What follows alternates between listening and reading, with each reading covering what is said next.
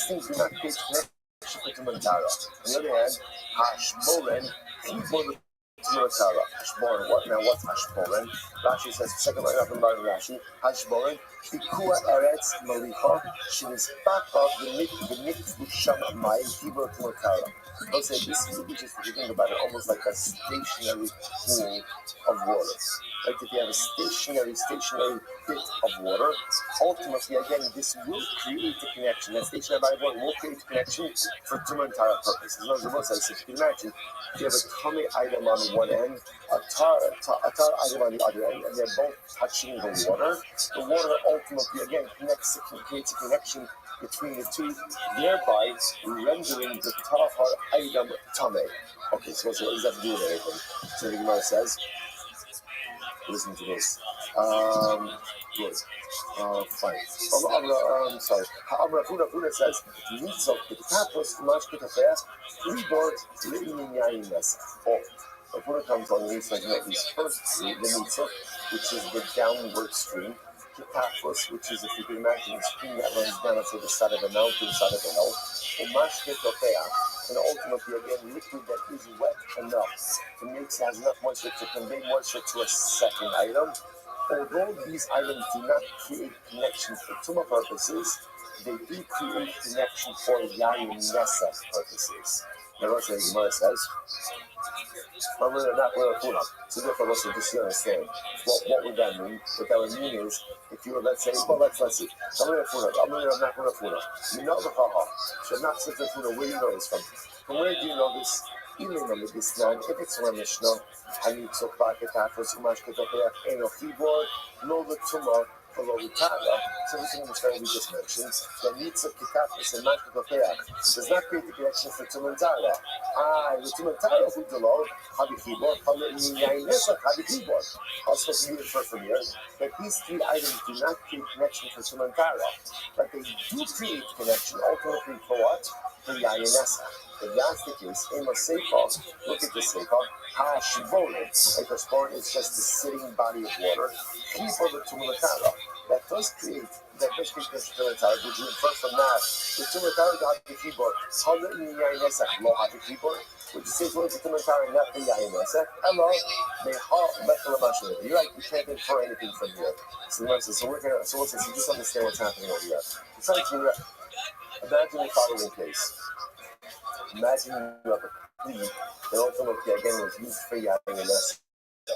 And now ultimately again there is a stream of water coming from that stream into a regular, what called tar, a regular Jewish utensil.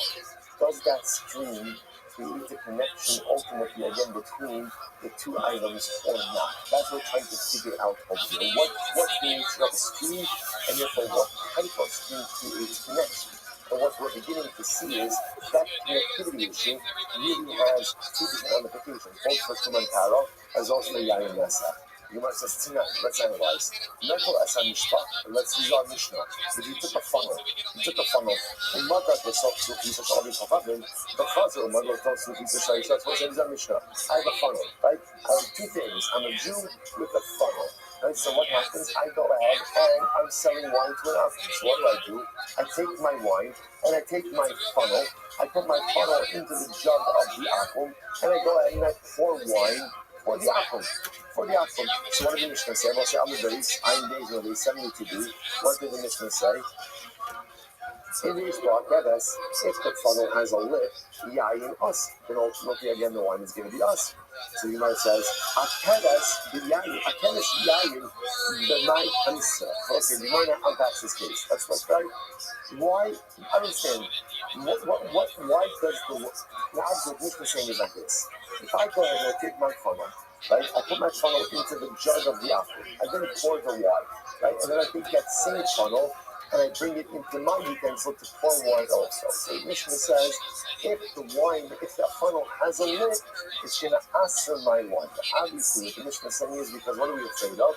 That there's some wine from the first pour for the apple that gets stuck in the lid, and therefore if I bring it into my utensil, it's going to make it answer. Now the Gemara says, understand. Why is the wine left over in the lid from the pour for the apple? Why is that wine awesome? But what made that wine usher? The Gemara says, the night kamisi la benizot. It must be through the pour.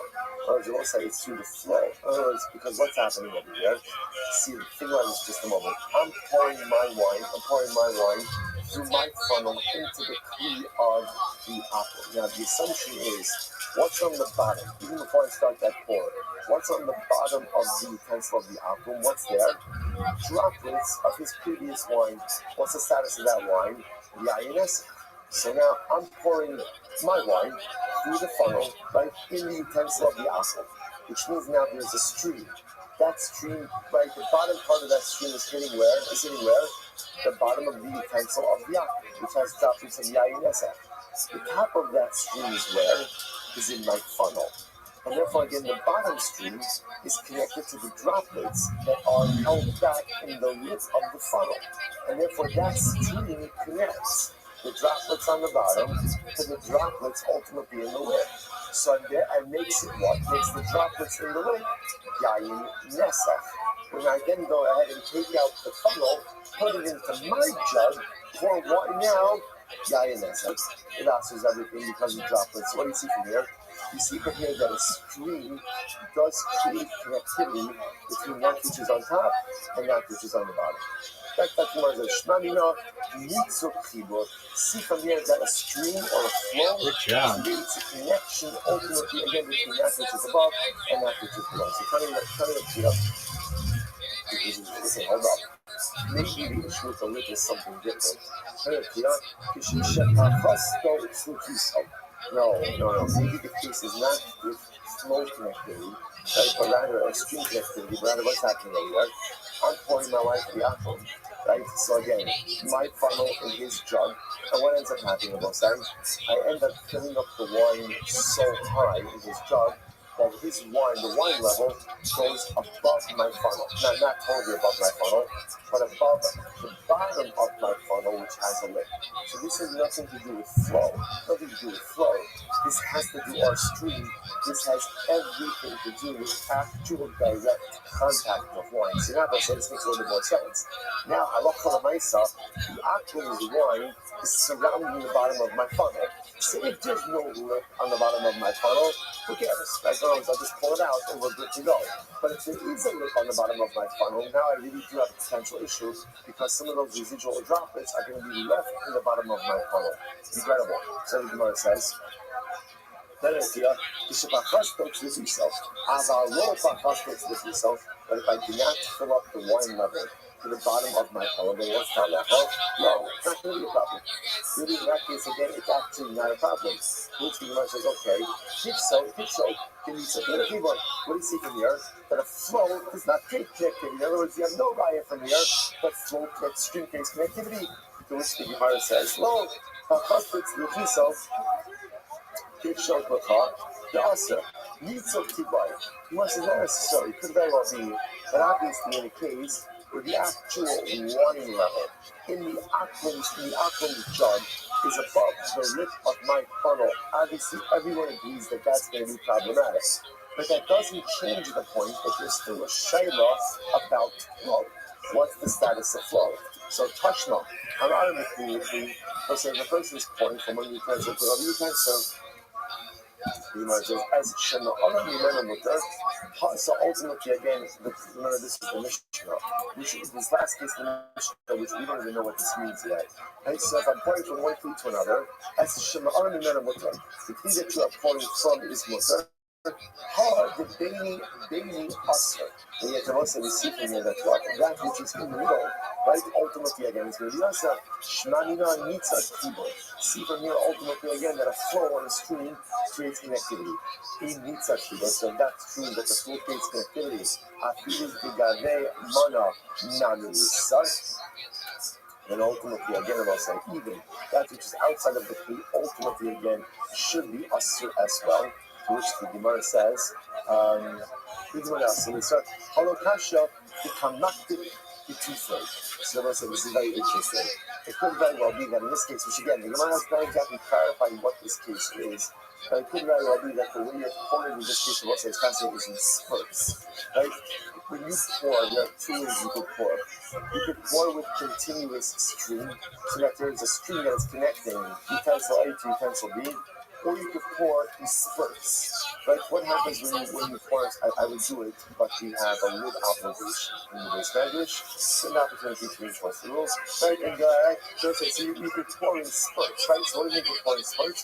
You I don't know what the right term is, you jerk the cleave. If that's the right, a quick flick of the wrist. And interestingly enough, if you were to watch that in slow motion, what that does is it transfers the liquid from A to B without a continuous stream. So ultimately, again, the liquid is transferred, but there is no connection between A and B. So therefore, looks like in that kind of case, everybody would agree that even if you say that needs a speed, right? Even if you say that a stream creates connectivity, ultimately, again, if you have that split pouring, ultimately there's no connectivity over there. Nikomakom needs a speed, but it could still very well be that a general stream will create connectivity. Look at the end of the Mishnah. As She'ila the so-called foods the Aser, Hadibeni Beni Shari. Again, the word at the end of the Mishnah, which says that when you're pouring the upper two remains mutter, the overall one, but again, still anything that's in the middle, the Beni Beni, ultimately is Beni. You can't understand that, right? You can't draw ultimately again any kind of conclusion from that case. So Tashma, let's analyze. Hama'ala Nekavis Libar. A person ultimately again is pouring from a barrel into a bar. Bar means like a cistern, a pit. It's not right? He hayure misfas chavis lemata asma. Ultimately, again, about saying so any flow that comes from the edge of the barrel going downwards is going to be usher. So from here you see that obviously again a stream has connectivity. So the Gemara says, "Ba'ovid kochavim hama'ara la'asim kolchol." Oh, what's the case over here? Siva said this whole time he thought that it was a Jew who was doing the pour. It turns out that it's actually an Akim who's doing the pour. And the Akim, therefore, the pour is coming as a result of the Torah of the Akim. To which the Gemara says, "Ba'ovid kochavim hama'ara afilu gavod b'chavisa nami nisa." For a second, if it's the Akim that's doing the pour, then why is it only the stream that's usher? Why not say the contents of barrel number one are usher as well? Several said this is very important. Now remember, let's take a step back just for a minute. How does wine become yayin nesa? How does it become yayin nesa? What has to happen? What's that mean? What has to happen? Touch what? The wine, right? Touching the container does not make it yayin nesa. So the Gemara says something very interesting over here. The Gemara says, so what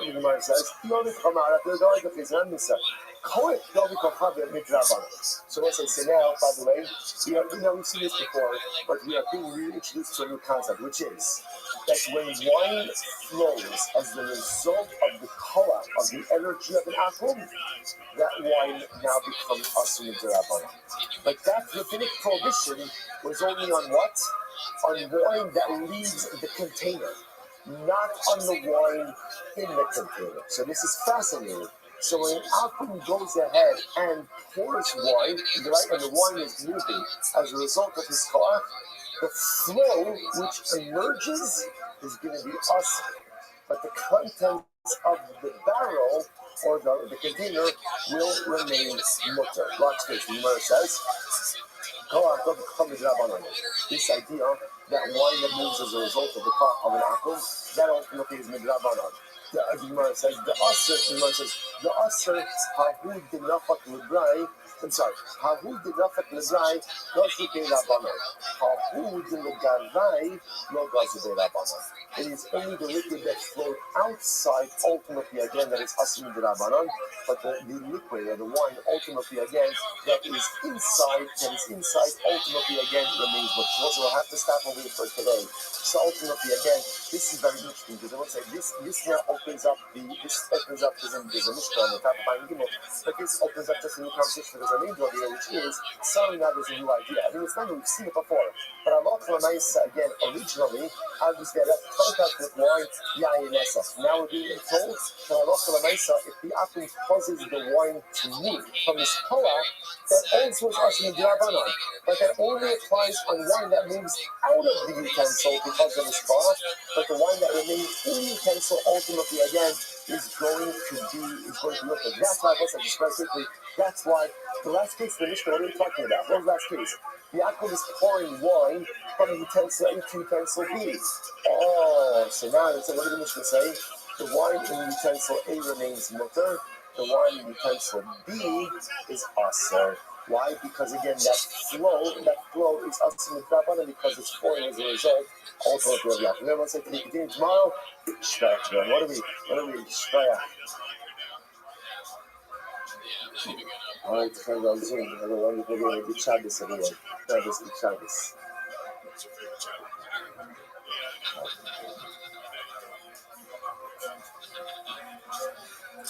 Well, ladies and gentlemen, great and powerful volume on memory could not make it tonight, everybody. We got stranded in Las Vegas, Nevada, with a crippling Adderall and gambling addiction, and he's going to be back tomorrow, unfortunately. But, this place has been hiring. All right, also, good morning. Let us begin by thanking all of our sponsors for this morning's Shir Kisei. Our annual Talmud Torah sponsor, because we're dedicating all the Shur and Joshos this year as a schus. We saw the Torah to Am Yisrael. Our Torah sponsors for the month of El Rabbi, we call Ben Goldberg, for the Yishon of his father, Mr. Lenny Goldberg, Avram Ben Asher Pinchas, his mother Peggy Federezel, Bas Pega Rezel, Bas Selig, Sekon Rach and Hope. That all of the tefillos, all our beautiful people, yes, Hashem will be answered in Kodesh Elul and in the months ahead. Shmoli and Yida Dinovitz, Le'ilei Nishmas, David from Father Rabbi Ali Flam, Yitzchak Ayi Ben Achaber Reb Yaakov Zichrono Livracha. And our learning sponsor, Mark Yeager, in memory of his grandfather, David Shlomo Ben Yerucham, official. His birthday is today. We hope that in the merit of our Talmud Torah, all of the Neshamas will have an Aliyah, the families in the Talmud, all of those who need to full Shlach together with Kol Chol Yisrael, the Yishpar for Shemini Hashem live home, all of our hostages and allow our Holy Soldiers to be successful, the Kol Anasei David. Well, so with that, let us be able to do today. We great daf ahead of great daf ahead of us. Today's daf is Ayin Aleph 71. And we are picking up in Eretz Hashem on Ayin on the days 70b. I believe we left off with Tashma. Correct? Lord? Makes sense? Okay, perfect. Good try though. All right, again, the verse says as follows: 2, 4, 6, 8, 10, 12, 14, 16, 18. Okay, approximately 19 lines up from the bottom. Next way, verses over again. We're just to reorient ourselves a little bit. So remember, we're doing the whole sugya of nurses. What's the sugya of nurses? Essentially, if I leave my wine with an akum, under what circumstances do I have to be concerned that he tampered with it, and if I made it into yayin esach, or ultimately again, under what circumstances could I assume that he left it alone, and it's still therefore again kosher? Essentially, everything comes down to the following: an akum will go ahead and tamper with wine when essentially there are two factors in play. Number one, he could find a reasonable reason as to why he's in proximity to the wine. Right? There's a good story as to why he's there. And number two, he's confident that the Jew isn't popping up out of nowhere. If you have those two criteria, then the wine is very problematic. Missing any one of those two criteria will make the assumption that the akum is not tampering with the wine. So the Gemara says, Rosh Hashanah, there's an interesting discussion between Rabbi and Rabbi Yochanan. And we're making the assumption that whatever applies for talis, so whatever applies ultimately, again, let's say for the ritual purity of tahar food items, whether that's truma, meiser, or ultimately, I guess someone also who's, let's say, not good food is schooling the tara, even the young comes to food tara, whatever applies for food, for talis, certainly applies for wine as well.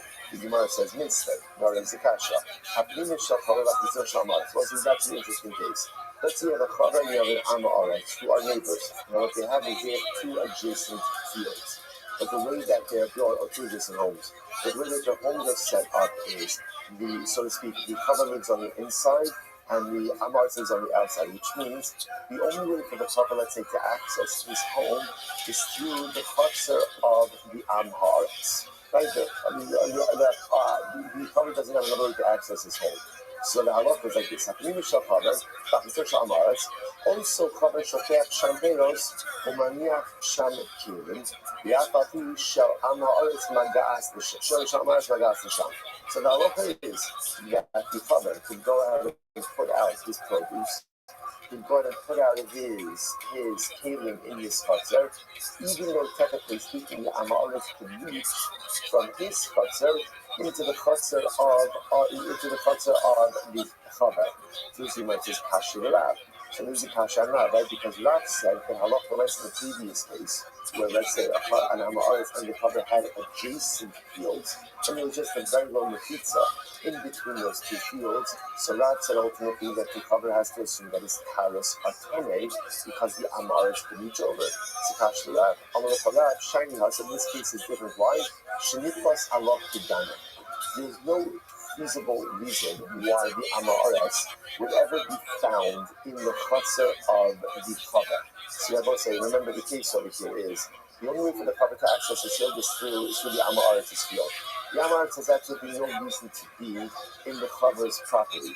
So because of that, he has no feasible reason to be there. Because he has no feasible reason to be there, therefore we assume he's not going to tamper with the produce. So Tashma, Shimon says as follows: Gadol shel Chaver v'malam Gadol shel Amaretz. Okay, so interestingly enough, let's see the two roof lines: the roof of the Chaver and the roof of the Amaretz. The roof of the Chaver is higher than the roof of the Amaretz. So what's halacha? Also, Chaver shoteach shamperos. When yak shamperim, ultimately again the Chaver could go ahead and put out his produce, his tar produce. He could put out his tar children. As long as you are confident that the Amaretz doesn't have the ability to reach over onto the roof of the Chaver. So says the Gemara, Kash Rabbi Yochanan, because Rabbi Yochanan said before in the side-by-side chutzner case that the Chaver need not be concerned about physical contact between his produce and the Amaretz. Rabbi Yochanan said this shiny hasam, the Israeli Ishtamut, it's different there, because there the Amaretz could come up with a good cover story as to why his hand is in the roof space of the Chaver. What did he say? In the Tzurei Kamatzva. You can kind of know I'm measuring space. I want to see how much space is between my roof and your roof. I'm picking up building off my roof. I'm taking measurements. So because he can make an excuse by taking measurements, he has a good alibi for why he's there. Because he has an alibi, ultimately there's a concern that he's going to be there and he's going to touch that which does not belong to him. The mother is like that. Tashma. Gadol shel Chaver b'tzad Gadol shel Amaretz. Let's say you have two opposite rooftops. Right? So one belongs to the Chatzar, or Chaver, one belongs to the Amaretz. Also Chaver, shoteach shamperos. When yak shamperim, so the Chaver is allowed to put out produce, allowed to put out his utensils. The Afapi sheyado shel Amaretz magas l'shem. Even though technically speaking, the Amaretz could ultimately reach there. Here's the one that says Kashir Rab. This is a question of Rab. So actually, why are you asking Kasha's home? At the end of the day, there's another opinion. Who's the other opinion? This is the opinion of Shimon Gamliel. I'm a good Shimon Gamliel. I have a good Shimon Gamliel. Okay, so let's say it's the bottom line. What are the takeaways here? The takeaways number one, ultimately again, are that halacha l'maisa. This is how we started. That if you're going to leave your wine with an apple, there have to be two factors present in order for the wine not to become yainess. Number one, I have to be going away with the apple never knows when I'm coming back. And I have to pop up without being detected. Right? That thing is what we call a nirsis, a sense of fear of being discovered. Second of all, the apple has to ask the wife, who has to have a good alibi story as to why he would be in close proximity to the wine. If he doesn't have necessarily alibi, I don't have to worry about my wine, because I'm assuming he's not going to tamper it, because an akum only tampers his wine when he assumes that he's not going to be discovered. Okay, incredible. Says the Mishnah. This is only same themes. Boleshes shenichnas aliyah. So listen, Boleshes Rashi says is chayil ashim shenechapsim b'chosun kalei Boleshes. This is a group of soldiers. A group of soldiers. It's a group of soldiers that come into a city. This is interesting. B'shas shalom, if they're coming into a city at a time of peace. And what's that about? Chavios psukos asuros. Any open barrels of wine will be asur. But ultimately, stumos mutaros. Closed barrels of wine will be mutter. Right? Because the assumption is the soldiers will go into any open barrels of wine, but they will not go ahead and open up any sealed barrels of wine. B'shas Muhammad, but if it's a time of war, elu v'elu mutaros. Ultimately, both open barrels and sealed barrels are mutter. Why? Yofi she'ein pinai l'nasir. Because during wartime, there's no time for libations. There's no time for libations. I would say, by the way, and here you could see the fundamental distinction between the yid and the akum. See, the akum, in times of distress, has absolutely no time for his avodas. Right?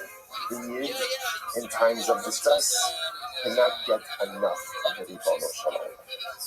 Because ultimately, again, it's in general, in times of stress and distress is where you see the true metal nature of a person. Right? Like the Gemara says, there are three ways in which you can see the true nature of a person: koso, kiso, and kaaso. Right? Ultimately, what happens when he drinks? How does he spend his money? And what does he get upset about? So at least two out of those three, money and anger, represent how you deal in times of stress. How do you deal in stressful situations? Because at the end of the day, see, when I'm not stressed, I can put on a good show. Right? When I'm not stressed, I can put on a very calm exterior. When I encounter stress, when I encounter difficult situations, that's when the true me comes out. So it's incredible. So now, war is a pretty big stressor. So the U.S. says, what does the atom do during war? He turns away from his deity, because deep down he probably knows that it's not going to help him anyway. But yet, what does the yid do in times of distress? I cling to HaKadosh Baruch Hu simply as much as I can. Incredible. So there is a kasha kapabayin aleph or mini. Masha Swartz, so based on this Mishnah, the Mishnah says essentially that when the akum, right, in times of war, the akum is not worshiping his deity. Right? He's not libationalizing. Therefore, again, halakha myself, all of the barrels of wine, whether they're sealed or they're opened, are going to be mutter, because even if you get yain 1 second. Or mini, if you have the city which was conquered, ultimately again, which was conquered, what's the halacha? By a Gentile army, called Kohanos Shebesocha Besulos. All of the wives of Kohanim become asura to their husbands. That was a very dramatic halacha, which certainly requires a lot more explanation. But in the most basic level, what are we concerned about? That when Gentile soldiers occupy a city, what are they doing? They're violating the women. The halacha is that the wife of a Kohen becomes asura. Normally, if the wife of a Yisrael Chassidon is violated, she remains permitted to her husband. The wife of a Kohen, if she Chassidon is violated, becomes prohibited to her husband.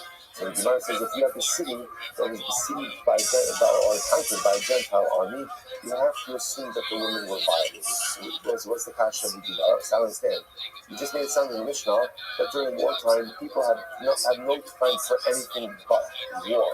But here it sounds like the soldiers have time for immoral conduct. If they have a time for immoral conduct, why wouldn't we say they're worshiping idolatry as well? Of course, there's a verbal Gemara.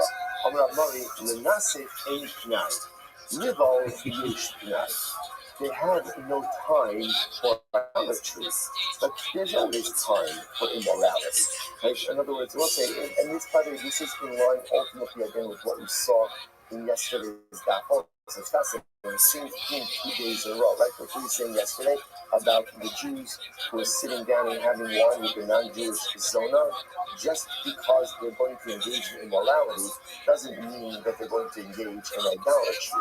So remember again, essentially, the Yitzhahara for immorality is much stronger than the Yitzhahara for idolatry. It's still not by non-Jews. Allah has kind of become stronger by Jews as well. So therefore, again, the Gemara says, you're right. During wartime, they're not worshiping idolatry. Right? But during wartime, unfortunately, they are still engaging in immoral practices. Incredible. The Mishnah goes like that. So what's another interesting case here?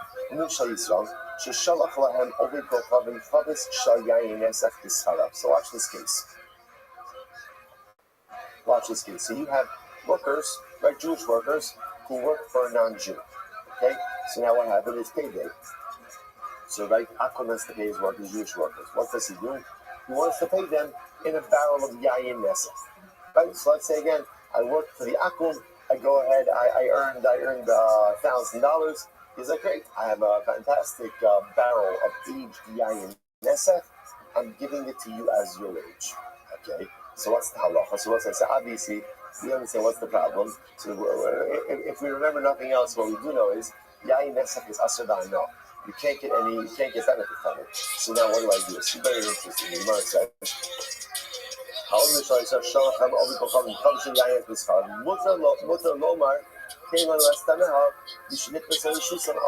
listen to this. So what I can say to the Akum is, Akum, do me a favor. I don't want the barrel of wine. So why don't you sell the wine? You sell the wine and just pay me with the proceeds. So I can get paid with the proceeds of the yayin nesef. Now why is that? Because I have never taken possession of the yayin nesef. So as long as I've never taken possession of it, it's never entered into my domain, it's not mine. Because it's not mine, therefore I have no shaykhs to it. So when the Akum sells it off, he's selling off his own possessions. I don't care if he sells off yayin nesef or he sells his car. It doesn't make a difference to me. I'm allowed to then be paid with the proceeds of that particular sale. So let's look at Rashi for just a moment. First Rashi in the Mishnah, second of the short lines. Rashi says, because I didn't acquire the barrel of wine, right? The Akum is obligated to me in money.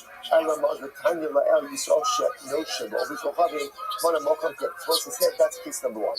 Case number two is, if I get the barrel of wine, right? I acquire the barrel of wine, and you can come, you can say this in a very simple way. Akum shows up at my place and says, I want to pay you. Here's a barrel of wine, it's worth $1,000. I take it, and then he tells me, oh, by the way, it's yayin nesef. Now I have a problem. What's my problem? Because you're going to say, what happens with yayin nesef that becomes owned by a Jew? That's asur. That's asur. So interestingly enough, if I never take possession of wine, I can tell the Akum, no thank you, you sell it, give me the proceeds. Once I take possession of the wine, it's mine. Then it becomes avodah zarah owned by a Jew. And avodah zarah owned by a Jew really has no recourse except being destroyed. So says the Gemara, I'm going to read them out. What do the Adam Roma, the Ovid Kohavim, say, V'hateis alai manas hanara. So Rav says, using the same idea, Rav says, I could say to my Akum neighbor, so let's say, for example, it's tax time, I should pay my taxes. So I could say to the Akum, do me a favor, go and take care of my tax bill for me, and I'll pay you back. I'll pay you back. Now, what's the chiddush in this? The chiddush in this is that even though, let's say, I know that the Akum is going to use yayin nesef. Okay, I'll say that. Look at that for just a moment. Say, v'hateis alai manas hanara. Arnona, tax, she'nosin mitzvot say, and they say, isos. Isos shachai v'ases l'melach yayin. Mutter lo me lo ovei kochavim hateis alai. Af agav because yoyet hai ovei kochavim yayin nesef. V'ayin Yisrael parid dameha. Even davi matzi l'seruki l'shlicha d'melka b'zuzi. Yoyet ovei kochavim yayin nesef. V'lat shlicha Yisrael. Listen to this. So essentially, there's a tax, right? And therefore, I was obligated to go ahead and give, 10 barrels of wine. So I tell my Akum neighbor, can you take care of my tax? Well, I'll pay back. I'll pay back. Akum says, no problem. He uses yayin nesef. Ultimately, again, I'm still out to pay back. Why? The Rashi explains because the way this particular tax works is although it's a tax on produce, you could also pay it off in money. But because of that, I don't really care if the Akum uses Yaines, if he uses whatever it is. I'm paying him a financial debt that is not really related to Yaines. In other words, the particular item that he used to pay the debt is really irrelevant. What I just needed to do was take care of my tax bill, and I'm going to pay him back. So this ultimately, again, is going to be mutter. So there is the kasha mesvei, al yomer adam lo'ovid v'chavim, ol tachtai la'otzar. So listen to this. The Rabbi says as follows: I can't say to my Gentile neighbor, "All top time," literally again, come in place to the ruler.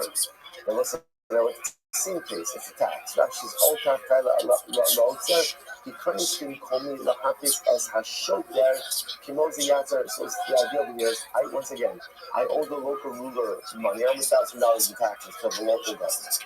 I can't say to the akum, stand in my place to pay my debt, and I'll pay you back. Again, this is presupposing, of course, he's going to use yayin nesa to go and pay this off. So ultimately, again, I can't do that. I will say it's something you just important. Rab said, I can't ask my akum neighbor to pay off my tax bill, even though I know he's going to use yayin nesa. So why is this case different? To which the Gemara says, No.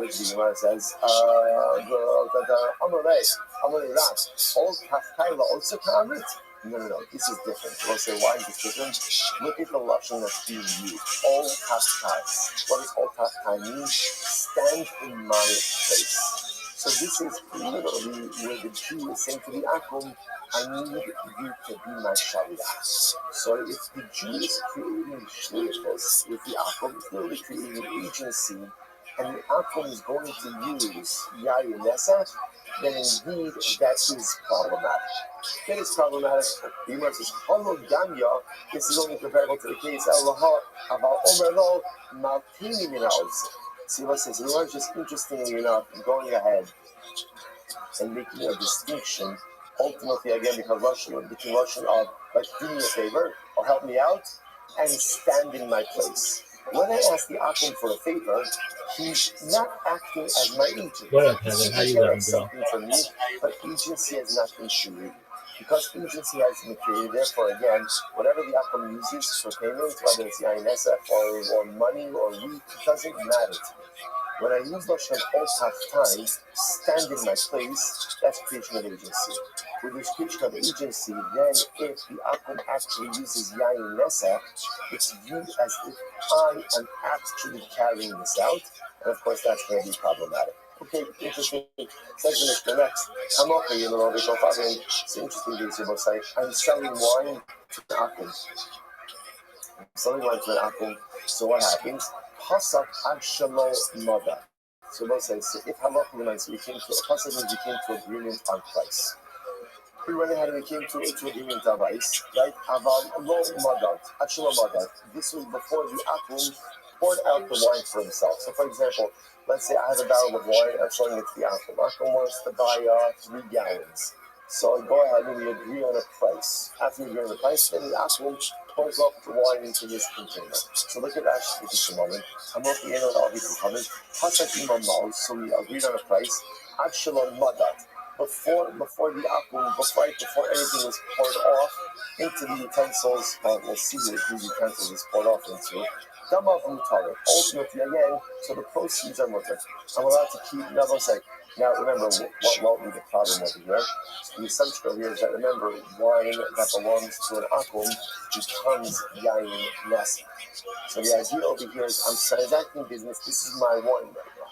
But it's ultimately, again, going to an akum. So what's the concern? The concern over here is the wine becoming yayin nesa before the transaction is finalized. Because then I have a potential problem of getting benefit from yayin nesa. So therefore, again, the Mishnah says, if we agree on price before any wine is poured off, then the proceeds ultimately become permitted. Just look at that first Rashi in Mishnah. I just want to show you this. The first the Gemara, Kaima Ita Demuki Lemishim Mashicha V'Ovid Kochaven Kana.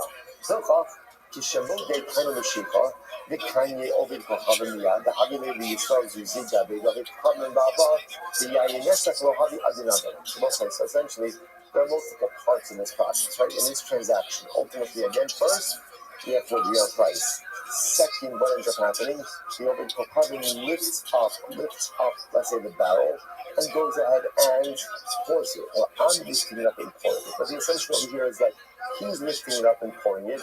That's going to be Mashiach or Hagvah. Right? He's taking possession of it. At that point of time, it becomes his. When does it become Yayin Nesach? Yayin Nesach occurs, well, we're going to see for now, we're assuming Yayin Nesach occurs when the Akum touches the wine. So therefore, as long as we've agreed on price, prior to the Akum having any contact with wine, the deal is considered to be done. And therefore, again, as soon as the Akum lifts it up, before it even touches the wine itself, it becomes his. And therefore, the proceeds ultimately are permitted. Whatever happens to the wine afterwards, I don't care, because I have my money. I was entitled to my money already. Good. Imam says, however, if, however, the Akum went ahead and lifted the wine, poured the wine, before there was an agreement on price, ultimately, again, the wine is going to be asur. And listen, now what's the reason? Let's look at Rashi. Madad Achalo Pasak Gama Vasur, and Rashi says, listen, now watch this. Because if we didn't agree on price, when the Ovid Kohavim lifts up the wine, ultimately, again, I'm not giving it over to you. Because without an agreement on price, I'm not conveying ownership of anything. And therefore, even when he does Mashiach, even when he lifts it or he pulls it, he has not acquired it. Therefore, therefore, when the Akum, if he ends up touching the wine, is considered to be Yayin Nesach that belongs to a Jew. What's the halacha of Yayin Nesach that belongs to a Jew? Can't get any level of benefit from it. So watch how this case works. So again, I'm selling my wine with Akum. So the Mishnah says I have to be careful here, right? Because if he takes possession of this wine before the transaction is complete, right? Or I should say differently, he touches the wine before the transaction is complete, we have a problem. What's the problem? He's made my wine into Yayin Nesach, and I can't get any subsequent benefit. So therefore, the Mishnah says, here's the way it works. If we have step one, agreement on price. If we're agreed on price, step two, when the Akum lifts up the wine, he acquires it. He's now acquired his wine. Once he's acquired his wine, that means now I have a debt by him, right? So now transaction is done. He owes me money, but the wine is his. What's the beauty of that is? He's lifting the wine in a container. Remember again, does lifting wine in a container make the wine Yayin Nesach? No. When does it become Yayin Nesach? When it actually touches the wine itself. So now what's ended up happening over here, which is very pretty, he lifted the wine, Mashiach, Hagvah, he's acquired it. He now owes me my money, Shalom Yisrael. The problem is if he begins to lift it and subsequently touch it before we've agreed on price, the transaction is not done. Because the transaction is not done, when he's lifting and touching, what is he doing? He's lifting and touching my wine. Because of that, the strong passion, my wine has become Yayin Nesach. Yayin Nesach of a Jew, what's the halacha? Can't do anything. It says the Gemara, I'm not Mimah. Mashiach Allah is Kohavim Kodesh. So I mean, what do you see from here? That Mashiach buying Akum is an effective form of kingdom. How do we know this? So first of all, I mean, these Persians, they send each other gifts, and no one ever has the ability to demand the gift back. Right? What does that show you? That shows you that once one of the parties goes out and does the Mashiach, right, ultimately takes possession of it, it's no backsies. Rashi says no. No. Perhaps Mashiach is only a opinion by Jews, and Mashiach does not work by an Akum. So but what about the Persian gifts? The reason why the Persians don't give back gifts, ultimately, again, is because of arrogance. Right? Either arrogance on the part of the recipient, I'm not giving this back, or arrogance, right? That's the pashtus what this is. It's arrogance. So let's say it's interesting, but does Mashiach work by an Akum? So Rashi says, from where do I know this? But ultimately, again, Mashiach by an Akum doesn't work. So it's curious. Listen to this. Rav said that to the following, Savyusa are wine merchants. כי הליסו כמה לעובי כוכבים, שקלי זוזי מנהלו בחדר קייל. It's interesting enough, so that's like this. When you are going ahead and measuring out wine or Ovdei Kochavim, make sure to get your money first and then go ahead and measure it out for that. Why? The Elo, interestingly enough, and if let's say the Akam doesn't have money on it, and he doesn't have cash, so what should you do? The Elo, now keep your you always keep extra cash with you, and Osinu, lend your money to the Apple, so lend in money for the purchase, and then what? So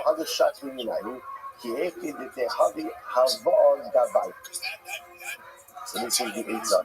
This was the Eitzah ultimately, again, that Rav gave to these individuals. Right? And Rav said that halacha l'maisa, again, when you're selling wine, ultimately, again, to an aqua, make sure, get your money first, measure out afterwards, right? And if they don't have money, so lend them money, and then ultimately, again, they'll pay you back, and then all your money afterwards. Why? You must be low, be low, because if you don't do this, so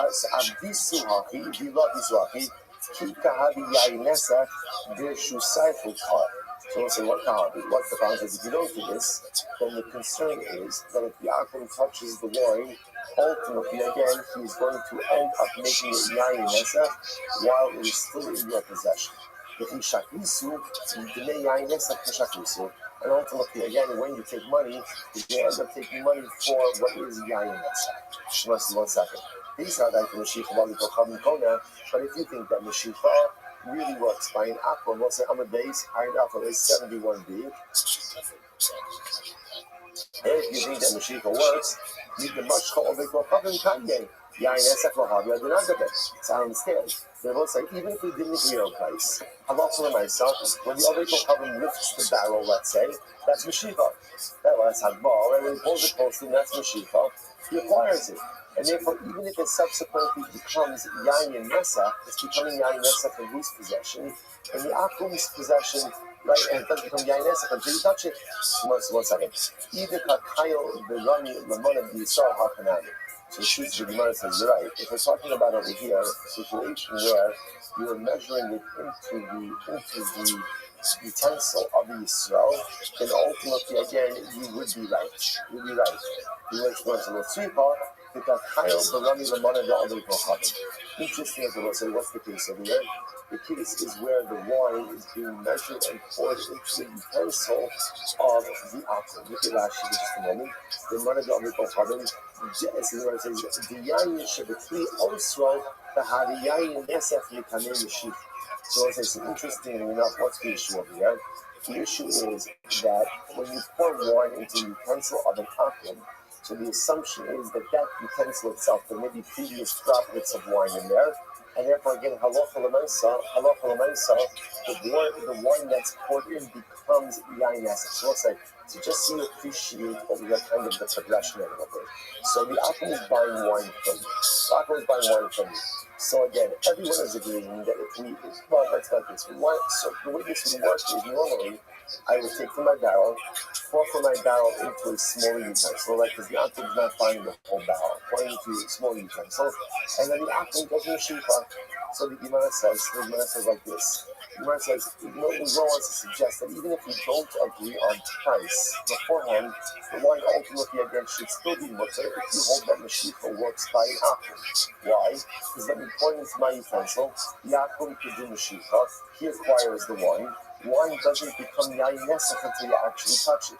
Which Gemara says, 1 second, we're dealing with over here, where I'm pouring my wine into the utensil of the Akum. Oh, that changes everything. Because if it's in the utensil of the Akum, the assumption is that there are wine droplets previously there. Those wine droplets are yayin nesach. Once I pour the wine into the utensil of the Akum, the new wine becomes yayin nesach immediately by coming into the utensil. The problem now here is that it's yayin nesach even before Mashiach. If it's yayin nesach before Mashiach, then what? Then it's my yayin nesach. If it's my yayin nesach, then we have a problem because I can't get enough yayin nesach. Which the Gemara says, so I understand still. So this is very interesting. So the Gemara says, essentially, go on second. When does a utensil acquire? A utensil acquires object once the object is in the airspace of the utensil. When does the poured wine become yayin nesach? Only when, presumably only once it hits the bottom of the utensil, where there are droplets of yayin nesach already there, which should then mean that technically speaking, the akum should acquire the wine when it comes into the airspace of his kli, which is even before the wine becomes potentially yayin nesach. In which case, the transaction should be permitted. Which is, what do you see from here? Shmamina, mitzvah kiva. I'm not going on with this. What do you see from here? You see that mitzvah, a flow or a stream, creates a connection. Also, we've seen this before. That essentially, when you have a stream of liquid, does the stream create a connection between the point of origin and the destination? So the Gemara says, you see from here, it does. Why? So watch this. So what does this mean? Therefore, what this means is like this.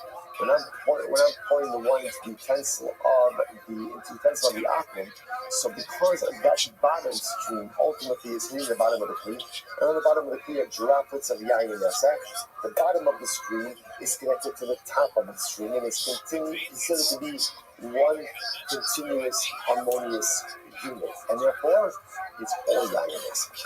Even the wine that hasn't hit the bottom, ultimately is still considered to be yayin nesach. Very interesting. So the Gemara is right there. The Gemara says, good, no, not necessarily. So let's say, so this all makes sense that the akum is holding the utensil in his hand. I think that's Lotzika, the Manef Ahara. Ultimately, again, rather it is the original comes utensil is actually sitting on the ground itself. So ultimately, again, so why don't the utensils of the akum acquire them in that? Shamas Mina learned from here, Caleb Shalokeh, which is Mocha Lokana. So what do you see from here? That the utensils of a purchaser cannot acquire on his behalf when they are situated in the domain of the seller. To which the Gemara says, once again, not true. Normally, we say the utensils of a purchaser do have the ability to acquire in the property of the seller. Also, we've seen this before also because essentially the utensils of the purchaser almost become like the chotzer of the purchaser. What's the case over here? The kuznasa. The kama nesach. What's what I was saying? There are droplets of yayin nesach wine. Where are they situated? Not like we fall on the bottom of the utensil, but rather where? On the lip of the utensil. So that we literally, the moment that the new wine comes into this utensil of the akum, it is almost instantaneously and immediately rendered yayin nesach.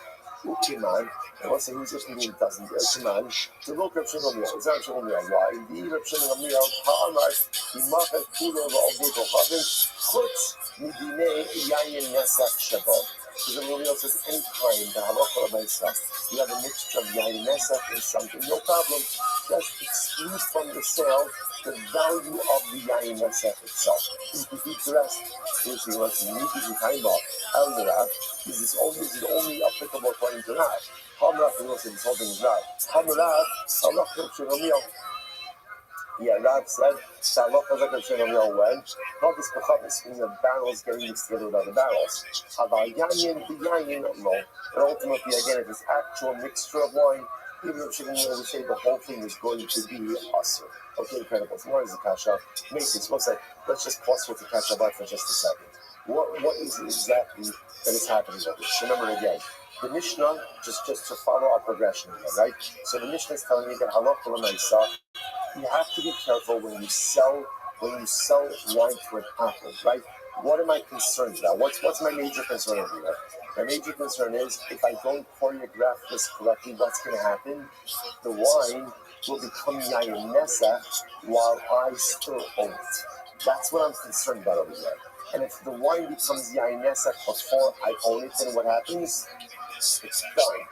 It's done because yayin nesach owned by a Jew, you can't get any level of benefit from it. So Mishnah is trying to teach me how to choreograph a wine transaction with an akum to ensure that I could keep my money. Right? So the Mishnah said the way ultimately to do this is agree on price. Once you agree on price, halacha l'maisa, the transaction is pretty much locked in. Then subsequently, when the Akum does the Shita, right, when he takes the utensil into his possession, ultimately again it's already his. And if it subsequently becomes Yain Nasa, I don't care. It's not mine. It's not mine. So we'll say, now interestingly enough, the Gemara's understanding over here, so the Mishnah seems to presuppose that Mashiach is a form of kingdom that works by an act.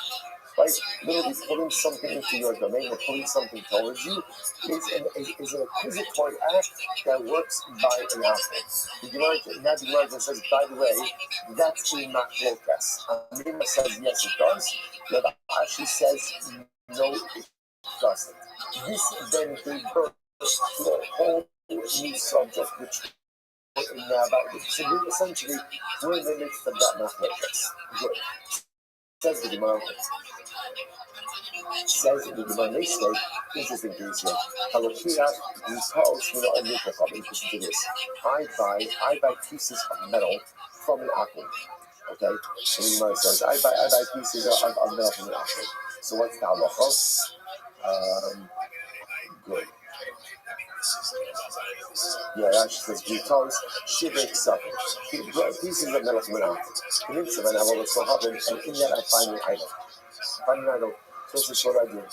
In Akshalom Nasan Moshe Yasir. So it says, Yasir. So again, if I haven't paid money, ultimately again, even if I didn't ship right, so what's the same piece of here? I took possession of the metal pieces, but I didn't pay any money. Now I'm looking through discovery in the kitchen and see an idol. Okay, but you haven't paid any money, return it. If you haven't paid for it, return it. And you shall not go to the but if I paid the money and I didn't ship, I'm stuck. It belongs to me, and therefore I'm going to say, what do I do with the idol? To throw it into the Dead Sea. Right after the I can't get any level of hand off of it. Now she says over here, right, so therefore what comes out of this is very interesting. When do I acquire something from an apple? When there's two steps. Two-step acquisition. Number one, I paid money. Number two, I did the shippa. Well, let's say, for example, I did the shippa, I didn't pay money. Right? And then on the money side, I could return everything back to the apple. Each other from the shippa, body go come and corner, and my yaksi.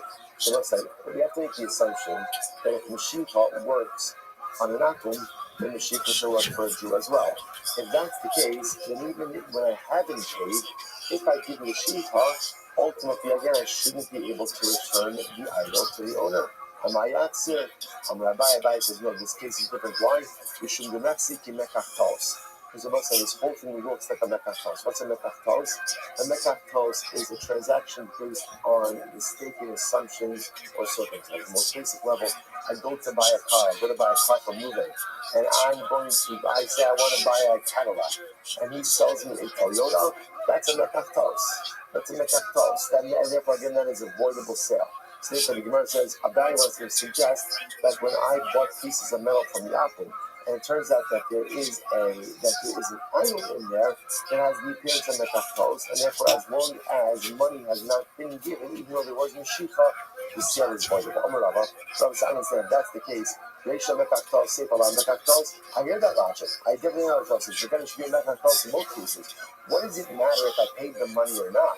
If at the end of the day this is a mistaken sale, then it should be voidable whether I paid the money or not. In both cases in mekachtos. One second, here's the problem. The Grace has said if I paid the money, I can't return the idol. If I didn't pay the money, I can't return. So why the distinction is mekachtos? Because again, in the case where I did not pay the money, therefore I will say, if I didn't pay the money, then this whole thing does not have the appearance of Avodah Zarah in the hands of a Jew. So because of that, it's just easily returnable. Seifa, the Yard Zuzi, ultimately again, but the Seifa, the second case where I did pay the money, so the Gemara says, that has the appearance of Jewish-owned idolatry. The Jewish-owned idolatry, I will say, what do you do with it? Incredible. So once again, we'll stop over here for today. We'll pick up in Meretz Hashem with this. So again, we're still embedded in this very same conversation, which does Mashiach work by an akum, doesn't it work by an akum? And again, based on that, the proper mechanism to affect a sale of wine to an akum to be continued and solidified. Tomorrow, side, Shkaya.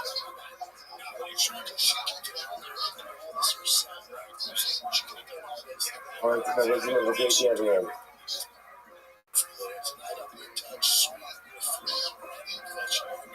Yo, baby.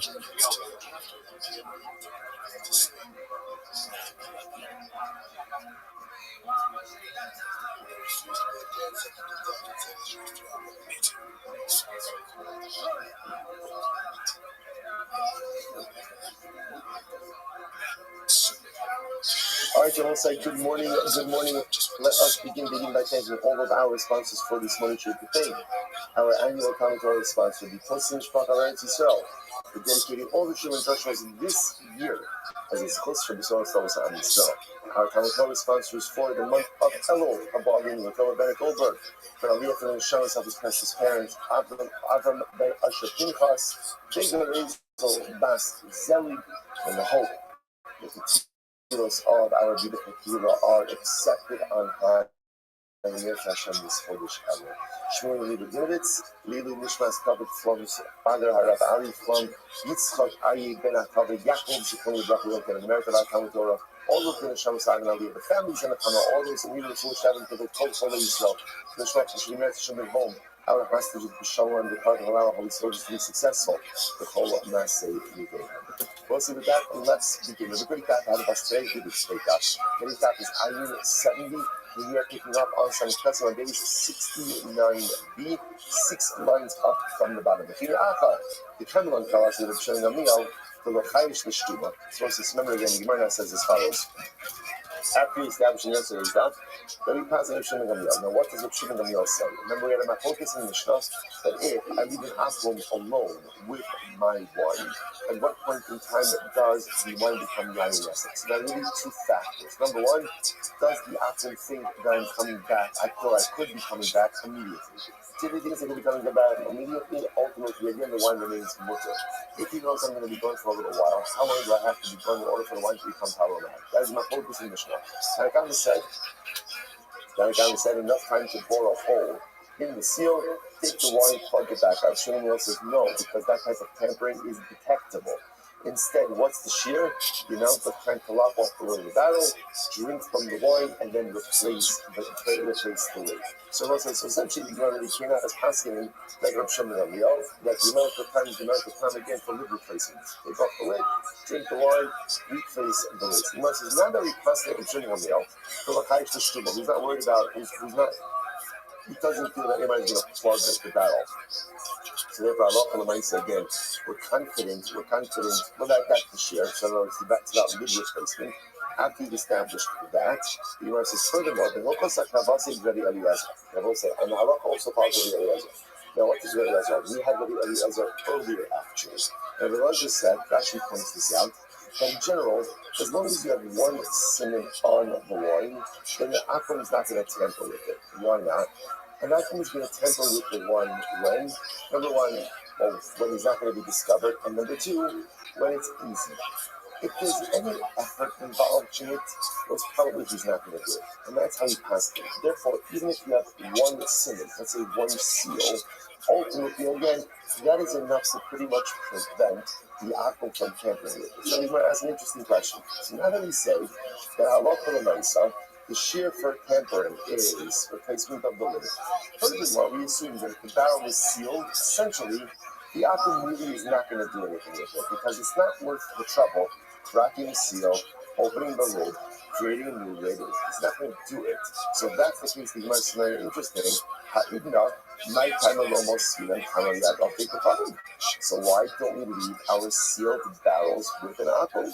But you hear the shaila. If at the end of the day, we are confident that halakha l'maisa again, one seal is pretty much enough to go ahead and prevent akum from tampering with it. Why don't we just leave our barrels of sealed wine with an akum? which must be interestingly enough, Mishum Shaicha, because of the Shaicha. What's the Shaicha? Rashi said, that's Rashi in the Daf. Leker Dak Shehu Ma'od Shub Magufat Sachavis Yosrei Chayayin Yosi. So apparently what they used to have in their barrels is they have an air hole. An air hole.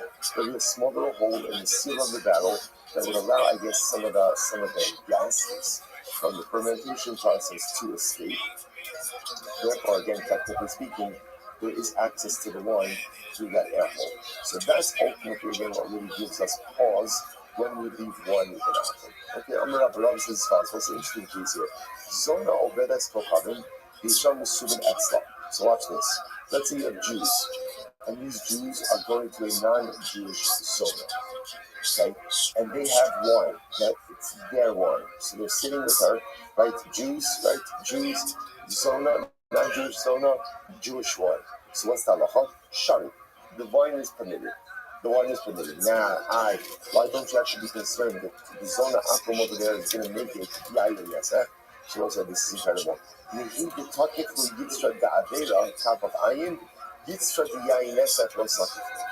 Just because a Jew is seized and can't overcome the Sahara for immorality doesn't mean that he's committing avodas. All right, let's see. In other words, what's the happen? That means like this. If this guy is sitting anyway by the zona, obviously again going to commit avodah with her. So perhaps again he's not maked on his wine either, and will allow his wine to be touched ultimately. Will allow his wine ultimately again to be touched by this zona, and ultimately again becomes yayin nasa. Which the one says, no, just because somebody is immoral doesn't mean that they're an idolater. We'll say, what a profound and beautiful Muslim. Essentially, just because I commit certain averos doesn't make me all bad. We all commit averos. So the nature of life is we all commit averos. So we have areas of life in which we are weak, and we have areas of life in which Baruch Hashem we are able to maintain a sense of spiritual strength. And just because I am compromised in certain areas does not mean I'm compromised in all areas. And this is tremendously important to say. One of the greatest obstacles to tshuva is a lack of self-worth. I feel that because I have sinned, therefore I am damaged goods, I am compromised, and I really can't ever get myself back on the rails. There is nothing further from the truth. I mean, there is a lot of truth in that. I have sinned, I am compromised, I have gotten myself off the rails, but I'm not down and out. Just because I've made mistakes in life in no way precludes me from rebuilding and rehabilitating myself. Just because I've fallen prey to the Sahara for immorality doesn't mean that therefore I'm also over that all the time. So incredible. What about another case?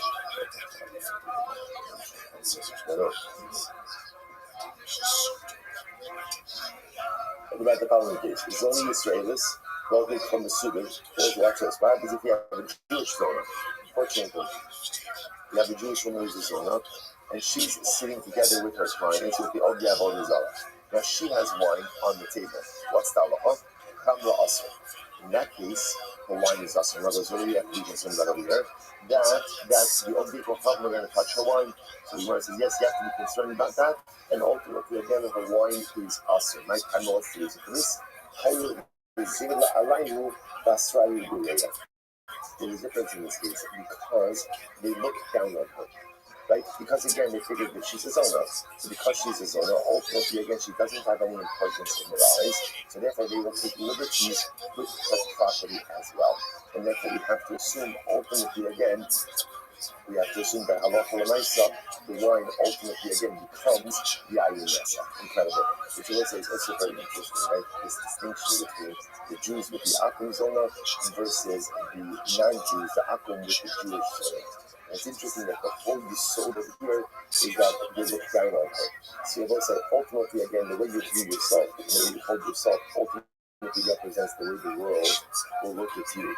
So this is zona, unfortunately, by becoming a zona, has clearly abdicated her personality to holiness. She doesn't feel like a woman who never has to resort to this, who does resort to this type of work, presumably lacks a certain sense of self. So if you lack a sense of self, the world will also respond to you in that same way. So therefore, again, she lacks a sense of self. Therefore, again, halacha l'maisa, the akum is going to go ahead and treat her with a lack of respect and dignity as well, and therefore take liberties with her wine as well. Incredible. It's interesting. There was a house, and in this house was stored Jewish wine. Okay, so it says, interesting. So what happened? Okay, so it was a storehouse. So what occurred? All Ovi Kohavim, Achda L'Dashabata, and Akum went into the house, and ultimately again closed the door behind him. Closed the door, ran into that and locked the door behind him. Alright, so it says, now what happens? And now there was a hole in the door itself.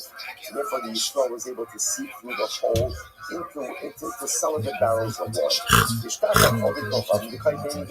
And he saw through the hole that the Akum was standing between the barrels. Okay? Rabbi is supposed to say, what's the Shaila? What's the status of the wine? Right, because remember, there's a lot of stuff that's strange over here. What's strange? Number one, that Yaakov ran into the storehouse. And what did he do? That's strange, number one. Number two, what else? He locked the door. Right? What else? We find him standing between the barrels. So now what's the status of the wine? So whatever, Rabbi is very interesting. Called to the Havi Biza Shari. Any barrels that you could see like opposite the opening in the door, ultimately again will remain permitted. Right? Because like most of the logic is like this. Since the Akum knows that he could be seen through the opening of the door, therefore what? Therefore, halacha l'maisa, again, he's not going to tamper with the wine.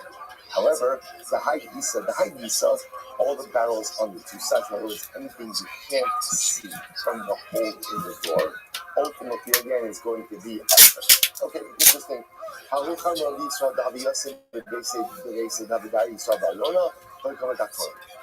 another interesting case? You had a Jew and Akum shared a home.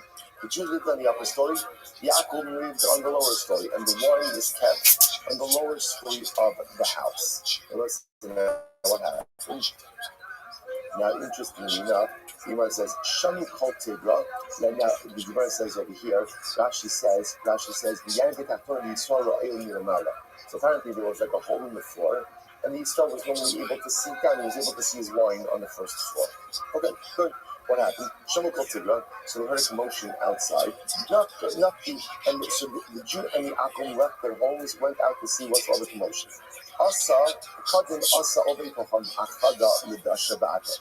After he's standing outside, then the Chachamim goes back in and closes his door behind him. So now what's the Shaila? The Shaila is now the Akum was effectively inside the home with a closed door, just with the Jewish wine. So what's the status of the wine? Rabbi says, Chamashari, the wine is going to be what the wine. Neymar Amar, because the Akum will say, because the Akum will say like this, the same way that I came into the house, closed the door behind me, so Batashkas, my upstairs neighbor, the Jew, also ran back inside, and he's able to see me from his upper story home. So therefore the Akum is not going to do anything. So we'll say, bottom line, we're seeing the same thing over, which is the concept of nurses. And the Akum will do something to the wine if he can get away with it.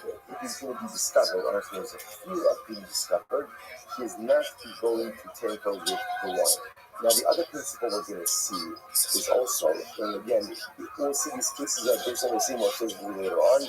And Akum will also only tamper with wine when he has a legitimate excuse for being in the proximity of the wine. Right? In other words, if he has no excuse for being next to the wine, then the Messiah is not going to tamper with the license he can be accused of theft. If it's theft, then he can be held liable. So that's why if you notice in all of these cases, the Akum has legitimate access. So that's the legitimate access, and ultimately, again, a time frame in which he feels he can do whatever he wants without being discovered. But if there's a fear of discovery, right, even if there's legitimate access, ultimately he's not going to tamper with the wine. Incredible. Another case. Holy Shpiza. Another case. Holy Shpiza. The yesterday family Israel. There was Shpiza as an inn. There was an inn in which the wine of a Jew was housed. Okay? So when they went to the inn one time, they saw that there was an Akum who was sitting in between the barrels. So what's this? Now, what's the status of the wine? Some of the rabbis said, if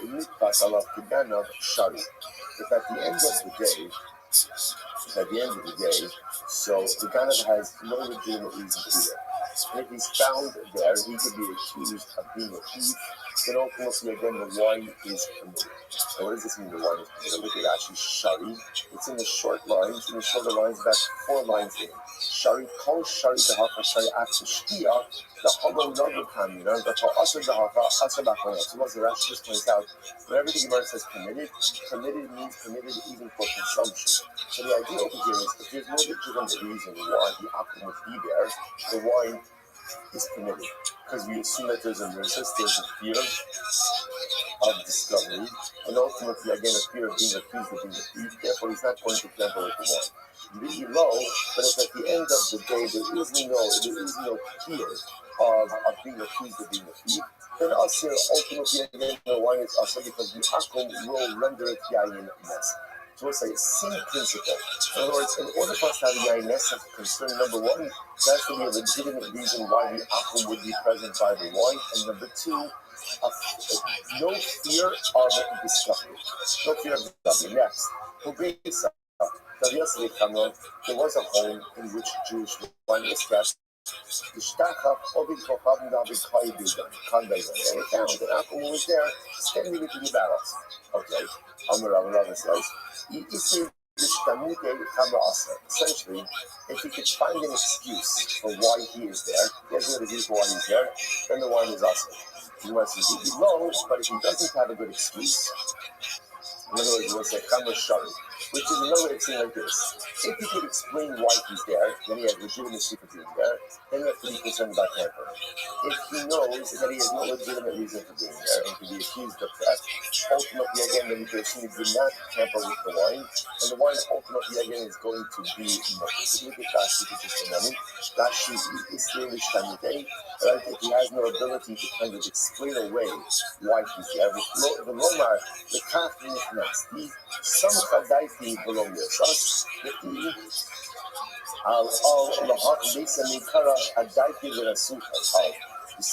so again, if he has a good reason for why he's there, so we really have to go ahead and assume that the one is not in us. Why? Because since he has a good reason, essentially he has an alibi. He has a story, right? He has an explanation as to why he's there. So because he has an explanation, he has a cover story. Because he has a cover story, we have to be concerned that really he may have made this wine into yayin mess. Incredible. What's amazing about is the kasha. Min al hakuna o shamar lo shamar. So let's say it's a very interesting case. So let's say an akum goes into an inn and he closes the door behind him, and there's Jewish wine inside of the inn. Or, for that matter again, a Jew said to an akum, watch my wine, guard my wine. In both of these cases, the Gemara says, Asar, the wine is going to be Asar. Rashi says, because it's interesting enough, so both these cases, the wine is Asar. Now, why is the wine Asar? So the question is, so in these cases, the akum has the ability to be there, and apparently he's not concerned the Jew's going to pop up. So the Gemara says, now 1 second. My love, are we not dealing with the case? We're not dealing with the case where the akum doesn't have a good cover story for why he's there. Which says, no. For the Israeli Shemekis, no. We're talking about a case over here where Allah again, the akum does have a good explanation why he's there. Right? So because he does have a good explanation why he's there, obviously the second case is more obvious, right? Where the Jew says to the akum, guard my wine. So first of all, in general, when you ask someone to guard something, generally that can mean like you're going for a little while. So he figures he's back time and he's allowed to be there. That case obviously is hustling. He was more focused on the first case, where the akum goes into the inn, locks the door.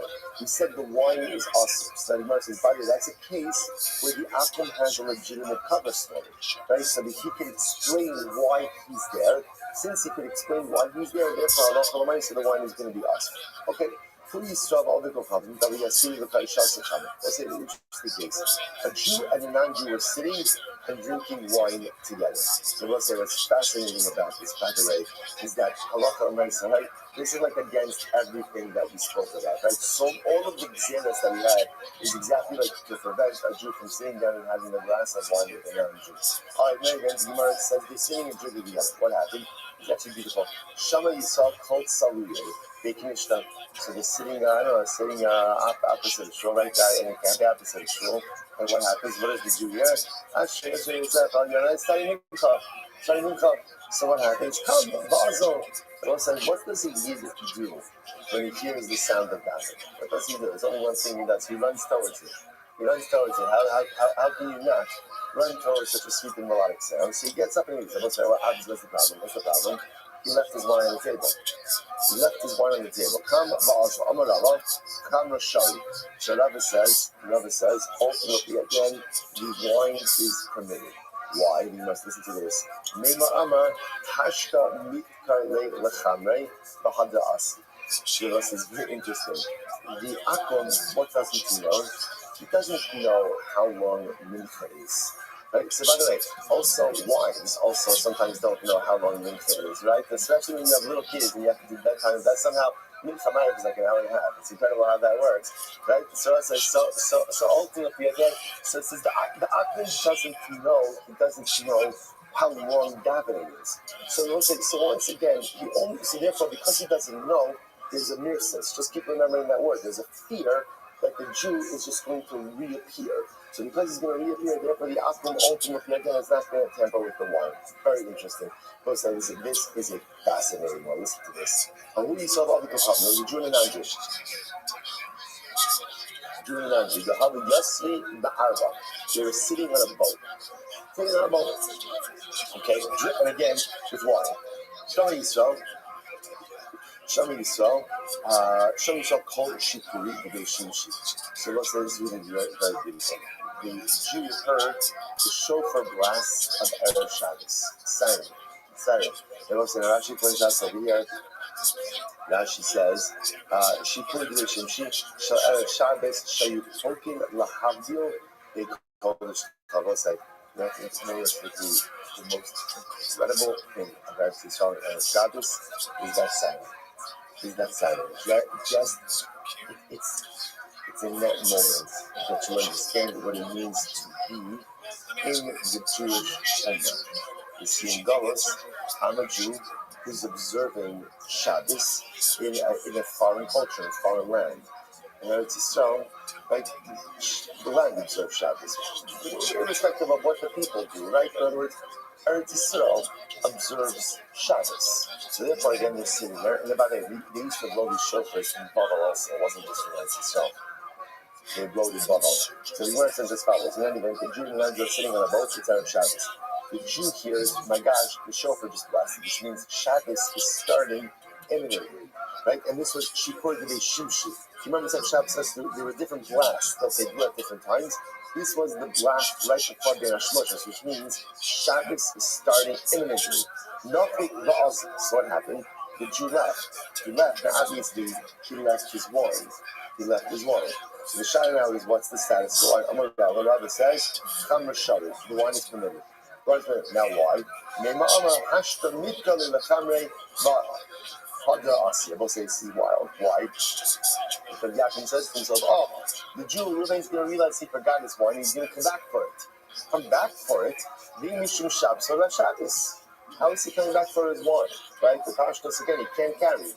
So how is he coming back ultimately again? For as Rashi says,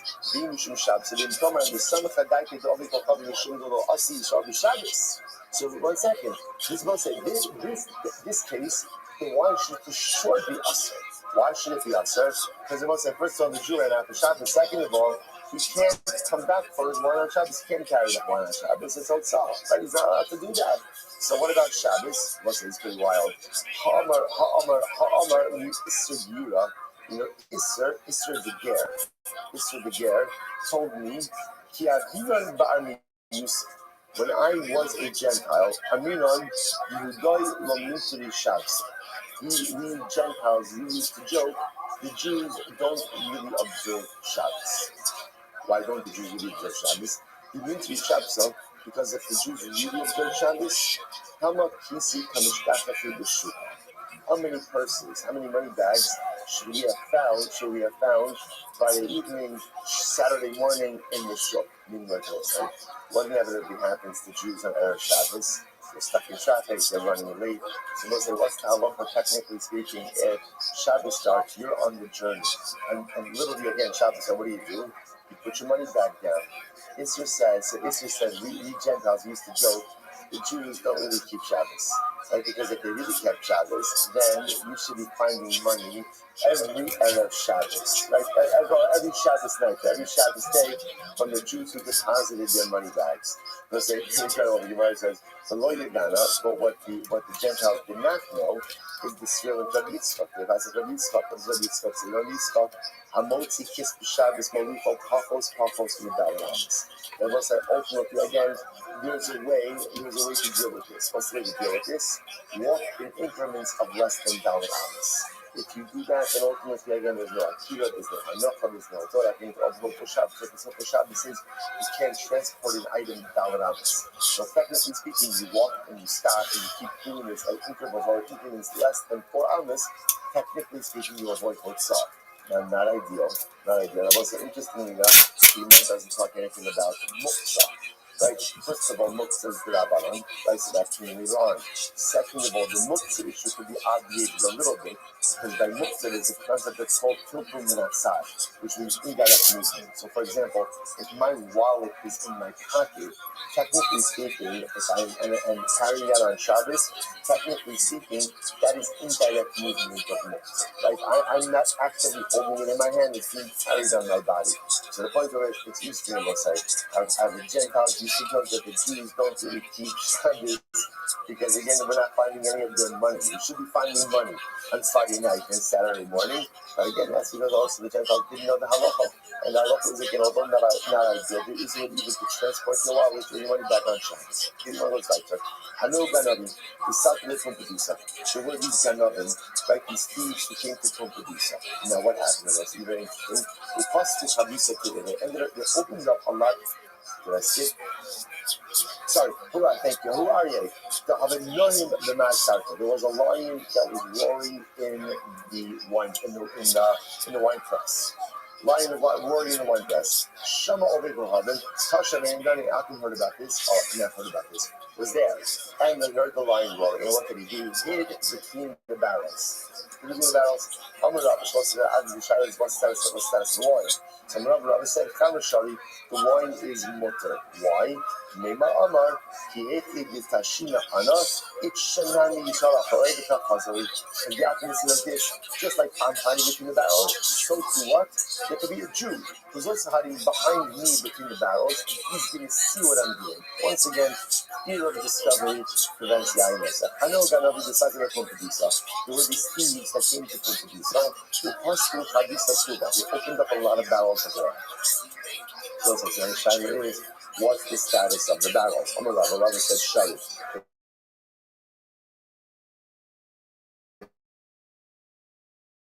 Why am I should let you skip that one. Right, so nice again, apparently the majority of the Ganavim ultimately again in Kosubisa were Jews.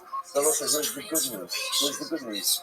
They may be Ganavim, but one thing is for sure, which is they're not all devil this side. You gotta look at the bright side. Right? Everyone has faults, everyone has deficiencies, everyone has things that they do wrong. But again, you gotta focus on the things that I'm doing right. So they might be Ganavim, but at least they're not idolaters. Incredible. Have an Ubda Ben Ardoy. So there was the same episode happening in Ardoy. These thieves were opening up barrels of wine. So the Gemara says, Shmuel said, Abu Gim passed in the wine is mutter. Why Shimon? Rabbi Eliezer the Amar Safek Bia Tahar. So it says, so ultimately, Rabbi Eliezer, and Rabbi Eliezer says, Safek Bia is Tahar. What does that mean, Safek Bia is Tahar? Let's literally again, which means if you have a Safek about an encounter with Tumah, you're not sure if you encounter Tumah or not, ultimately again, the Safek is Tahar. What's the case? So very interesting, very interesting case. Isnan. Admittance would make up the most addition. So when a person walks into a valley, like a plain is actually the better word. Now, a plain, remember again, a plain is a large area made up of multiple individual fields.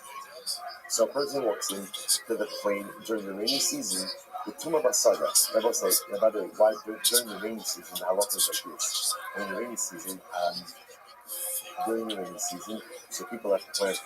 But people have planted, so generally people don't walk on the fields themselves.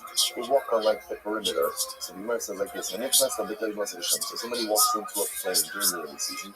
It's on the side of the place. Now we know that there's there's a grave in a particular field, right? So we're going to go through this plain. And listen, I know that I walked in this area. What I don't know is, did I go to the field that has the grave or not? That's what's called Safek Bia, right? The Safek of an entry. Did I encounter Tumah or not? Rabbi Eliezer Omer, Safek Bia Tar. Safek Magar Tameh. And the Eliezer says that if you're not sure if there's an encounter, right, did you enter into this field, then ultimately again you will be tar. Because Safek was not touched Tumah, ultimately again that is going to be coming. So if I will say the Shashkos, the Gemara suggesting over here that in the case of Nardo, with the thieves popped up in a whole bunch of barrels of wine, this is a case of Safek Biyah, and therefore the wine should be mutter. So the Gemara says, good. So Maratoni, Moshe the Gemara says, lo, shiny house and given you get the possible Shemamona, how about this sex figure? The Gemara says, no, actually that case is different. Why is the case different? The case of the wine. So the Gemara says, interesting. So apparently, the other thing that was common to put into wine barrels besides wine was money or jewels. In other words, it was like a safe. It's where you hid your stuff. So a lot of times when thieves came and they popped up in barrels, they weren't coming for wine. They were looking to see if someone had hid any of their possessions. So therefore the Gemara says it's a spec. Suffix number one, again, suffix is also very common. So suffix number one is, was it a Jew, was it a non-Jew? That's suffix number one. And then suffix number two, even if it was a non-Jew, perhaps he wasn't interested in the wine, but rather what? He was looking to see if there were possessions in there. And therefore, again, that's a level up to say, ultimately the wine is going to be incredible. And what's that? I know days 70B. 70B. Ha-hi revisa b'shtafet tahadis be'dani v'yekita ofia b'yada. Interesting case. There was a little akum baby. Right? So what happened? So the Gemara says, and what happened? And the baby, she had wine foam in her hands. Right? Obviously a lack of parental oversight, right? Or just parental desperation, right? We've all had those moments, or just whatever, just take it, whatever it is, right? So the Gemara says, so what happens? So she has wine foam in her hands. So it says, now just to understand, remember, the zera of Stam Yinam is on an akum even from 1 day old. From 1 day old. That's the halacha. So now she has wine foam in her hand. The shadow is, did she touch the contents of the barrel? So Rabbi said Chamashari. So we'll say on the 72nd line down, Rabbi says the wine is mutter. Why? Umar Migaba Gitadisa Shaklasai. She took it from the side of the barrel. In other words, also remember again, the only concern over here with the GUINNESS is if the akum touches the interior contents of the wine. We assume over here the halakha myself, it must have foamed over, and she got the foam from the side of the barrel, therefore no problem. So the Gemara says, now, 1 second, you say to yourself, but there, then shouldn't there be more foam on the side of the barrel, right? So even though there's no foam there now, we assume there was foam there from the beginning, and therefore it's fine. Pumusa the Sakal and Arda. There was this Pumusa. Rashi says over here, Pumusa is Rosh Hagayis Sart Saba, like a general, like all the general commander of the army. So there was this officer in charge of the army who came to Arda. What happened?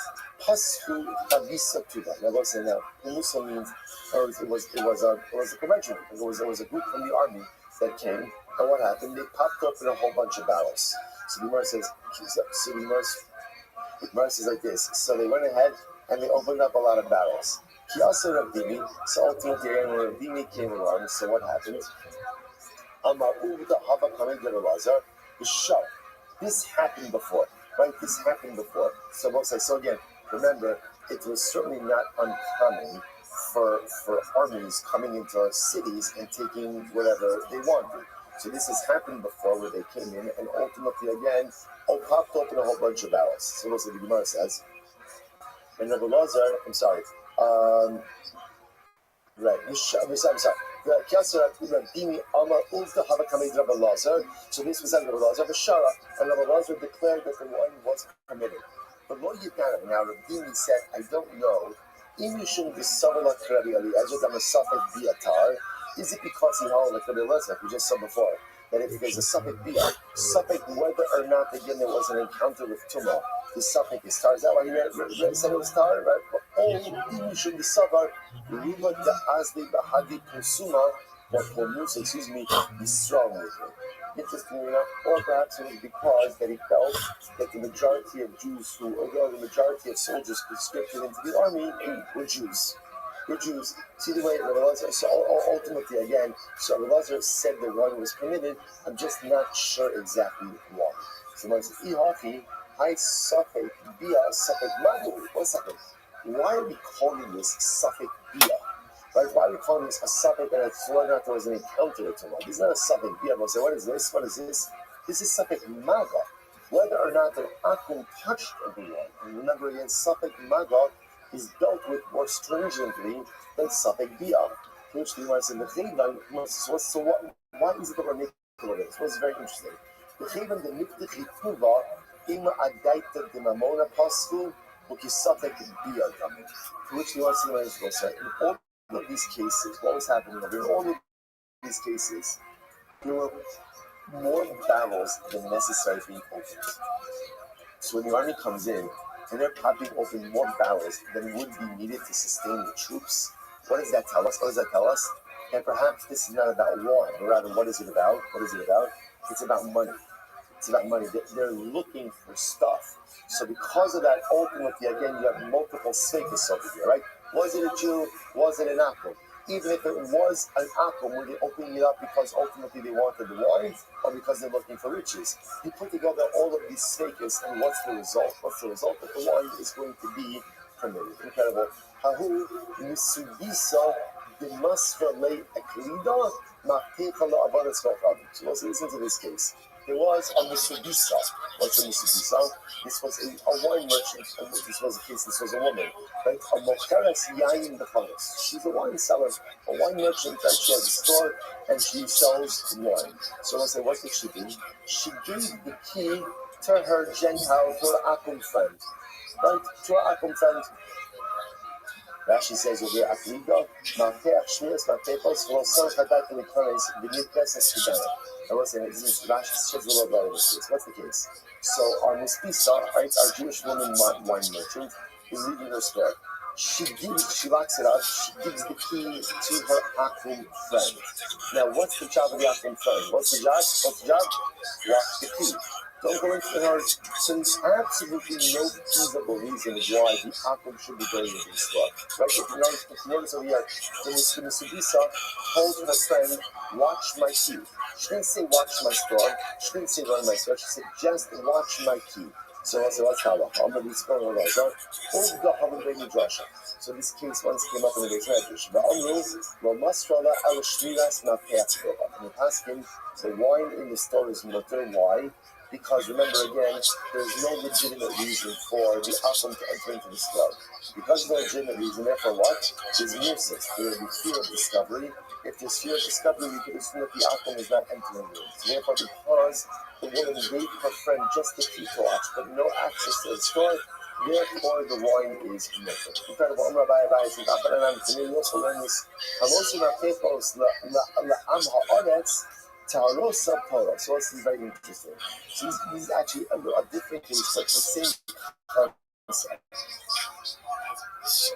So listen to this, right? Let's say again, I have types, right? I have produce that I produce in the ritual purity or Shimas Yemais, what's my possession as well. I have a storehouse. I lock my storehouse. I give the keys to my friend who's in Amaretz. What's the halacha? Talos of Taros. My talos remain tar, and we don't assume that the Amaretz went in and touched anything. Why?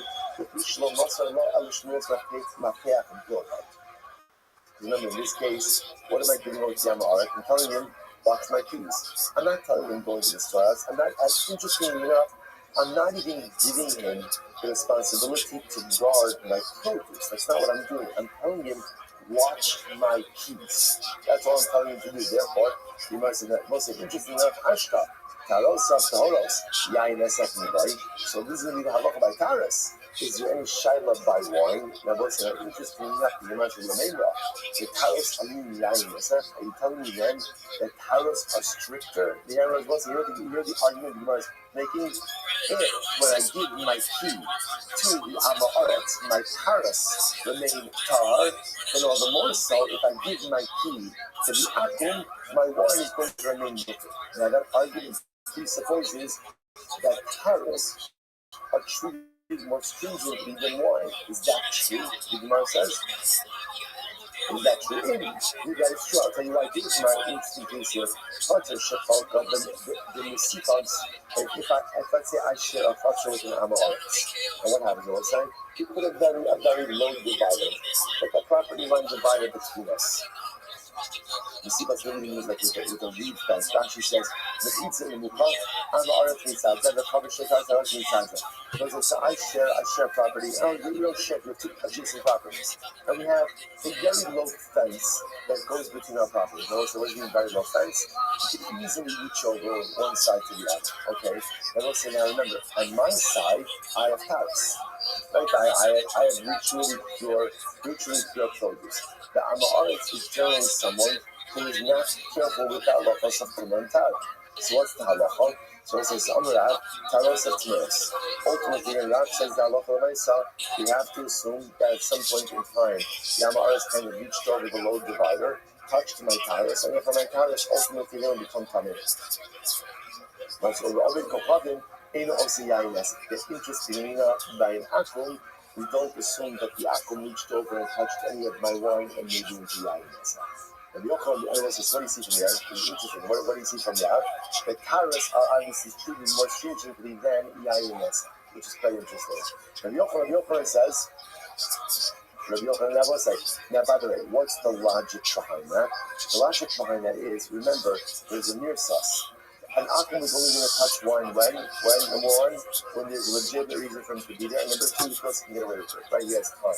In this case, there's absolutely no legitimate reason why the akum tenant should be extending over my property line. But by the Amaretz, we'll say by the Amaretz, right? We're all Jews, right? So his hand can be extending over my property line and touching my stuff, right? So from a mindset, interestingly enough, you see that in this case we are concerned that the taros became tamei, but yet the wine you're not concerned. The Yochanan says, taros of taros. The Yochanan says, no, even the taros ultimately again remain tar. So the Yochanan is not concerned about that. The Yochanan feels that halacha l'meisa again, there's no concern, and even the taros ultimately again will remain tar. That's what we'll stop over here for today. But pick up when I finish with this case next, so we'll pick up and answer the Knesset tomorrow. It was like tremendous. Everyone, have a wonderful day. All right, Steph, have a good day, everyone. Let's go with all of you.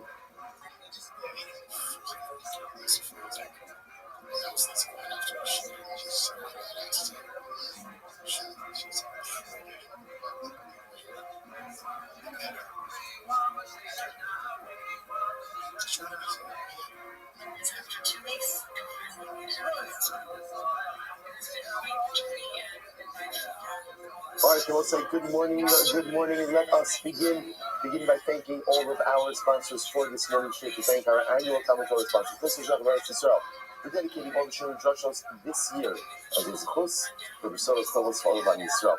Our Talmud Torah sponsors for the month of Elul, Haba Alinu Latova, Ben Goldberg. For Aliyah, for the Neshamas of his father, Lemon Goldberg, Avram ben Asher Pinchas, his mother, Peggy Fager, Elizabeth Bas, Zelin, and the hopes that all the tefillos of our entire Kehillah in Eretz Hashem will be answered in the coming months.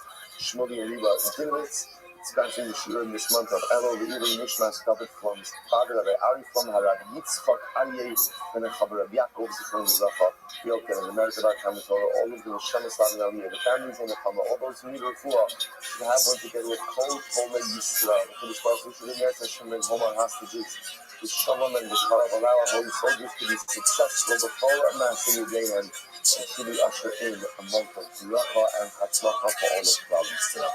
Let's see the last video. I'm excited to be back today. Actually, going to hopefully close off some Sigis today. Today's back to Sandus Test 69. And we are picking up in North Hashem on Sandus Test on the day 68B. And we left off 4 lines up in the bottom. Right there, bottom. Rabbi says, first there's a couple of open items we have over here. First of all, a general mathematics about notion come with gum. When you have a mixture and there is a taste infusion of a prohibited item that is inherently detrimental, what is the status of the mixture? And remember again, we also have the open case of the mouse that fell into the beer, right? And again, what the status of that is. Rabbi says this follows. So what's up? Notion come with gum, mutter. Rabbi says halacha, and the most said this is indeed halacha l'maisa. No sin tam l'kam. Whenever you have a mixture, right, and a prohibited item contributes detrimental taste for infusion. Ultimately, the resulting mixture is going to be mutter. The akbara, the shifra, lo yidana my kamidrat. Here's what's interesting. I remember Rat asking that when the mouse fell into the beer, the result of the mixture, the beer was awesome. So now here's the problem. So Rabbi says, halacha is no shikam l'kam is awesome. But then Rabbi says, I don't know why Rat said the beer was awesome. I don't know why he said the beer was awesome. Imishum l'kasava, no shikam l'kam. I'm sorry. Imishum l'kasava, no shikam l'kam awesome. But let's go for sakavase. Maybe it's because Rat holds no shikam l'kam is awesome. In other words, maybe he just fundamentally disagrees with what I just said. And he knows that in general, when there's a mixture, even if there's a detrimental taste confusion, the resulting mixture is going to be awesome. So maybe Rab holds that way, but we obviously don't pass him that way. Imishum the kasava, no sin kam nifkam mutter, the akbara b'shifra ashbukei mishpah. Or maybe Rab knows something that we don't, which is, although we all pass him, no sin kam nifkam is usher, maybe a mouse in beer is actually beneficial. I don't know, I understand Adam's, whatever, I don't know, whatever. So maybe he just, maybe somehow, some way, it is beneficial. So again, we'll say it's a very important over here. So essentially, Rabbi says in the most this is halacha l'maisa, no sin tam l'fgam mutter. Mutter, when you have a mixture of a prohibited item getting mixed into a positive item, to a prohibited item, and the resulting mixture ultimately, again, is a detrimental taste confusion, the mixture is mutter. Again, if it's no sin tam l'shvach, positive taste confusion, the resulting mixture is asur. If it's no sin tam l'shvach and then becomes l'fgam, remember again, our classic case of that is vinegar on cold greasing that is then heated up, the resulting mixture is also going to be asur. Okay, you probably know, very much the follow-up question, couple some test. Nafal l'gochara mai. So what's the interesting case over here? What happens if a mouse falls into vinegar? So that's now, what are we asking in terms of vinegar? So look at Rashi, 69. Well, look who the fuck just feels like they can roll in, steal my dog. You are so loud. You are so loud. Thanks, baby. Why wouldn't I be? Oh, wow, you're really sweet. Okay, I won't shit on you. What's going on, big dog? Perhaps the sharpness of the vinegar prevents the mouse from contributing any positive taste, and therefore the resulting mixture should be more. So I'm going to feel about that. How about the it's actually not like something. So certainly again, just based on a variety of circumstances, this case is happening a lot more than is Malakimura. And now it's falling into this, and it's falling into that. So the Gemara says, so what happened? The whole said to Rashi, this happened, the Asr happened. And it says that the resulting mixture ultimately... Can you summarize it for me? Which I will say, now to say that it's Asr makes it sound like that's what? That apparently the mouse is no sin tam l'shvach, even in vinegar. Which by the way would also mean that what I'll tell you is, apparently the mouse imparts a significant flavor. Like if you impart flavor in vinegar, that means whatever taste the mouse has strong in vinegar, that's pretty intense. Alright, here's by the no, don't bring up that case. That case is different. That case is Hahu, in the two-day imitat. The mouse dissolved in the middle. So that's tastes like chicken, right? So that you have to understand. So that case is a little bit different, right? Remember, I started off before. We're talking about taste. So taste in general, the question is mouse falls in. You get the mouse out, the child of the mouse into his face. What are you talking about again? Dissolution of prohibited matter in a general mixture. Then already go into a separate set of halachas. So therefore, Rashi points out over here in Ratuti Imitat, Lechatikos Dakos Kitanos. The mouse dissolved into small parts. The sheret is sold Chadvan Shekitsu muscle. The Hashiv Dumam Jamia Hakikos Sheret Bahadikins. Remember again, so in general, the sherets, when it's even smaller than the desires, right? It goes in and it's dasha, like the size of a lentil. So therefore, again, this is not just simply a tam case. If you're dealing with tam, that's one thing. The mouse falling in and the mouse dissolving ultimately into the vinegar, that's its own separate. Okay, so Rabbi Sava, still with the mouse. All about the mouse. Rabbi Sava, the she'ur b'me'ah b'chad. Sa'me'ah. So Rabbi says, I think that the shear for a mouse should be a shear of 100 to 1. Otherwise, that the shear for bittul of a mouse would be 100 permitted units per one mouse unit. Why? Because a mouse should be no worse, or no stronger than Truma. This not Truma I will say now again, you got to eat this one. In the laws of bittul, in the laws of nullification, so different items have different shearing for nullification. So, for example, we use usually the concept of shisha, 60 to 1. Let's say, for example, Shimon, which has a more sacred status, is bottled in a mixture of 100. So, Shimon falls into a mixture. You need 100 parts Chulin in order to be Nirvana, in order to negate 1 part Shimon. So, it comes on the word, because I think the mouse should be no worse, right? Or no stronger than Shimon. So, Shimon is bottled in 100 to 1. A mouse should be bottled in a mixture also 100 to 1. Okay, I'm going to think about these are you don't like the presidential trees. The low bottle tamai, or maybe not. So what's interesting enough, there is something even stronger than Truma, and that's what Truma spices. And that's it. Anytime you have spice, the spice is only assumed to emit a flavor you can't see, right? Which makes sense. So we see this in how onion. I'm looking at it right now. Because it's a dark quality, something that's sharp. Therefore, the whole way it's treating them is going to be different. Yeah, it's overwhelming to a new person. Why can't you sell the token? It's treated like Truma spices. Like Truma spices in general are not bottled at all, because the assumption is that their flavor is much more intense. Therefore, they're not bottled. Maybe a mouse is not bottled. Maybe a mouse is like Truma spices. Sheer the color Rabbi said ultimately, you just need to point that now. When the mouse falls into vinegar, a mouse in vinegar is bottled in a ratio of 50 to 1. Right, but I mean, the second that an investor hears, I can't sell this thing, it's basically I'm having to give him. You can't sell it. It's not to sell the NFTs that you get. So the speculation where we're showing you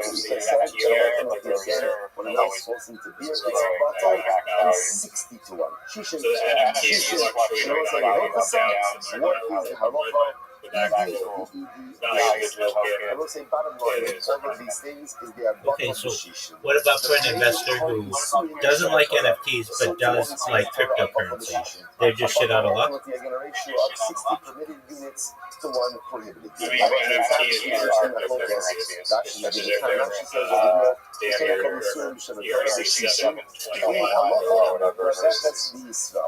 Rashi says, this is how the Israel. Whenever you have a prohibited item that falls into a mixture, what we see in the for is there 60 times. I mean, wait, there's an argument to be made, and I don't know the exact technical description, but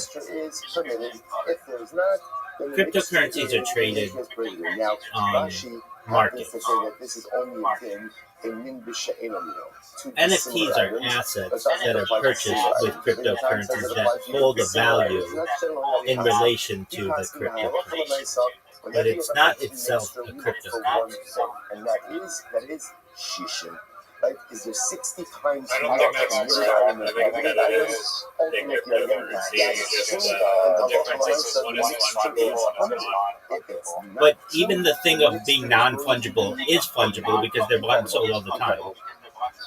So it's about it just points out. No, that's not what Because the people of shishin non-fungible only fight the extras. Doesn't apply. They each have a What I mean by that? value. So sometimes when we look at ourselves, we do a personal inventory. So there's good news. What's the good news? I understand that cryptocurrency is a cryptocurrency. And that's true for Are NFTs a cryptocurrency, or are they a separate asset? And don't give me a long explanation, just like 3 sentences, like Joe Diaz. I don't get to change anything.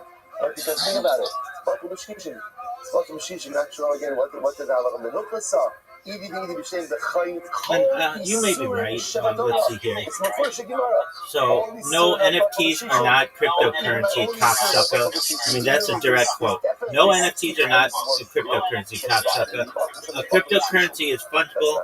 One coin equals another coin, like Bitcoin, and NFT is unique, one of a kind, like a digital trading card. They both live on the blockchain, but an NFT is a separate asset. It's property, not money. And that's what I was trying to say. It's a separate asset. Corrodes us from the inside out. If we don't address the stuff that is in a state of disrepair, the construct will be so much more good. But that's okay, and I mean it's confusing. And so much of the shishin works in the pot, doesn't work in the person. Like the difference between this NFT and this NFT. NFT is just like a picture. How much do we think this particular these NFTs are actually backed by a physical cryptocurrency or not like a digital cryptocurrency? Ones and zeros, but there's tangible value associated to the NFT, and this is like embedded with the NFT. If that makes sense. Yeah, it still doesn't make it a cryptocurrency, but it does give it value. I get that. All right. So as an investor, I'm someone who says, look, I'm bullish on cryptocurrencies. I'm bearish on NFTs. So I don't like your project. What do you say to that person? Now, what we're going to see is all of this essentially comes down to one simple thing. If I'm transporting oil with an aqua, right? And then I'm bleeding for a little bit. So I don't have to be concerned about it. Is the aqua going to tamper with the volume when I leave? So essentially what it comes down to is if the aqua doesn't know when I'm going to return, and I can potentially return at any moment, then the assumption is what? The aqua is not going to tamper with it. When it's really what do you get away with it? Right? So that's what's called like a secondary layer means that essentially when I leave, I can come back at any moment without any notice. Under those circumstances, ultimately, again, the wine is still considered to be kosher, and it's often not compromised. If you look at that Rashi in Mishnah, Rashi says the first. Yeah, I mean that's what you don't want to hear as an investor. Is literally what you're saying, and I'm being honest with you. I'm being your friend. I hear these pitches every day, and everybody sounds like that. It's community based. It's one of a kind. It's unique. Nobody's ever done it before. And the fact that it's tied to Bitcoin Obama throws it out the window immediately with anyone who knows Bitcoin Obama.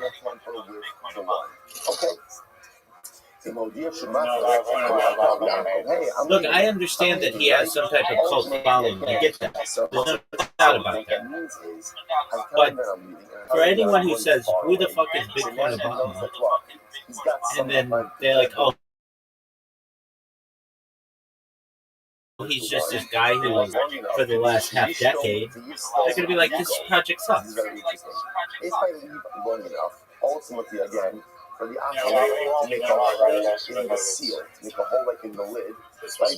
Drink and then plug I mean, you understand my skepticism that it's not different. Everybody says that they're different, but that doesn't necessarily mean it's true. So this is one of what's happening over here. So this person, you start understanding the case. I want to leave for a little bit. See, if essentially I leave and I don't say anything, which then means that from Aki's perspective, he's like, I don't know what's still the right thing. He could be back at any moment. He's not going to tamper with the wine. He's going to discuss his conscience. So obviously, the melody is silly with that. That is all about to be problematic. Like in personally. You'll get a percentage He's like telling me, I'm leaving. I'm back in 3 hours. So now he's got to reach all the money. If I'm going long enough for him to go over the battle, drink, and reseal it, and then just go to the awesome. Now, Timothy says, Kadeshi, as a public Maybe what makes this interesting is that it's not about creators are competing against Bitcoin on the we're able to leverage those other creators and networks to create large content. So as it relates to similar to like podcasts where you're leveraging the network of different creators that are all trying to compete and for that prize money, I think that's what makes it have a big growth potential. Okay, so let's talk about a couple things here. As an investor, I cannot sell this cryptocurrency, right? If you go ahead and play when it dries, changes color. You purchase the cryptocurrency. It says in there that you can't sell it. To bore a hole, 2 minutes is good to bore a hole, and then you seal You that. can't sell the token, but NFT is tradable. No, So you can sell the NFT is tradable on the market, and you can redeem it. I understand, but we just established. I get that, and I understand that. But we just established that you are unable to sell this cryptocurrency. Okay, fine. Next case. How many after You're unable to sell tokens, but that's a good thing. I place my wine, it's my Jewish wine. It means I that place my the wine, reserves are going to be constant and ever growing. And then the hype and speculation where the volatility is isolated. Okay, so how isn't it a pyramid scheme? I go ahead and or a Ponzi scheme? Essentially, get in early so that you can reap the rewards, and then later on, the new people who are recruited in to be purchasers who aren't able to sell hold their value in an NFT. I mean, it's similar like a Ponzi scheme or a pyramid scheme where you get in early investments from people. Many times there are trinkets or small items, which would be like your NFT, that are given to the people lower that they sell to recruit other people in.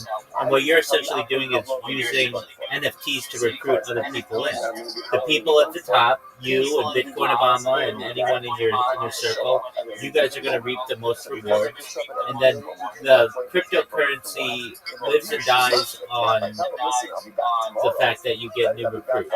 Okay, that's a different kind of case, because now I'm giving them a window in which you can tamper with it and get away with this. So again, how long do I think it's exactly like that, because once again, a Ponzi scheme isn't really generating hole in the barrel, any drink, and then reseal it with clay.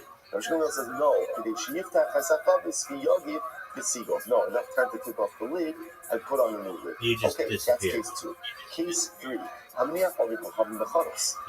happened to Riser? Riser's over here throwing bullshit ideas at me, and I'm just knocking them out of the park. And then all of a sudden, he just goes radio silent. And that's what people don't want out of their dev. That's the same shit that Bitcoin Obama does. I don't tell him how long I'm leaving for. I literally, again, just going in and out. Riser, he probably got a fucking phone call from his... All the same logic. Since he has no idea... Ubik brother-in-law... He's not going to tamper with the water. But ultimately, again, if I tell him, listen, I'm leaving this coming back tomorrow, back in 2 days, or whatever the amount of time is. Yo, dog. For anyone out there, this is what I go through. I get people who come here all fucking excited, and then we start to talk, and then when they get pushed on the issue, they fucking drop out. They fucking drop out. like a bunch of no, songs. No, Shmuel says enough time to remove the lid and to put the lid back on. Then the wine will be also good. Case number 4. Interesting case over here. I'm eating with an akum at the table. Please get at the table. And what happens? Well, it's like I'm at the table with him, and then I get up and I leave my flask, like wine flask. I leave my wine flask on the table. And again, the case over here is, let's say the akum is eating at my house. And I also have wine flasks in the cupboard. It's good to keep flasks in multiple strategic areas, right? So I have it at the table, I have it in the cupboard. So what happens? This is absolute dog shit. Anybody else out there who's witnessing this is what I have to go through. That's on the table, the short usher, right? Which makes sense, right? Because at the end of the day, the akum is being invited into my home, is sitting at my table. So the pashtas, he's going to touch the stuff that's on the table, and therefore the wine on the table is going to be usher. It's going to be usher. But the wine in the cupboard, ultimately, again, Rashi points out the wine in the cupboard essentially was not designated for use during this meal.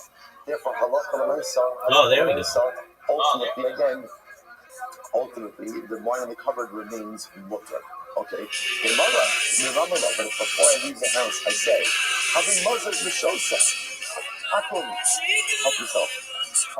I get you to pour yourself a drink. Then what? So not only is the flask on the table offered, but that which is in the cupboard is also going to be offered. Because since I told the akum help himself, therefore again, pretty much everything becomes fair game. So this is a continuation of the same case, right? Where I left the akum in the house. So any open barrels of wine will become usher. Is the assumption that the akum is helping himself to that. Stimos mutaros. Ultimately, again, if they're closed barrels, they will be mutter. As long as what? As long as I'm not gone long enough. As long as I'm not gone long enough to give him enough time to kind of lap open the lid and to replace the lid afterwards. Okay, so let's say that's our Mishnah. Now let's unpack this. And I just want to point out, this is incredibly important because just so you appreciate this Mishnah really serves as the basis for pretty much the way that contemporary kashrus operates, right? When you have a mashgiach, let's say you have a restaurant, right? You have a caterer. And what happens? You have a Jewish caterer, Jewish restaurant, and then there are non-Jewish workers. So you have a mashgiach.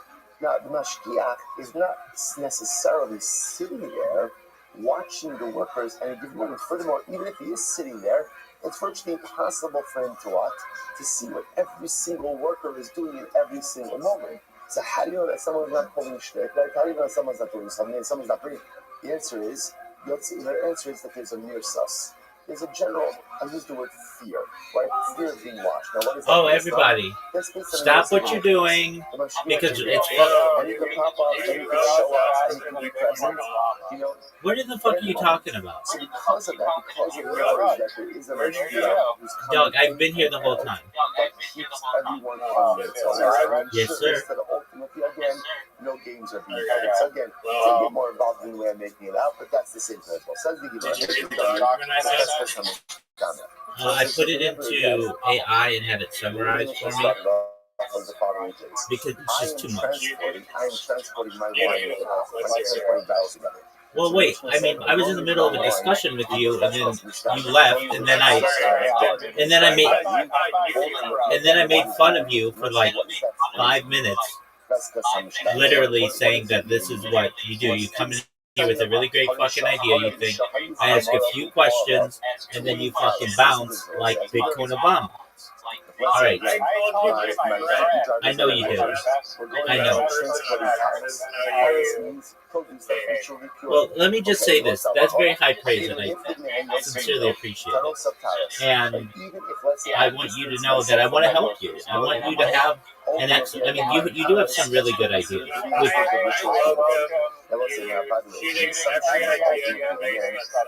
Well, here's the thing. I do that because I like you. I don't want you finding out too 2 months down the line, after you've invested, or even worse, 2 years down the line, that your idea sells.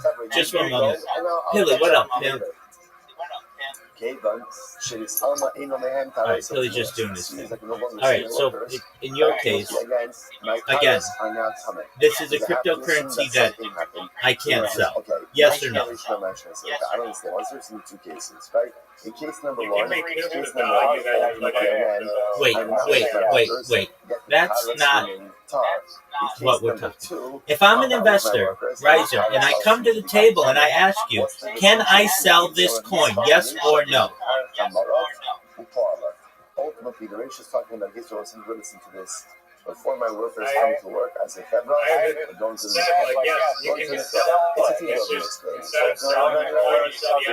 Wait, no, you're not able to sell that. And that's what an investor does not want to hear. They want you to be honest with them. The answer is this. No, you cannot sell it, but you can recoup the value through the NFT. That's an accurate answer. That's accurate. No, it is not. You said, yes, you can sell it. You said, I asked you, can you sell this coin? And you said, yes, you can recoup the value through the NFT. And I'm telling you that is incorrect. I'm saying to you the answer that you should give is no, you cannot sell this coin, but you can recoup the value through the NFT. That's accurate and that's honest.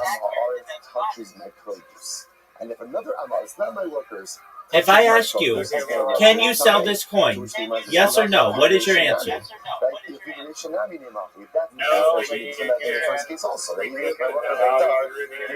Okay, wait, that's honest. I get that. Okay, but so long as we have that established, now you're going to have to sell that to investors, and you're going to have to say to them, you are unable to sell this coin. Simple. However, you can recoup the value through the NFT. So let's play hypotheticals now. What's the name of the coin? So because of that, they're going to be BBO? They're also not going to let another Amal. Yeah, BBO. All right, that's already.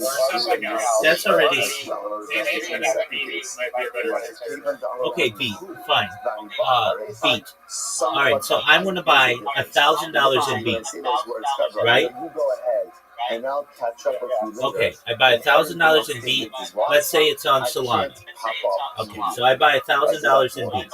I've got $1,000 in beat in my wallet. How many NFTs does that earn me? What's the takeaway? Takeaway for this is something as follows. When the Amal's, whoever it is, when they know that I am present, and I can pretty much again appear without warning. Hold on, you're confusing me. I'm an honest, simple person. I give you $1,000. I buy your coin $1,000. How many coins is that? How many NFTs does that get me? Does it get me 1,000 NFTs? Does it get me one NFT? Let's go back there.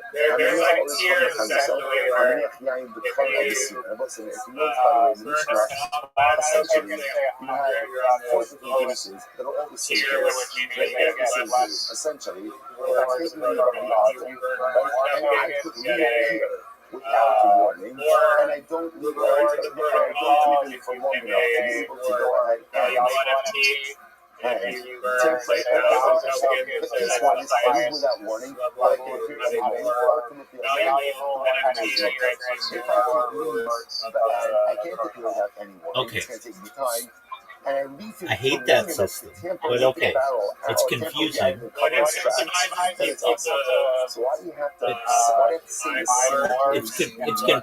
It's confusing. You're going to be having to explain these in Twitter Spaces and in podcasts and such. So that's confusing. the more tokens you convert into NFTs, the greater the share of Okay, so again, I buy $1,000 worth of your token. How many NFTs do I get? If it would have just said the first case, like if it would Yeah, have just said the first case, where I am transporting the one who does everything so now it's actually only go up and movement is concerned. Okay, so that's accurate. That's accurate, and that's honest. That's what I want. Don't bullshit me.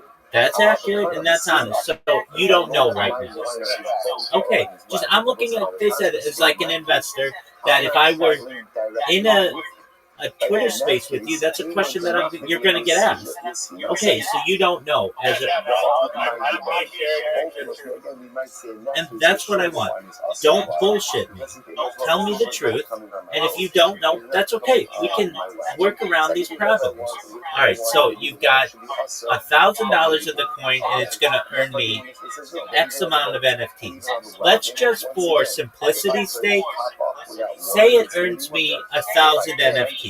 Maybe that's way too many, but that just keeps things, the math simple. Okay, so 1,000 of these, 1,000 of the token gets me 1,000 NFTs, correct?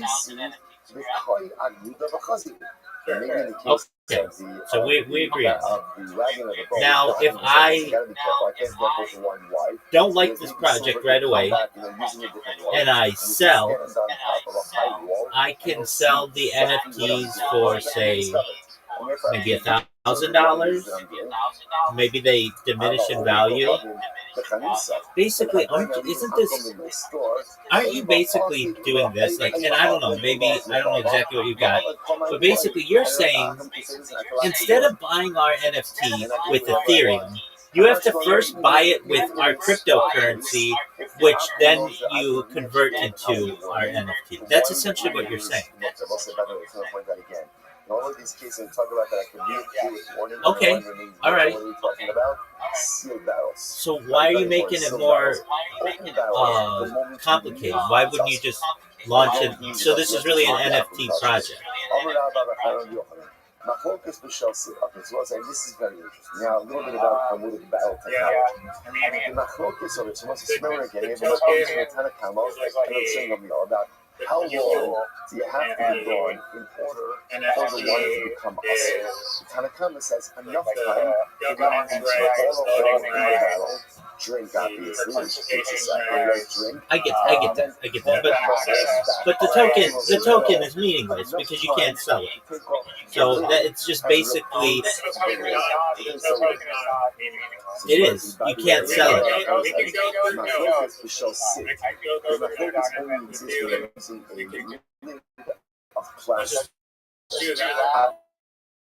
Ain't nobody got time for that, big dog.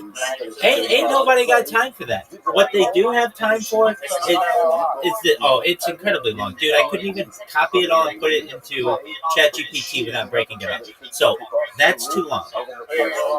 And all it is itself is AI.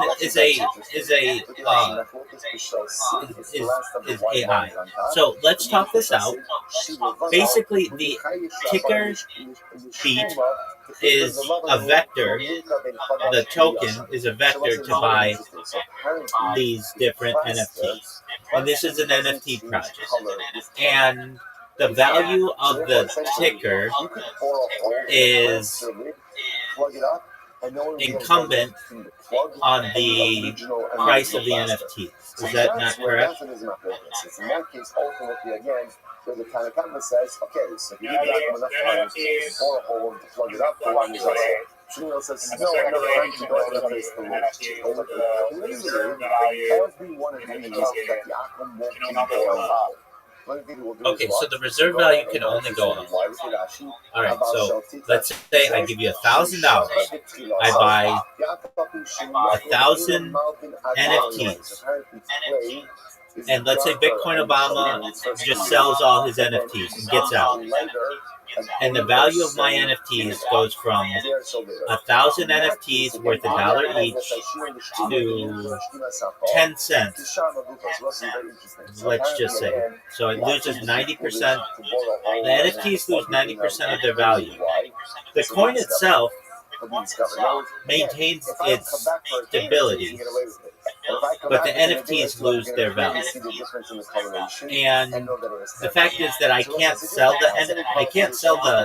the cryptocurrency locks me in. Meaning the only way that I can make money on this project is to sell the NFT, correct? Okay.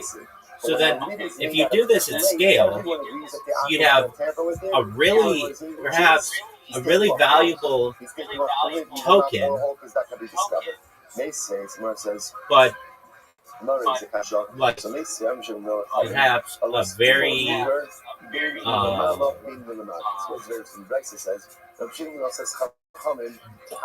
NFT that lacks value. After all, again, we will be able to discover the whole, both on the top of the lid as well as the bottom of the lid. What is that?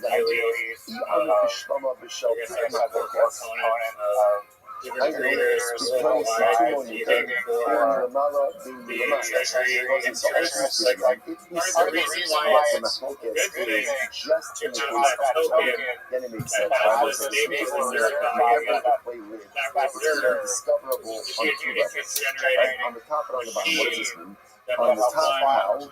Because the correlation is different. On the bottom, how? As I remember again, this was okay, that makes sense. I don't want to complicate things with the challenges yet. That's just another aspect of it. I get that. All right, so you're going to have, at a certain point, a ticker that's very, very expensive because it never goes down in value, right?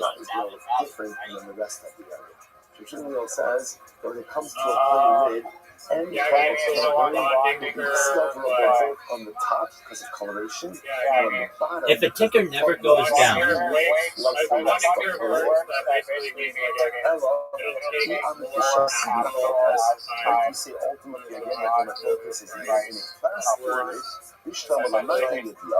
if a ticker never goes down, then by definition it either remains the same or goes up. Correct? You'll be able to see that the front area looks different. It's not the same smoothing. The only way that the value of the ticker will go down is through whatever tax system you have, or the interest, or whatever, the payouts, or whatever. That's the only way that the fund is going to diminish. Right? Wasn't sure about the position of the Rabbanon. So at a certain point, let's say you get 1,000 people who give $1,000, which is in total $1 million, $1 million market cap to buy one token. And then for the next person to get in, they have to give $1 million. And then it'll be worth $2 million. And then for the next person to get in, approximately. I understand that like some of it's going to be given out in prizes, I can tell. But then for the next person to get in, they have to pay $2 million. So then it's going to be worth $4 million. And for the next person, just one individual person to get in, to get an entire token, it'll then be worth $8 million. And then 16 and 32 and 64, 120, etc. Okay. But they can't sell that coin. So the only thing that they're getting out of it is some NFT, which hasn't yet proven itself. The NFT market is on the ropes. I'm not saying it's dead, it'll come back. But it's not. This, as I look at it, is really just an NFT project. It's the coin is a vector to buy the NFT or to transfer the NFT. But the fact that you can't sell the coin makes it an unattractive investment for a lot of people.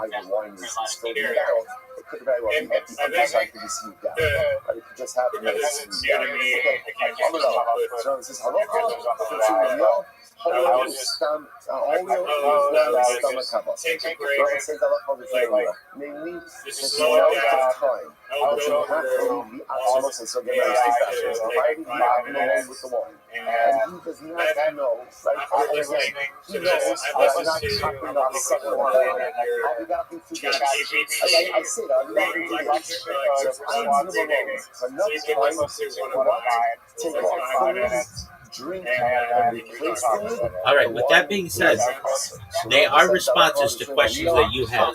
I don't come to you with questions and like, hey, how does this work? So many times you'll come to me with a question, we'll have to look something up. I admit that. I'll give you 5 minutes, I'll even give you a little bit more. I won't have a hard time on it. You won't get the cat, you won't get the bear. But before we do that, I want to know, I think that this all rests on how many NFTs you're going to have. And I understand you don't have that number. But basically, I can't quantify what the value of this project is, even. But, okay, with that being said, I'm going to get my timer, and I'm going to give you 5 minutes. If you need a little more, I understand. But I'm not going to give you 8 minutes. You've got to get this down to 5 minutes. And as best you can, we can talk about it for an hour if you need. But, all right, so go. So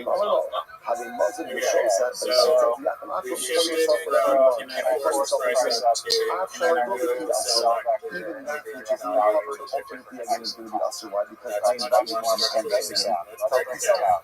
Core idea is that the token must be sold. The token can no longer be used, burned, or locked.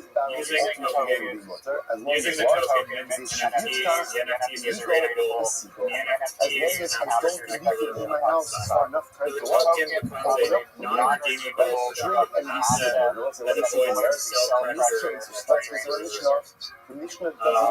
What else is going to automatic trap? People can exit, or people can't exit and extract the reserve because there's no sell function that exists. So there's no downward one-order movement, and so I move in one direction. It's either minted or burned or locked. Okay, that's obvious. Tokenomic What would you have thought? token mechanics. Token is minted day one because prices increases as supply increases. No sell function option. The token is tier access and crafting. The NFT is minted. Burning tokens mints the NFT. Example, you burn 100 tokens, get a common NFT, burn 500, you get a rare, and you burn 2,000, you get a legendary NFT. Burning increases the supply. If one curve is upward sloping, the supply goes down, and a theoretical curve, prices move higher and increases, creating scarcity of every token that was originally meant to be a bonding curve is reserved. Pool grows as the token is minted. When the token is minted or redeemed, the reserve never shrinks. That means that the floor mapping per token increases over time and NFTs grow in supply. Backing per token equals the reserve divided by the circulating supply. If supply decreases, the burns backing per token increases. Where does speculation go? Speculation moves from NFT to sellable, scarcity-based, market price, and the red side of bond. So volatility lives in the NFT market, but the token market which inflates risk. What this looks like economically. Tokens become fuel for material access, governmental weight, minting resource. NFTs no tradable assets that will yield access and credentials. You can design NFTs with their protocol override, taking boost, unlock future drops, represent narrative status. What you've built here, not a currency, but a closed economic loop. If NFT demand collapses, token demand collapses because token has no sell exit, only mint utility, so token price stagnates, but it doesn't collapse via panic selling because selling is impossible. This is close to deterministic upward pressure as you can get because there's no redemption trade. Reserve only grows and supply can shrink via burns, and the backing per token increases mathematically.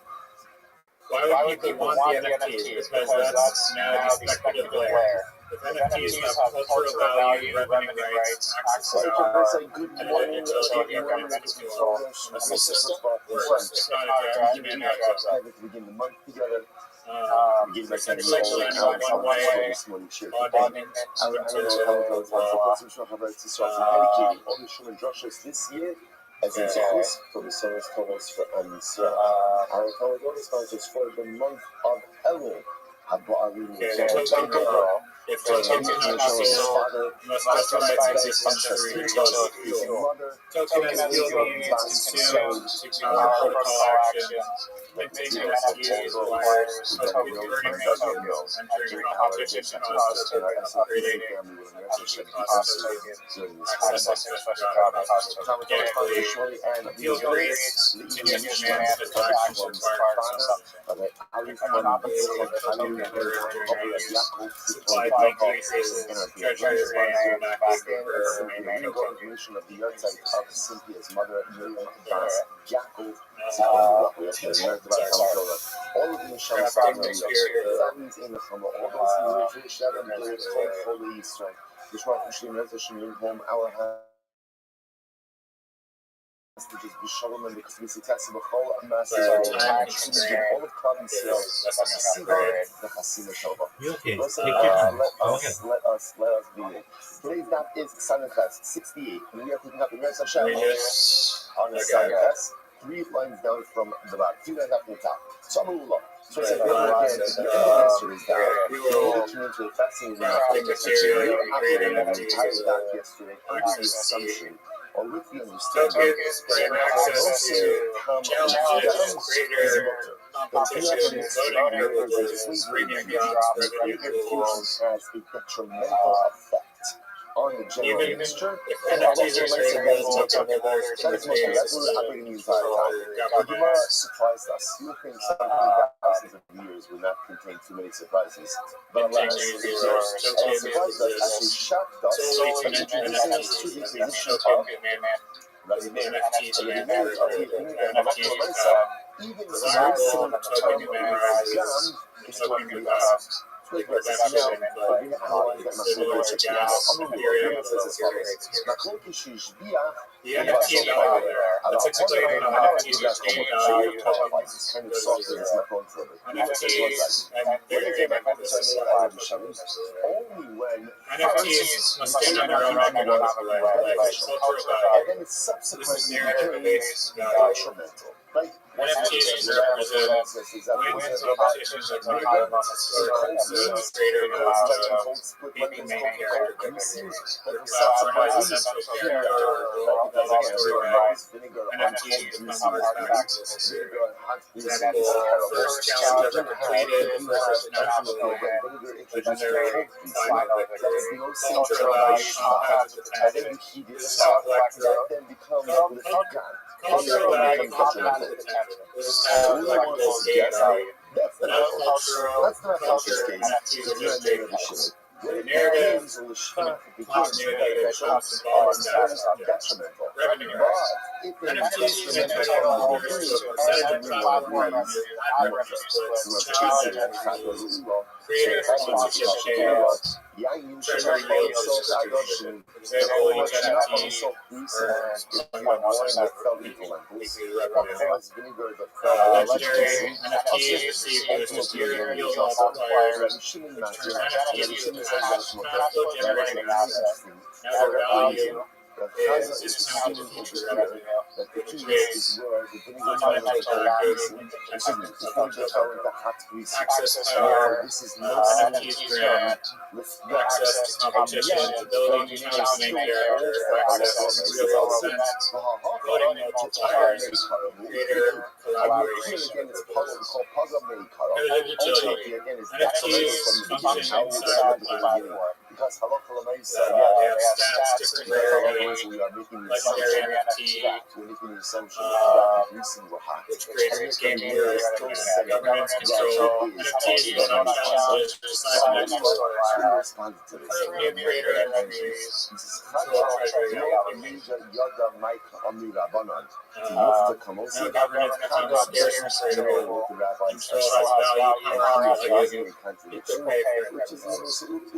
let's say it's interesting that in Gemara how sometimes you feel, and then sometimes there are The token is non-redeemable mint yield, bonding curve creates treasury, burning reduces supply, NFT, NFTs capture revenue rights, NFTs plus governance, and treasury funds create rewards.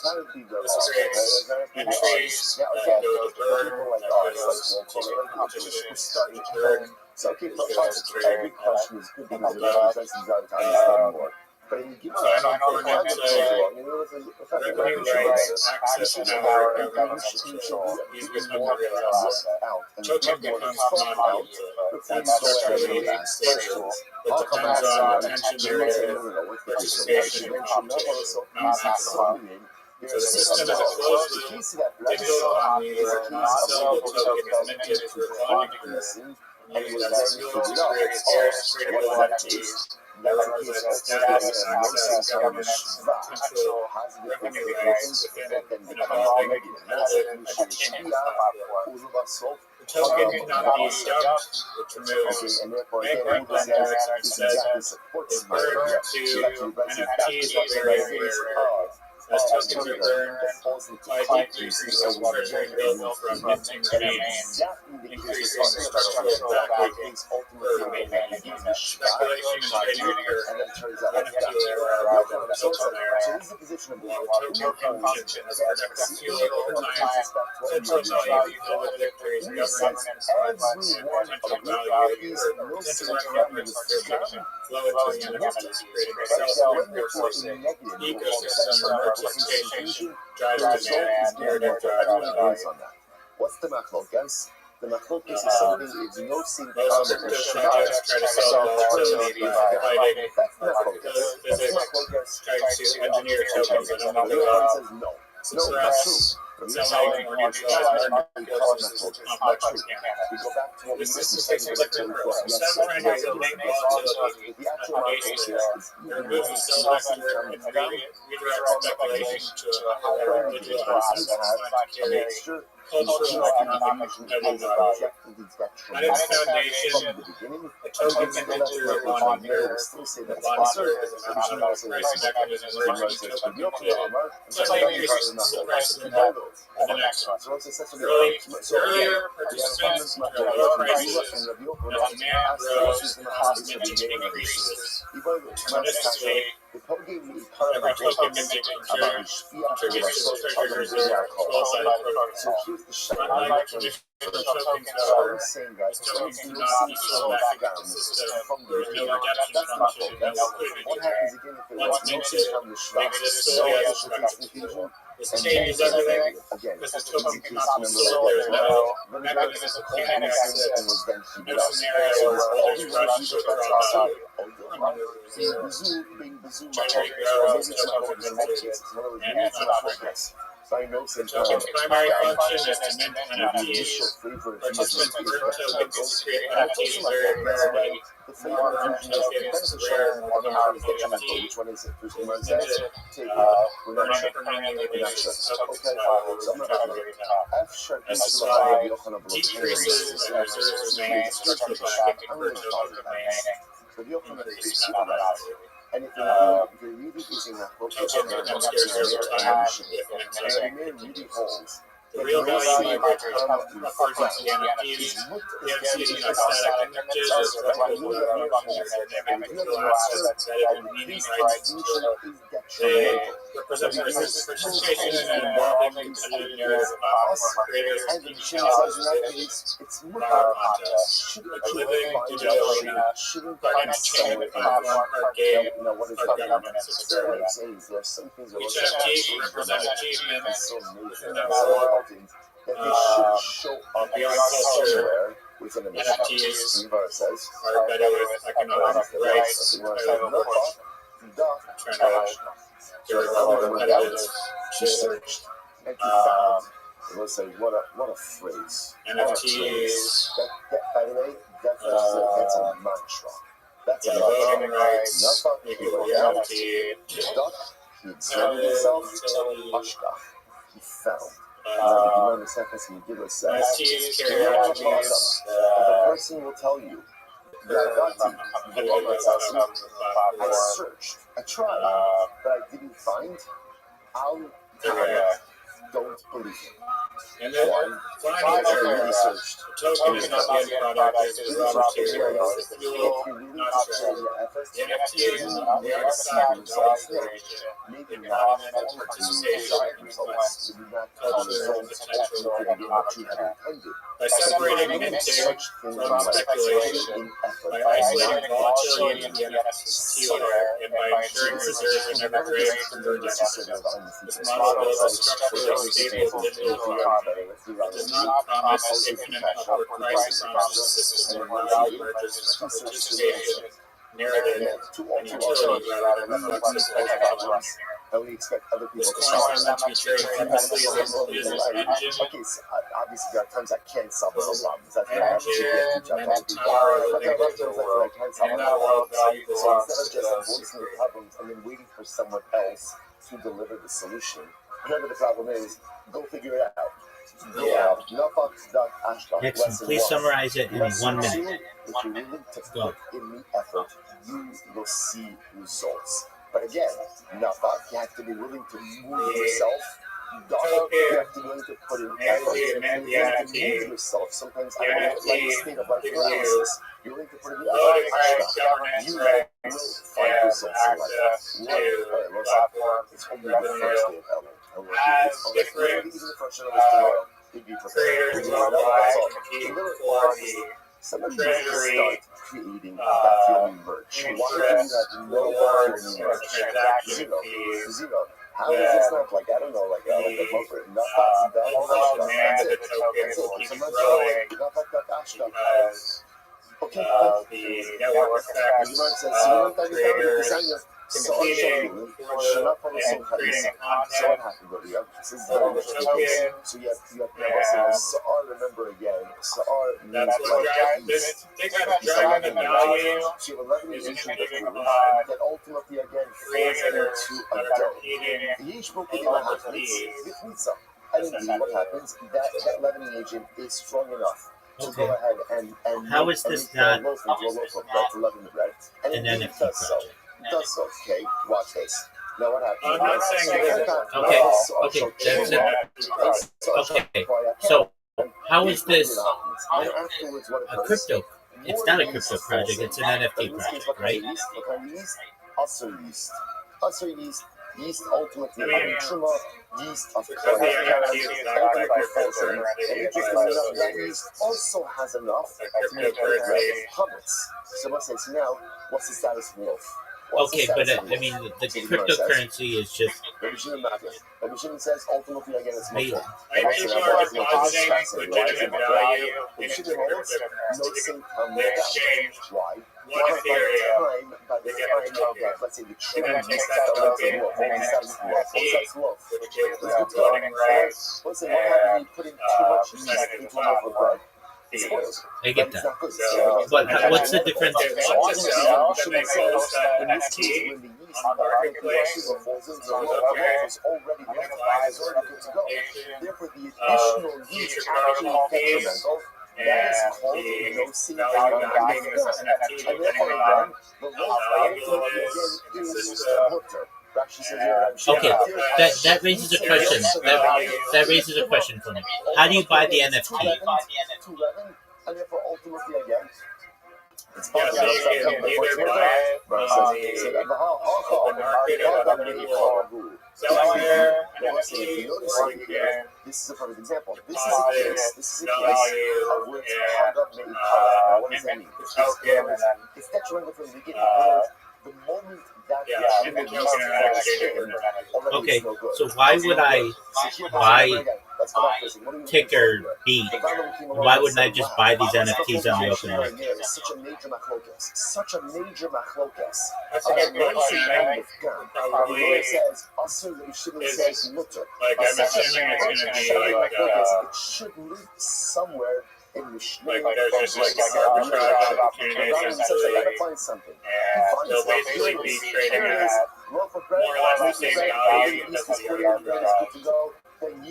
So then why would I lock my money up in a token that I can't sell when I could just buy the exact same NFTs on OpenSea?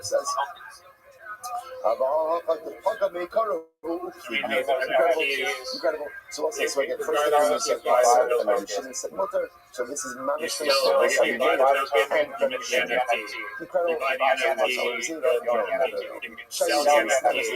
I'll tell you why. Okay, that's right. So then, why would you ever buy this token when you can just buy the NFTs? Like you can't eat it. Might be cheaper because you're interacting directly with the chances are it will be the exact same price. It's over 11, but because it's over 11, it can be used for other loads. So there's no reason as an investor to buy the coin, just buy the NFTs. They're the same price. Now you did say something that I didn't hear you say just now, but you said that there may be voting rights and some other things, and you could always say that if you buy your NFTs off the open market, then you don't get voting rights. The way to get voting rights is to buy this token that you can't sell. But I didn't hear you say that. But that's the way that I would, if you're going to go this route. This might not be the best case, because this is not a typical case of not seeing pound of gum. That's not what that usually means. It's really unusable. Here it's not unusable. It's inedible, but certainly usable. Which is also another profound result in life. That sometimes, just because something is not usable for one time, doesn't mean that it doesn't come that's fine. Without doing that for right now. I view myself as a person who does. Why? So what you really have here is just an NFT project that's based around Bitcoin Obama doing challenges against other influencers, right? Basically, in one sentence, that's what it is. Or sometimes Yeah, it's not just the so responsibility, it's just potentially life has a way of just kind of shifting on us.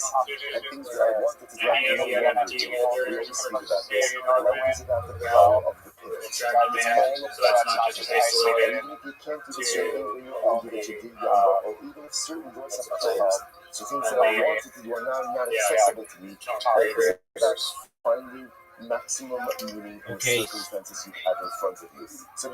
So again, in one sentence, this is an NFT project that is based on competitions between a crypto influencer known as Bitcoin Obama and other influencers.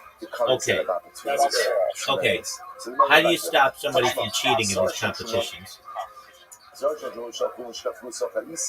So here you go. Let's say, so you're recording this again. So you have, in this case, so in this case, the 11 agents, the 11, the U, we'll call it the U's, like the 11 fell in successively. Like first get Shachulin, making the bread edible, and afterwards Shachulin, rendering the bread inedible.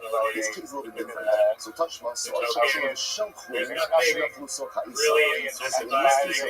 wait, and you literally chose the most dishonest actor in all of cryptocurrency, or one of them.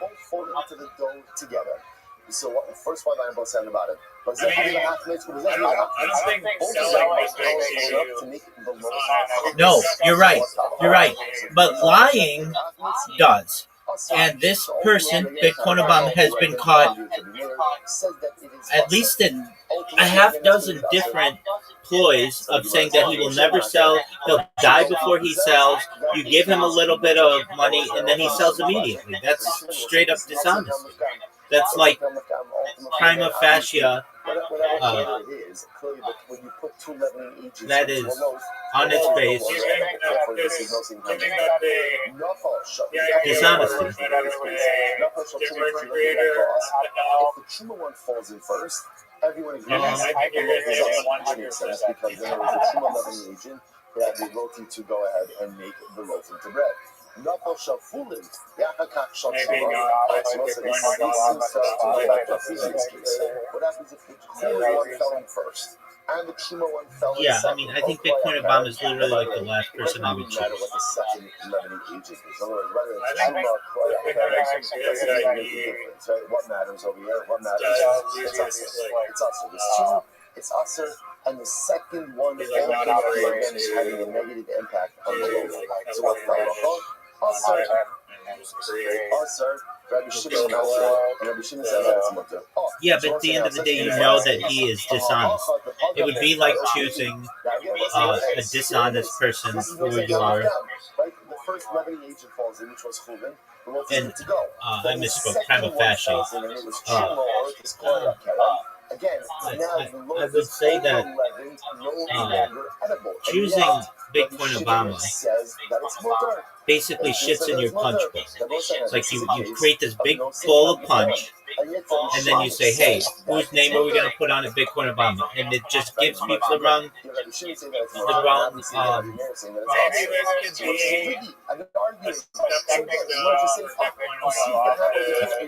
this is a proof of a grace. It really is a focus about no safe whether or not the Bitcoin is Mutar also.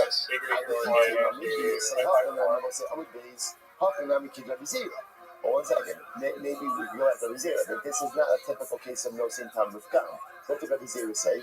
Rabbi Zera said that in these cases, even though the loaf is inedible, right, but what? It's still usable. It's still usable. What is it usable for? As a starter for other loaves. So maybe this is just not a typical case of no sin tam with gum. Which the Gemara said, Tashmam is safe. All right, so at the end of the blessing. Here we go. The chomet shenach on the soul greasing also. So look at the end of the lesson. Or falls into adoption levels. Or chomet falls into greasing. And chomet falls into greasing also. Rabbi Shimon says that it's mutter. What's the status of the greasing in this case? We're making the assumption hot. And therefore, again, it's no same time with gum. So once again, this seems to be the case of no same time with gum. Because everyone knows vinegar.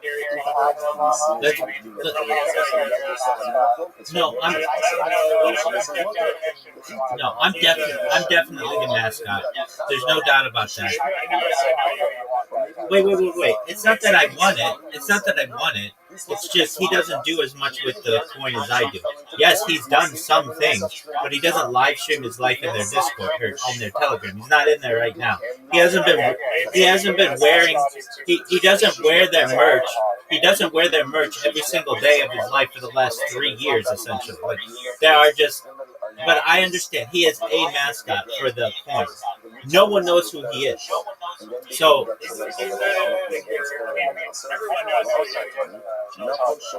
yeah, right. But that's like 30 active. That's 30 active users. What I'm saying is that this is just like any other NFT project, but it has a competition aspect to it. And that makes like no NFT project. There's no NFT project. That's probably if you have a mixture of beneficial, it becomes detrimental. I mean, you say duking it out. Is somebody going to fly to Nigeria and get in a fist fight with Bitcoin Obama? So if the starter, if the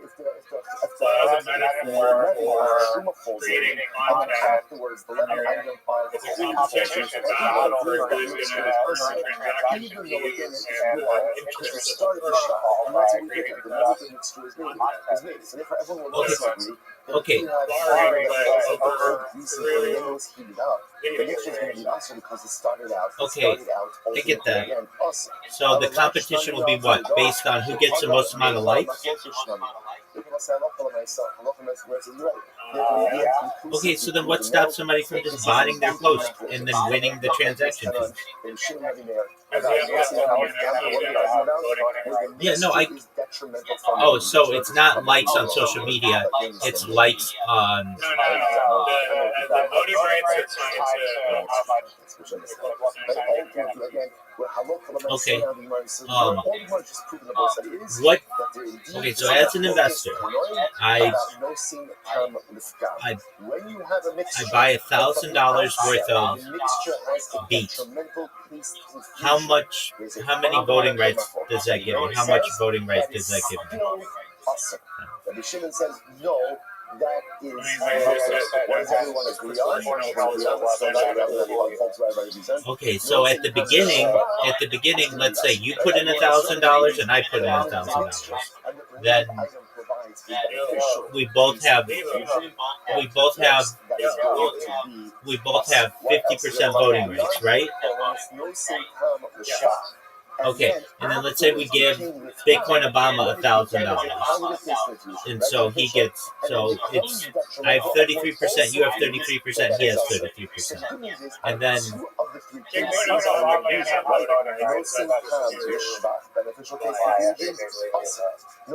Okay, I think that's unfair to him, but that's all right. Because he's an owner of the coin that you can't sell. That's it. Now, how cussing body becoming on so most of them just want this Exactly, that's fine. Let him vote for himself. Why do I need all of these cases? How many cussing body becoming lamb? So the Gemara says,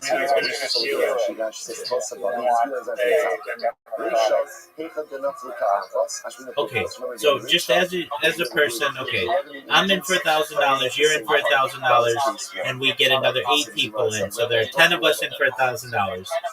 And it's a competition between Bitcoin Obama and More Light to see who can drink more water in 1 minute. In a funnier way. Okay, yeah, okay, whatever. You're not going to drown yourself with 1 minute of water. You could though. Okay, well, whatever. Okay, who can make the funniest? Who can do the most jumping jacks in 1 minute or whatever? And then we're just gonna vote. It's push-ups, whatever. Okay, well, let's say More Like does 50 push-ups and Bitcoin Obama does 3 push-ups. Doesn't More Light automatically win? So then, what am I voting right for?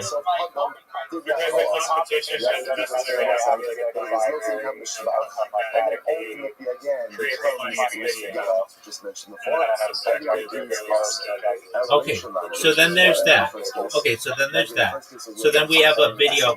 Okay, you have 10 seconds to make the person laugh as hard as they can. More Light does a video for 10 seconds. Bitcoin Obama does a video for 10 seconds. And then we vote on it. What value does that create? I mean, but you can get that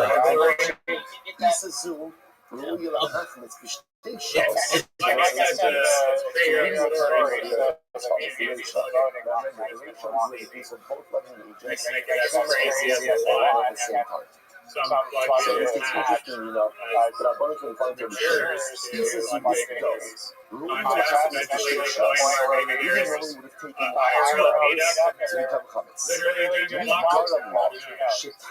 I'm going to just be honest with you, Riser. I've given you about an hour of my time to listen to this, and I don't think it's one of your best ideas. I think you have a few other ideas that are better that you should run with.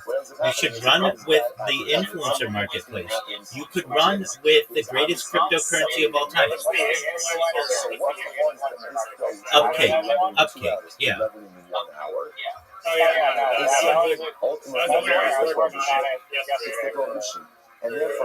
Okay, I mean, then don't put your efforts into too many places. You've got to focus.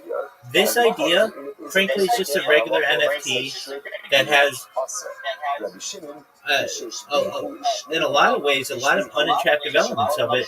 When you're just trying to get someone to invest, but you tell them, but you can't sell the coin. But you can sell the NFTs, but then other people can just buy your NFT anyway. So why wouldn't you just do that? You're going to shut people off on that. Additionally, NFTs are... Okay, so exactly. I mean, you don't know how many NFTs are going to be generated.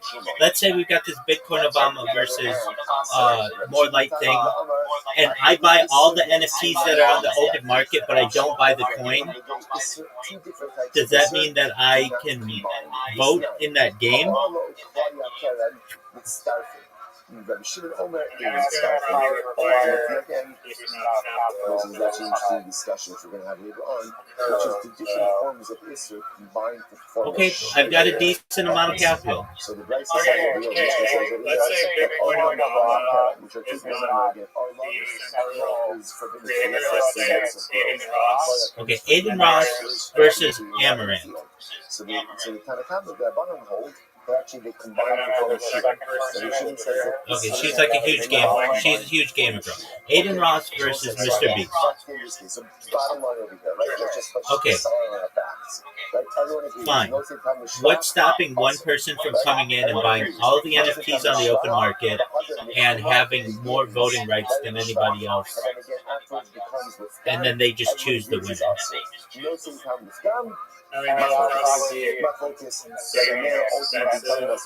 But possible. But possible.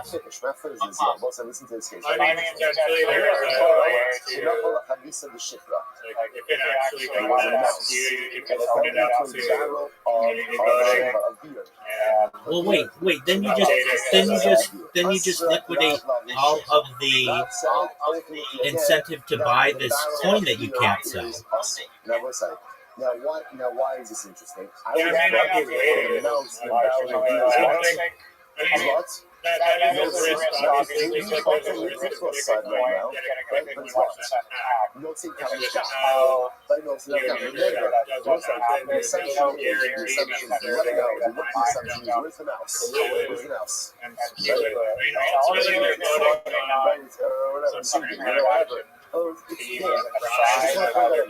You cannot apply the concept of bittul, of nullification. Imagine for a moment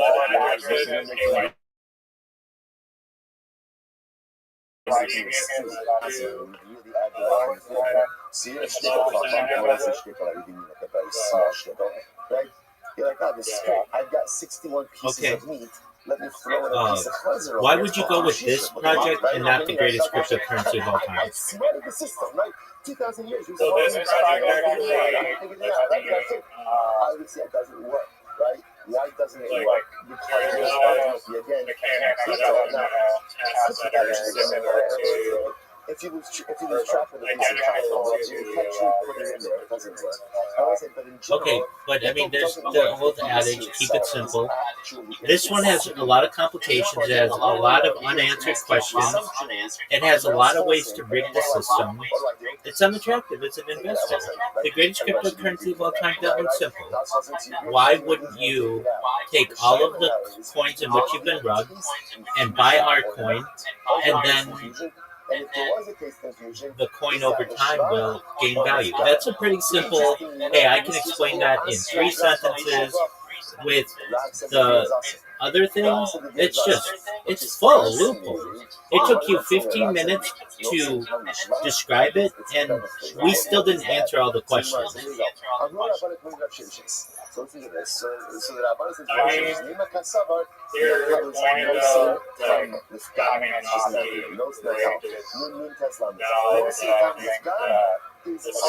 so it must be that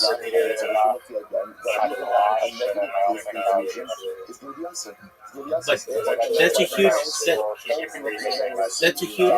that's a huge assumption.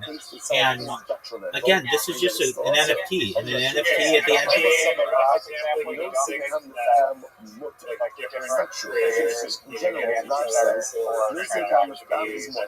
That's generally what he says. So what's going on over here? The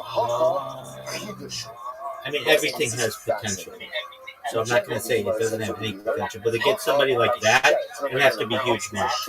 And so I understand it. It's not going to be someone that big. But even if it's just someone who's moderately famous, that's going to... There's a huge door open for someone to... People would have stayed away from it. People would have stayed away from it. Like the influencer market is massive. Would stay away from it. There's a way to join that. And leverage those networks and their value. The holders are going to be incentivized to create different influencers that go and yet the total platform and compete against XYZ. Maybe there's an opportunity to deploy Obama, that's fine. Maybe it could be literally whoever, like whatever the Dow holders decide to vote in, and they don't vote in Obama. Fascinating, and therefore again, because of that, because of that, there's no craving. so shadows are going to have different creators.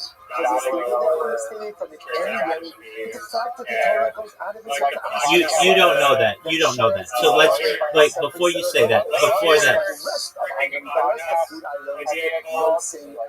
it's called ambush podcasting, and that is good. That is a watertight system. If you did that enough, you will become a very famous podcaster. Now, you said something.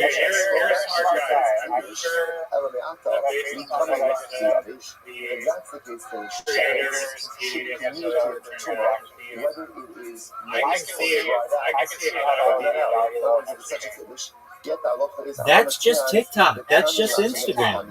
People do that all the time.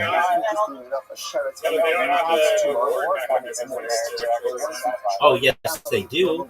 They get monetized on TikTok. They get monetized on YouTube. They're monetized on Instagram. The more views that they get, the higher they get paid. The more they get paid, the higher their revenue.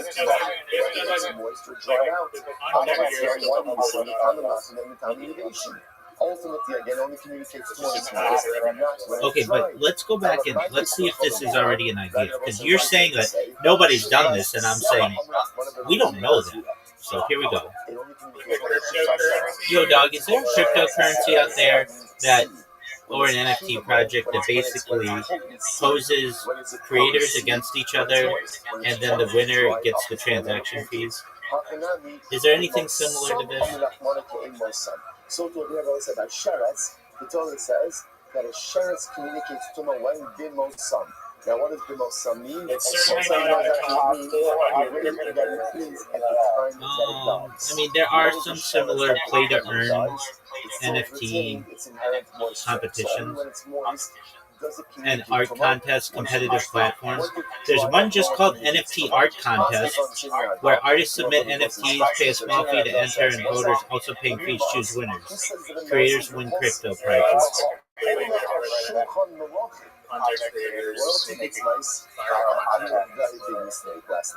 I think it's very similar. I mean, what you consider to be viral content. No, it's not. No, it's not. You assume way too many things. And as the adage goes,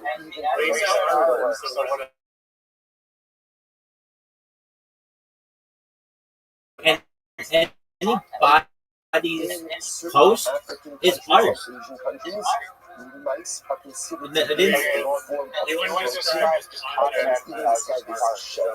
I do.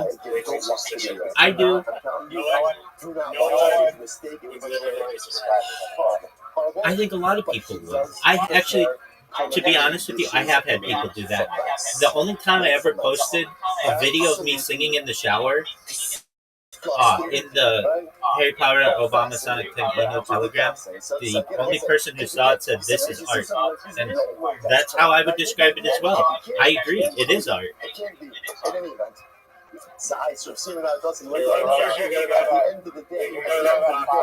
So royalty does eat mice. Art is the definition of art is anything that someone.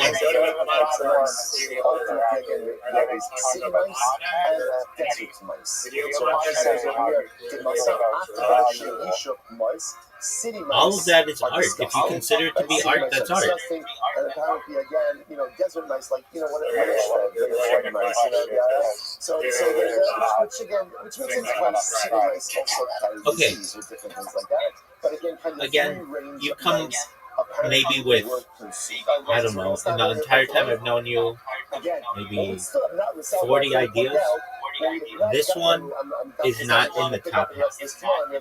It's not the worst idea ever. There are just so many questions about it. It's basically just an NFT, and it's not very attractive. Why would I? Okay, let me just ask you. It's my NFT, or whatever. Like, I'm you. And I say to you, hey, do you want to invest $1,000 into my project? You're going to say, no, I don't have $1,000 to invest right now. And that's a lot of crypto investors right now.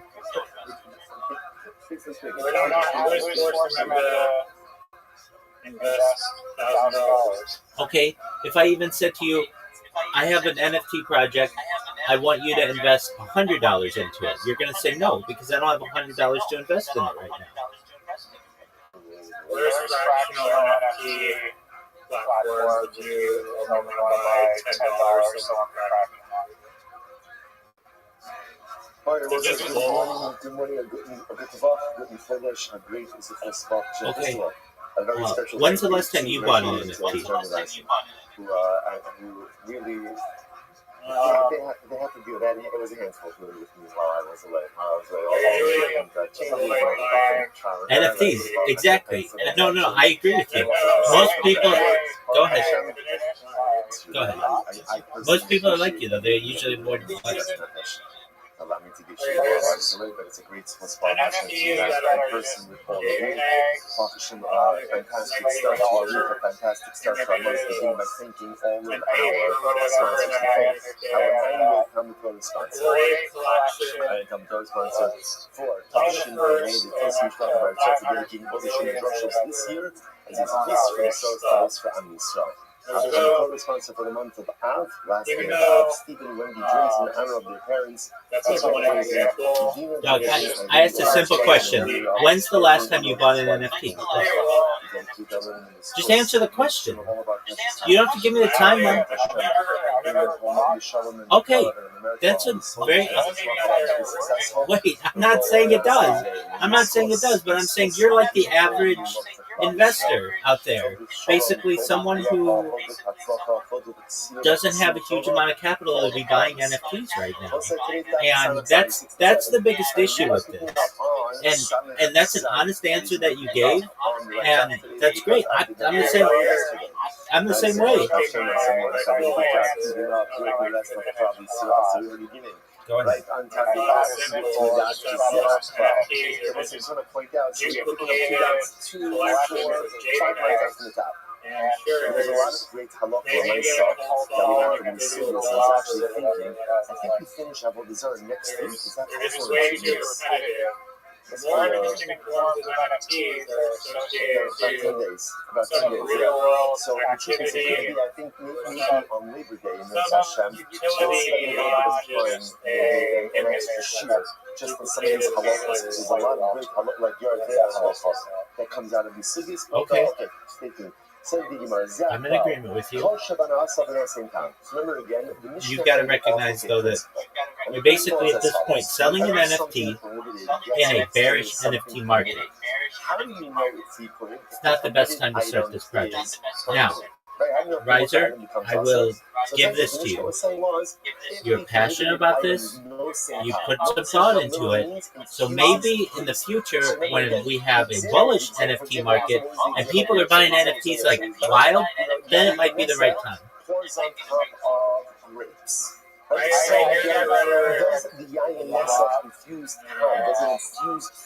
Timing is everything. Oh, of course it does. Of course it does. So if it infuses taste, then ultimately again it is going to answer. If there's no infusion of taste, then it's going to be That's more true. expensive. Just because it's a bear market, it doesn't mean it's absolutely zero. No, I agree with you, but it is going to be a lot more work to get people to buy this NFT or whatever, the coin, to then buy the NFT. It's going to be a lot more work. Whenever the prohibited item infuses taste, the mixture is prohibited. We already have winning. You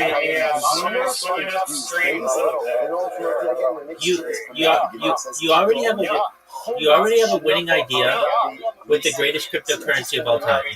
You already have a pitch for it. One of the most brave things I've ever heard you say, and honest things I've ever heard anyone say in my entire life, and I mean this in a complimentary sense, is one time I said to you not too long ago that I'm like, you love to start projects, but you're not good at finishing them. And you're like, that's right. Like, but this one I'm going to finish. And for you to have that kind of honesty and knowledge about yourself is incredibly deep. And if I were to say to you, oh, right, so this is the best project I've ever heard about, like I did with the greatest cryptocurrency of all time, and we worked on a pitch, and you started to actually promote that one, and then it's gone. And then it's like, oh, well, there's no launch date for it. And then you moved on. And it's like, look, I'm telling you, if you were to pitch this to two different groups of people, you say, look, there's one coin where we basically use the collective power of all the rug pulls and combine those into one coin. That's the greatest cryptocurrency of all time, versus, hey, this is an NFT project where we are going to have a competition, and the way that you choose a winner of the competition is by voting, and you can't sell the token. The former idea is much stronger. It's easier to understand, and that at the end of the day, it's about making money. And the first one, that gives me an avenue to make money. The second one is about entertainment, and the entertainment value is low. And at the end of the day, because if I'm watching Bitcoin Obama do push-ups against more light, both of those are pretty lame to me. And okay, let's. I agree, but even like that's just not attractive to me. Like, what is an attractive competition to me? The Olympics, and even though it's barely anybody watches, at least Winter Olympics. I mean, I know globally it can have a different effect, but people are busy, and. Like I said, but principle-wise, not saying that this idea. The only thing that made this appealing to me is the leveraging the networks of creators. And then, like the podcast, the ambushing podcast, that gives it the exclusive growth. Podcast in general is leveraging creators' networks, and this is an avenue to do just that. That's the only reason why I think it's worth. Okay, let me ask you this. With the Ambush podcast, if I were to say to you, Riser, you're going to spend 8 hours a day, every single day from now until this time next year, 365 days, you're going to do 3 podcasts with people, every single 3 individual podcasts. The way that you're going to find those individuals is by randomly surprising them in their live streams and asking them if they want to participate. Not everybody's going to want to do it, but a lot, like more than 50% will. That way, I feel like you're leveraging a huge audience, huge audiences, and that has stability. Basically, people will listen and watch your old episodes. Like you've said, you've used the phrase, it's evergreen. And I agree with that. If you were to want to make money at the end of 1 year, you're going to be able to get some sponsorships with that, because people are going to want to be on your on your podcast, there's going to be some demand for it. Cool lentils, right? Cold lentils, and then you So that's that idea. When the lentils, what's the status? What's the status? Also, why? No symptom, what we call no symptom. It's a beneficial to things you should remember. No symptom, the shva means beneficial. If you put in the same way, if you put 8 hours for the next 365 days into the competition NFT, you will run out of people to pitch this to. You pitch it to everybody on Twitter. Everybody will know about it. Okay. Like, where else are you going to pitch it? At least with Ambush Podcasting, you can always go into a new person's stream and ask them if they want to participate in this. If they choose no, that's fine. But if they choose yes, then you're going to get an hour of content, or more or less, whatever, and you're going to be able to leverage their audience into your network. So it's very interesting. When do we say there's no symptom? When do we say the condition of vinegar to split lentils is only Exactly, and that's what I'm saying. You interview them. When is that? Only when it's like the hot lentils. Not for the soap recent. It's really about not for the soap recent solely, but if it felt like it was cold recent, dinner seed, and you subsequently that is the equivalent ultimately of a mixture. That first thought is beneficial, and then only subsequently is detrimental. What the Gemara is highlighting is as follows. This is going to be very important. Okay. At the end of the day, to me, it's about the data. Data is Earth's #1 resource, and you're creating a lot more data if you did 1,000 podcasts in the next year versus 1 or 2 big posts of different creators. Beneficial, detrimental. So therefore, here's the perfect case of this. The vinegar Like people, and then you keep up the mixture. wait, but that's true. But nobody's doing this. This is something that's unique. It's good because everyone knows there's nothing better than vinegar and cold grease. It's delicious, right? Everybody's podcast is, hey, let's sit down and let's talk about something at a given time. This one's a surprise. The element of surprise is the exciting part of it. At the moment the mixture is created, or when the mixture is finished, and the answer is at the time the mixture was created. So what's this is again?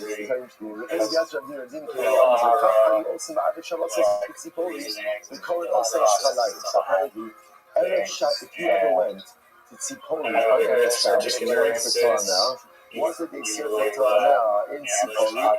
So it was not, there was no charcuterie, right? There was no fish board, there was no challenge. What did they have? They had griesin and vinegar. That was it. I don't know if they want to try it. You don't have to tell you try it. Right? I'm sorry. There are no sponsors, right? That's how there's no sponsors to throw out. So the last week they had it in Tzipori. So they had this mixture of griesin and vinegar, and interestingly enough, they call it shchalayim. And shchalayim is literally cress. So I guess the taste of griesin and vinegar and shchalayim and cress is the same thing. So we used to call it fish cress. Okay, life now running on the scales. One thing I started to show you, by the way, this is actually considered to be a good food item. People would surface. So from here you see the mixture of vinegar and griesin ultimately again is beneficial. Okay. Let's take a podcast like the Joe Rogan Experience, which has become perhaps the first $1 billion podcast. That's the market that I think Ambush podcasting has. It's $1 billion idea. Uptake is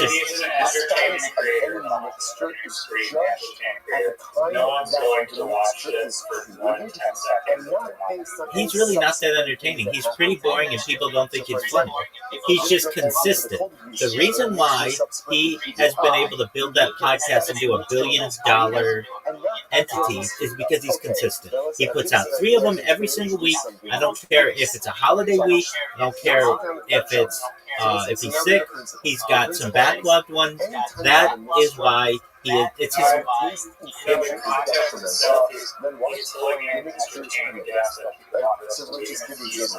You take dry mess like vinegar and you mix it with hot grease. His consistency is the thing that makes that. 60 Minutes puts out interesting content, but it doesn't put out as much. I mean, but it's very consistent as well. I think the key to his success is his consistency. The same, I would say, is Kill Tony. It's not that he gets the funniest people on there, or that he's hilarious, or that Red Band's hilarious. It's the fact that every Monday night.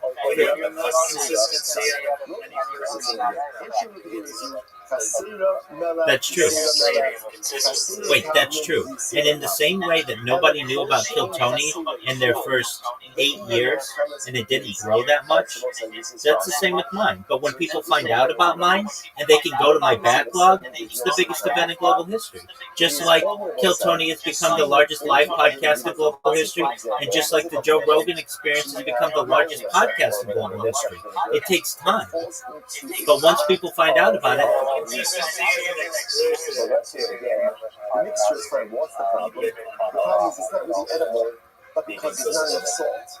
Okay. There's not enough other additives. I mean, we shouldn't even be comparing these. They're separate ideas. I think Beat Bitcoin Obama is $1 million idea if it were done perfectly. I still think it's too easy to rig. Ambush podcasting is its own industry. That's $1 billion idea. And Upcake is $1 trillion idea. So that's kind of the separation here. But, $1 million idea is not a bad idea. But let me ask you this. There's not enough salt. There's not enough pepper. There's not enough ingredients. So Chucky says that does not. Look, even the biggest NFT ever is not worth $1 billion today.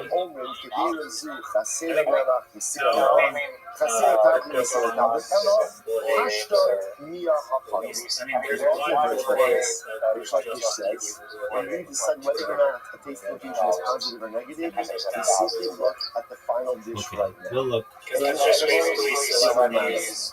it is, then it's with schwach. If it's not, then it's with gan. And even if the reason why it's so because of what? Arguably, maybe it's about a $2 billion. And that's not chump change. That's serious. But that's the biggest one in history. Into cold grease. Right, which everyone agrees, just in a vacuum. Most NFTs, 99.9% of NFTs, are worth 1% of their original value. Doesn't have enough salt. So it's not what makes an edible dish because it doesn't have salt, it doesn't have pepper, it does whatever. Wait, a token that you can't sell. And actually, most of them are backed by a token. So you can't say that. You would say, okay. I may have to backtrack and say a huge amount of them are backed by tokens. This isn't like groundbreaking.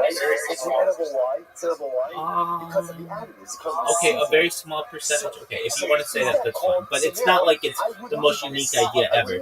What you're saying that gives it a unique aspect is the competition aspect. And so fascinatingly enough, that to me is not that attractive. I know it could be, but that takes a lot of work and a lot of funding to make that work. Like basically, if I understand, let's just take this in 60 seconds, how you would promote this. You'd say, hey, everybody on Twitter Spaces, I have an NFT project. It's essentially a coin that can't be sold, but you can use the coin as a vector to buy different NFTs. And these NFTs value are going to be increased by the fact that we're going to give some of the transaction fees to creators in competitions. And then the way that the benefit of this project and investing is that you get a voting share in the different competitions, and that's basically it, right? First off, it's Baltimore. Anything you do is just right? So it's a fascinating shaila. So do we look? Okay, but then we still didn't hash out why can't I just buy the NFT? It's going to be no same time with gum. Or no, we look at the mixture. Or why shouldn't I? I know I can. Slightly higher. That's not a big deal. Good mixture, bad mixture, and that determines all things in status. No, but I mean, I basically have. So which one ultimately I get on the Okay, go look it up. כל שכמה או ממש עשר, לא כן עליו, וזה מצביע הכי לספס. You go to ChatGPT and you ask it, hey, I've got an NFT that has its value based on a cryptocurrency that you can't sell. Purchasing the cryptocurrency gives you voting rights. What incentive do I have to an investor to buy the cryptocurrency if they could just buy the NFT on the open market? The answer to that is the voting rights part. Of what we call Kizayis Mikiakilas. In other words, we got you a separate halacha. If you have an extra and the mixture is such that when you consume it, you would end up consuming a Kizayis. Oh, well, if the voting rights are transferable, then there's no reason to buy the cryptocurrency. I will say Achilas Pras means what?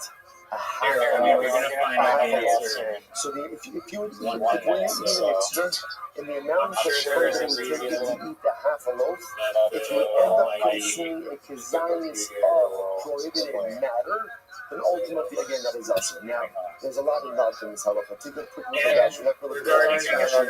It's the last question in the daf. Kol shetama u'mamasha loki alav zeh. That could go in zeh. Now, shir kizayis mikiachilas kras. Halacha Moshe Mishnah. It was in halacha Moshe Mishnah. It was in shir kras shal kashim. So when you consume the amount of a half a loaf of a particular cooked item, Kizayis,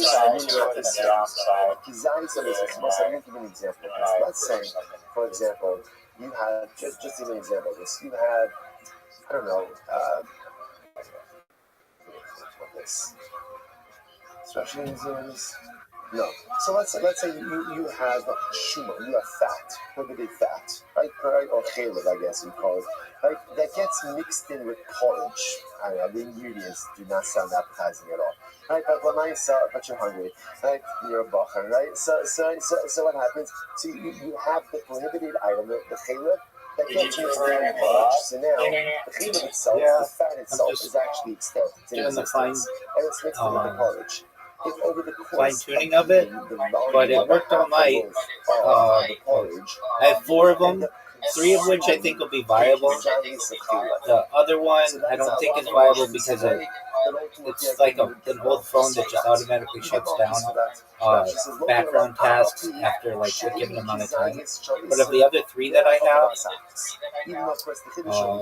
they are one of them has been working. And it uploads something like every 9 minutes, and I'll tell you right now, the last upload was 1 minute ago, then 8 minutes ago, then 15 minutes ago, so basically every 7 minutes, which is excellent. And then the other 2 I know are going to be slower. I'm okay with that though. And they're, I'll give you some information on it right now. One of them I might have to fix, and the other one, condenses, consolidates, forms a shoe, a bisser. The other one's still working. So two out of three of them are working. One of them is working extremely well. So the answer is, do they work, or do you like them, or how are they going? I would say that's successful. The fact that one of them works, given enough time, it'll create tens of thousands of videos, which I think is baller. Now you may say, what value does that bring? I could care less about the value. It's the fact that it's the art. Basically, these are mini music videos of my life put to music, which I think is very cool. And while that may not seem cool right now, in the future will be seen as groundbreaking and extremely interesting. People will take aspects of my life when they could. I mean, if I marketed it that way, yeah. And then they would all be unique NFTs. It'd basically be like a, usually, it most certainly is. That is exactly correct. It's a 60-second unique video with an amazing song over it. So again, so for example, if you were to read the Kizai Sakhaner, let's say again, within 6 minutes, even though again you're taking your time with that Kizai Sakhaner, right? Halacha myself, that is considered to be one act of achila and liability. But for example, if you were to eat a Kizai Sakhaner over 20 minutes, I don't know it's obviously possible you're not allowed to do it, but you would not get malchus for that. Because why? What's the logic behind that? Because since you're spending it over such a long amount of time, that act of eating does not go ahead and essentially count as one cohesive act of consumption. Okay, so Kol Shetama Masha, so Zeh Kedat Achilas Pras. We'll say on the base, Kamo, Bolama Masha, also, May Lokinalok. Now, interestingly enough, what happens if you have a mixture? And what happens? All you have is flavor, but you have no actual substance of Isser. Now, what's that case? If you look at Rashi, Hamo Bolama Masha, Kidon Chelev Shenaf al Kdera, or Chelev Shenaf al Muat, She'in Mamasho Ba'en. So let's say, for example, you have a piece of chelev. Chelev is forbidden fat. So your chelev falls into your chicken soup. So what's going to happen when the chelev falls into the kosher chicken? So what's going to happen? It dissolves. So now what you could have is you could have count, you could have flavor, but there is actual no substance. What's the halacha? Aser, that is aser. Ve'im lokin alav. Ultimately, you don't get malchus for that. Then riba tam lifgam mutter. But ultimately, it's very interesting. Now, riba tam lifgam. Now, if halacha l'maisa again, the additional infusion, for example, let's say the chelev or something else, it is a negative taste infusion. Ultimately, again, it is mutter. It is mutter. Rashi says, "Hariba kula masha she'afa pisha nifka machmas teva acher." In whole, it says, "Rabbi says abagat mutter." It's interesting enough. Rabbi says, "Lush is very interesting." But if let's say again, the prohibited item falls in, and the prohibited item provides a negative taste infusion to the mixture, then ultimately the resulting mixture is going to be mutter. One second. The lema in nosan tam of mutter. Why do you say the riba? The riba means if it adds a negative taste infusion. Why don't you just say if it provides negative taste infusion, then the resulting mixture is mutter? So let's say, watch this. Hakamash palon. The afagab the ikamila achranesa the pagma bahadei, because it teaches us that even if the resulting negative flavor is the result of other factors. Now, when can resulting negative flavor? When can resulting negative flavor be the result of other factors? When no seasoning, no additives. That's still called no sentam mifgam. The hilchasa. This is ridiculously exciting. Right, so once he said, watch this. What does that show? The halacha follows the second version of Reish Lakish. What's the second version of Reish Lakish? The say when you have a mixture, how do you judge? Is it no say tam with gam or not? Is it a negative taste infusion or not a negative taste infusion? What is that based on? That is based on the totality of the resulting mixture. So, back in the day, does this mixture taste good or taste bad? If the answer is bad, even if the reason it's bad is why? Why? No one put in the seasoning. So Lamaisa again, but you'll say, but one second, that seasoning And as long as with the primary ingredients, it doesn't make a difference. We judge the mixture based on what it is right in front of us now. And if at the end of the day the resulting mixture is not objectively good, then ultimately again it's mutter. Even if the reason it's not good is because you don't have the seasoning in it, that is still called no same kam with kam, like the second version of Reish Lakish. I will say, brother, and that it's a fascinating result, because essentially, which also makes a lot of sense. What the halacha is essentially saying is, when you look at the mixture, how do we judge it? How do we judge it? What's in front of you right now? We can't start with cheshbonis. Well, if it did have enough salt, it would be good. If it had a little less pepper, it would be good. No. Right now, here's the mixture. It's right in front of us. Look at what it is, and ultimately, again, judge it based on what it is. And I will say, and there's a tremendous mitzvah on this. In life, you have Riser, are you still looking up an answer? Circumstances you have in front of you. Yeah, do you want to get how often do we go through life and think to ourselves, oh, if only my life was like this. Like, if only I had more money, less money, I guess there was a question. Right? More stuff, less stuff. I had better health, I had this, I had a better shalom bias, I had better... Like, I mean, if it was so garbage, why did you have to look it up? How much more I would accomplish. Both sides. You're right, maybe you're right, maybe you're wrong. But it doesn't matter. That's not how life works. At the end of the day, the way life works is take the circumstances you have in front of you and go with it. What's the answer? Go ahead. Look at the mixture. Don't tell me more salt, less salt, more added. What is it right now? Take the mixture you got and decide. Is it us in Gun? Is it us in Shabbat? In life, take the mixture you got, take the life you got, take the circumstances you have. Don't spend your time wondering what if, or what could have, or what should have. Take the mixture you have and ultimately maximize it. Take the life mixture you have and utilize it to accomplish great things. Incredible. Let's go back to said Gemara. From all of them we can learn. We'll say down the side. I will say, Kanaka says, here's the good news. Bottom line, is it seems to be everyone agrees with the principle that no Satan of Kam is more. Right? And whenever you have a community that gets mixed in with the community, the resulting mixture ultimately again is and again the taste confusion is detrimental. The detrimental taste confusion. Everyone agrees that the resulting mixture is matter. So Bishop and Rabbi L'chaim. So interesting enough, Rabbi says you're right. All the conditions you're seeing right now. Just interestingly enough, everything Reish Lakish on the Karma. What's the difference by the way? Reish Lakish is on you.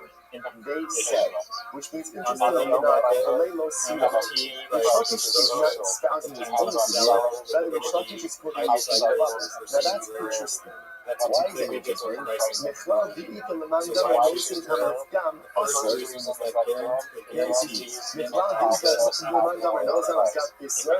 Which the Gemara says. So what makes it sound like is that maybe it isn't a opinion that holds that nosim hamafgam is asr.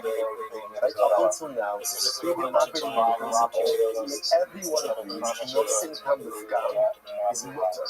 That's whenever ultimately again the taste confusion has a negative effect. The resulting mixture is going to be mutter. The fact that Reish Lakish espouses this as the opinion of others leads him to say it's not his opinion. It's not his opinion. That means if the opinion that holds no sin with God is awesome, then you have a mixture, and the resulting taste confusion is detrimental.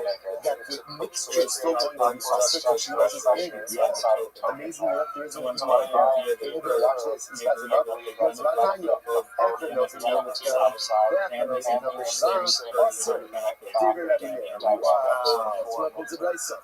Rabbi Meir says, when you have a mixture of a prohibited item and limited item, whether the prohibited item is a positive taste confusion or a negative taste confusion, the resulting mixture is awesome. Wow. Wow. That's right there. The Shimon says no. It's awesome. And the Shimon says, it's beneficial, it's awesome. something creating confusion is detrimental, and ultimately, again, it is going to be a muster. Okay, so let's analyze. So what's the check? Where does that mean is also strong? Right down there, so let's say, so first of all, this is my fault, right? Because this totally jacks this. My life is just been turned upside down. Because my whole life, I mean, this is the last 4 years, right? My whole life, last 4 years, I would assume that everyone agrees, you know, saying Tom Litzgan is mutter. That if it is a negative taste confusion, let me stop trying to because I'm telling you. It's a negative taste confusion, no saying Tom Litzgan, it's always going to be mutter. Now, so again, I found right now, no saying Tom Litzgan, ultimately, again, is going to be awesome. Right, so bringing it there, really, anytime you have a mixture of something prohibited and something permitted, the resulting mixture is going to be usher. It's going to be usher. Right here, positive taste, negative taste, it's going to be usher. Try to use right there, read just like that. Like that is a mayor. It's very interesting. You do it all the so it's very interesting. Yeah, remember, all of the laws of kashrus, or essentially like the laws of Exactly. Exactly. That's the exact question. Exactly what I was going to ask. So that's what Torah gives us the laws of kashrus. And when the Jews got the pots of meat, they had the kashrus of pots. Now, why do you have the kashrus of pots? That's a good one. Why is that necessary? Answer is why? Because there's taste confusion, right? Because again, there's videos, there's absorptions. So ultimately, again, see, all of the laws of kashrus, as you know, it's many of us, all the laws of kashrus, right, are learned out ultimately again from media. So this is very interesting. So Meir says like this: "You all your kavagim, not to know say now the temple, v'asrat mano." How can I be emotional? So listen, it's very interesting. Now, the Jews got the pots from meat. They had absorptions. What was the status of those absorptions? What size of absorptions? There was kind of in other words, there wasn't any positive absorptions over there. And I understood that anything else. What was the concern? And so there's a Jew, he's going to take the pots from Midian, he's going to make his child. What's going to happen? Like the Midianite made his cancer surgery. So what? He's untrapped, right? He's taking out the absorptions. There's nothing in there that's going to be beneficial to the food. It's going to be detrimental. Yet you see that the Torah still went ahead and permitted it. From here you see that even no same Tam Gam is going to be also. How can I know sure? So that's only there. What Torah shouldn't say that? Is Vida? Kivur V'Kiyam. They're going to V'Kiyam. Lo Asu Torah Ella. Kivira Bas Yoma. The Lord of Gam. So it's interesting, no, you're right. Gemara says, so Rabbi will say to this, when Moshe Rabbeinu commanded the Jews to go ahead and pasture the pots from the Midianites, what did he say about pots which were used within the last 24 hours? So the Moshe Rabbeinu is like this. The general assumption is when you use a pot as a cookout, there are absorptions in the pot. Those absorptions only remain active and beneficial for 24 hours. After 24 hours, the assumption is the absorptions are there, but they're dormant and detrimental. So therefore, interesting enough, Rabbi Shimon would say, no, okay, well, I know you think that was like checkmate against my argument. It actually reinforces my argument that in a poor NFT market, people will just buy the NFT, and it could actually be cheaper on the NFT market. So it's going to be 50-50.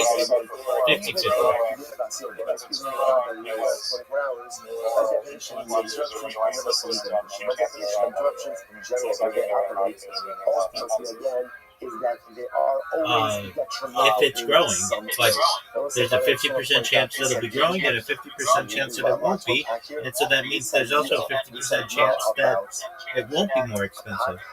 It will be less expensive to buy it on the open market.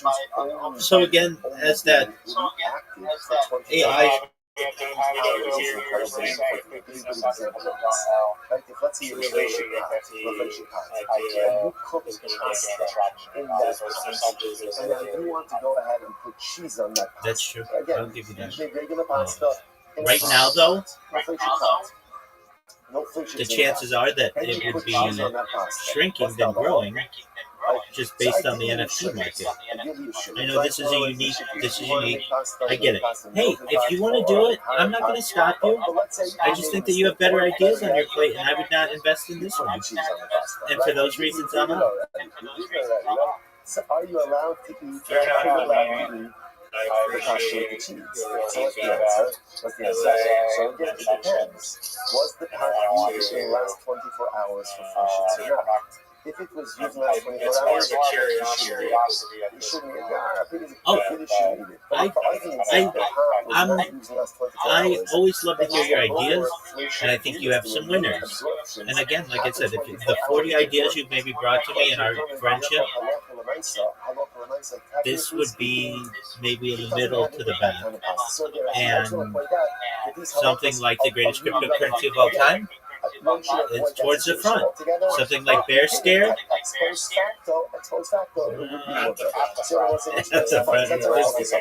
No, the University of Vancouver is like top 5, without a doubt. We could market the shit out of that one to just kids in China. Hey kids, want to be Canadian? Come here. Where does he get that from? You that the fact that ultimately you can work that out. Have to go ahead and pressure all right. the utensils. So are you going to run with this one, or are you going to sit on it and then just let it fizzle out? Nevertheless, again, they were still there, and yet you see the Torah still present. No, Torah was concerned about the pots that were used in the last 24 hours. I don't understand why you wouldn't. I mean, look, you do your own thing, but I don't understand why you wouldn't be promoting this thing 8 hours a day if you were really serious about it. So what's like the pasuk says, you're not allowed to eat an avela. What's an avela? The avela is any animal. I don't mean to. This is not an insulting question. This is an honest question. Have you ever had a 40-hour-a-week job? But what can you do? You can get hana from it. That's not a problem. Okay, so you recognize that, like, the consistency that you have to come in with 40 hours, 8 hours a day to promote something. And that's what developers do. And that's what marketers do. The 3 hours a week marketing that you do with some of these projects is insufficient. It doesn't mean that it's not a good project, though. The greatest cryptocurrency of all time, if you notice, my reaction to that one, it needed some tweaking, and just the marketing of it was much different than this one. And I'm saying that under the right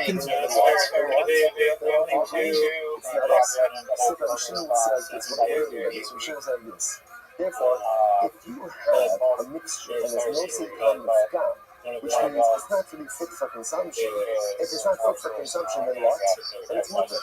Only an avela which is fit for consumption is also. If it's not fit for consumption, it's not kol avela. If it's not kol avela, then technically speaking, it's mutter. Therefore, the Shimon says, no sinkam mafkan.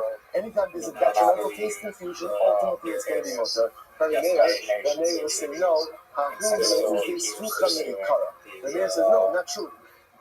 Not true. The mayor says that comes to go in. I want to talk about that mural career in a moment. But what are the other two projects that you're doing here? Let's say you have an animal that is like Josh said, like a sick animal.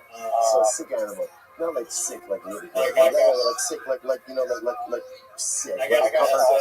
Covered with covered boils that you wouldn't touch it. So ultimately, the mayor says that type of animal, by definition, is not open. Sucha meikara, not sucha meikara, after the almond. But again, the Shimon says an animal like that, sucha meikara, is covered with boils, ready for when it's alive, you wouldn't touch it. Ultimately, there's not need to be excluded. Why? Because that's considered to be just like dirt. That's considered to be like dust. It does not need the exclusionary hustle. So what's expected today, but just understand where we end up with it's really dramatic. So again, we have to see what how we pass it, but now we end up saying exactly a tremendous amount of focus tonight. So ultimately, again, we have Rabbi Meir saying that even no single is going to be answered. He bases it on the biblical source of ultimately what the Bible that the kasher of the utensils, even of the absorptions themselves, were detrimental. But Okay. say no, same time with Gam Okay. is going to be. But not balls to the walls. Because if you're balls to the walls, you're focused on one. So you're in three different ways. But I get that. The mural aspect. Do you know there's a guy who has an NFT project? He's going for 7 Guinness World Records. So here's a breakdown. It's like 5,000 square feet. It's the largest NFT mural. So basically, what he does is he goes into different Twitter spaces and promotes himself. And he says, "Look, if you want to get on our wall, we have a warehouse that we're painting, and if you want to be on this wall, this mural, it's a 5,000 square foot canvas. You can get on it for X amount of money." Have you heard about this guy's project? Running sponsors, Dr. Edward Wolf, information of the art site of Dr. Wolf's father, Cyrus Wolf, Sean Bennett Hirsch. Oh, I mentioned it already. Okay, apologies. Father Bennett covered Baruch Mordechai and Moreno. I do know, though, that he's got some pretty big influencers who are Oh, he's following me. So let me see if I can find it. Our holy soldiers to be successful. Find it. I'm not saying we'll see with that. Let us begin with a really, really incredible Gemara. I bet I could just find it in NFT. We are up to today's daf. Today's daf is Sanchei 65, and we are picking up the Meretz Hashem right at the bottom of Sanchei on base 64b, literally last line of the Gemara. 5 words from the end of 5,000 square feet. I know where it is. It's going to be top of Sanchei. It's an interesting case. Yehuda sent a gift. He says he sent a gift to this guy, Avidarna. But he doesn't want to give the actual location. He sent him a He just gift gave the city. on the day of the Let's idolatrous see here. Yom. NFT warehouse. So the Gemara says, now obviously we'll say, this is a whole Zara 101, right? This is literally, again, right back to the beginning of the Sefta, that you're not really supposed to do anything, not give a gift, not transact business, not really do anything with an akum on their Yom Tiv, and a fear that this will cause them to go ahead and give thanks to their idol. Yet here, Yehuda is sending a gift to this guy, Avidarna, this akum, on his holiday. Omar, so he said it's not a problem. I know that he's not an idol worshiper. In other words, he's not Jewish. He's a Gentile, but I happen to know he's not You know what? Because he's not an akum, therefore there's no problem. There's this. Sent Okay, him the name a of gift Barbie. on I'll be able to find on it in his her shop. idolatry site. I'm going to Yosef. Tanya, Izugir, Toshav, Kosha, Kiva, Love, Bifnei, Gimov, David, Shalav, hearkening back to yesterday's daf, you saw, what's with the thing in my focus about what the definition of the Ger Toshav is. And ultimately, you're going to be made found it. that in order for a person to be a Ger Toshav, you have to kind of repudiate idolatry in front of a Beis Din. So again, what the real safe is raising is this guy Avidarna is the new, he didn't do this.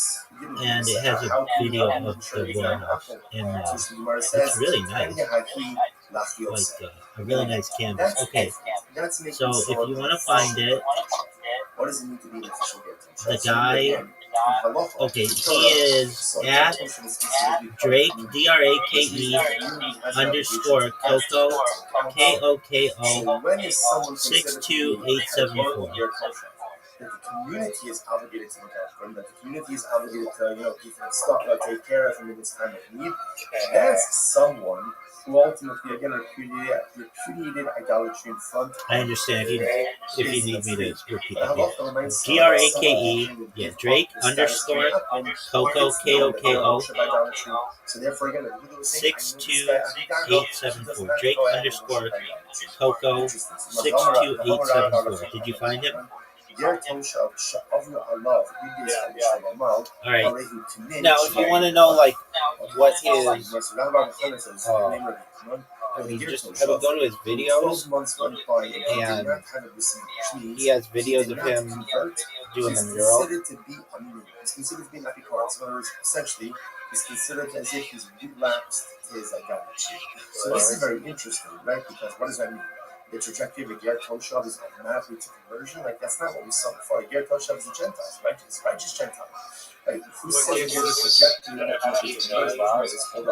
I mean, that's not a question for me. That's a question for him. But I would say that it's like a world record largest mural, NFT mural in history. If he does not So that's fulfill that valuable. promise within a year, he's not doomed. And if he's not doomed, the chances are that he relapsed to his previous ways. So really, first of all, just I really found this so that if you commit to do something and you don't do it, this happens to us all the time, right? Say I'm going to do something. You're someone who likes murals and is a muralist. Is this something that you could do? No. I'm asking you. I'm not saying that in a derogatory way. I'm asking. Is this something that you could do? Basically, you just hang up a big cart and then sell NFTs to be on it, and then you could travel with that in your van. He doesn't conclude from 12 months. Again, really on circumstances beyond his control. Chances are he's not committed. If he's not committed, chances are he's relapsing to his previous habits. This guy's incredible. So if I was like, so I'm off on the mind, so what you see over here is that the drinker was able to send Okay, I mean, okay, next one. Lava until Karban Barshisha.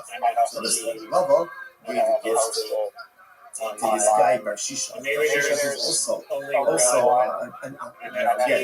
He says, Yomi does. He sent this to them on the how can you send a gift to Akon? And you kind of qualify what's going on. So I was like, I know Barshisha because he doesn't worship idolatry. It's not a problem to me to go and give him a What's incredible? So that's seems to be the same as a previous story. Listen to how the story goes. Also, okay, I mean, that's what they are. They're just digital artwork. Rabbi then went to pay a visit to Rashi. What did he find? Found him covered up to his neck in rose petals with unclothed harlots standing at the okay. So Rabbi walks in, he sees all of this going on. Shishak says to Amalei, Islichu ki agavna. The Alma the Asis. Shishak says, he says to God, no, I know you just have a world to come. Do you have anything like this? Again, covered up to his neck in rose petals, surrounded by unclothed garments. You know, all the physical pleasure that one can possibly brings. Do you have anything like this? He says to Rabbi. And really, you don't have what we have is even better than what is it? On the way, Fame Ivy Hava. So Barshisha said, come on. All right, have we talked about this? There was a website, I think it's still a website, called the $1 Million website with advertising. Let me look it up. As much as you're enjoying all this pleasure, you still live with fear. So I want you to imagine, it's called the $1 Million homepage. Go to $1millionhomepage.com. Do not have fear of the king. I will say that this is very interesting. So, what does this mean? So it could very well be that what Rabbi is saying about Shishak is like this. In this world, every person is in fear of someone. I say even by Shishak, you're powerful, you're rich, you have all this stuff, you live in fear of the king. You just need to, in the world to come, we don't have to fear anyone. $1millionhomepage.com. But I think on a deeper level, I think the troubles also highlighting is that in Olam Haba, maybe there's not Yiras Hashem, there's only Adas. You know, in this world. So this guy made $1 million by just selling ad space on a website way back in the day. And I imagine if you made, imagine this. You basically, that guy has tarps. You spray paint on tarps, and you make it so that they could all be put together if you wanted to in one location, and it would look like this. No ambiguity. Everything. I mean, some people call it an eyesore, other people would call it art. There's no Yiras Hashem. There's only. This guy made $1 million doing this. There's only love. There's only love in that. There's love between the Shabbos and there's love to us that Yira is a function of this. But Ava, ultimately, again, so he says to Rashi, all these pleasures that you have, there are things that you fear.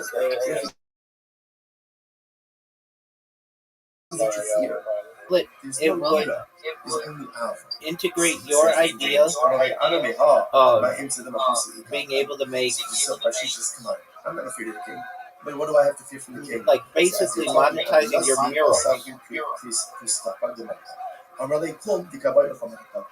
they talking, that's when the king comes into Bashisha. So Bashisha's got to leave his life on his roads. And I think again, goes obviously highlighting the truthfulness of Rabbi. He often for us, as he's leaving, so obviously Bashisha was incredibly impressed. Exactly. That's exactly right. Well, I wouldn't call it that, but yeah, exactly. Just connect them all together. I think it's beautiful. Literally again, the eye which wants to see evil. Like, I'm looking at it and I'm like, this is art. Like, I like to look at it. It's almost like, where's Waldo? And I'm looking and I'm trying to see, like, what businesses are still in business. And, like, if you did the same thing with just NFTs or just any kind of company, but you did it on canvas, I think that you could make money being a muralist. Shisha represented a paradigmatic example of a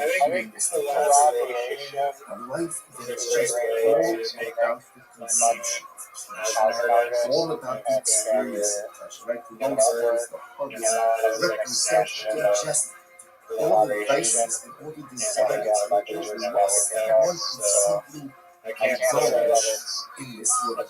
See, he says to Rabbi, no, come on, nothing gets better than this. And Rabbi says, there is something that's better than this. And he goes on to explain it.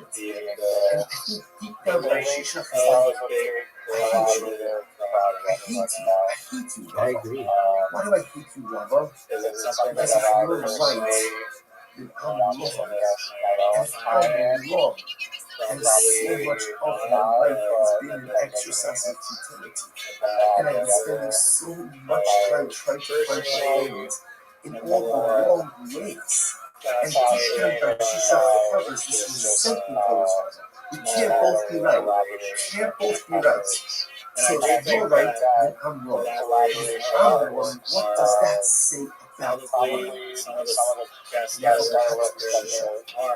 this tremendous sense of perseverance, so he was the eye who looked disparagingly, not even realizing it. I see sometimes there's so many things that swirl around our subconscious. But at the end of the day, we don't recognize, fully recognize. Well, it's something that I wanted you to see because I think it's related to girls, and I wanted you to see that other guy, and I want you to be successful in all your endeavors, including beat. And I think that beat has potential. It's just you have other ideas that I think have more potential. But really, with enough time, Riser, and you watch, if I go viral, like, I know that's a big if, but somebody's going to run with that idea, and it's going to be a huge competition in influencers, and it'll be like, oh, why didn't you think that was a good idea then? And I'm just saying, I don't think it's the right idea right now. You need to have some backing, some financial backing to make that project work. But maybe in the future,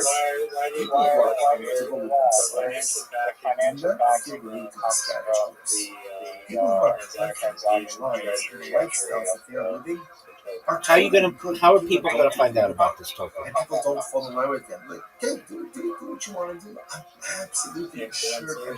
Okay, how do you get influencers to talk about it? You have to pay them. It's often people who are insecure. with who they are, what they are, and how they are living. If you need to lash Yeah, out but they're gonna say like they're gonna say, I need some money up front. I'm not just gonna do this out of the goodness of my own heart. It depends on the size Get along with insecure people, ultimately get along with almost Okay, deep down Bashisha had this I'm not saying tremendous right. they might not even be consciously aware. But ultimately, again, they leveled this curse, they didn't even realize that they were in that I'm not talking. My puppy said, the story's not over. My puppy says, like it's the old adage, it takes money to make money. So you got this idea right now. What's stopping you from getting it to work? Mitzvah shagol l'minecha b'chesed ofi. So each of the words I was going to literally again, the doors of the community keep your company. That's what's stopping you from getting it to work. By yourself. So this is also a reference ultimately again to Shushan surrounded himself with apartments. Right? But at the end of the Haba, we're surrounded by land. We're surrounded I by would say growth. it's investment. You need people to buy into this, whether it's the influencers or individual investors. And the way that you get people to do that is through telling people about it, marketing it. And She said, "Ayin Rabas Elohim Zuvasecha Yasam Lemechar."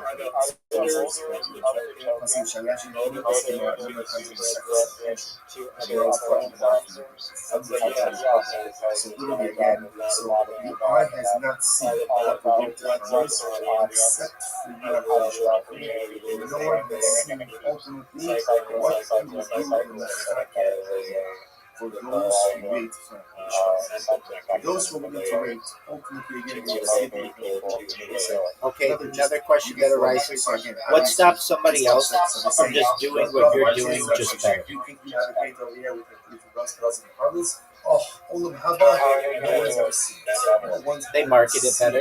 So you start with Bitcoin Obama and More Light, and they start with Aiden Ross and Mr. Beast. Rafa comes for those who are willing to wait for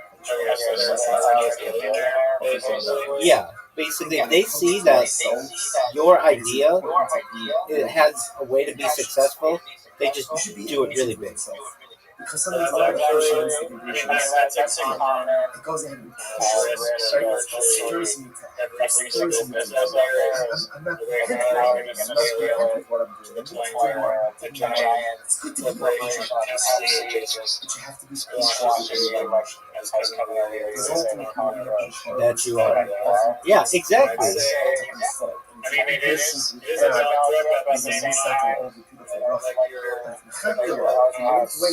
patient. Sometimes that patience has to span generations. Sometimes that patience has to span thousands of years. But one thing is if you're patient, this is getting on the shoulders. You are actually come to see that's what I can. Since myself will also so will supposed to be message the following station. Between, let's say, the Akron and raid every single one of their coasts. Like, hey, these guys are just massive copycats trying to do our coast something else. To just that ain't cool. Rearrange his garage. And of course, usually work, he asked me to arrange to transport some metals. Ultimately, the wage is multiplied. It's not going to cost. I'm not going to see innovation. My experience. From the mission, I'm saying it doesn't make sense of the time that giant companies completely just rip off other people. That makes it never affects this.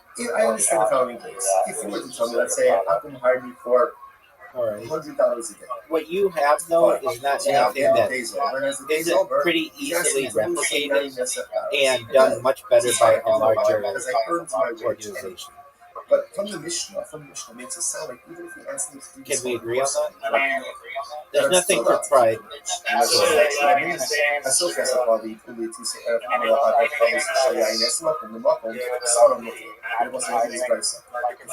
hires a bunch of and after work is over, so somebody is totally the work is over.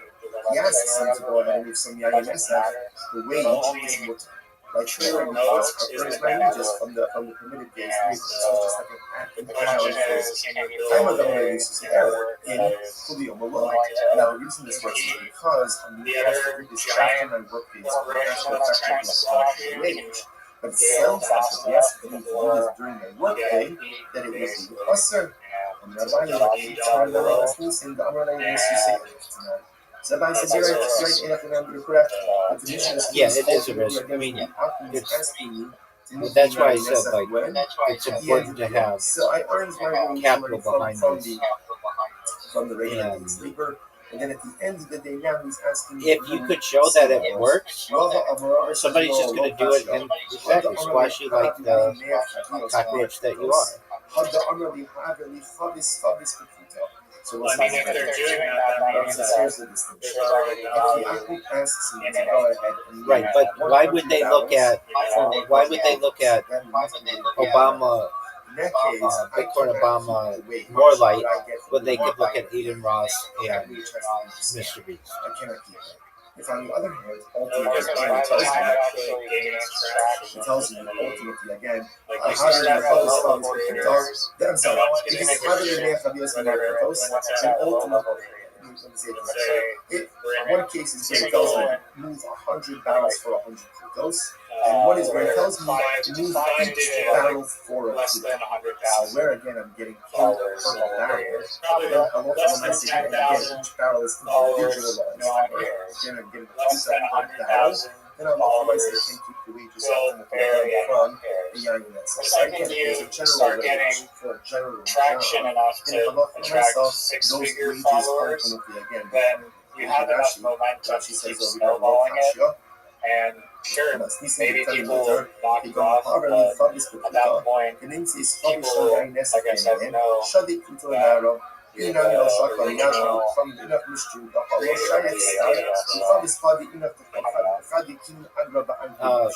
so again, there are people who created soda drinks before Coca-Cola, but nobody knows about any of them.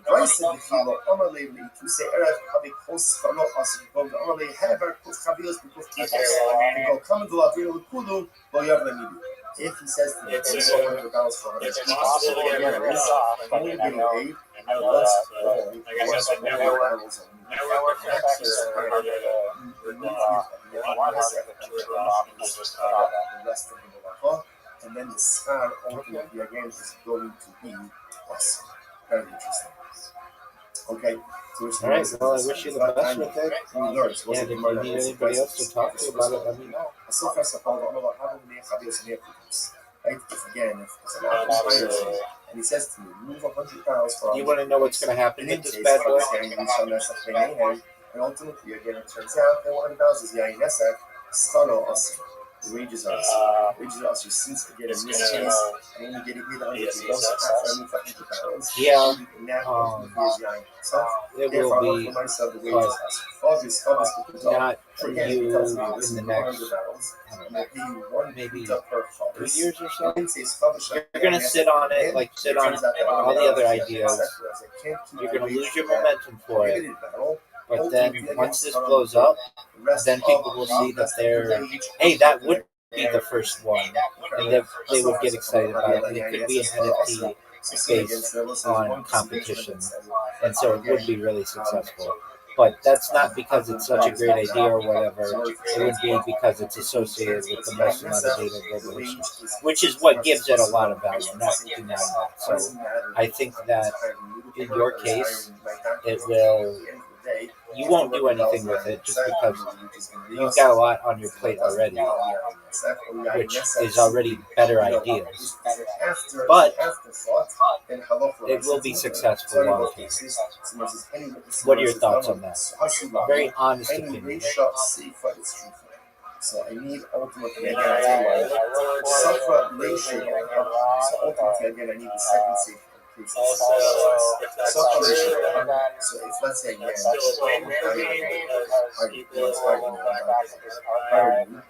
transporting is going to sit on the right.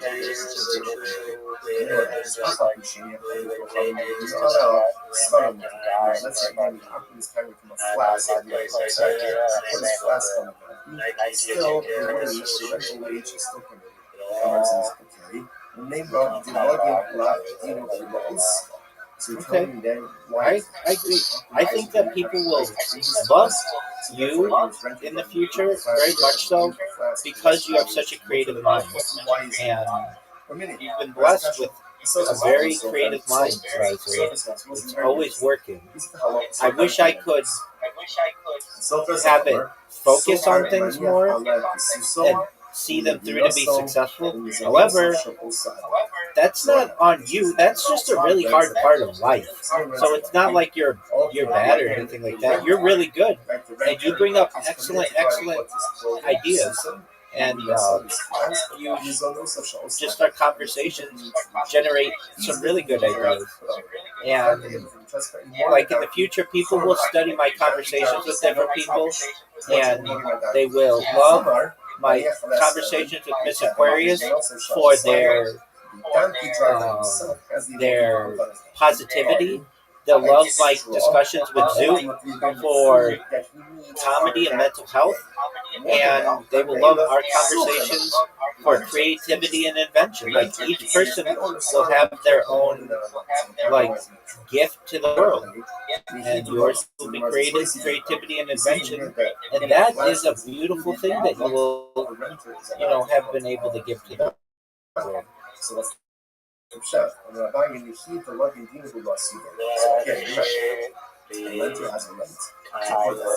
Absolutely. You're very smart and you're very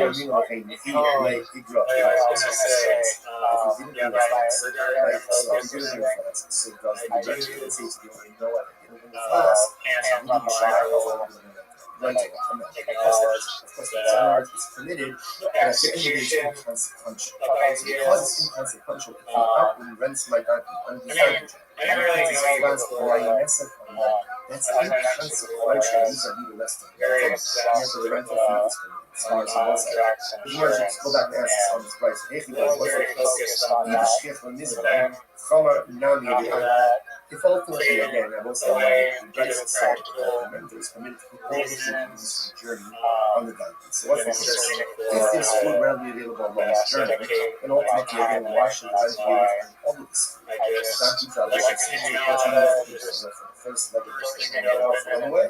The worst is when if there's no food available, suffering and the renter shouldn't be able to stop the donkey driver from putting on money for that. Let's see if the chef or the truck is going to be on the line. This is very interesting. What's the case?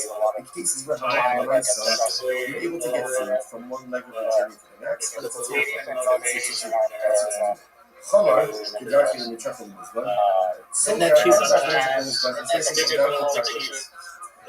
part of the it's a goes to the trouble for getting food renter. That's not the expectation. The renter is committed to take all the food he needs for the entire journey. But ultimately, the donkey driver himself is only committed to put the amount of food he needs to get him from one leg of the journey to the next leg of the journey. The father of Rabbi, the son of Rabbi. Right, the father of Rabbi, that's human nature. So you're not alone. So Ika, on the base, have a shuffle moving from the big This is an interesting case. He was pouring wine for a big. What does this mean? Rashi. First Rashi on 65. So ultimately, Rav Ika was a wine salesman. Now he was selling, again, this was his wine. See, he's selling wine to the apple. I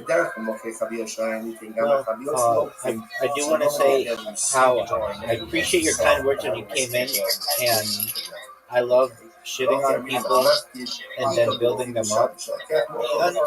It's a character flaw, perhaps, but I know that your words are from the heart, and I appreciate that. So what happens? It's very interesting. I wish you the best with your endeavors. So what he would do is, And I'm always here to support you. Always as a person. Not so much always the ideas, because not everybody always has $1 million ideas or $1 billion ideas or $1 trillion ideas. When I do think you've got a winner, I will tell you, I think you should run with this one. And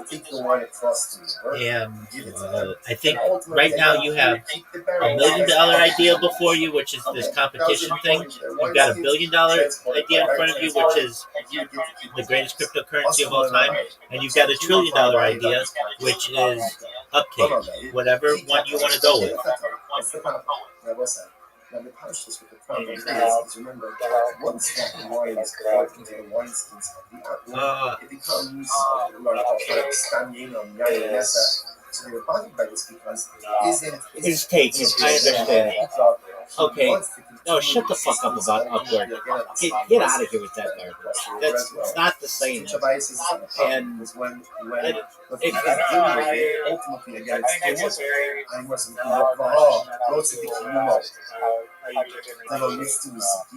it's ultimately, again, Dog. Upward is a.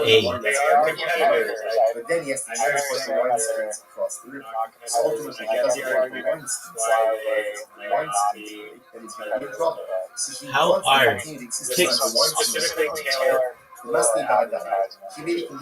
are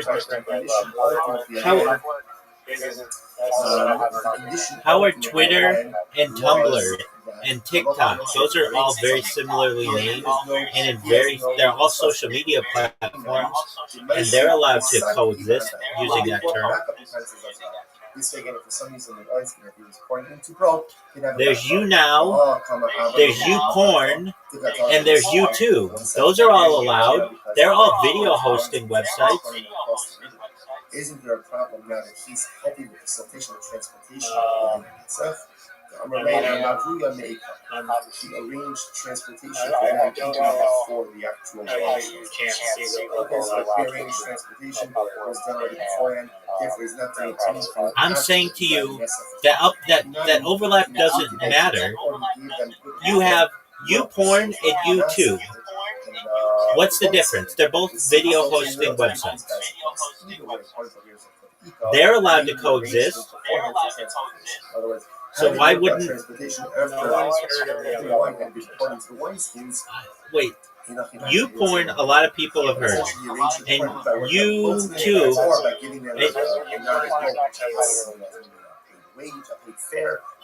they're both video hosting websites.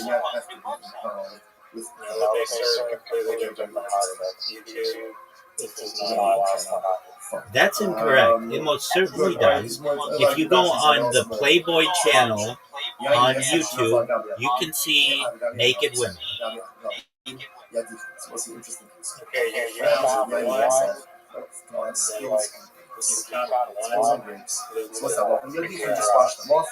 I mean,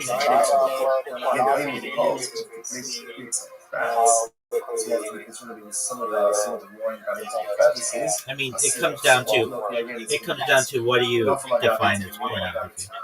So ultimately, the Yanesa fell on figs or on dates. And in United States case law of the Supreme Court, it's I'll know it when I see it, and that guy's dead. Ultimately, again, it is going to be us.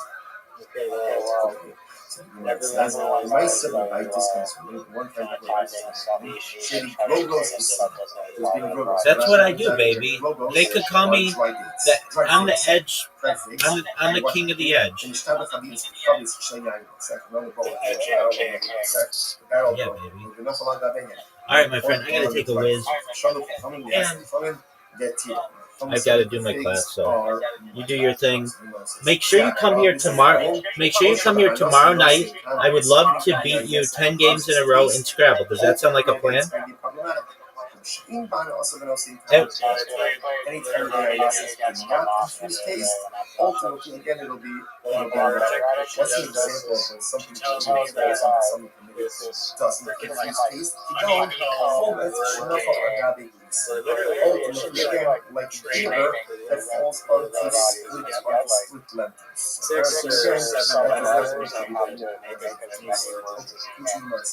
I don't understand. My solicitor, the story of Baitus seems to contradict the halacha of the right? Again, right? The Mishnah said that if one fell on Perhaps she does. Okay, what I want you to know is that we should also watch $1 Billion Bully or some other documentary tomorrow, okay?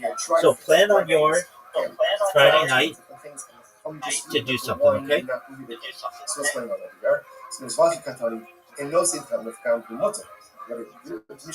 Remember, everybody, when I asked Reiser to plan on Friday night and then he just was silent? Wait, just come. If it did, then it's awesome. Okay. If the taste what the is fuck is that? detrimental, Yo, dog. It's not. Do you remember? So just be here tomorrow night. We'll watch $1 Billion Bully, perhaps. Excellent. Peace out, Girl Scout. It was a little obvious right that happens. One of the was taking dried figs on a boat. A barrel of yayin nesach broke on a boat, spilled over the figs. And ultimately, again, the Chachamim said that it's mutter. The Chachamim said that it's mutter. So ultimately, again, what's the logic over there? So apparently, the Chachamim felt that in this particular case, the yayin nesach with the gronos was what we call nosin tam iftan. It infuses detrimental taste, detrimental flavor, and therefore, Allah promise it is. So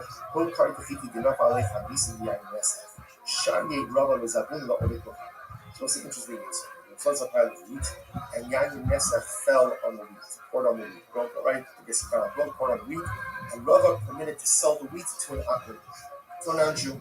Okay, you can't sell it to a Jew, but you can sell it to a non-Jew. Okay, so the Gemara says, 1 second. So now the boy raised the shaila. Listen to this. If you have this is very interesting.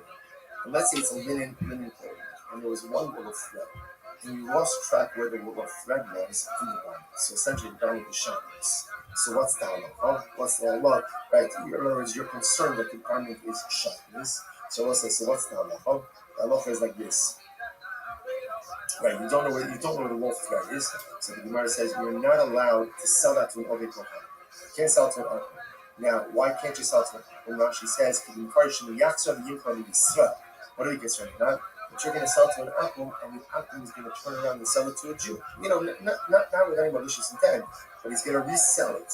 The Gemara says, now, I jumped ahead. You can't use that as a saddle for the donkey. Sitting on it will also be benefiting from sharpness. I'm sorry, about also tafrikol nismitzvah. But you can make it, you can use it for burial shrouds for a nismitzvah. Since a mace doesn't have an obligation in mitzvahs, therefore it's okay if his burial shrouds are shot in his husband. So you must know, why can't you sell this garment with the lost thread of the linen to an Akum? Dilma asi lezabon liyisuf, because we're afraid that he may resell it to a Jew. Ultimately, again, shouldn't we be concerned over here? The same thing if you have this pile of wheat and the yayin nesach spilled on it, how can you sell it to an akum? Don't you have to be concerned that ultimately he's going to sell it to a Jew? Hadar shara l'mitchinu u'l'mfaninu u'l'zavun le'oved kohavim shalo b'fnei yisrael. Ultimately, again, afterwards, Rabbi retracted, and all right. Rabbi retracted, and Rabbi said, you can grind up the wheat. You can make it into bread, and you can sell it to an akum, not in the presence of Jews. In other words, essentially, you can sell it to an akum as long as you know that there are no Jews there. Rashi says, "Shalom b'fnei Yisrael, because Yisrael v'Yisrael chavrein maskelim v'ovei kohanim hadar zarim yibu yavei kohanim v'sabra pashal hetu sheYisrael afal." The problem is if there are Jews around, let's get it. You know, Reuven's can see me selling a loaf of bread to an akum. Ruby's going to do small. The silver's loaf, it must be kosher, without realizing the backstory. So you can sell it to an akum, ultimately, again, as long as there are no other Jews. Okay, let's say, Now, why aren't you concerned about reselling it? Also, remember that's pasak. So remember again, bread from an apple has its own set of halachos, its own set of conditions. There was a stop over for today. Shkayach everyone, what a tremendous week. So I just supposed to go to all of you. Wishing everyone a good night of Shabbos and a beautiful Shabbos.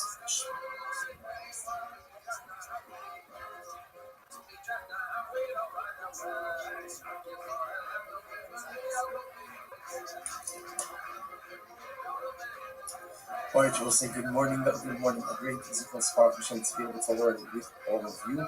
Begin by thanking our sponsors for this morning trip. Thank our annual Talmud Torah sponsor, the Tilson Mishpacha Eretz Yisrael, for dedicating all the Shimon Droshos this year as a schus for the Solos Tavos for Az Yisrael. Our Talmud Torah sponsors for the month of Av, Steve and Wendy Drazen in honor of their parents Israel Drazen, Dima Drazen, Eileen Rosenzweig in memory of Stanley Rosenzweig Zichron Livracha. Our week of learning sponsors, Dr. Ed and Faith Wolf, information of the yard site of Dr. Wolf's father, Cyrus Wolf, Shalom Ben Tzvi Hirsch, and Nathan and Beth Adler in memory of Nathan's father, Ben Adler, Chaver Baruch Mordechai, Ben Moreno, Rab Nosson, Zuflon, and America, all the Nisham Sam Navi, the families in the Fama, all those who need a refuah, Shavon, Gilov, Kol, Cholei, so Ishmael, Kushin, Emet, Hashem, home, all of our hostages, Shalom, and Karov, and allow our holy soldiers to be successful. With that, let us begin with a really, really incredible Gemara ahead of us today. We are up to today's daf.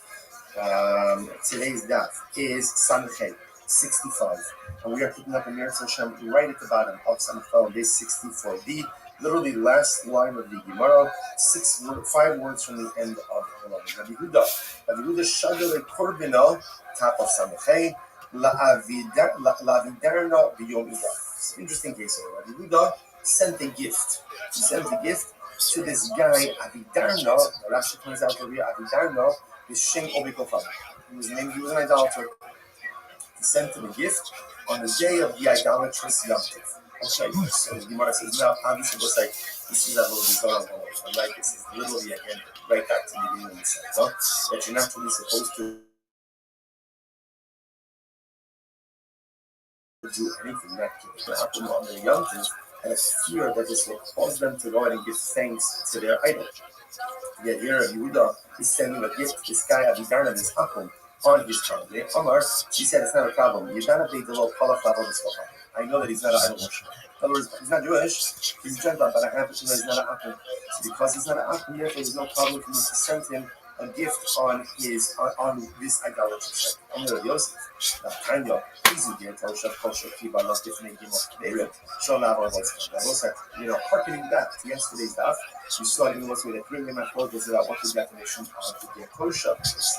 And ultimately, again, Rabbi Meir said that in order for a person to be a Ger Tosha, they have to kind of repudiate idolatry in front of a basement. So again, what the Yosef is releasing is this guy Avidarna, because he didn't do this.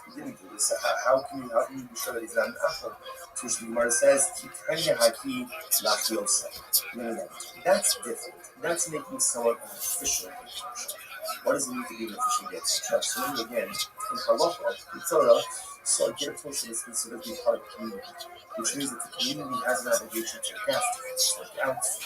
So when is someone considered to be a categorical Ger Tosha? So the community is obligated to look out them, that the community is obligated to, keep them stock up, take care of them in this kind of way.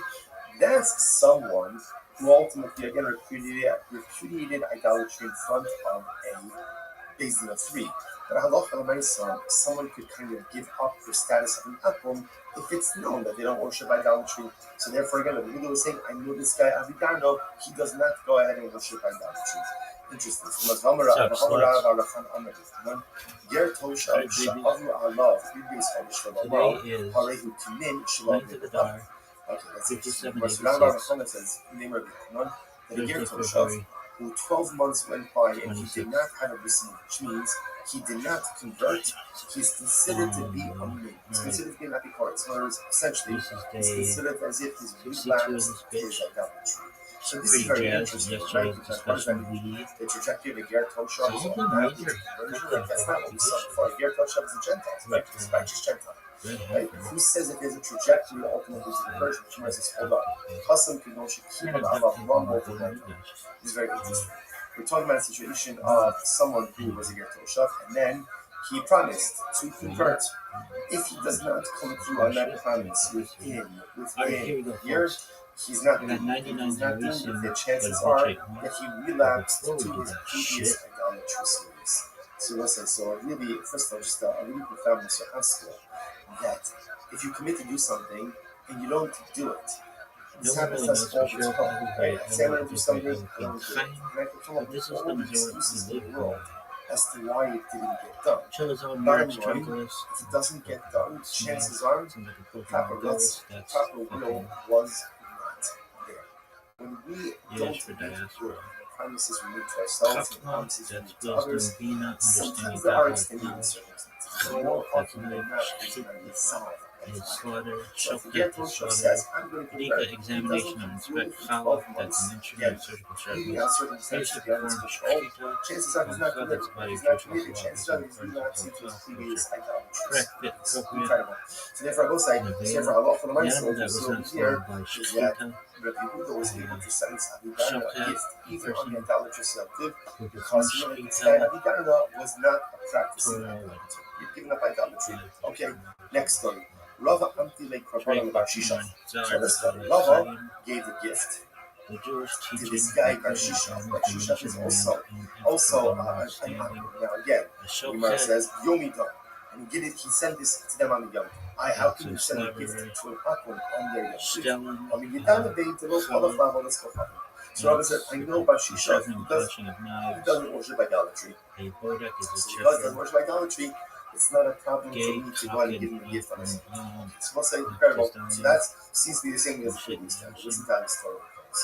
Also, Ashkechei the Yossi Atzavare, the Garda, the kind souls of the Most High. Rava then went to pay a visit to Barshisha. What did he find? He found him covered up to his neck in rose petals with unclothed harlots standing all around. Okay, so Rava walks. He sees all of this coming. And Barshisha says to Amalei, Isluchu ki agavna la'alma ga'asim. So this is it. Barshisha says to Rava, I know you just know what to come. Do you have anything like this? Again, covered up to his neck in rose petals, surrounded by unclothed harlots. All the physical pleasure that one could possibly want in this world. Do you have anything like this? He says to Rava. So Rava says, actually, what we have is even better than what you have. What does this mean? So Barshisha said, come on, nothing gets better than this. What could be better than this? Covered up to the neck in rose petals, with unclothed harlots all around. What pleasure could possibly surpass this? Because Barshisha, as much as you're enjoying all this pleasure, you still live with fear of the king. We, the world to come, do not have fear of the king. But we're saying that this is very interesting. This is very interesting. So, what does this mean? So, we could not be the one of saying Barshisha is in this world. Every person is in fear of sin. I see Barshisha, you're powerful, you're rich, you have all this stuff, you don't have fear, you can't choose anything. The world to come, you don't have to fear. You don't have to fear. But I think it's so that's I think how should shout. But I think on a deeper level, I think the problem is also having things. Then in order to have that, maybe there's not relaxation, there's only relaxation. In this world, there's a concept of fear, or a concept of love. So some people revere and fear other people. Some people revere and fear having this love. Fear is an emotion that is very much intertwined with anonymity. In other words, I fear things that I don't fully understand. And I even revere things. So something just inherent apprehension is reverence. What's the beauty of all of that? The beauty of all of that is the beauty of what comes is explicit. There's no end to everything.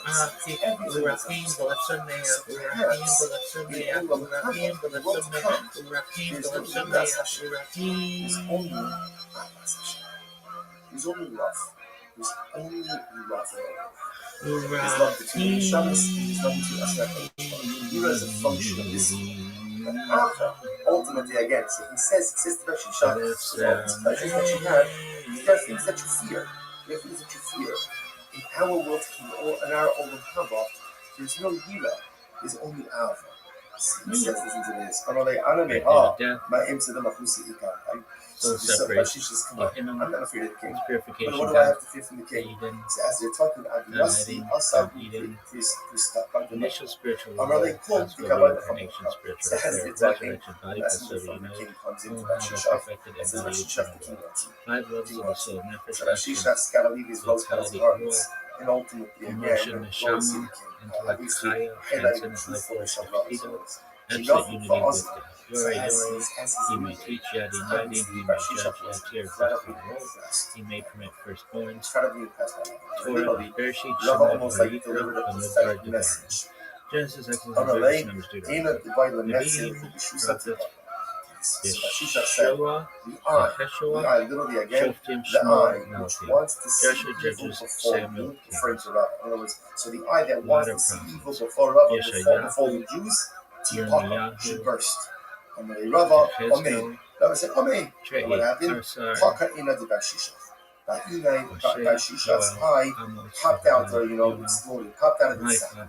Malcolm, Habakkuk, So let's say, Zev, so Vanya, what is this? What is this? Haggai, Bashisha and Rabbi having such a nice Zechariah, conversation.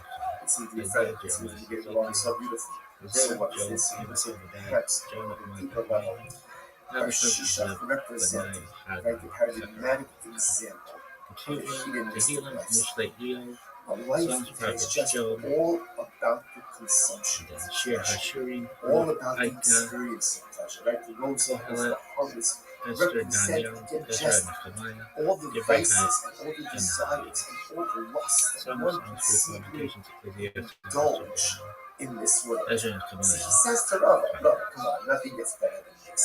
Fort, And Rava like says, a basin there of is gold something used for that's Nebuah, better than Adiah, this. And he goes on to explain it. Megabashar, And I think deep down Barshisha is like, I hate you. I hate you. Alright, I hate you, Rava. Why do I hate you, Rava? Because if you're right, then I'm wrong.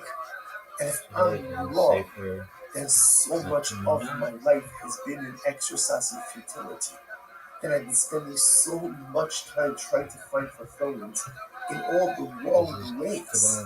And deep down, Barshisha harbors this resentment towards Rava. We can't both be right. We can't both be right. So if you're right, then I'm wrong. And if I'm wrong, what does that say about my life? And therefore, perhaps Barshisha harbored this tremendous sense of resentment and hostility towards Rava, so that he was the eye who looked disparagingly upon love, not even realizing it. Right? Sometimes there are so many things that swirl around our subconscious, but at the end of the day, we don't fully recognize what it is that's happening on the inside. And also, it's just a profound sarcasticness that, often sometimes we have this experience, which is we see something in life, or we see someone living a certain way, and I know deep down that it's right.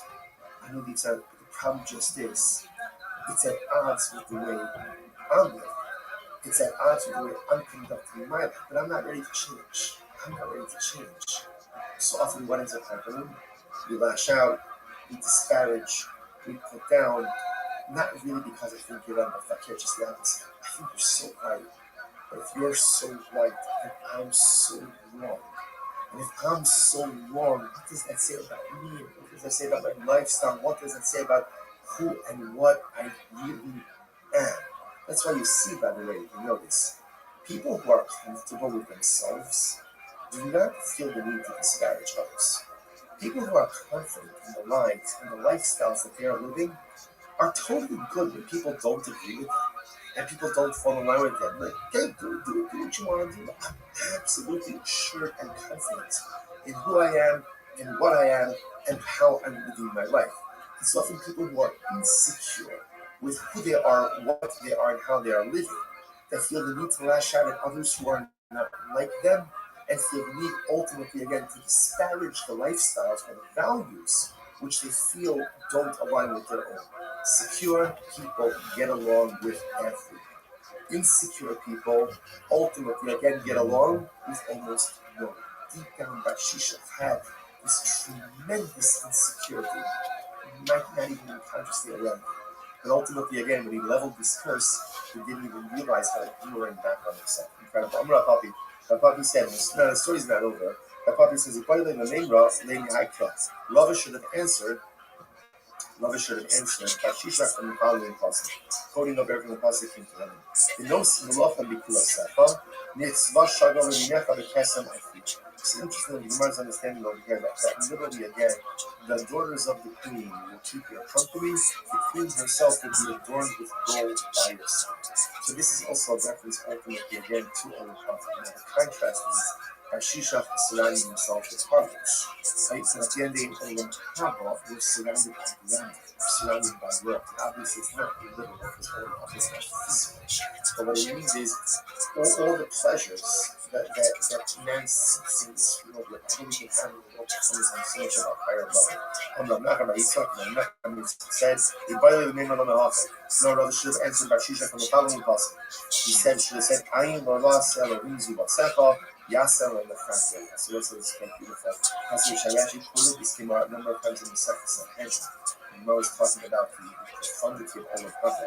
So literally again, so the eye has not seen what the world to come is, except for you, HaKadosh Baruch Hu, and no one has seen ultimately what he will do in the Chakya for those who wait for HaKadosh Baruch Hu.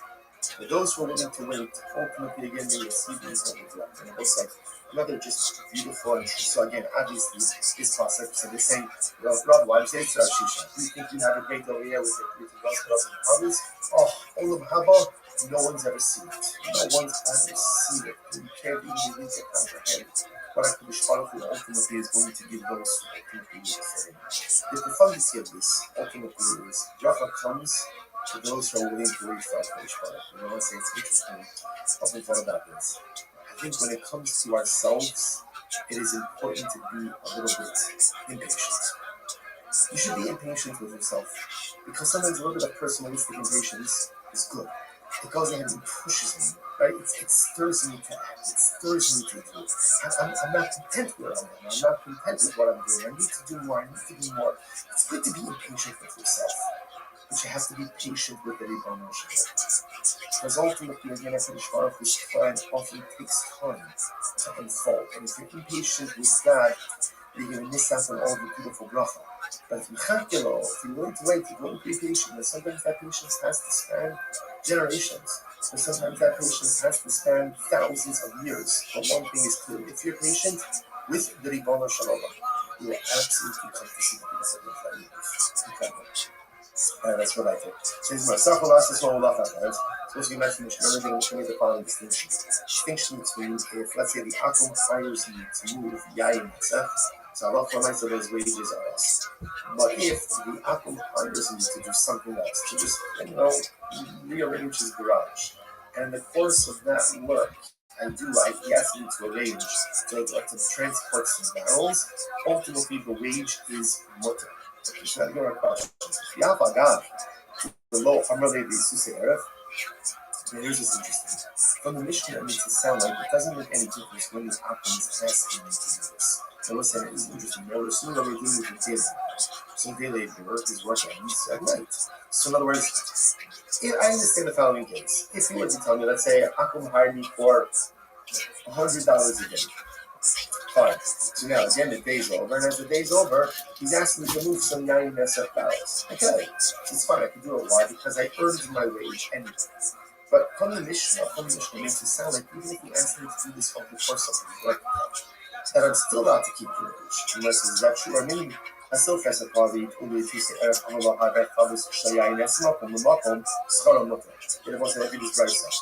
Akum hires a Jewish worker, and after the workday is over, the means towards the evening, the workday is over, he asks me to go ahead and move some Yayin Nesach, the wage is Muslim. Like why? Because I earned my wages from the permitted day's labor. So it's just like an add-on favor. Time of them used to say in Kuliyom alone. Now the reason this works is because I'm asked to do this after my workday is over and after the fact of my wage. But it sounds like if you asked me to do this during my workday, that it would be usher. And Rabbi Kitna Nami Masnisin, the Amalei Resusay. So Rabbi says, you're right, you're correct. But the Mishnah's case, ultimately, again, is really Akum is asking me to move the Yain Nesach when? At the end of the day. So I earned my wage already from the regular day's labor, and then at the end of the day now he's asking me to move some barrels. Rava says no, lo kasha. Hadda Amar Havi li neach habilos neach putos. Hadda Amar Havi li chabis putos. So what's that? Is very interesting. So here's the distinction. If the Akum asks me to go ahead and move 100 barrels for 100 putos, that means I'm getting paid per barrel. In that case, I cannot keep the wage that I get from moving the barrel of the items. That wage has to be discarded. I cannot keep that. If on the other hand, ultimately, again, he tells me ultimately again, I'm sorry, if it's Havili Mea Chavios Mea Picos, then ultimately, one case is where he tells me move 100 barrels for 100 picos, and one is where he tells me move each barrel for a pico. So where again I'm getting paid per barrel, then halacha l'maisa again, and again each barrel is individualized work. Again I'm getting a pita per barrel. Then halacha l'maisa I can keep the wages ultimately again from the yayin itself. But again, if there's a general wage for a general job, then halacha l'maisa those wages ultimately again become. So you get Rashi says over here lo kashya. Masnisin b'tani mutar. You don't hardly publish the people. The name says publish on your nest of feminine. Shall be put on arrow. Inami no shot from yard and become enough mystery. The hollow shayach star who publish party enough to proclaim the Hadi King Agraba and Pinochet. So again, if he tells me move each barrel for a pizza, then good. And I'm also on my side, keep the pizza that I get to the house, and I cast away the pizza that I get to the Inessa barrel. The rice of the kilo, Omar lady, Pizza Erat, Hadi Kos, Falo As, Omar lady, Hava, Kabilas, Picos, who go come to La Vira with Kulu, or you have no need. If he says to me, move 100 barrels for 100 Picos, then what I mean is, I'm only getting paid once all the barrels are moved. In that case, again, the movement of the Yain Nesach by definition is to carry out the rest of the Melacha, and then the Skar ultimately again is going to be very interesting. Okay, so which the Gemara says is Vatanya. We learned was it the murder of this advice of this first guy. So fast the Paul, I'm going to Fabios and right? Again, if the Asim hires me, and he says to me, move 100 barrels for 100 peoples, then in case of this guy, we shall not have and ultimately, again, for example, 100 barrels is Yain Nesach, Stalo Asim. The wages are Asim.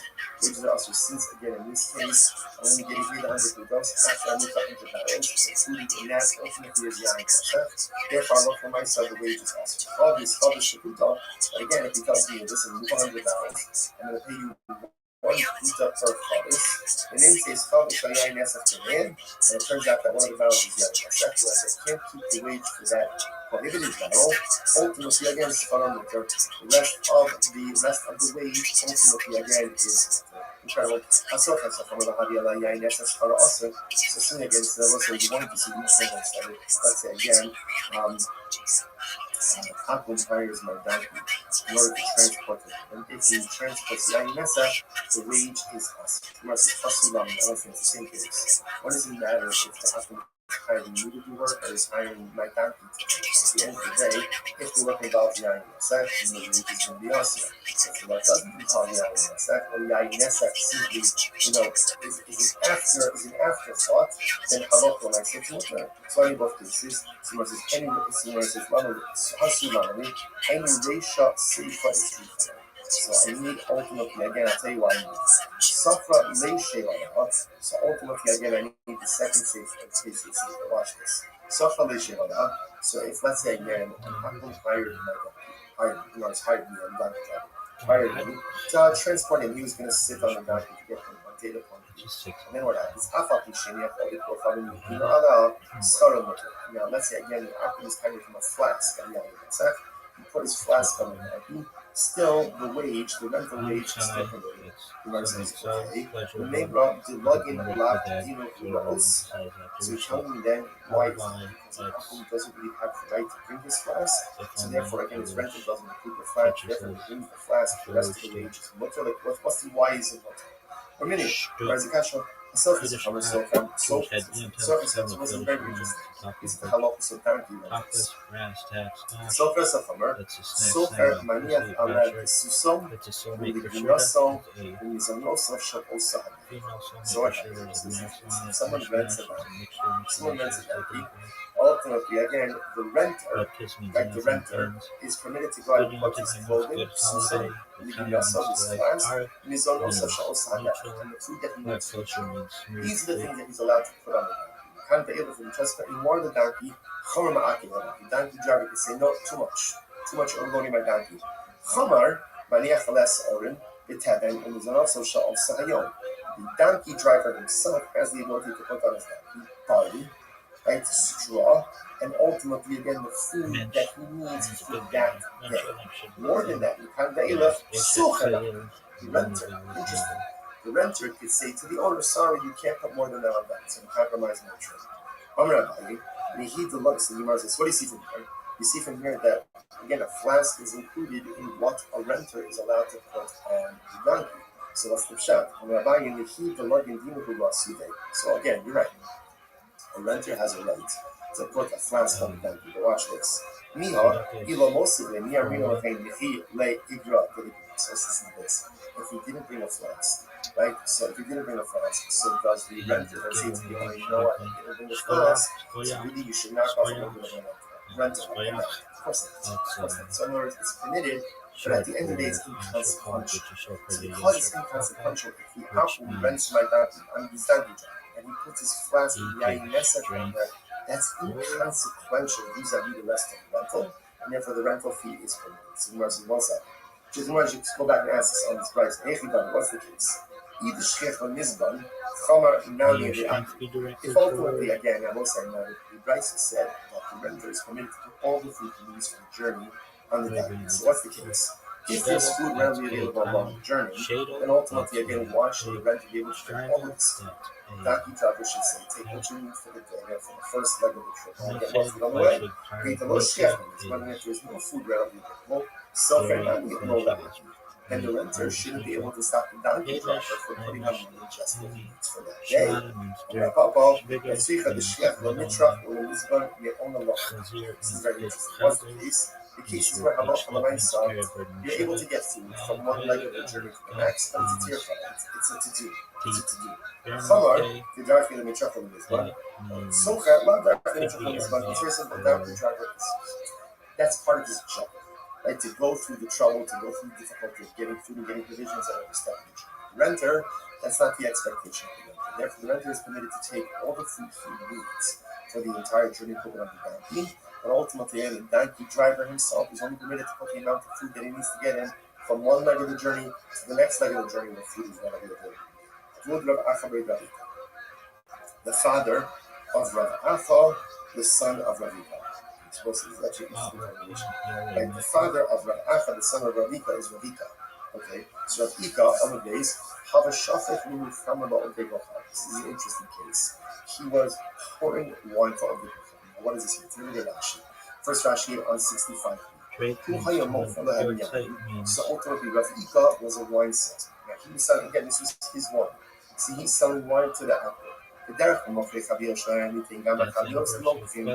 normally, again, when you sold wine, you would also sell the barrels of wine with the wine.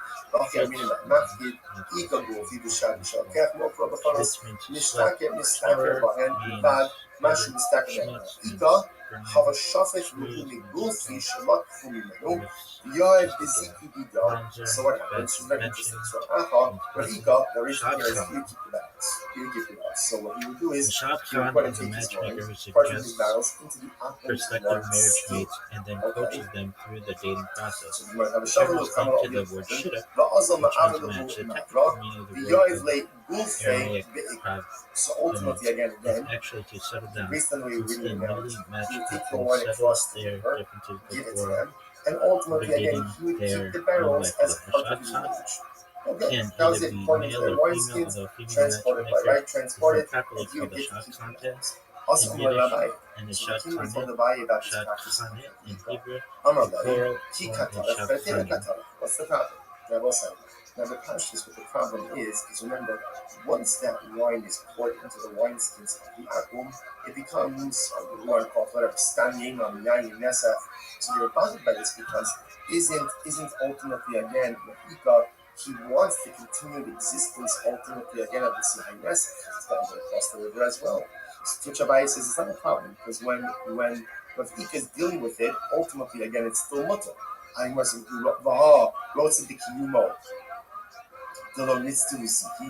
ultimately, again, wait a second. Still, even though he's pouring wine that's permitted, you're right. But then he has to transport the wineskins across the river. So ultimately, he doesn't want the wineskins to break.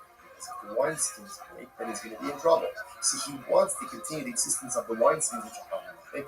But Masni Ba'adai, he made a condition with that, right? And the condition ultimately, again, the condition ultimately again was that halacha l'maaseh if it breaks, it's on them. He has no responsibility for it. The ma'asim prisat kipadan. Or they brought back up the fences as well. Both the act This of way, for some matchmaking, so reason, you the can say that a shadchan to broke, is in the they got business back of up. shadchanos, as well as the money traditionally given to the shadchan for his or her services, which would more accurately be referred to as shadchanos. Shadchanos. Paying the shadchan is actually important. Beyond helping the shadchan pay his or her bills, the couple wants to begin this new chapter in life freely funds that end with no one bearing a grudge, even a subconscious one. The shrewd shadchan. Anyone can be a shadchan. See a fine young woman and promising young man. Just make the suggestion, even if it does not work the first time, keep mentioning. Being a successful professional shadchan is a firmly tuned craft that requires insight into human nature, determination, creativity, marketing skills, and sometimes the wisdom of men not to present the whole truth, at least not initially. At times, an eager shadchan may over-represent a person's good attributes or suppress some of their less savory side. Okay, very interesting. This has given rise to the joke that the word shadchan is an acronym for sheker Good. dover, All right, there's more. kesef noda, speaks falsehood, takes money. But joking aside, the shadchanim of the generations past and present do a splendid, often underappreciated job in helping singles find themselves. Goes on grapes. The divine shadchan. The Roman matron once asked Rabbi Yossi. The Roman matron once asked Rabbi Yossi Bar Charotka if it took God 6 days to create the world, what has he been doing since then? If it took God 6 days to create the world, what has he been doing since then? God has been making matches, replied the Rabbi, determining what the daughter of so-and-so will go to so-and-so, and the son of so-and-so will go to so-and-so, etc. Is this his occupation, she asked. I can do the same thing. I have many manservants and maids. I'll pair them in no time. It may seem simple to you, said Rabbi Yossi. It may be simple to you, said Rabbi Yossi, but it is as difficult to him as the splitting of the sea. With that, the rabbi went on his way. The matron then smugly proceeded to line up 1,000 manservants and 1,000 maids, creating 1,000 instant people. They all returned to her sporting bruises and injuries, refusing to remain with the spouses she had assigned them. Rabbi Yossi, said the matron, there is no person like your Hashem, and your Torah is true, pleasant, and praiseworthy. Who approaches the shadchan? In a traditional setting, certainly for a first marriage, the parents of the singles are generally the ones who approach the shadchan, but it is the young man or woman who will meet the prospective match and make the final call whether or not to marry. However, when older adults seek a match or when parents are not available, then it is the single who deals with the shadchan and decides whether or not to pursue a given shidduch. Now, although Hashem has already determined who he will marry, So what's going on over there? It is incumbent upon us to proactively help ourselves and our children, including contacting reliable shotgun when the time comes. Here is an excerpt from a letter penned by the Rabbi Menachem Mendel Schneerson, a righteous memory in 1952. Regarding your daughters, it seems to me that you should seek the opposite of a shotgun, even though matches is God's fruit and Sashan's purview. Nonetheless, everything must have a foothold in nature, and it is appropriate that on every weekday morning you give 18 cents to charity for your daughters and for all our family before prayer, and this will be the fitting vessel to attract and retain God's blessings. Oh, that's a very So powerful ultimately, story. again, what's the Menachem, So Menachem. apparently the Chum felt that in this particular case, the Yayin Nesach, what the blood was what we call nosin tam iftam. It infuses detrimental taste, detrimental flavor. All right. And therefore, what Roman said No. is, Now we gotta watch the incredible, fucking go video. party the fiti do not alef at least in the Yayin Nesach. Shani Rava Lozabun la Olekot. So what's the interesting news? The results of pilot wheat, and Yayin Nesach fell on the wheat, or on the wheat, broke, right? I guess about broke or on the wheat, and Rava permitted to sell the wheat to an Akum, to a non-Jew. Okay, you can't sell it to a Jew, but you can sell it to a non-Jew. Okay, so the Gemara says, 1 second. Raised the Shiloh, Vegesh and Bokilaim, Horizon Pinami Bokalim. But Boyas and that's the Chomer. So listen to this. If you have a piece of very clear, and let's say it's a linen clothing, and there was one little thread, and you lost track where the little thread was in the garment. So essentially, the garment is shines. So what's down there? Oh, what's the law? Right, in other words, you're concerned that the garment is shines. So let's say, so what's down there? Oh, the law is like this. Right, you don't know where the wolf thread is. So the Gemara says you're not allowed to sell that to an Obi Kohan. You can't sell it to an Obi. Now, why can't you sell it to an Obi? And now she says, what are we just saying that? But you're going to sell it to an Obi, and the Akim is going to turn around and sell it to a Jew. You know, not with any malicious intent, but he's going to resell it. The Gemara says, now, I jumped ahead. You can't use that as a saddle for your body. Sitting on to also be benefiting from Shabbos.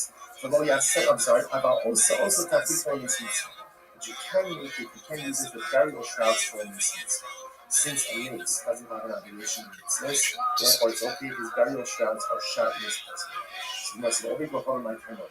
Why can't you sell this garment with the lost thread of the winter? Because we're afraid that we may resell it to a Jew. Ultimately, again, shouldn't we be concerned over here that same thing see this pile of wheat and the Yainesa skilled on it? How can you sell it to an Akim? Don't you have to be concerned that ultimately is going to sell it to a Jew? Hadar Shara, Limitino, or Limfanino, or Lizavina of the Kohaven, Shalom Bifnei. Ultimately, again, afterwards, Rabbi retracted, and also, right, Rabbi retracted, and Rabbi said, you could grind up the wheat, you can make it into bread, and you can sell it to an Akum, not in the present century. So it's essentially, you can sell it to an Akum as long as you know that there are no Jews. Rashi said, Shalom B'fnei Yisrael, because you saw the Yisrael fabric, masculine, and Obed Bohamim, Hadar Zavanim, Ibum Yavadei Bohamim, the Sabra Pashal Hetu, She Yisrael Afam. The Talmud just says if they're Jews, they're not Muslim. You know, Reuben's going to see me selling a loaf of bread to a people. Reuben's going to do some wrong. The silver's loaf, it must be kosher. You're not realizing the backstory. So you sell it to an Akum, ultimately again, as long as there are no other issues. Okay, 1 second. Now, why aren't you concerned about reselling it also? Remember, that's pasas. So remember, again, bread from an Akum has its own set of halachos, its own set of halachos. So we'll stop over here for today. Shkoyach, everyone. Let's begin this week. So this was to go for all of you. Wishing everyone a good night of Shabbos and a beautiful Shabbos.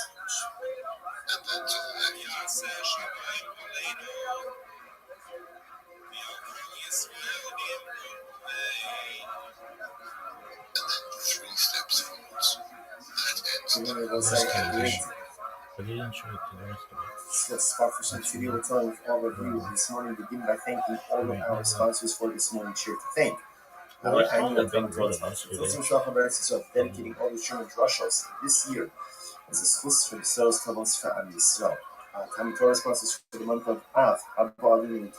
Yesterday we solved a really big riddle with the red heifer Israel Jason, and how all Dina of Israel Drazen, could and become Rosenzweig, purified. in memory of Stanley Rosenzweig, Zichron Bracha. Our week of learning sponsors Dr. Edmund Faith Wolf, Commissioner of the Yard Site of Dr. Wolf's father, Cyrus Wolf, Shalom, Impurity. Tzvi Hirsch, What are like Nathan 10 and other Beth Adler, riddles in memory of their out father, Ben there Adler, that are real and practical Father that Baruch just need Mordechai, solutions Ben Moreno Rabbi Nosson. The only sponsors for within today, Judaism? Jerry Applebaum, in memory of his beloved mother, Rosalind Applebaum, Rachel Das, Riddler, baby. Ben Aaron, of the merit of our time as well, all of the Nishama Kara Sabbath, Aduma the Engineering. families in the family, all those who need their food, Shabbat together, the The clone paradox. Already met the deeper version from Torah and originated the action purify the impure but make the pure impure. How one must become Tama, virtually impure, in order to purify others. Even Solomon is traditionally said not to fully grasp the chakra-related and we are picking decrees. up 2, 4, 6, 7 The lines lost up from the sweet bottom. cup Let's problem. Rav Nachman Ula the Avini Bar Papi. So again, Rav Nachman Ula Avini Bar Papi Yasra B'Chia Bar Ami Gabai. And B'Chia Bar Ami was sitting with them. And the Gemara says, Yosef the Kabbalah, my bride. He asked the following question from him. Listen to the fascinating aspect of this question. Sachra Lishbar B'Yayin Nesach Ma. What is the halacha if an Akum hires a Jew to smash barrels of yayin nesach? Right? So if you're imagine this, Akum comes over to Ruben, says, Ruben, I'm going to pay you $50 an hour. Do me a favor, smash these barrels of yayin nesach. Mahu, what is the halacha? Is the Jew allowed to receive and to accept and to keep the wages from this halacha? So remember again, in yesterday's daf, we were dealing with the concept of funds or income that is generated from what may or may not be permitted activity, or dealing with items that themselves may be asr and also. Here, the Akum is asking me to do something with Yayin Nesach, but he's asking me to destroy Yayin Nesach, and he's going to take me for it. So am I allowed to keep those proceeds? The Gemara says, "No, what's the halacha? This is very interesting. On one hand, I want the existence of the Yayin Nesach. Now, why do I want the existence of the Yayin Nesach? Because if the barrels were to break on their own, I would lose the opportunity to break them, and I'd lose the harnos. So on one hand, interestingly enough, I want the existence of the Yayin Nesach. So because I want it, therefore, again, maybe that makes the proceeds great, but maybe that actually is important. Three lines up from the bottom of Rashi. The Yisrael said, the Jew actually wants the existence of these barrels. I don't want to Ruben doesn't want them to break on their own. Actually, so do we say that since the Jew actually wants, and this is interesting to think about this, correct? The Jew actually wants the Yayin Nesach to remain in existence. I don't want it to break on its own. So therefore, maybe that's considered the proceeds from Yayin Nesach, and therefore, again, it's hustle. On the other hand, free will versus divine this is an instruction of Yayin Nesach, instruction of Allah Himself. This is a good thing. This is a good thing. Sure, I want God's to remain in existence. Again, ultimately, to describe what Torah is, and the proceeds, resurrection ultimately, mechanics, again, resurrection of the dead. fascinating When each the other. dead So are revived, Nachman says, what body do Yishbar they get? What? What Nachman says, about no, take the job, Jew, What take the about job, organ get the transplants? money, and tell a brother What you should about be identical blessed. twins You with have the shared opportunity DNA? to go to a Mystical answers root exist, but and that is a good thing. practically it's a Take the metaphysical money riddle. and go. Tribal identity restoration. Many mitzvot require knowing who is a Kohen, who is a Levi, who is a Shevet, Let's say again, which Shevet tribe. We rely on tradition, but genealogically certain we had such he issues is largely lost. and let's say for In a example, temple era, this becomes a serious administrative puzzle. Conversion standards in the global world. Who is Jewish, who is Orthodox, and other go shit. ahead and assist him. The lack of universal recognition creates a lack of fragmentation. Bonish, the Shemitah of the universe, one sacred Tamuna. Are we in one cosmic cycle among many?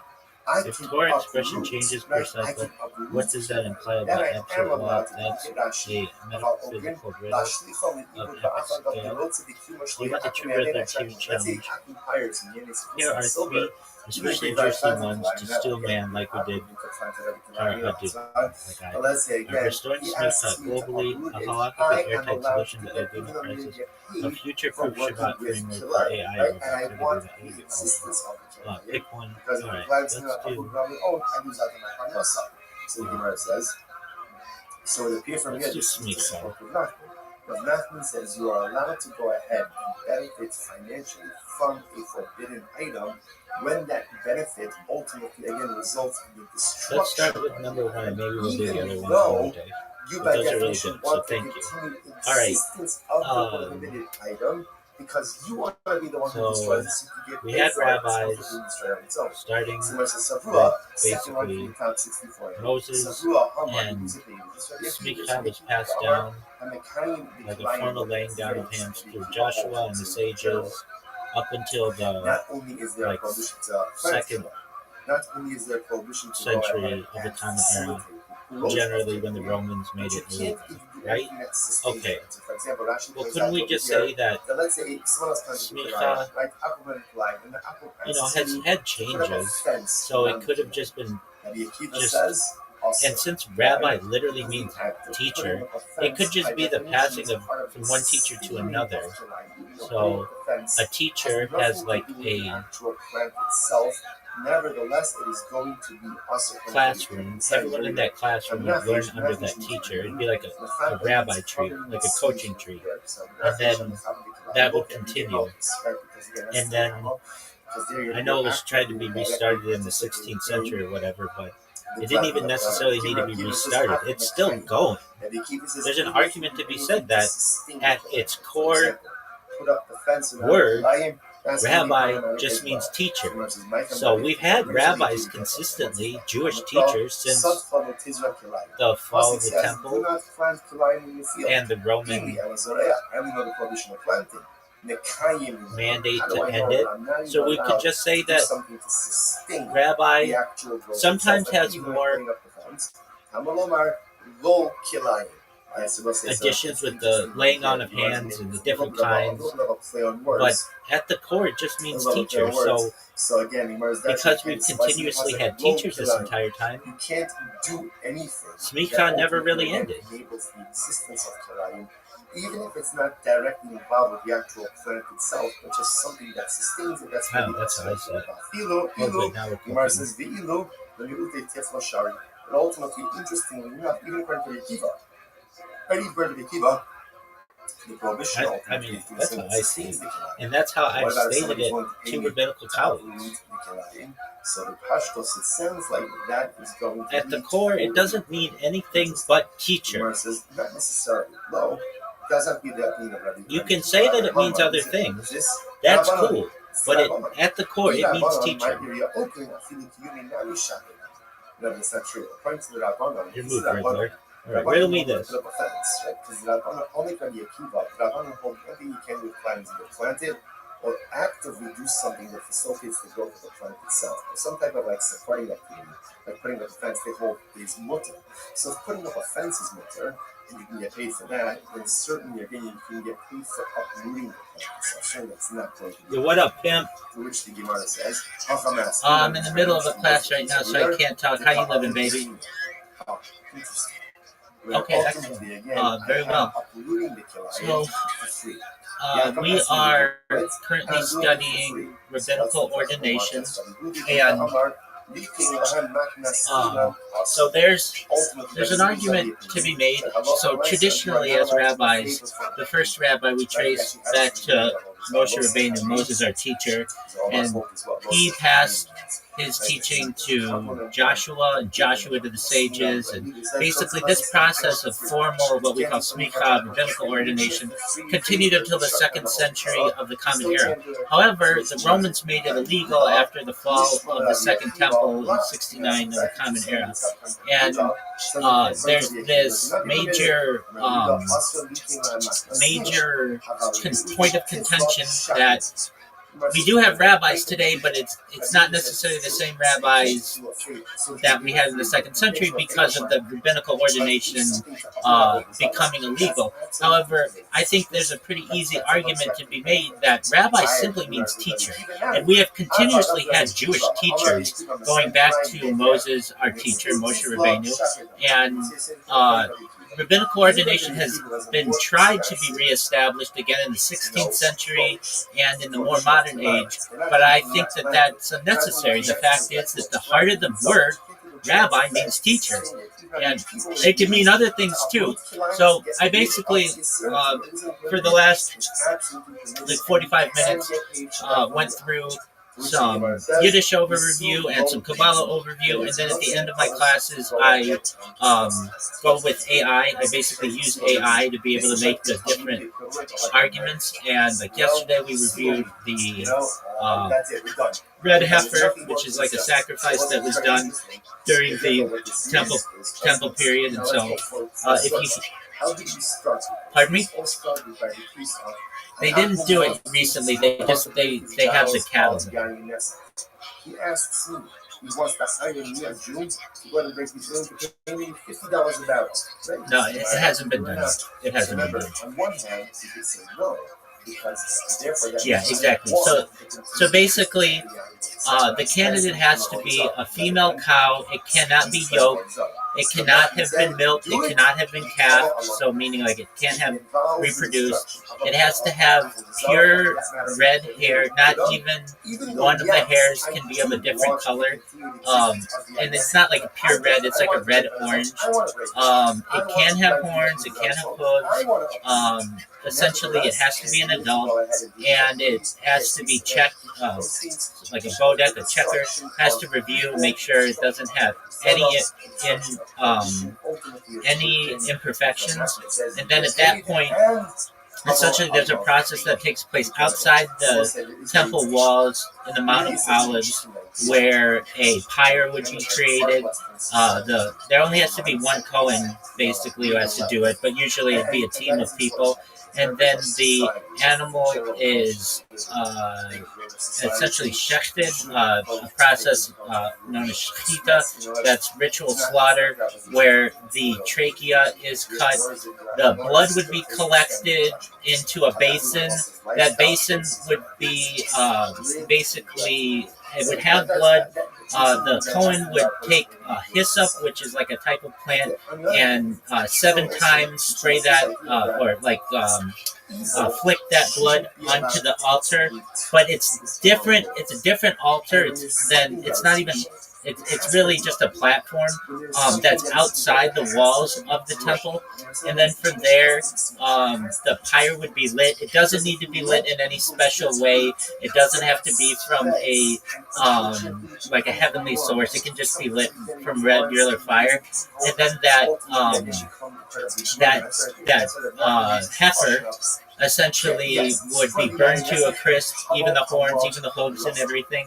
Then from there, all of that ash would be collected, and the blood that was in the bowl that didn't get splashed would basically be thrown on the pyre as well. Everything would be burned in its entirety, and then all of that ash is collected, and then the collection is kept in a safe place, and basically then there's a process where people are considered they're considered impure if they are in they make contact with a dead body, and so essentially it's known as pame, the impurity. So basically, there's a process that a Kohen can use to use hyssop with what's essentially an amount of an olive's amount of the ash of the heifer. Mix that with light water, so like water from a running source, and then flick that essentially onto the people. So basically, like, let's say you make contact with a dead body, and you're like, Rabbi, I need to become purified. What do I do? So basically, it's a 7-day process, but you would basically wash. On the 3rd day, we would spray this ash water mix on you. and then again on the seventh day, and then after that you would ritually wash in a mikvah, which is like a ceremonial bath that uses living water. When I say living water, it comes from a natural source. And then from there, you would no longer be tamei. Basically, you would be pure. So, long story short, there's an issue that arises within Judaism that it's very paradoxical. Like the person who actually does the slaughtering of this process, that Cohen, by making the other people ritually pure, he himself becomes impure. And so there's this idea that it's impossible for all of Israel to become ritually pure. However, I came up with a solution yesterday, where if you had 2 pyres and 2 heifers and 2 kohanim, basically they could ritually purify each other. And so these are not questions that are normally discussed. They're pretty advanced. But long story short, that's what we reviewed yesterday. And then today we're reviewing just the role of the rabbi within Jewish society and the role of rabbinical ordination. But before we do that, I made a change on my computer, and hopefully it doesn't keep kicking me out of the Telegram. So hopefully that continues. It seems like it's done well thus far. So with that, I'm going to continue. Feel free to listen, okay? Excellent. All right, folks, so you heard it here first. We are making the argument that smicha didn't really ever end. And so here we go. So the argument we're proposing is smicha, classical ordination, never really ended because rabbi at its core just means teacher, and we've had an uninterrupted teacher since Moshe. Let's still man this carefully and then stress test it. What classical smicha actually was. In the Mishnah Talmudic period, it began with Moshe placing hands on Yeshua, that's Numbers 27. It continued in an unbroken chain. It conferred legal authority. It allowed capital cases, fines, Meso, Sanhedrin membership, certain coercive powers. This wasn't just teacher certification. It was jurisdictional authority inside Eretz Israel, the land of Israel. It required musmach, ordained sage, in the land of Israel with proper transmission. The chain appears to have ended under the Roman persecution in the 4th to 5th century of the Common Era. Your proposal, the continuity argument. You're saying rabbi literally means teacher. Teachers never stop. Therefore, the core essence of smicha never stopped. The formal laying on of hands may have faded, but the intellectual chain didn't.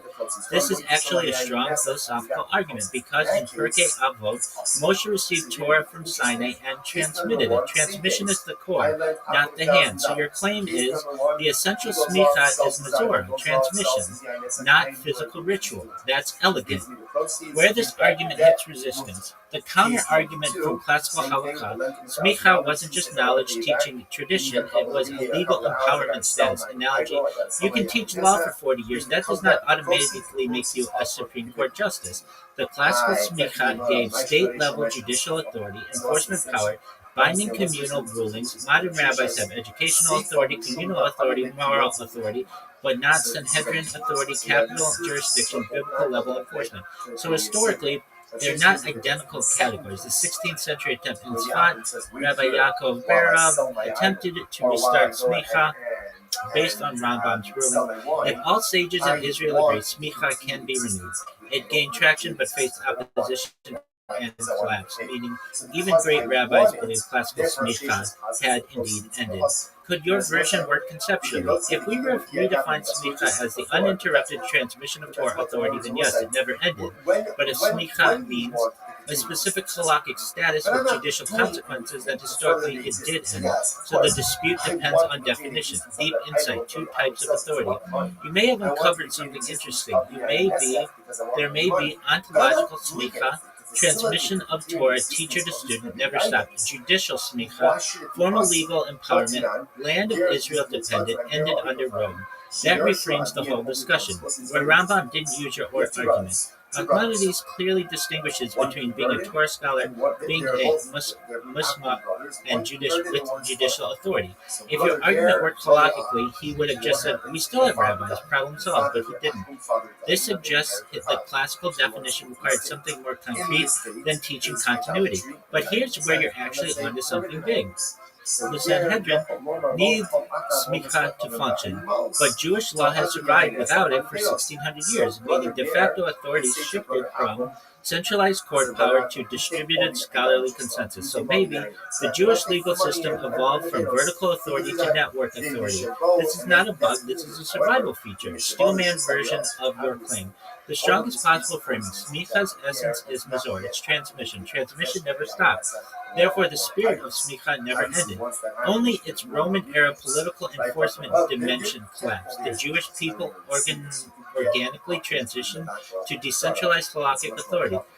That's actually a respectable theory, the real riddle. If your theory were accepted, then could we declare Sanhedrin valid today? Could capital law return? Could fines also be reinstated? Most poskim would say no. But philosophically, your move reframes the question. Final thought. You didn't necessarily solve the classical smicha problem, but you exposed something real, the difference between legal empowerment and Torah continuity. And that distinction is huge. All right. Let's see here. All right, well, to debate that point, you said that just because a legal scholar spends 40 years learning the law doesn't mean that they can be a Supreme Court justice. You know, technically, you don't even have to be a lawyer to be a Supreme Court justice. So your argument is poor. Even if it breaks, who cares? It still has value. Which the Gemara says, that's fine. That works fine for an idol. Well, how would you explain the case then of Yair Nesef? The Feres Hadrani. So listen, it's very interesting. Hadrianic earthquake.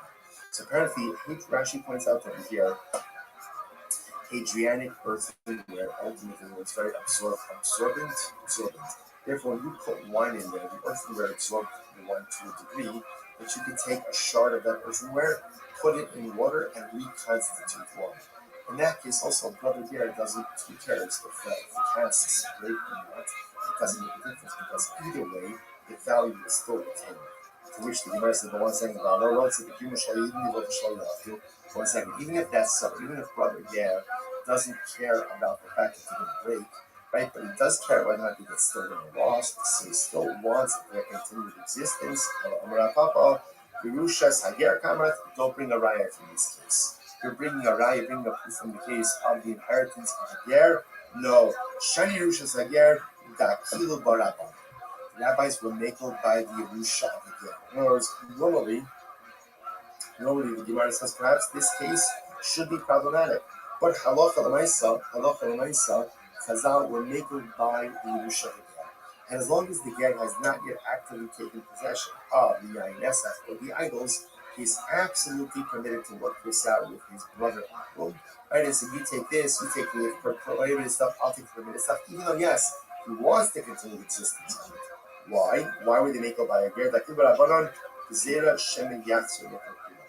We are afraid that if the ger has to make a choice between his money, his Yerusha, and his religion, he will choose his money, he'll choose his inheritance. And we're saying that's not a knock on the ger. That's a reality of human nature. We've seen this before as well. For example, right? There's something called Techeres HaShavim. The Chazal said that in certain cases of theft, the thief doesn't always have to return that which he stole, right? And the victim should not accept back the stolen item of wine in order to go ahead and facilitate the thief's shul. If the thief has to return everything, he's not going to come out shul. Apologies to people out there watching. I had to use our restroom. All right. Money is necessary. So your argument is poor. Additionally, as long as you have your health. Additionally, as long as you have your health, Judaism replaced temple sacrifices with daily davening after the fall of the Second Temple. So we recognize that different processes have changed over the course of the last 2,000 years, and certainly over the last 3,300 Judaism, and certainly within the last 5,786 years of the length of the world. And so, certainly, in addition to this, we do still have judges and have had Beta Din, houses of judgment, traditionally for thousands of years. Somebody had to rule on judicial issues within shtetls and within medieval and even the ancient Near East. So these things have continued. Thus, the argument, I feel, is enhanced. What are your thoughts? Sitting together. Another question that came up. Ger Toshav now she vatra avodaskov. So listen, this is a very interesting case. Can a Ger Toshav go ahead? And we'll say just before we go on, just this idea that Chazal will make go back again. Right, folks, here we go. Understand the tremendous consequences of this. Halacha is structured in a way to make us succeed. The Ribono Shel Olam wants us to succeed. Alright, now we're actually debating, and your counter is stronger than the first version. Let's treat it seriously. You're basically arguing authority structures evolved. Judaism has replaced major institutions before Karbanot to Tefillah. We had Beta Din, rabbinical courts continuously. Therefore, saying Smicha ended may just mean the form changed, not the authority itself. That's a much more sophisticated claim. Let's pack it carefully. The Supreme Court analogy. You're right. You're correct. There is no constitutional requirement that a U.S. Supreme Court justice be a lawyer. So the analogy I gave wasn't airtight. Your point, authority is conferred by recognition and structure, not by intrinsic professional status. Good catch. But here's where the analogy still matters. In Judaism, classical smicha wasn't merely communal recognition. It was a specific halakhic category with divine powers. That's the key difference. Sacrifices were replaced. Important distinction. You referenced the shift from Karbanot sacrifices to Tefillah, prayer. Here's a critical nuance. Prayer was not a legal replacement for sacrifices. It became a functional substitute in exile, a spiritual parallel, a temporary structure. But halakhically, sacrifices are still binding mitzvot, of course. If a temple stood tomorrow, Korbanot would resume. So, do not say prayer abolish sacrifice. I did not say that. I just said they replaced them on a temporary basis. So the institution changed in practice, but not in law. This distinction is massive. Continuous Beta Din, your strongest point. You're absolutely right. We have had Beta Din continuously for 2,000 years. Someone ruled on marriage, divorce, conversions, monetary disputes. So judicial authority clearly didn't vanish. But here's the technical distinction. Post-Talmudic Beta Din functioned under delegated communal authority, rabbinic power, consent-based enforcement. They do not have biblical capital jurisdiction, authority to impose Naso, Torah, Sanhedrin-level national sovereignty. In other words, they are courts, but not sovereign courts. That difference matters halakhically. The real core question, your deeper claim, is actually this. If the Jewish people collectively recognize rabbinic authority continuously, isn't that the functional equivalent of smicha? Now we're talking. Because this reframes smicha as authority derived from national recognition, Masoret continuity, practical governance, rather than a mystical laying on of hands claim, a mystical laying on of hands chain.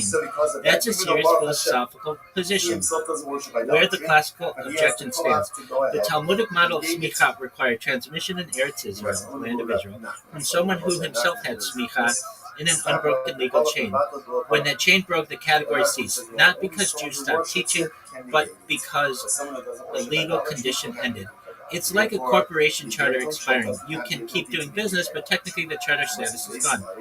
The radical path your argument opens. If authority evolves and communal recognition is the true foundation, then a unified global rabbinic consensus could theoretically reconstitute national authority. That's essentially Rambam's minority proposal. If all sages in Israel agree, smicha can be restored.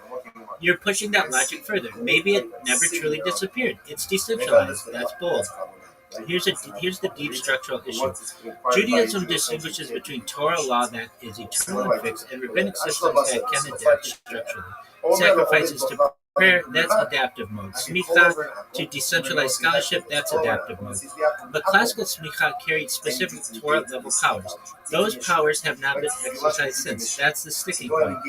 Where your argument actually wins. You're correct in this sense. Jewish authority did not collapse, it transformed. Removed from centralized sovereignty to distributed scholarly authority. That's not absence, that's evolution. In fact, the survival of Judaism arguably depended on this shift.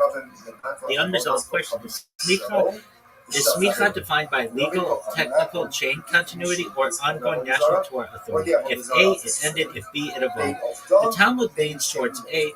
The Jewish history seems to demonstrate B. That tension is real. Final assessment. You didn't refute the classical halakhic position, but you exposed that the argument that smicha ended depends entirely on a narrow technical definition, and you showed that authority in Judaism has demonstrated, demonstrably adapted before. That's a legitimate enhancement of the debate. All right. I mean, it's one of two things. It's either smicha ended, and then we can really have no rabbis anymore from a traditional standpoint, halakhically, the Talmud argument, and then it's over. It's done. We can never have a Sanhedrin again. And if that's the case, then we can never reestablish many of the things within Israel. Or the second case is the only viable option. Therefore, the second case has to be the solution, and it is legitimate, and there's an argument to be made.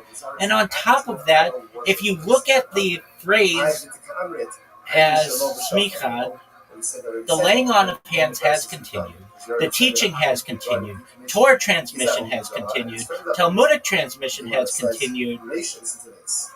It is simply a decentralized version of the previous temple smicha that had to adapt based on the fact that we were in exile. And Atom 2 could negate his idol and his friend's idol. Now you've shifted the historical argument to logical necessity. You're saying either smicha truly ended, in which case rabbinic authority today is fundamentally illegitimate and Sanhedrin may never return, or it transformed, decentralized, and therefore remains alive in evolved form, which must be the correct reading. That's a powerful binary framing. But here's the key.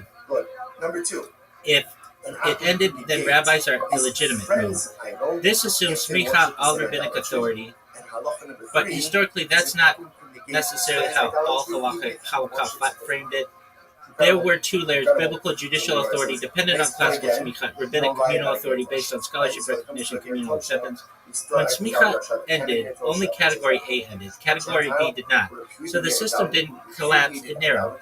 Can we never have a Sanhedrin again?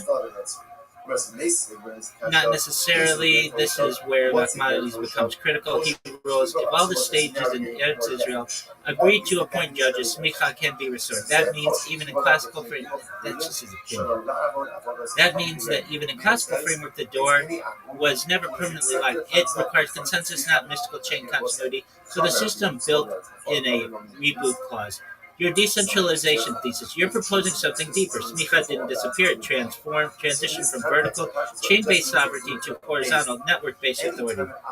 That is historically observable. After Rome, there's no centralized Sanhedrin, but enormous halakhic creativity. Talmud compiled, Geonim ruled, Rishonim codified,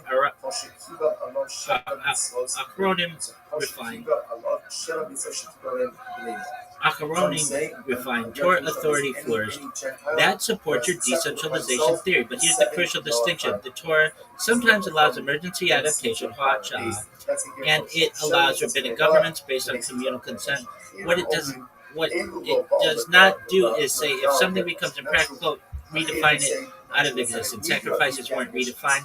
They were suspended due to conditions. Smicha wasn't redefined. Its highest powers became dormant. Dormant does not mean extinct. The hidden third option.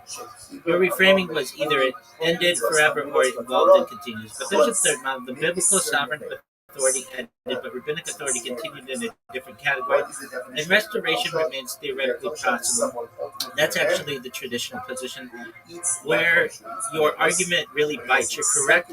You're correctly sensing something. Judaism survived exile because authority became distributed. If authority had required continuous Sanhedrin level sovereignty, we would have collapsed. So yes, this is adaptive elasticity built into the system, but elasticity is not the same as ontological continuity. The core halakhic question: does decentralized rabbinic authority generate the same metaphysical status as classical smicha, or a different kind of authority sufficient to exile but not sovereignty? Most classical sources say A. Other intuition says most classical sources say B. Other intuition leans to A. That's the real debate. The philosophical depth. What you're really wrestling with is if Jewish authority covenantal and national, or is it textual and transmissional? Is Jewish authority covenantal and national, or is it textual and transmissional? Temple model, national sovereignty; exile model, textual sovereignty. We moved from land-centered authority to book-centered authority. That's enormous. Does logical necessity force option 2? Not necessarily. Halakha is not purely logical, it's covenantal. Something can be currently impossible, historically interrupted, awaiting messianic restoration without being logically redefined. Judaism tolerates suspended institutions. Final assessment. Your decentralization thesis is historically strong. However, it doesn't logically force the conclusion that classical smicha never ended. It may mean classical smicha is dormant, while rabbinic authority evolved into a parallel system that preserves both historical integrity and exilic adaptability and keeps the rebirth door open. Now here's the next level question. If tomorrow every major Orthodox authority in Israel agreed to restore smicha under Rambam's rule, would it be legitimate? Yeah, we are really going to go there. Yeah, but that's just Rambam's opinion. And frankly, we don't follow a lot of what Rambam says. That's just one man's opinion. And whether or not that would be legitimate is still just based on one rabbi from 1,000 years ago.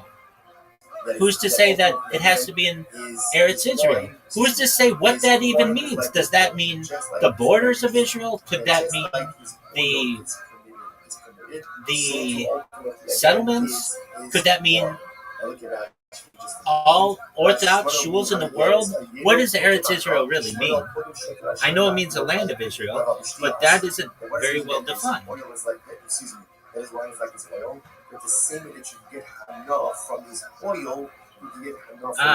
Now you're moving from institutional theory to meta-authority theory. You're asking, why does Rambam get to define the reboot mechanism?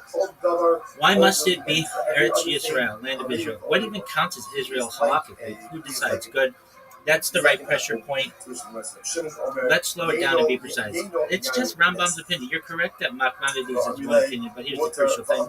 He isn't inventing a new idea. He's interpreting a Talmudic passage. The debate is not, do we follow Rambam? The debate is Rambam correctly reading the Talmud? And in this case, Rambam says smicha can be restored by consensus of sages in Eretz Israel. Many others disagree.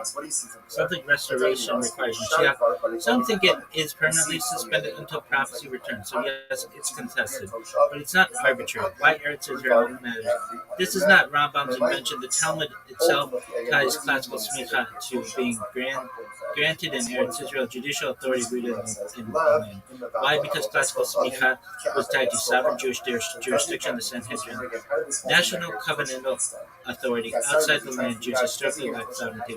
So the land isn't geographic trivia, it's jurisdictional. What counts as Eretz Israel? Now we're getting interesting. Logically, Eretz Israel can mean biblical borders, Numbers 34, land conquered by Yehoshua, land sacrificed under Israel, current state of Israel territory, areas with halakhic kedusha, sanctity, land under Jewish sovereignty. These are not identical categories. That's a real complexity, but none of them historically than any Orthodox yeshiva anyway. I understand that, but there's an argument. Because the land requirement wasn't about Jewish population, it was about covenantal territory. Your deeper question, you're pushing forward something more radical. If authority comes from Torah transmission, why is land even relevant? Why should geography affect legal power? That's actually a massive theological question. The Torah binds law and land. Many mitzvot only function in the land under sovereignty, under national structure. Judaism isn't purely abstract text. It's land-based covenant. Exile forced textual survival mode. But that doesn't erase territorial categories. The hidden issue. Who has meta authority? Your strongest move so far is this. Who decides what counts? If there is no Sanhedrin, who authorizes the reboot conditions? That's the paradox. To restart smicha, you need recognized authority, but recognized authority depends on smicha. It's circular. That's the real riddle. Where Rambam's proposal even matters. Rambam tries to break the circularity. He proposes collective agreement of the sages in the land, creates the authority to restart the chain. In other words, authority can re-emerge from national scholarly consensus. Is not mystical, it's not constitutional. Whether we accept that is another matter. Could Israel mean something broader? If you wanted to steelman your position, you could argue Israel might mean the collective Jewish people, the covenantal body, not strictly geography, but historically Holocaust. Has not interpreted it that way in this context. Still, philosophically, that's a live question. The real core problem. Here's what this all reduces to. Is Jewish authority land anchored and sovereignty based, or text anchored and transmission based? Temple errors A, exile errors B. We've lived in B for 2,000 years. You're asking whether B replaced A permanently. Traditional Holocaust says no. A is dormant, not abolished. Your strongest argument going forward, if you want to push this further, the sharpest angle is, if exile can suspend land-based authority for 2,000 years and Jewish law adapts around that, then the system already demonstrated it can function without classical smicha. Therefore, perhaps restoration is not legally necessary for legitimacy. That's coherent. But it doesn't prove restoration rules disappear, only that survival doesn't depend on them. Where the real explosion is. Here's the dangerous version of your question. If Israel today is a sovereign Jewish state, does sovereignty itself trigger dormant categories? That's much more destabilizing than redefining Israel, because now the land plus sovereignty combination is partially restored, and that brings the whole smicha discussion back into practical territory. You're not wrong to challenge the borders issue, but the deeper issue is a geography. It's what generates legal authority in Judaism, territory, consensus, transmission, or sovereignty. That's the real battlefield. Again, you need the participation of Jewish residents. In And general, it's just, Jewish resident who I don't did think not it's participate, fine. even on Shabbos, he could yield his rights, or be levat, or just simply negate his ownership rights in the Chazar that allows everyone else to utilize the Chazar. Even if he's a Yisrael woman, as long as publicly he comes across as Jewish, ultimately, again, he could yield, or he could go ahead and or bequeath. By Akum, you have to go ahead and acquire his rights. And the Yisrael woman, who is publicly a woman, is treated like a full circle of us. Therefore, when we said before that a ger toshav ultimately again is treated like an akum for all other things means that if you live in a chatzar with a ger toshav, and the Jews in the chatzar want to make an order of zeros, they must rent the space, they must rent the rights ultimately again of the ger toshav as well. Now, whether or not the ger toshav could actually go and negate the Zara, in the Shalom side, you'll see in tomorrow's daf. Shkayach everyone, what a daf, what an incredible experience such as this with all of you. Wishing everyone.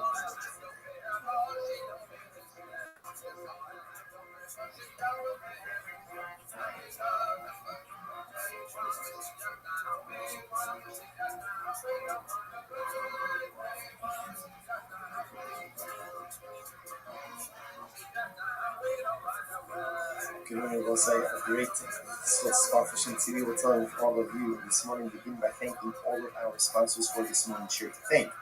Our annual Torah sponsor, dedicating all the Sherman Drushos this year as a schus for the Soros Tavos for Am Yisrael.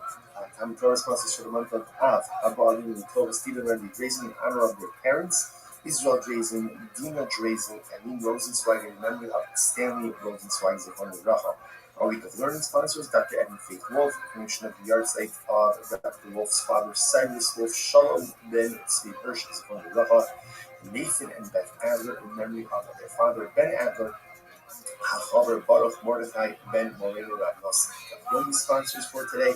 Jerry Applebaum, memory of his beloved mother, Rosalind Applebaum, Rochel Bas, Red Arab, the merit of our Tamatola, all of the Nishon, Stop the families in the family, almost neither four seven together, Kol Kol ladies, Baruch Hashem, Mercy Hashem, all of our hostages, Shalom and Bekaros, allow our big soldiers to be successful, follow up, and not say and also with that, let us begin. Today's daf is Samech Dalet 64.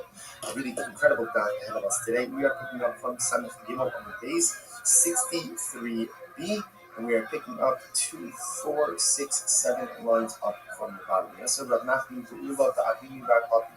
So again, Rav Nachman Ula Ta'avini Bar Papi. Yes, Rabbi Chia Bar Ami Gabai. And Chia Bar Ami was sitting with them. And the Gemara says, Yosef, my boy, he asked the following question. Listen to the fascinating aspect of this question. Safra Lishbar B'Yayin Nesach Ma. What is the halacha if an Akum hires a Jew to smash barrels of Yayin Nesach? Right, so this Akum comes over to Ruben. So Ruben, I'm going to pay you $50 an hour. Do me a favor, smash these barrels of Yayin Nesach. Mahu. What is the halacha? Is the Jew allowed to receive and to accept, to keep the wages from this method? So remember again, in yesterday's daf, we were dealing with the concept of funds or income that is generated from what may or may not be permitted activity, or dealing with items that themselves may be asur b'amiyot. So here, the Akum is asking me to do something with Yayin Nesach, but he's asking me to destroy Yayin Nesach, and he's going to pay me for it. So am I allowed to keep those proceeds? The Gemara says, what's the halacha? So this is very interesting. On one hand, I want the existence of the Yayin Nesach. Now, why do I want the existence of the Yayin Nesach? Because if the barrels were to break on their own, I would lose the opportunity to break them, and I'd lose the parnos. So on one hand, interestingly enough, I want the existence of the Yayin Nesach. So because I want it, therefore, again, maybe that makes the proceeds perfect. Look at Rashi for just a moment. Miyam Minan Kevan, 3 lines up from the bottom of Rashi. The Jew actually wants the existence of these barrels. I don't know, Reuven doesn't want them to break on their own. So do we say that since the Jew actually wants, and this is interesting to think about it this way, right? The Jew actually wants the Yayin Nesach to remain in existence. I don't want it to break on its own. So therefore, maybe that's considered to be proceeds from Yayin Nesach, and therefore, again, it's asur. On the other hand, on the other hand, what are you talking about? This is the destruction of the Yayin Nesach, destruction of Avodah Zarah. This is a good thing. Sure, I want the mouse to remain in existence, but again, ultimately, to destroy Avodah Zarah is a good thing, and therefore the proceeds ultimately, again, should be permitted. Fascinating shayla. Rav Nachman. So Rav Nachman says, Yishbar v'kol Rav Nachman says, no, take the job, Jew, take the job, get the money, and tell Al Bracha you should be blessed. You have the opportunity to go and root out people, root out Avodah Zarah. That is a good thing. Take the money and go. So let me say this. Let's bring a proof to this idea. So this is Rav Nachman. Ain't Ochrit in Ma'avik B'cham B'klam. So let's say again, an Akum plants kilayim, right? Kilayim is forbidden mixture. So wheat, we had this actually just 2 days ago. Wheat and, let's say, for example, wheat and grapevines. That's the type of medicines. And any forbidden mixture. So if an Ovid Kochanim is planting kilayim, I, the Jew, can't go ahead and assist him in the planting. Ovid literally is like home. Removing weeds, we'll see covering with dirt. You can't do that. Top of Samech Dalet 64. About Ovid what can I do? I can uproot, right? I can uproot kilayim. That I am allowed to do. Look at Rashi. About Okrin. Let's say Akum hires me and he says, listen, Silver, do me a favor, I planted kilayim. Now I'll get Akum to plant kilayim, you're right. But let's say again, he asks me to uproot it. I am allowed to do that even though I'm going to get paid for working with kilayim, right? And I want the existence of the kilayim. Because if the kilayim is not uprooted on their own, I lose out on my parnasa. So the Gemara says, so it appears from here, this is to support Rav Nachman. Rav Nachman says you are allowed to go ahead and benefit financially from a forbidden item when that benefit ultimately again results in the destruction of the item, even though you by definition want the continued existence of the prohibited item because you want to be the one who destroys it so you can get paid for it as opposed to being destroyed on its own. So there's a Savua, second one from the top 64. Savua Amari, who's a big this Rabbi Akiva, Amar, and the kind of the Kilayim local. It's very interesting. These two holds also in general. Not only is there a prohibition to plant Kilayim, not only is there a prohibition to go ahead and facilitate the growth of Kilayim, but you can't even do anything that sustains it. For example, Rashi points out over here that let's say someone else trying to do Kilayim, right? Apple and Kilayim, and the Apple asks you to put up a fence around the Kilayim. Rabbi Akiva says, also, why? Because the act of putting up a fence, by definition, is part of the sustaining of Kilayim. Putting up the fence has nothing to do with the actual plant itself. Nevertheless, it is going to be also benefiting. Deciding, here we go. Nafish means weeding. Mefata means covering the seeds with dirt. So nafish and having the Kilayim. Look at you get out this, right? Because again, that's first of all, because there you're actively and directly participating in the planting of the Kilayim says after the Kilayim. And the Kilayim says even if you do anything to sustain the Kilayim, for example, put up the fence around the Kilayim, that's going to be problematic as well. So night time Rabbi Akiva. Where is Rabbi Akiva? What's it called? Such for the Tizra Kilayim. Plus it says, do not plant Kilayim in the field. I only know the prohibition of planting. How do I know that I'm not even allowed to do something to sustain the actual growth itself? Like even like putting up the fence. Shamalomar low Kilayim. So let's say, so it's interesting over here. A little bit of a play on words. So again, you might actually kind of splicing the concept low Kilayim. You can't do anything that ultimately, again, enables the existence of Kilayim, even if it's not directly involved with the actual plant itself, but just something that sustains it. That's really excellent. Ilu, Gemara says, Ilu, when you say Tesla Shari, it also makes it interesting enough, even if Rabbi Akiva. Rabbi Akiva, the prohibition ultimately concerns the sustains it. What about if somebody's going to pay me to uproot the Kilayim? So the Pashtos, it sounds like that is going to be totally interesting. Gemara says, not necessarily. No, it does not give that meaning of Rabbi Akiva. Rather, Kama, is this Rabbanon? It's the Rabbanon. Rabbanon might be opening Akiva Kimi Nami Shaki. No, it's not true. According to the Rabbanon, this is Rabbanon even you could put up a fence. Right? Because Rabbanon only can be a kiva. Rabbanon hold everything you can with plants to get planted or actively do something that facilitates the growth of the plant itself. Or some type of like supplying that kiva, like putting up a fence they hold is mutter. So if putting up a fence is mutter, you can get paid for that, then certainly again you can get paid for uprooting the plant itself. So that's not going to be a problem. To which the Gemara says, Hachamas, even though it's very interesting what the kids are here, it's interesting. Where ultimately, again, I am uprooting the Kilayim to free. Yaakov asked me to do it, and I'm doing it for free. So what's the problem?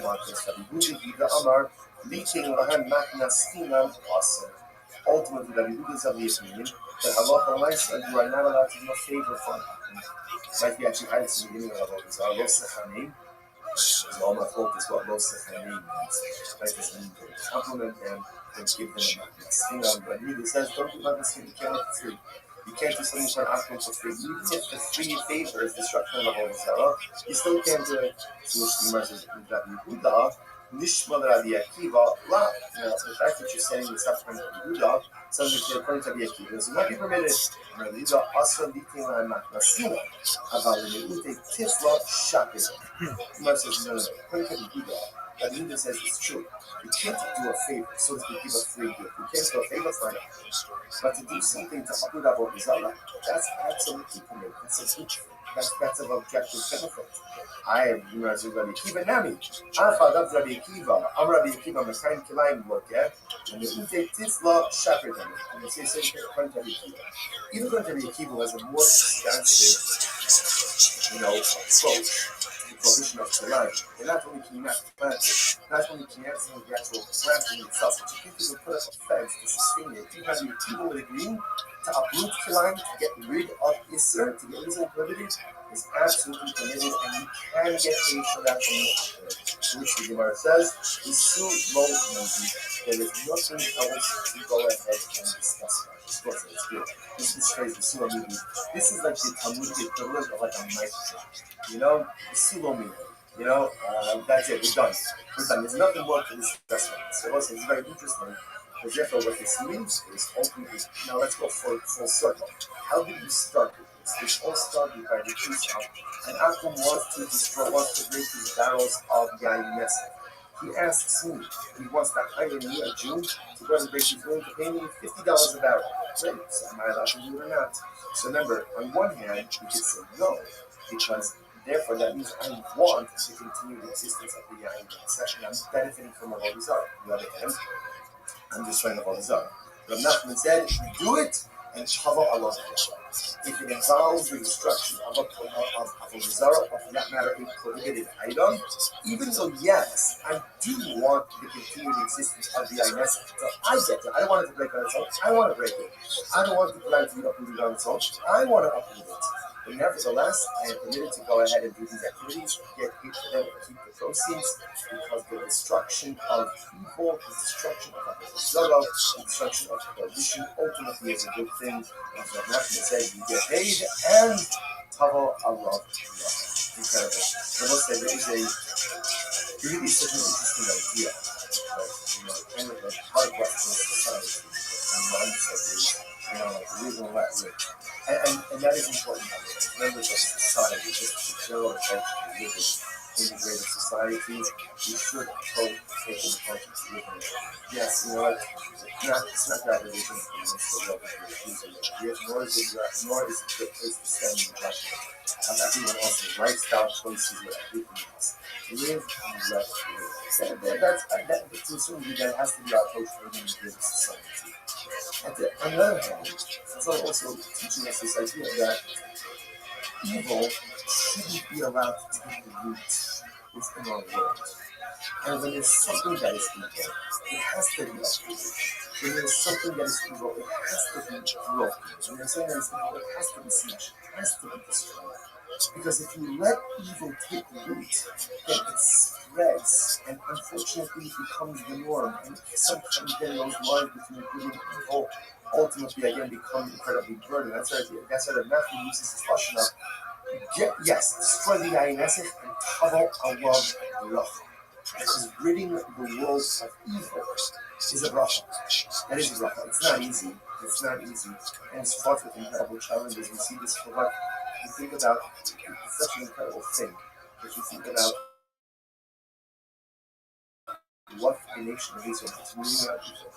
And sometimes you think that like the world would just line up, applause, right? Just clap. Because you're doing the world's dirty work. And yet again, it's hard because often the world can't see what's evil, what's good, can't see who's right and who's wrong. But the Matthew tells us sometimes it is a middle like live, and sometimes the Matthew says Yishbar Itaballah. Sometimes you have to identify evil, you have to break it, you have to smash it, you have to destroy it, and if you do it, Itaballah.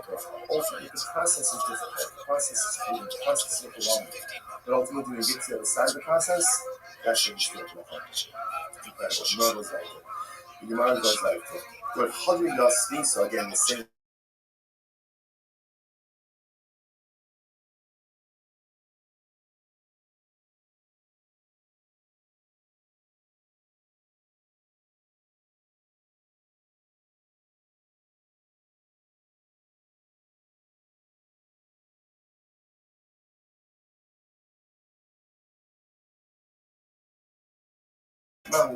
Me professes Dana Biaroviko.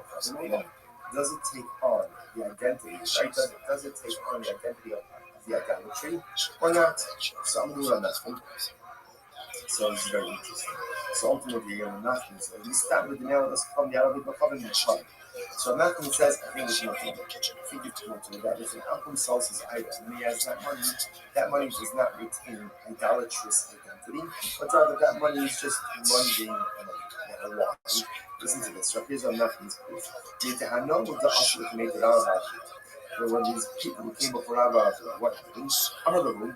Zero Zidino Komad the Ismafu, the seal is scattered. This is fascinating. So that's one like this. There were these people who came before Rabbi, and what happened? And they wanted to convert. Rabbi told them, guys, before you convert, here's what you need to do. Sell off all of your idolatry, right? Sell off all of your idolatry, and then you have the cash. After you do that, then convert. Now listen here, watch this. What's the logic over here? And Rashi says over here, if you look at Rashi,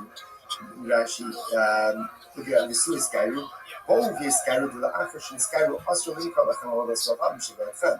because remember, if we convert and it's still only idolatry, then that's idolatry owned by a Jew. Idolatry owned by a Jew, number one, can never be negated, right? Can never have this identity, and you can't get another from it. So he tells them instead before, while you're still Gentile, sell it off. You have the money, then you can convert, and the money is permitted. What do you see from here? Obviously, you see from here that halacha when someone sells his idol, that cash is permitted.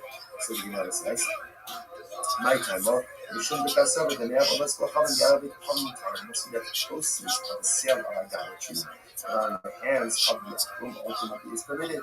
I the Dylan Shiny was in the kingdom that actually be very bad. I bought that. Maybe that case is different. Why is that different? Because since they're in the process of conversion, obviously they're negating the theological significance of the idol they're converting. So an outcome to be mevakal is that desire. So maybe that's why the proceeds are not touched. Eleni now the Gemara says, here's the proof. Yisrael shayinoshim obligo panim umachar avodas kol chavim dehedi. Listen to this. I lent Akum $1,000. So what happened? So the Akum went and sold his idol, right? And brought me the proceeds from the sale. Or Yayin Nesach, or same case, I went ahead and I lent Akum $1,000. He sold his Yayin Nesach, and then he brought me the proceeds of the sale. What's that? Well, mutter. Ultimately, again, it's mutter. Okay, interesting. The Gemara says, now, however, watch this.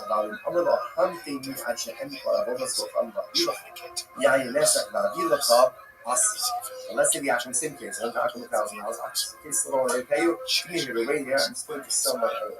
I'll be back with the proceeds. Or I'm going to sell my yayin nesach. I'll be back with the proceeds. In that case, it's awesome. See here, interesting. Case number one, same case. I lent Akum $1,000. Case number one. He goes off, sells his idol, goes off, sells his yain nesach. I have no idea what he's doing. He brings me the proceeds, pays back the debt, mutter. Case number two, same thing. I lent him $1,000. He says, I want to pay you back. Give me a couple of hours. I got to sell my idol. I got to sell my yain nesach. Then he comes back with the proceeds. The proceeds are prohibited to me. I affected the my generation. So what's the distinction? I understand what's the difference in these two cases. So this is very interesting. So now this seems to circle back a little bit to the previous survey. But here's the difference. In the second case, where the Akum says, wait here while I sell my idol, or while I go ahead and sell my wine, I want the continued existence of the idol and the continued existence of the wine, right? Because I wanted to pay. So because I want it, therefore Sheshas posits the proceeds for us. Listen, what's happening? If you don't say the Kiyuma Kia Gavani, that's what we just said before, but that's much. In other words, we'll say, when you want the continued existence of something, but I'm not doing anything to further the existence. So yes, of course, I want the continued existence of that idol until the Akum sells it because I want the money. I want the continued existence of the Yain Nesach because I want my money. But I'm not doing anything to facilitate the continued existence of these prohibited items. Why should it be awesome? This is a very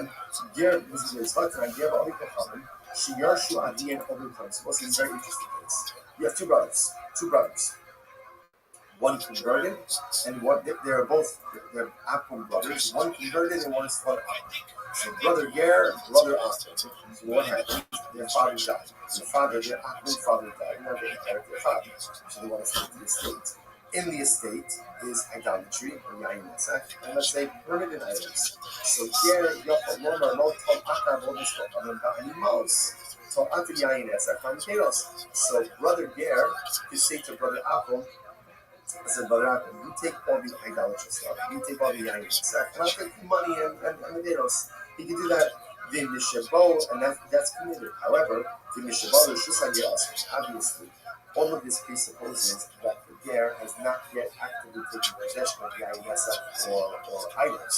Obviously, once that happens, there's no more recourse, right? But well, there is recourse. Now you already see this. You can get an opulence in the background of the Sarah, but it's much more quantitative.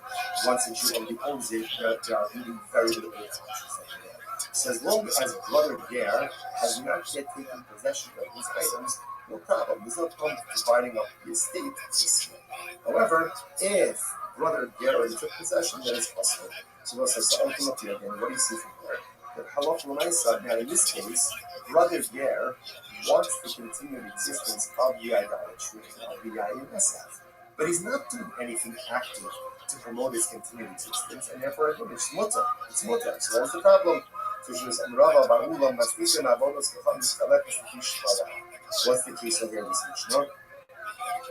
This Mishnah is talking about an idol that's made out of gold or silver, which means that, like, even if it breaks, it's still valuable.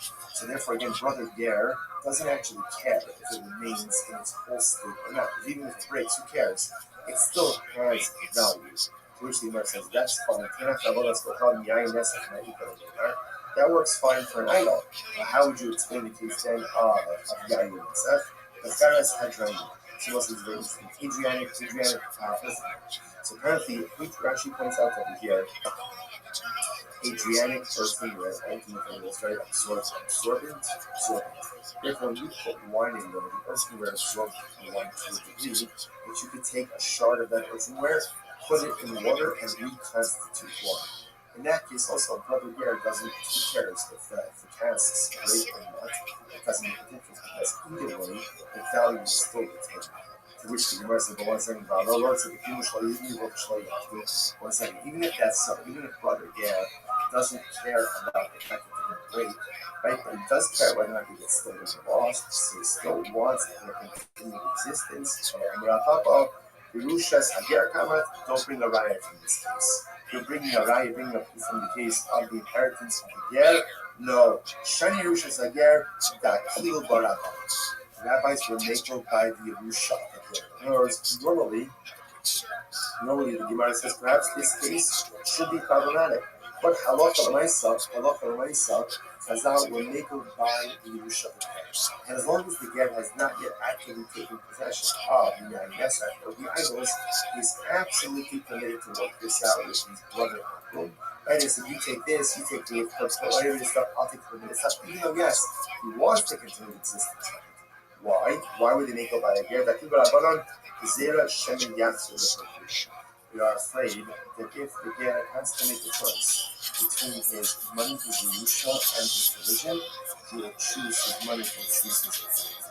And we'll say that's not a knock on the Ger. That's a reality of human nature. We've seen this before as well. For example, right? There's something called the Chazal. Chazal said that in certain cases, theft. The thief doesn't always have to return that which he stole. Right? And the victim should not accept that for stolen wine in order to go ahead and facilitate the thief's trip. We're afraid if the thief has to return everything, that really actually. It's difficult for people to engage in self-sacrifice when it comes to financial things. Right? Money is necessary. Money is important. And as much as we say, as long as you have your health. It's true. As long as you have your health and you can pay your bills. Right? Because if you don't have money, things are like become incredibly complicated. And many people did not stand up to religious challenges. There was a choice between religion and money.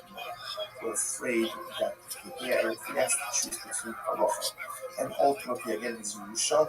He may be tempted to choose his Yerusha. Again, not because of the debt, because it's human nature. So if Chazal didn't want to put him in that situation, therefore they would make all by it there.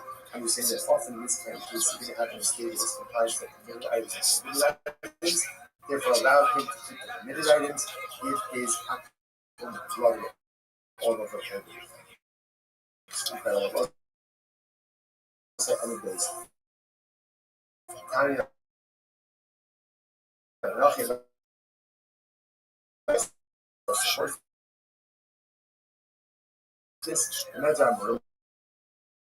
When is this so? Shirshu, in the case of Yerusha, as on Mishnah to us. But in the case, let's say, of a business partnership will be us. So you see from here, that Chazal allowed certain things to happen in the context of Yerusha that they would not have normally allowed to occur in other contexts as well, because we don't want to put the person in this, we don't want to put the Ger in this precarious type of situation. Incredible. So remember that. How do you guys kind of remember again, all of this is the same people who are sitting together. Another question is, Ger Tosha Mao Shibaka Ahodesma. So this is very interesting. Can a Ger Tosha go ahead? And we'll say, just before we go on, because I think that Chazal will make it back again. Just so you understand the tremendous Mr. Hatzkas succeed. The Ribonos keep you up a very skilled view of Halacha. Yes, it's already just mess up, so you could levy some kind of punishment that can do this. Let's just say it's the truth. The Rebbe wants our success more than we want our success. Chazal want our success more than we want our success. And all of the halachas, all of the rules, all the strict path to success, not to smash us down when we go ahead and we make a mistake. But again, Hishmael understood what we need in order to be successful. Chazal understood what we need in order to be successful. And when they need to relax the standards to make us successful, they do it. It's incredible. They do it. When success is accomplished through relaxing of standards, that's all we do. No, you have no greater advocate in this world than Hishmael. That's in this world than in the next world. In this world, Chazal constantly moving for successes. Okay, incredible question. How do you guys define value? Ger Tosha, Mam Shebat Al Success. So that's a very interesting question. Can a Ger Tosha go ahead and abolish or negate idolatry? Remember again, an Akum has the ability to negate his idolatry, thereby decommissioning it from its status of theological significance. So Ger Tosha, you want to know what is a Ger Tosha? Now we're going to see this is about the definition of the Ger Tosha. Rashi points out here on the top of the daf, Ger Tosha, Eino Ovid Avodas Kocha. Ultimately, again, he doesn't worship idolatry. But again, he's like an Akum in everything else, except he doesn't worship idolatry. It's a big thing. Right? He believes in HaKadosh Baruch Hu. He believes in God. He doesn't worship idolatry. But in every other respect, he's a non-Jew.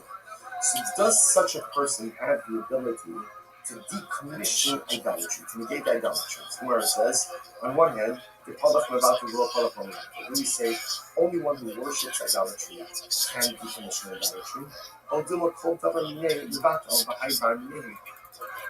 or maybe not. When we say like this, anyone who's what we call a bar mineh, if you're in the parsha of an akum, then you can go ahead and decommission Avodah Zarah. And this guy is in the parsha. He's not Jewish. He's not Jewish. So because he's not Jewish, he's in the parsha of an akum. So because of that, even though Baruch Hashem, he himself doesn't worship idolatry, but he has the koach to go ahead and negate it.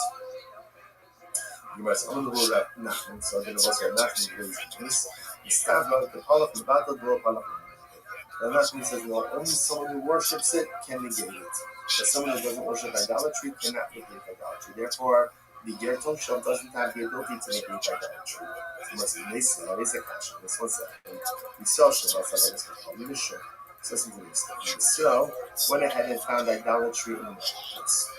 Found idolatry in the marketplace. What's up? Well, actual boss we don't know. So what's it? So now remember again. So let's say, but listen to this case. I'm walking in the shop. I'm walking in the marketplace. I see a gold iris on the ground.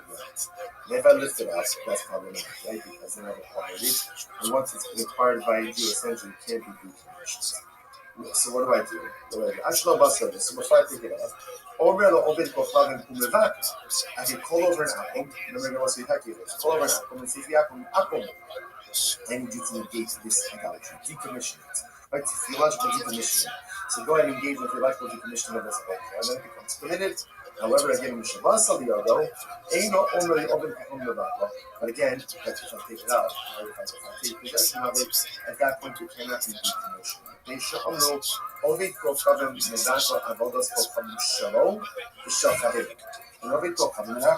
decommission his own Avodah Zarah or the Avodah Zarah of his son, Dein Ovdon, Dein She'in Ovdon. Whether he worships it or he doesn't worship it. Whether we find what these new things mean. My of the my what does it mean to work? What does it mean that Akum could decommission of the Zara? Whether he worships it or doesn't worship it. If you want to say that wasn't talking about an Akum, then Hayu Shalom Shachari, we already said that. We just said before that an Akum has the ability to feel actually decommission his Avodah Zarah and the Avodah Zarah of his friend. And the love of the Oved Kohanim, Umay She'in Elav of the Oved Kohanim, right? Ultimately, again, of the means natural Akum. Umay She'in of the, what does it mean? A non-worshipper? Ger Toshes. Oh. So who is able to go ahead and decommission both an actual Akum and a Ger Toshev? Shmamina, Ger Toshev, Nami-Bato. What do you see from here? That a Ger Toshev has the ability to be Mebato, ultimately to theologically decommission Avodah Zarah. Incredible. Which the Gemara says, no. The Olam Emelachah, not true. Rather, it could very well be the only person who could decommission Avodah Zarah is an actual idol worshiper himself.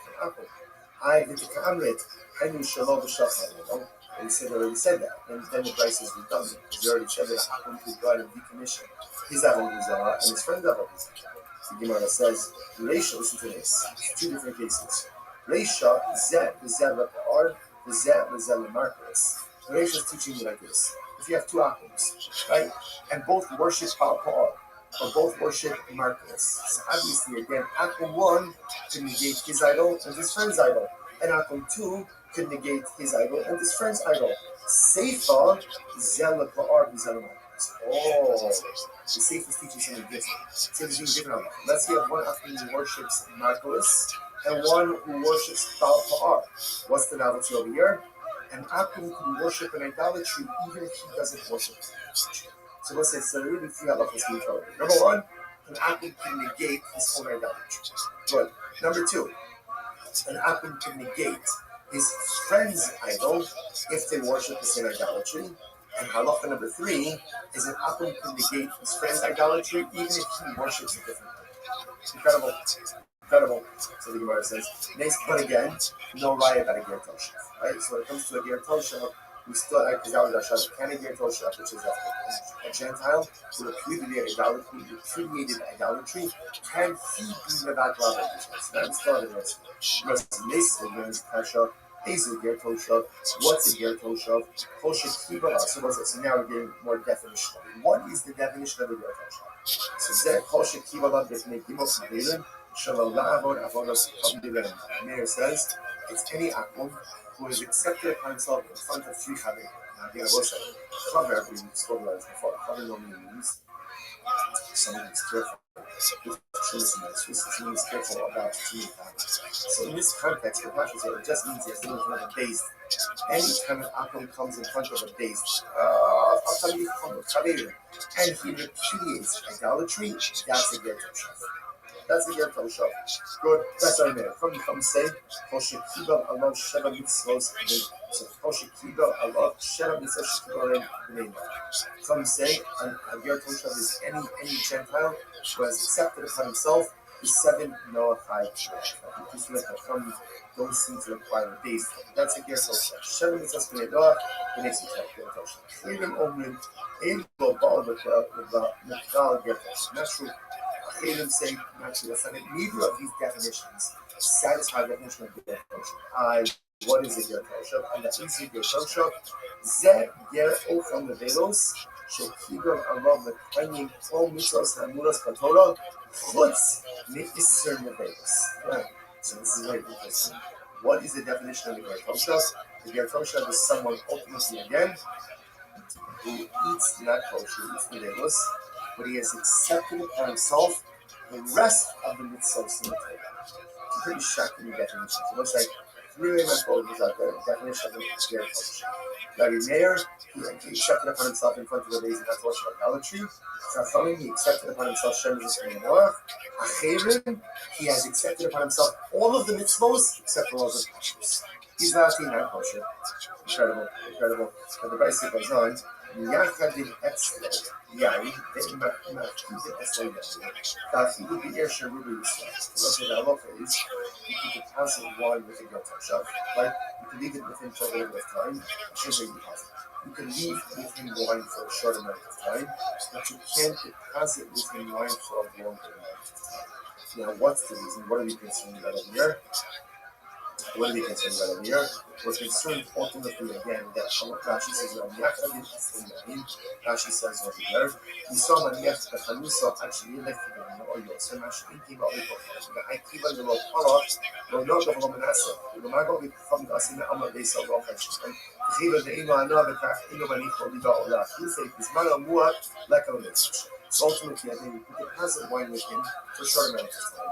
Not for a longer amount of time because we're concerned that they may swap out his juice wine for his own wine.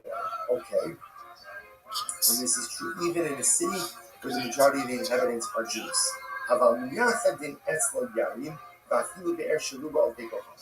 as this halacha says here, you could leave with him wine for a short amount of time. Not for a long time. Again, we're not towards the Ayinas. Why not to the Ayinas? Not because it's a created idolatry. Right? But we are concerned that over time, for a longer amount of time, he may switch his wine to the juice wine. So for a short amount of time, it's water. For a longer amount of time, also. Shmano kiyema. So the Gemara says, and his oil is like his wine. Now, what is that? Shmano kiyema. Shemen nika havi yayin. It's not what can be wrong with his oil. Oil can't be in his wine. So ella yeno kishmano. Interestingly enough, what it means is like this: that halacha l'maisa. That ultimately again is his wine. Excuse me. His wine is like his oil. Just like this is very interesting. That just like his oil is permitted, so to ultimately again is his wine. Now look at that for just a moment. That's the shmano being habiyayas and yeno mutzavanga shmano kodesh shotu Hashem ma'afilakai. About b'shtia asa. But what does it mean that his oil is like that? Excuse me. That his wine is like his oil. That the same that you get hana from his oil, you get hana from his wine. Can't drink the wine with the Gertoshav, but ultimately you can get hana from his wine. The shark called davar, ultimately, and for every other thing, he is like an athlete. So it's the Shimon Omer, Yeno Yayin Nest. Va'amilei Mutter B'shtia. Shimon says his wine is like Yayin Nesach, but others say ultimately again that it is Mutter, ultimately again for consumption, for Shtia. So we'll actually pause over here, and we'll pick up in the next session. Actually, let's finish Katanias. Let's finish this again. Katanias, what do you see from here? Katanias, we shared part by the public comments. We see from here that an apple is like an apple. Here comes up is like an apple regarding every other matter. The mind of itself, ultimately, again, what does it mean when we say that a kosher is like an apple for everything else? What does that mean? First, the Gemara says, "Love the mabaka of a vessel plugin, ka'av a vessel plugin." So doesn't that mean, because listen, again, how did this whole thing that get Tosha get started? It got started because we're trying to figure out, does it get Tosha have the ability to negate idolatry, if you actually decommission idolatry? So now we just got finished saying that in this respect, Agir Tosha is unique, but in every other matter, he's like an apple. Doesn't that mean that just as an apple can theologically decommission and negate that whole desire, so too can Agir Tosha? So too can Agir Tosha? To which the Gemara says, no, litin reshus umevato reshus. No, it actually means something else. It means actually for shacks. What does it mean for shacks? What's the watch? It's Kirisanya. Yisrael Momer, Yisrael Shabbat is the most evidence. So just Erev Kassetz. If you have multiple homes that open up into a courtyard, you cannot carry from a home into that courtyard, into the courtyard without influence. Like Erev essentially means you collect food from all of the inhabitants of Shifatzer. They join together, and that joint food makes it into the domain of one home. Erev is never carried from the home into the Fatzer, just into the home. Now the halacha is if you have a Jew who did not join into the Fatzer, he can yield his rights. Let's say if Shabbos started, he forgot to participate in the Erev. He can yield his rights to the other members of the Fatzer. If there is a non-Jewish resident, the halacha is you have to rent his rights. You cannot simply yield his rights, you have to rent his rights from him. Watch this, because we saw more, the Shabbos of the Shop, and the Data Lushus. ultimately, again, if you have a Yisrael woman, which unfortunately, again, is a Yisrael, an apostate. So as long as externally he's not an apostate, right? As long as externally, like, right, and publicly keep Shabbos, privately he doesn't keep Shabbos, but at least in publicly keep Shabbos. And what's the halacha? Mevatel Rishos. All he needs to do if he didn't participate in the Eruv, he just needs to essentially yield his rights to someone else in the Chatzar. Okay. Shem Yishar Shabbos Rishos. In Mevatel Rishos. But again, if he publicly violates Shabbos, then essentially he's like a temple. If he's like an Afrin, then it is not enough for him to yield his rights in the process of residence. Rather, you have to rent his rights from him. Amru, Yisrael, no same Rishos from the Rishos, right? Yisrael ultimately, again, has the ability to go ahead and yield his right, give up his rights, or give over his rights to the other residents. With the other Pekavim, Achi Yisrael, but by Akum, ultimately, you have to rent. You have to rent. So therefore, again, the Gemara is saying that when you say, so let's say, just let's finish up. Ketzad, Omer Lo, we'll say, how does the yield, for example, yield his right to his over his rights in the Chatzar? Omer Lo, Rishusi Kinina Lechon. I hereby give over my rights, right? I give my rights in the Chatzar to you, or Rishusi Mivutelas Lechon, or my rights are negated to you. Ultimately, as what for the purposes the other Jewish residents acquire the rights of this non-participatory Jew who did participate in the Eruv, they start discussing any form of purpose. So just in general about Eruv Chatzeros, again, you need the participation of all Jewish residents. In general, if you have a Jewish resident who did not participate, even on Shabbos, he can yield his rights or be the doctor, or just simply negate his ownership rights in the Chatzar that allows everyone else to utilize the Chatzar. Even if he's a Yisrael woman, as long as publicly he comes across as Jewish, ultimately, again, he could yield or he could go ahead and or bequeath. By an action, you have to go ahead and acquire his rights. And the Yisrael woman, who is publicly a woman, is treated like a full circle. Therefore, when we said before that a ger toshav ultimately, again, is treated like an akum for all other things, all other things means that if you live in a Chatzar with a ger toshav, and the Jews in the Chatzar want to make it full of Chatzeros, they must rent the space, they must rent the rights, ultimately, again, of the ger toshav as well.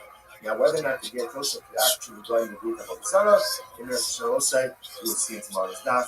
Shkayach, everyone. What a daf. What an incredible experience that this is with all of you. Wishing everyone a good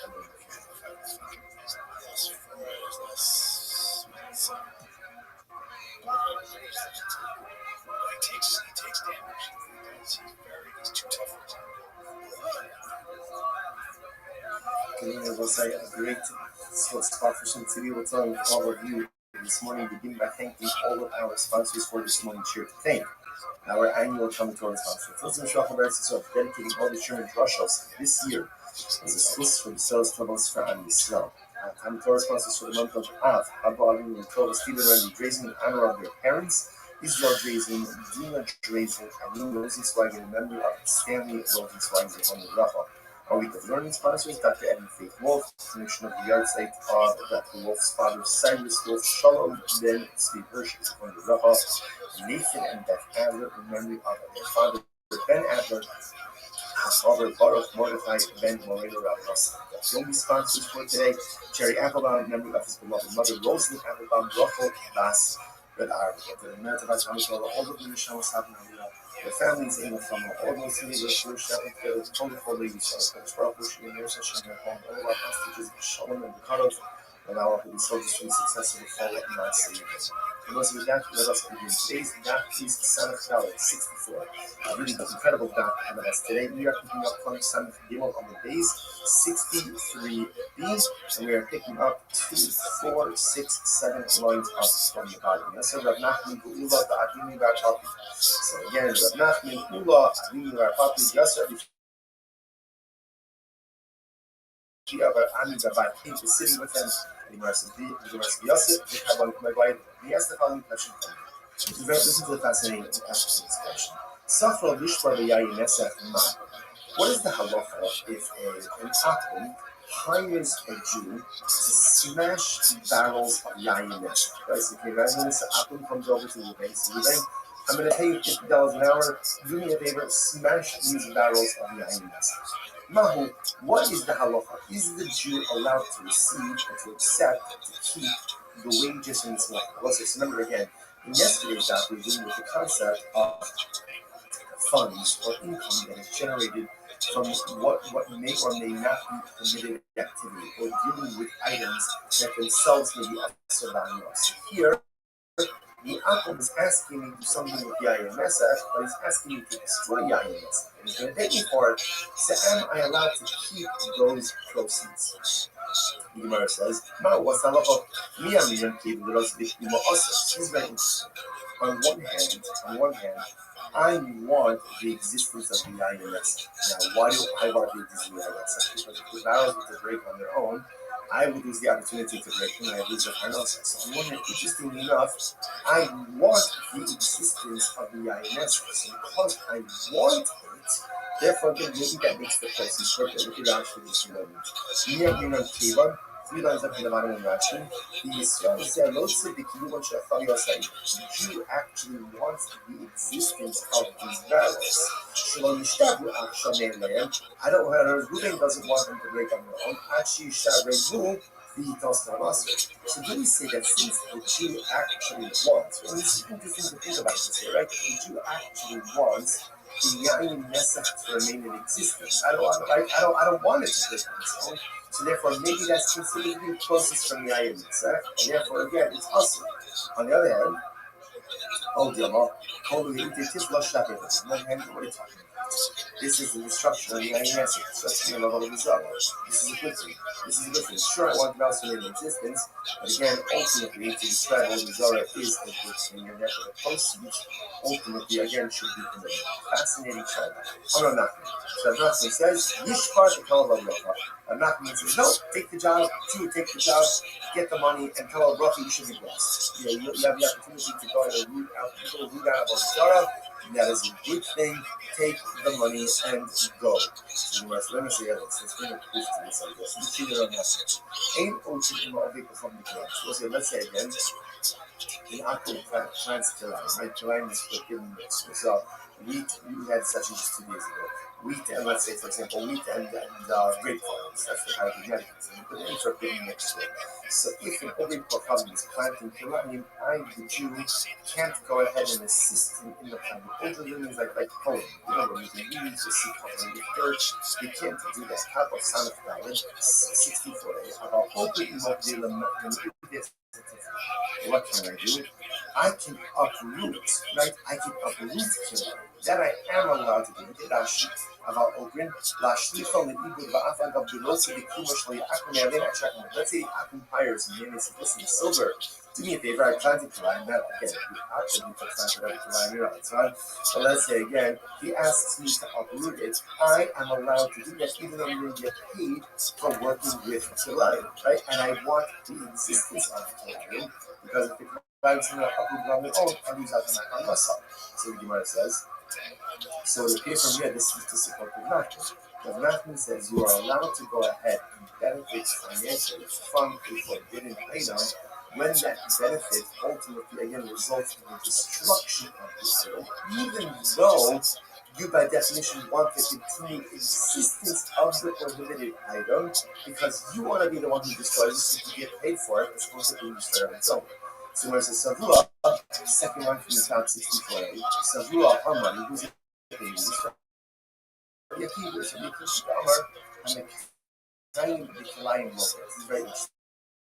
Yakiva holders, in general, not only is there a prohibition to plant Kilayim, not only is there a prohibition to go ahead and facilitate the growth of Kilayim, but you can't. Now let's say someone else plants the Kilayim, right? Rabbi Akiva says also.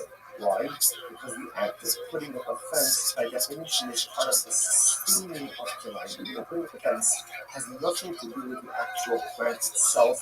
Nevertheless, it is going to be also kind of a sign. Here we go.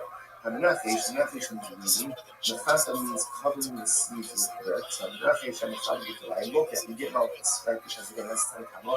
Because there you're actively and directly participating in the planting of soil. The Kiva says after the timing. Now the Kiva says even if you do anything to sustain the Kilayim, for example, put up the fence around the Kilayim, that's going to be problematic as well. So much as my time Rabbi Akiva. Where does Rabbi Akiva get that from? What's his logic? Amakra, Sadcha lo tizra Kilayim. Pasuk says, do not plant Kilayim in the field. Amy Elazareh, I don't know the prohibition of planting. Mekayim means, how do I know that I'm not even allowed to do something to sustain the actual growth itself, like even like putting up the fence? Amalomar, lo Kilayim. Alright, so let's say, so it's interesting over here. The Gemara is making a little bit of a play on words. A little bit of words. So again, the Gemara is actually kind of splicing the process. Like, lo Kilayim. You can't do anything that ultimately again is able to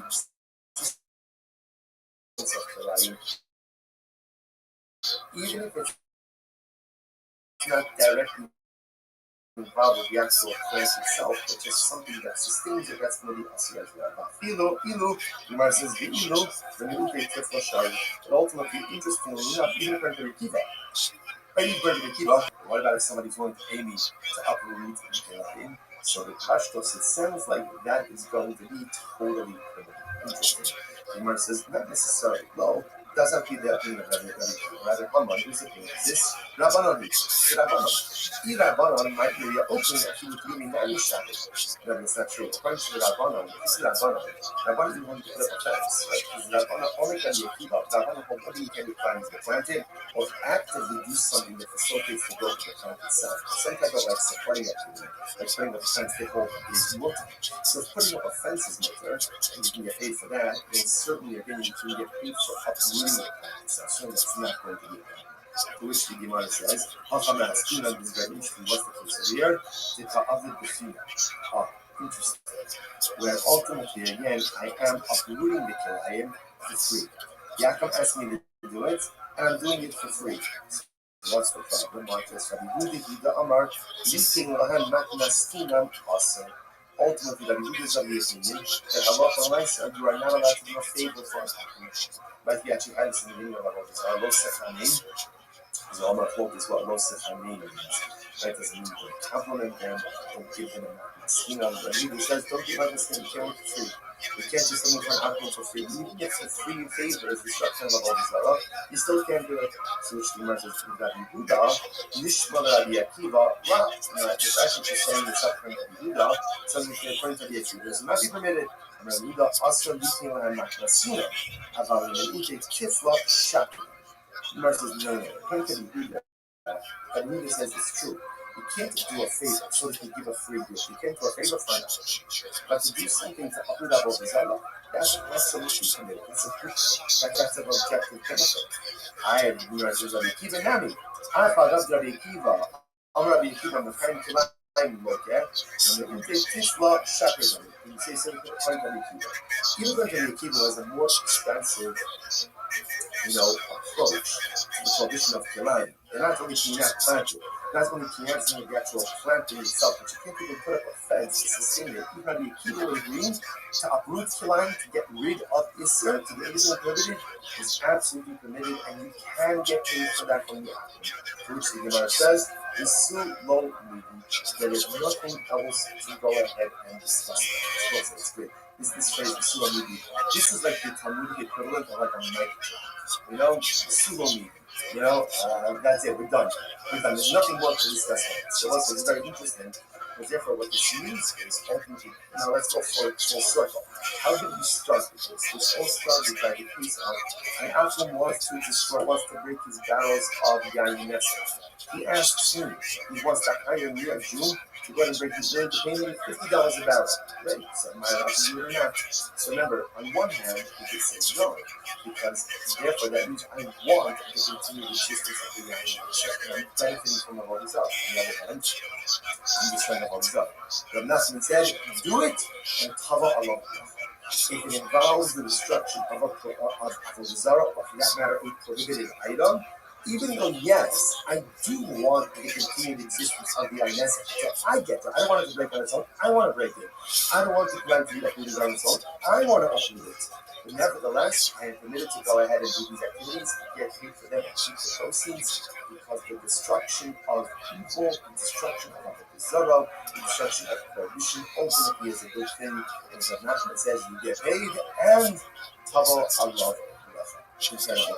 I will say it really is such an interesting idea, because, kind of like part of Western society and mindset is, live and let live. And that is important as members of society, just as a general approach to living in greater society. We should take an approach to living and let live. Yes, it's not that religion to convince the world of the ideas, nor is it your place to stand in judgment of everyone else's lifestyle choices or everything else. Live and let live. That's to assume that has to be our approach to living in greater society. On the other hand, he's also teaching us this idea that evil shouldn't be allowed to take the lead. What up, dude? How you living, Pam? And when there's something that is evil, it has to be uprooted. When there's something that is evil, it has to be broken. When there's something that is evil, it has to be smashed. It has to be destroyed. Because if you let evil take root, then it spreads, and unfortunately it becomes the norm. And what up, dude? How you living, Pam? Ultimately, again, becomes destroyed. That's why Matthew uses Ashna. Yes, destroy the INS. Nobody wants you in their life. If you come in and just ask them weird questions like that. It is rough. It's not easy. It's not easy. That's not what you meant. It's such an incredible thing. Because it's mini golf related, I'll give you a pass. Alright, dude, I'm going to tell you right now what's going to happen. I'm going to beat you very quickly in 3 straight games of mini golf. Then I'm going to beat you in 2 games of pool, and then I'm going to let you lick your wounds. Got it?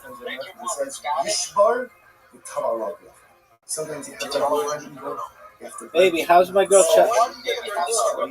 How's my girl Chelsea? How's my girl Chelsea doing? But ultimately, when you get to the other side of the process, that's what it's really about. Incredible. Gemara goes like, good. Hadu Yasvi, so again, the same incredible. Did she do well? And the after that question, must Hadu Yasvi, if you're coming by like, you may have a list of the other So I'll say, this is very interesting. What happens if an Akum sells his item? So Akum sells is one of them the Tinder skit? For $1,000 does that money in the hands of the Akum take on what did you think of my shot? Does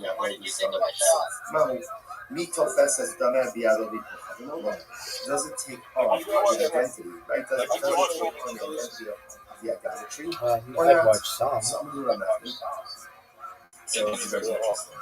So ultimately, you're going to nothing. So nothing says, I think it's more I watched some of her interviews, of Chelsea's interviews.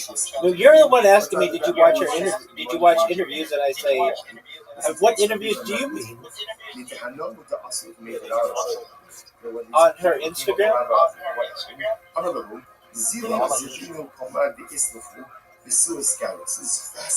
Chelsea?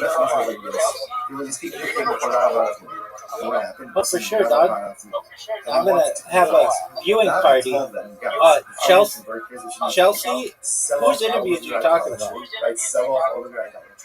And then you have the cash. After you do that, then let's not watch this. Here. Now she says Rashi, the Suez Cairo, all this Cairo, the African Cairo, because remember, if they look how good that shot was.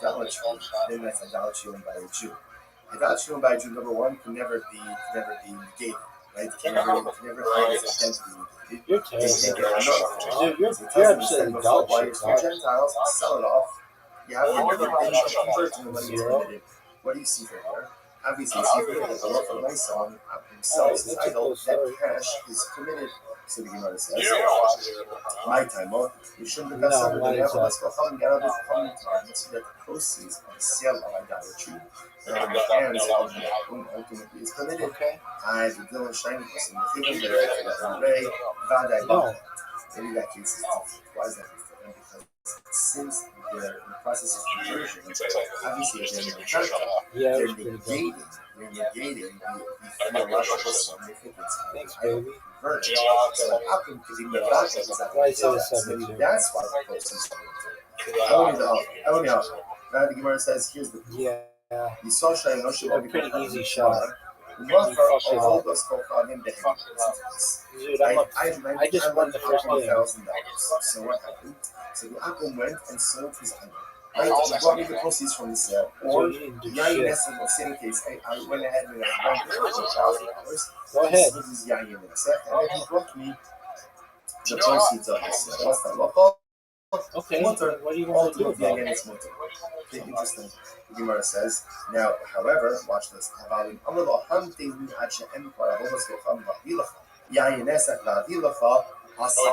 Let's say the Akum same case, the Akum $1,000.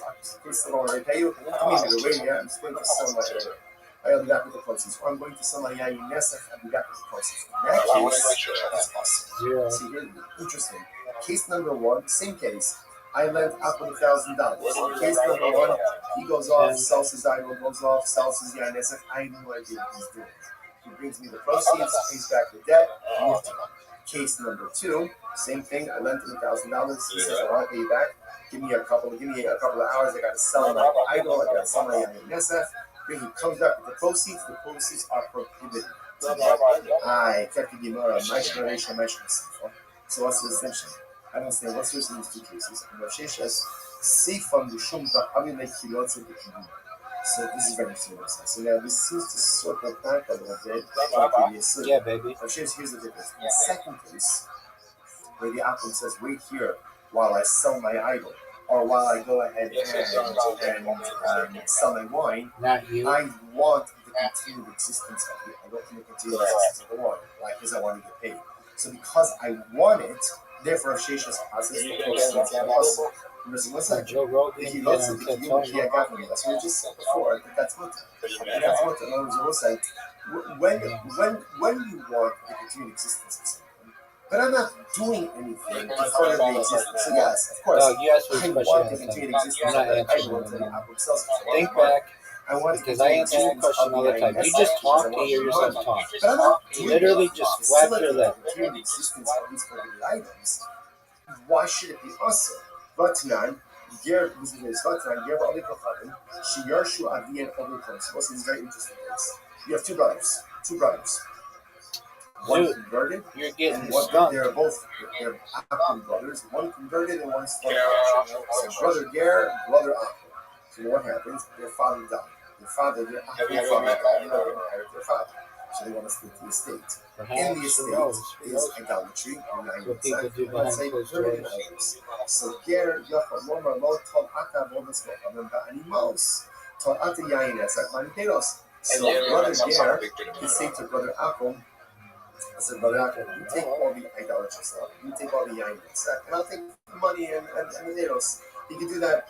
Then the Shabbat, Oh, and yeah. that's committed. Well, However, I didn't know him the Shabbat beforehand, is just like but I know it's someone obvious. who All of this presupposes got convicted of Ger it. has not yet actively taken possession of Yayin Esach or items. I didn't know them at the Obviously, time. once that happens, there's no more recourse. Right? Oh, what kind of shot is that, Zoo? There is recourse, and everything is seamless. You can get an Akum to be Medakla. Dude, that was a dick That's shot. much more complicated. Once that you already owns it, there are really very limited options for you there. So as long as brother Ger has not yet taken possession of his items, no problem. There's no problem dividing up the estate. Go on the wire, go on the wire. However, if brother Ger already took possession, then it's possible. So ultimately, what do you say for the Ger? Now, in this case, brother Ger wants to continue the existence of the idolatry, but he's not doing anything active to promote its continued existence, and therefore it's mutter. It's mutter. So what's the problem? What's the case over in this Mishnah? Why not? This mission is talking about an idol, let's say it's made of gold, which means that even if it breaks, But it's you still could hit valid. my ball in. So therefore, again, brother Ger doesn't actually care if it remains in its whole state or not. Even if it breaks, who cares? Are you It serious? still has value. To which the Gemara says, that's fine. So, perfect game. You have to make this That works to fine for stop an idol. getting How skunked. would you explain the case then? You got skunked, dude. 5-0. Saras Hadran. So this is very interesting. Adrianic. So apparently, Rashi points out that Adrianic person. Dude, you're garbage. It's very absorbent. Therefore, when you put wine in there, the earthenware absorbs the wine to a degree that you could take a shard of that earthenware, put it in water, and reconstitute water. In that case, also, Brother Ger doesn't, who cares if the casks break or not? It doesn't make a difference because either way, the value is still retained.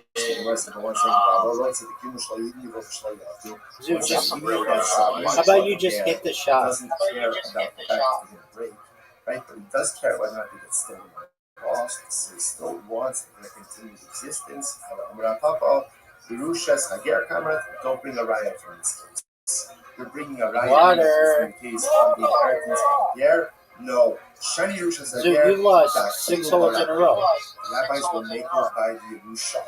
In other words, normally the Gemara says perhaps this case should be problematic. But halacha l'maisa, Chazal will make it by the Yerusha. And as long as the Ger has not yet actually Zoot's Comedy Club. The idols, he's absolutely able to work this out. Yeah, that is fictional, dog. Do you not know what fictional means? Even though, yes, he was the continued existence. Oh, what a shot, Zoot. Why would they make it by a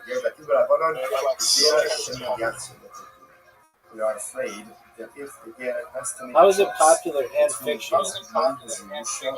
Oh, that would have been one of the best shots I've ever had. That's a reality from the Zoot's popular comedy club.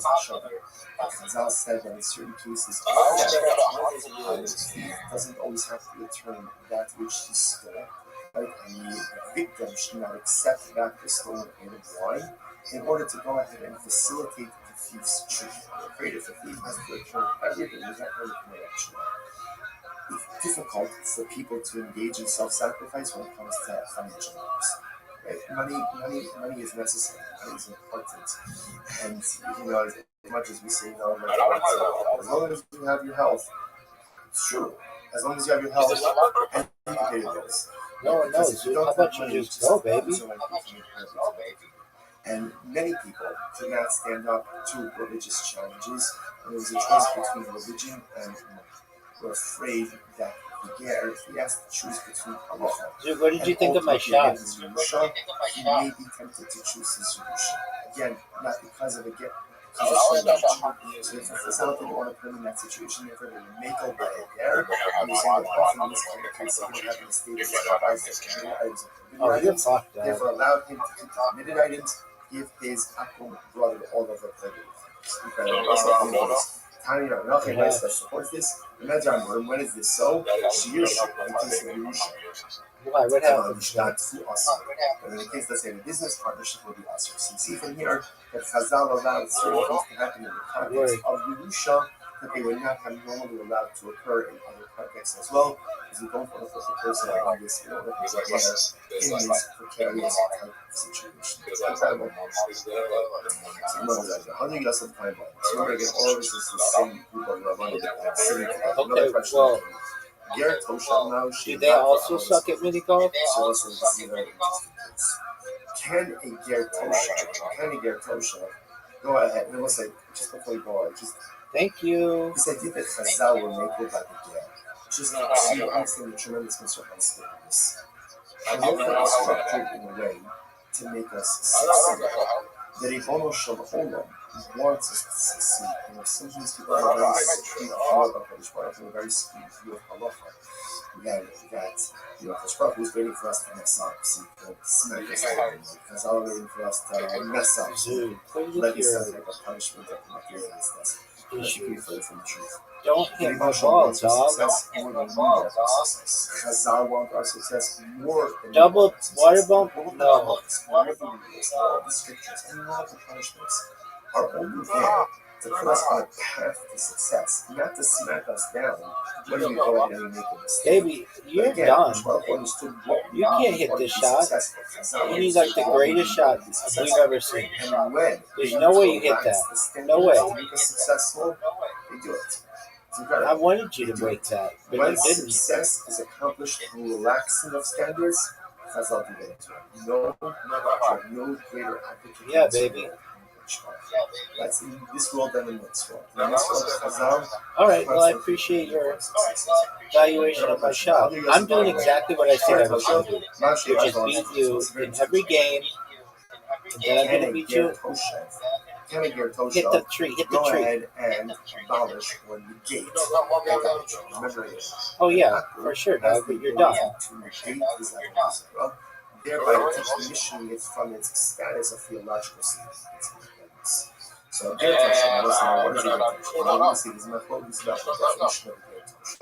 Rashi points out from the top of the graph, Ger Toshav Eino Ovid Avodas Kefir. Ultimately, again, he doesn't worship idolatry. But again, he's like an apple in everything else, except he doesn't worship idolatry. That's a terrible shot, and everybody knows it. He believes in HaKadosh Baruch Hu. He believes in God.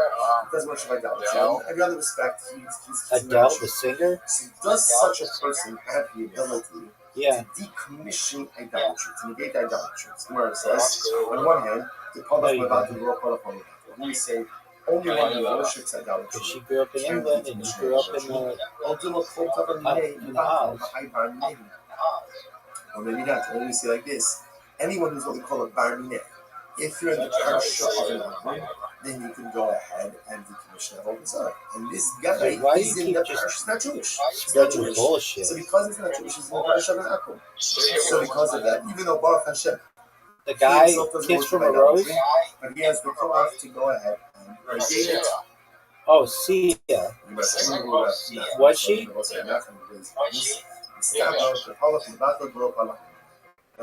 Why should I believe you? Who worships it can negate it. But someone who doesn't worship idolatry cannot negate idolatry. Therefore, that doesn't mean she's your fucking neighbor.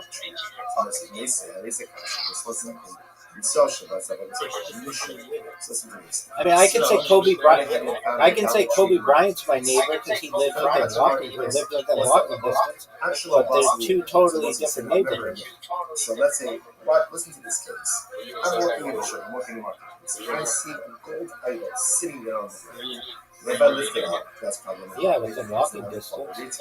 And once it's acquired by a Jew, essentially it can't be decommissioned. So what do I do? Lots of it. So before I pick it up,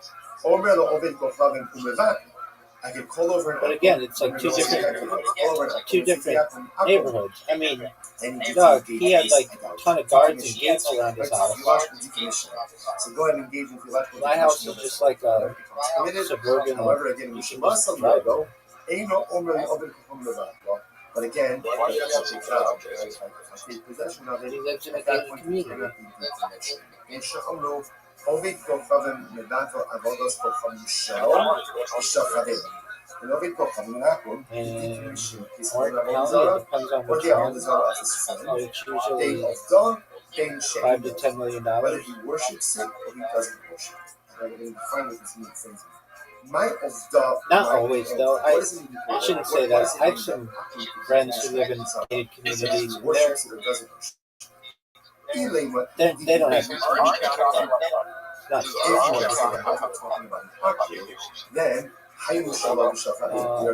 generally, no. It's more like beach, but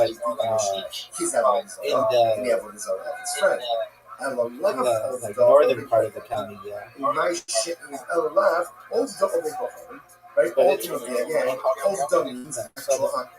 But it's generally pretty. It's very pretty flat for California. So who is able to go ahead and decommission both an actual and a Gertosha? It's all downhill basically. It's like one flat hill towards the ocean. Ultimately, because you logically decommission Avodah Zarah. Look at that. So nobody wants to play with you if you're gonna like just talk stupid. The only person who can decommission Avodah Zarah is an actual idol worship.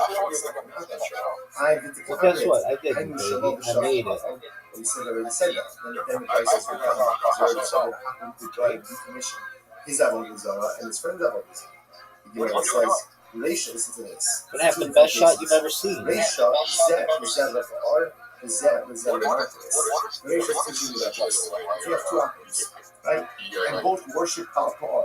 Dude, you still should win. Obviously, again, Apple So 1 don't fuck up. can negate his idol and his friend's idol. And Apple 2 can negate his idol and his friend's idol. Seifa, Zeh, Lefa'ar, Zeh. Yes. Oh, the Seifa is teaching something different. Different. Let's see, one Apple who worships Marcus and one You're done, who worships Pa'ar. Dude, you're done. That's the novelty over here. You can kiss this game goodbye, son. Worship an idolatry, even if he doesn't worship it. So let's say, so let me figure out what this means. Bye bye. Apple can negate his It's own over for you. Good. Number 2, Apple can negate It his is not a friend's final hole. idol if they worship the same idolatry. It is this hole. And halacha number 3, The Plinko hole, baby. negate his friend's And idolatry. you're done. even if It's he over. worships it. Baby, this whole Next whole one hole. again.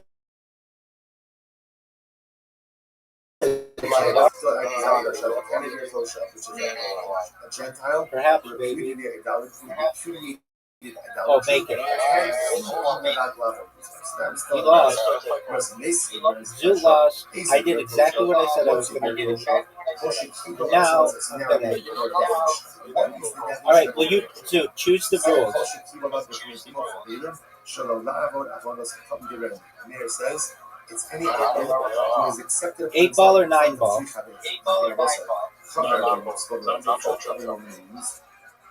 Somebody is careful. If truthfulness, just someone is careful about doing time. So in this context, the Pasha said it just means he has to do it in front of a based. Any time an Akum comes in front of a based, a family coming, Chavirim, and he repudiates idolatry, 69, that's a baby. great That's a great What a great shot. That's right. What a great fucking shot, too. I don't care. From saying, Ger Tosha is any Gentile who has accepted upon himself the 7 Noahide words. From don't seem to require faith. That's a Ger Tosha. 7 mitzvahs b'nei Noach makes it a Ger Tosha. Even only Elu lo ba'al with the Mikral Ger Tosha. Not true. I hear them saying, not true. It's not neither of these definitions satisfy the definition of Ger Tosha. What is a Ger Tosha? And the definition of Ger Tosha, Zeh Ger O from the Velos. Shekigon Allah Mekayim Kol Mitzvahs Hamuras Batorah. Yes, sir. Me'isser Nevelos. So this is very interesting. What is the definition of the Ger Tosha? The Ger Tosha is someone ultimately again who eats that kosher, eats the Nevelos, Yeah, but he baby. has accepted upon himself the rest of the mitzvahs of the Torah. It's a pretty shocking definition. So let's say three and a half is like a definition of Ger Tosha. Rabbi Meir, he accepted upon himself in front of the days of not worship idolatry. Chachamim, he accepted upon himself Shem Ziskin Noach. Achirim, he has accepted upon himself all of the mitzvos except the laws of the He's not in that portion. Okay. Incredible. And the Brisa goes on. Yeah, baby. I know. The air sure really is so. I say that locally is right? You're welcome.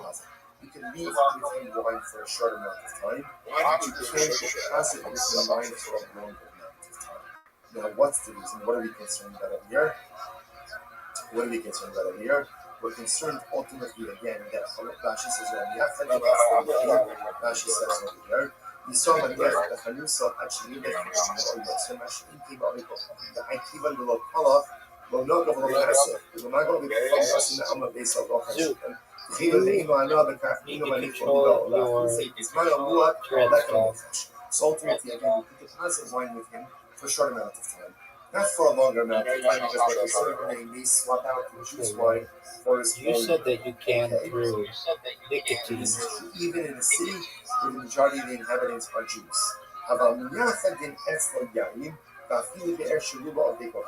So as they say, you could leave with him wine for Kick a short shot? time, not for a long time. That counted as a kick shot? Or actually, that's not because he's repudiated idolatry. Right? But we are concerned that over time, for a longer amount of time, he may switch his wine for the juice. So for a short amount of That's time, not a for kick shot. a long amount of time. Oh, dude, did you see that? So the Gemara says, and his oil is like his wine. What is that? You didn't make it. That's not what could be wrong with his oil. Oil can't be into yayin. It's like hello, yeno kishmano. Interesting enough, when he uses like this, that halacha l'maisa, that ultimately again is his wine. Excuse me, his wine is like his oil. Just like it's very interesting. That just like his oil is permitted, Yeah, baby. so to ultimately again is his wine. I look at actually just a moment. Shmano b'ni hamid yayis al yeno mutivano shmano kodim shokir Hashem ba'akilokai hava b'shtia asa. Then what does it mean that his oil is like? Excuse me, that his wine is like his oil? It's the same way that you get enough from his oil. You get enough from his wine. You can't drink the wine that you get toshav, but ultimately you can get enough from his wine. The shar called davar, ultimately then for every other thing, hareyu called it. He is like baby. He's like an apple. So the rest of Shimon Omer, Yeno Yayin Nesach. Va'amilei Motor. Shimon says his wine is like Yayin Nesach. Others say ultimately again that it is Motor, ultimately again for consumption, for shtia. So we'll actually pause over there. Actually, let's finish. Let's finish this again. What do you see from here? We see from here that the apple is like an apple regarding every other matter. XYZ.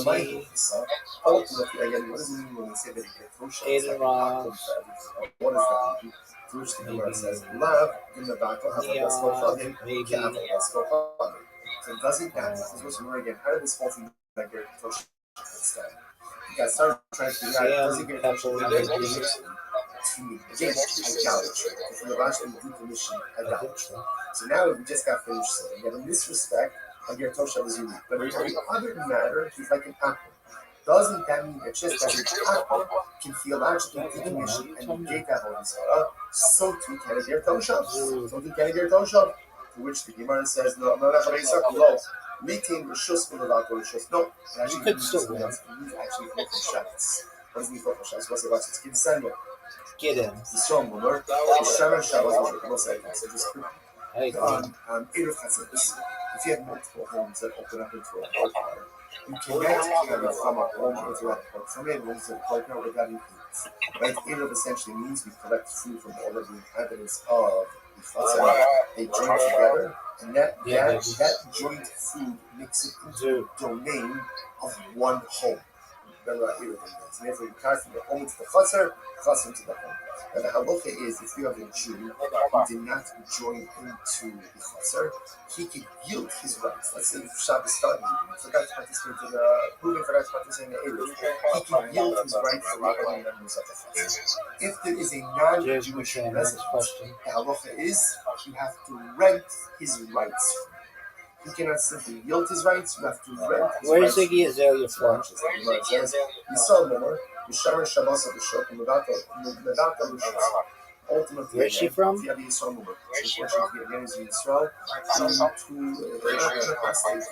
as long as externally he's not an apostate, right? As long as externally, like right in public he keeps Shabbos. Did you know she started as a country singer? But at least in public he keeps Shabbos.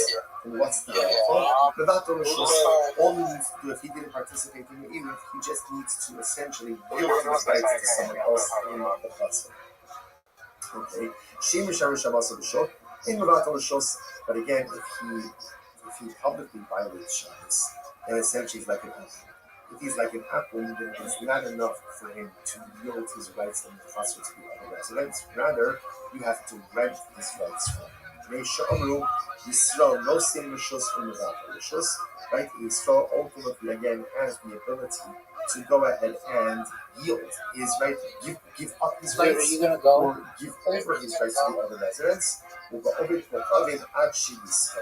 by Akum, ultimately, you have to rent. You have to rent.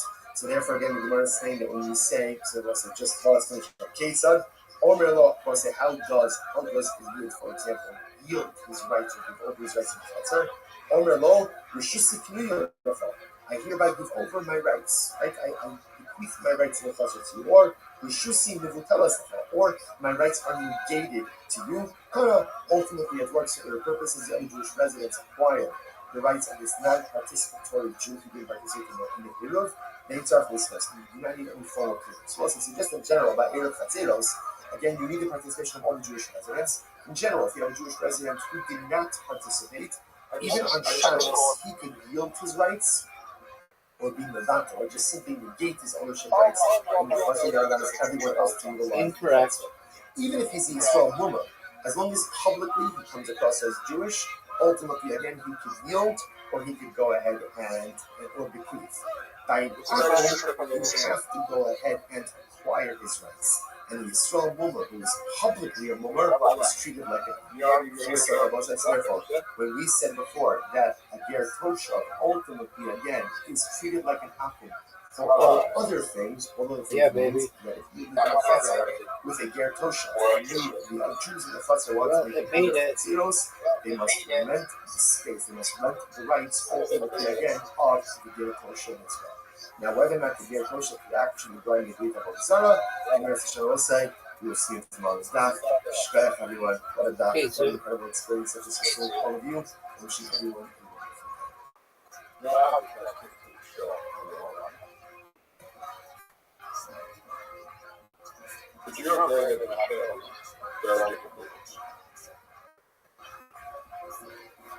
yeah, it is very difficult. Great spot for some to you. We're telling all of you this morning again by thanking all of our sponsors for this morning's share. Thank our annual commentary sponsors. So dedicating all the Sherman Drushos this year as a Swiss for the Sales to us for Israel. Commentary sponsors for the month of Av, Abba Lulu, Tova, Stephen Randy, Drazen in honor of your parents, Israel Drazen, Dina Drazen, and Lee Rosenzweiger in memory of Stanley Rosenzweiger on the Rachel. Our week of learning sponsors, Dr. Eddie Faith Wolf, donation of the yard site of Dr. Wolf's father, Cyrus Wolf, Shalom, then Sri Hirsch is on the Rachel, Nathan and Beth Adler in memory of their father, Ben Adler, However, Baruch Mordechai and Ben Mordechai. We'll be sponsors for today. Jerry Applebaum, memory of his beloved mother, Rosen Applebaum, Rachel Bas, Red Ireland. The Meritavat Tamatora, all of the Mishal Sabinaria, the families in the family, all those things were for Shepherd Field, Kol Kol Yisrael, Baruch Hashem, and Hashem, all our hostages, and Shalom, and Karos, and our Holy Souls. Definitely, you're majorly wrong. Unless you're that, let us begin. Today's daf is 64. No. A really incredible daf ahead of us today. We are picking up from the beginning of days 63b, and we are picking up 2, 4, 6, 7 lines from the bottom. This is Rav Nachman Ben Ula, so again, Rav Nachman Ben Ula, reading our Papi Yasser, B'chia Bar Ami Gabai. And B'chia Bar Ami was sitting with them. And the Gemara says, Yosef, the Kabbalah, my bride, he asked the following question coming. Listen to the fascinating aspect of this question. Safra Rishbar B'yayin Nesa Hamad. What is the halacha if an Akum hires a Jew to smash barrels of Yayin Nesa? Akum comes over to you and says, I'm going to pay you $50 an hour. Do me a favor, smash these barrels of Yayin Nesa.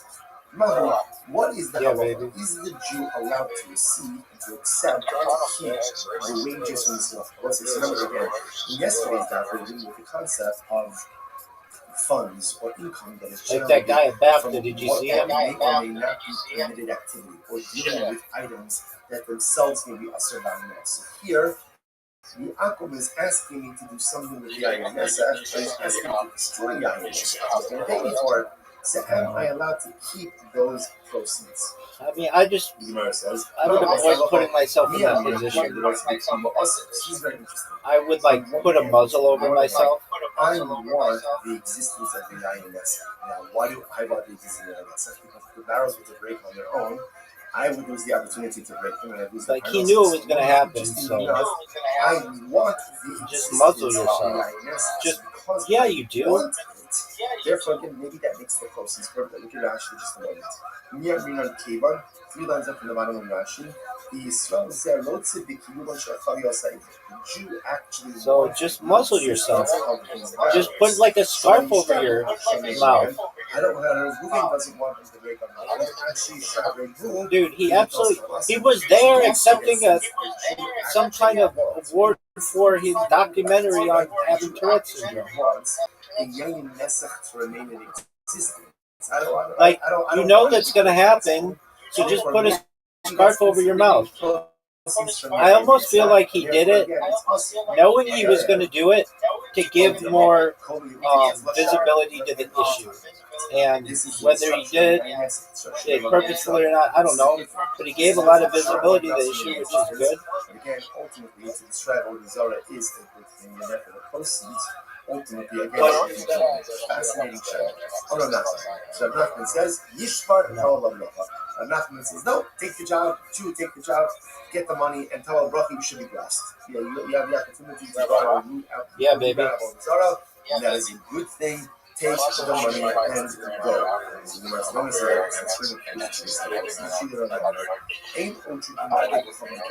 Let's say again, in Akku plants Kilayim, right?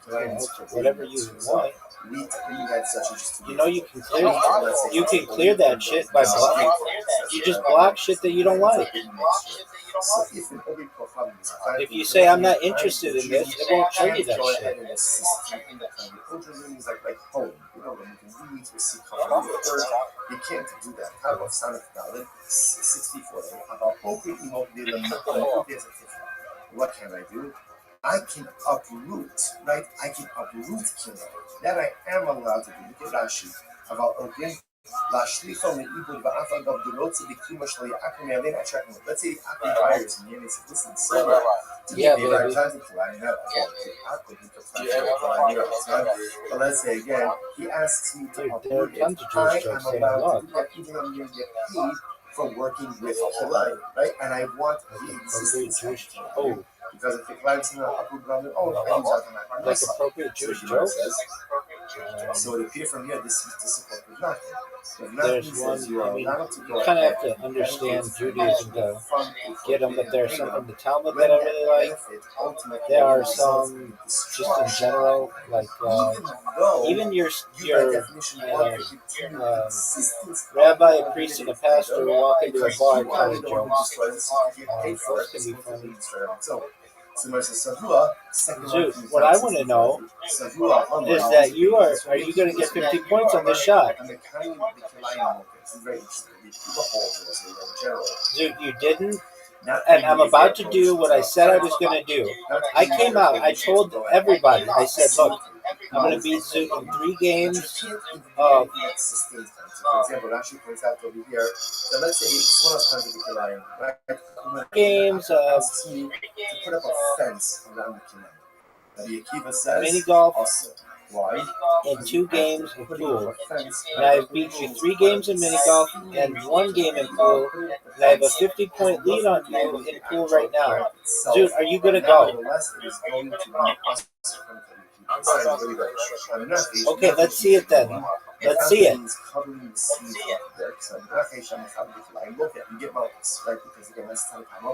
Because there you're actively directly participating in the planting of Kilayim. The Kiva says, and the Kiva says, even if you do anything to sustain the Kilayim, like for example, put up the fence around the Kilayim, that's going to be problematic as well.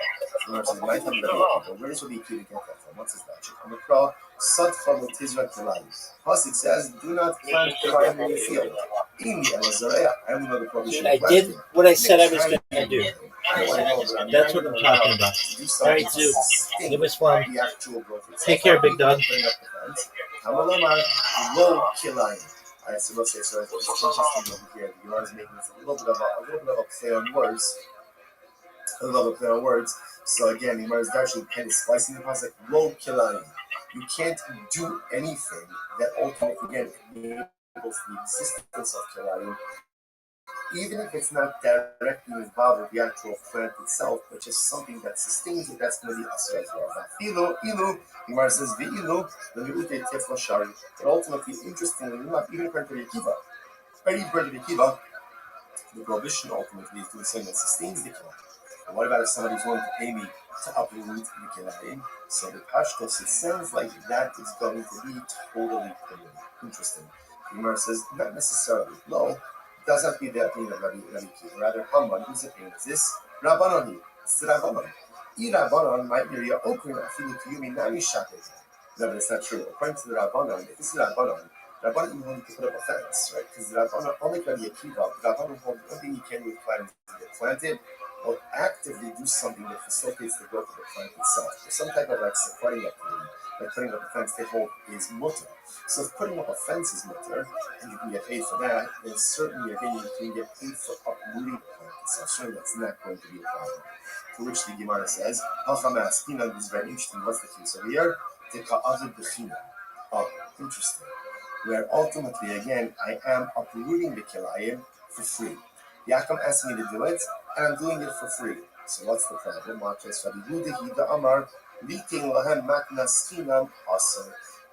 Rabbi Yehuda is of the opinion that halacha l'maisa, you are not allowed to do a favor for an akum. Right? We actually had this in the beginning of our Zohar, lo sechanim, because all my folk is what lo sechanim means. Right? Doesn't mean don't compliment them, don't give them a matnaskinam. Rabbi Yehuda says, don't give out this thing, you can't work for free. You can't do something for an akum for free. Even if the free favor is destruction of Avodah Zarah, you still can't do it. So the Gemara says, Rabbi Yehuda, Nishma Rabbi Akiva, la. Now, the fact that you're saying this up according to Rabbi Yehuda sounds like they're according to Rabbi Akiva, so you're not being permitted. Rabbi Yehuda, Asra Litim Maknasina, Aval Ute Tifla Shakid. Gemara says, no. According to Rabbi Yehuda says it's true. You can't do a favor, so as to give a free gift. You can't do a favor for an akum. But to do something to uproot Avodah Zarah, that's absolutely permitted. That's a good thing. That's an objective benefit. I have Rabbi Akiva Nami. Afadav Rabbi Akiva. Rabbi Akiva Mekaim Kilayim Lokeh. When you Tifla Shakir Nami. You say same according to Rabbi Akiva.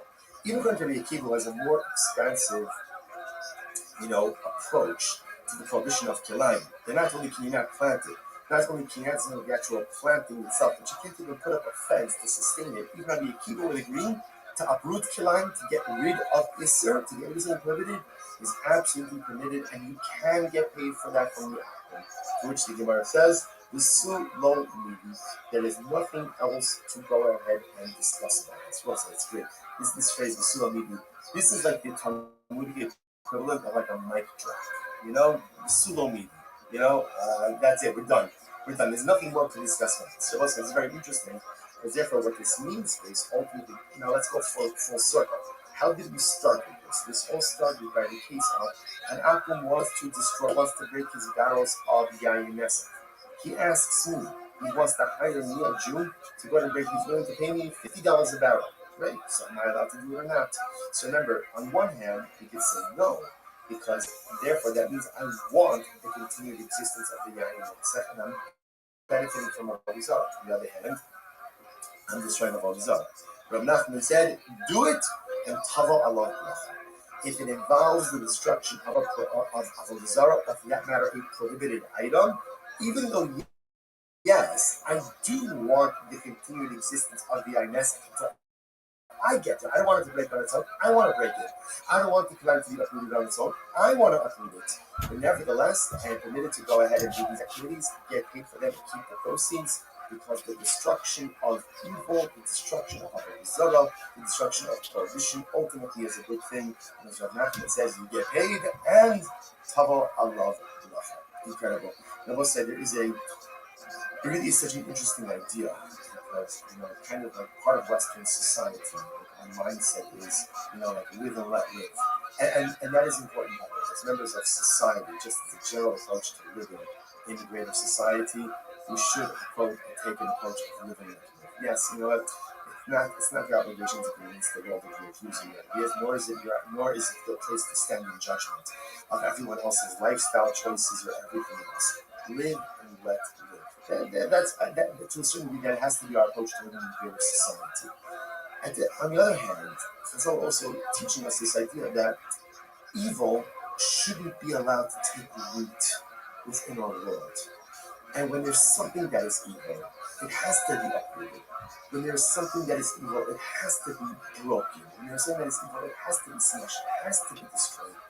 Because if you let evil take root, then it spreads, and unfortunately it becomes the norm. And sometimes then those lines between good and evil ultimately again become incredibly blurred. And that's why the Nachman uses this lashon of yes, destroy the Yayin Esech and Tavo Allah bracha.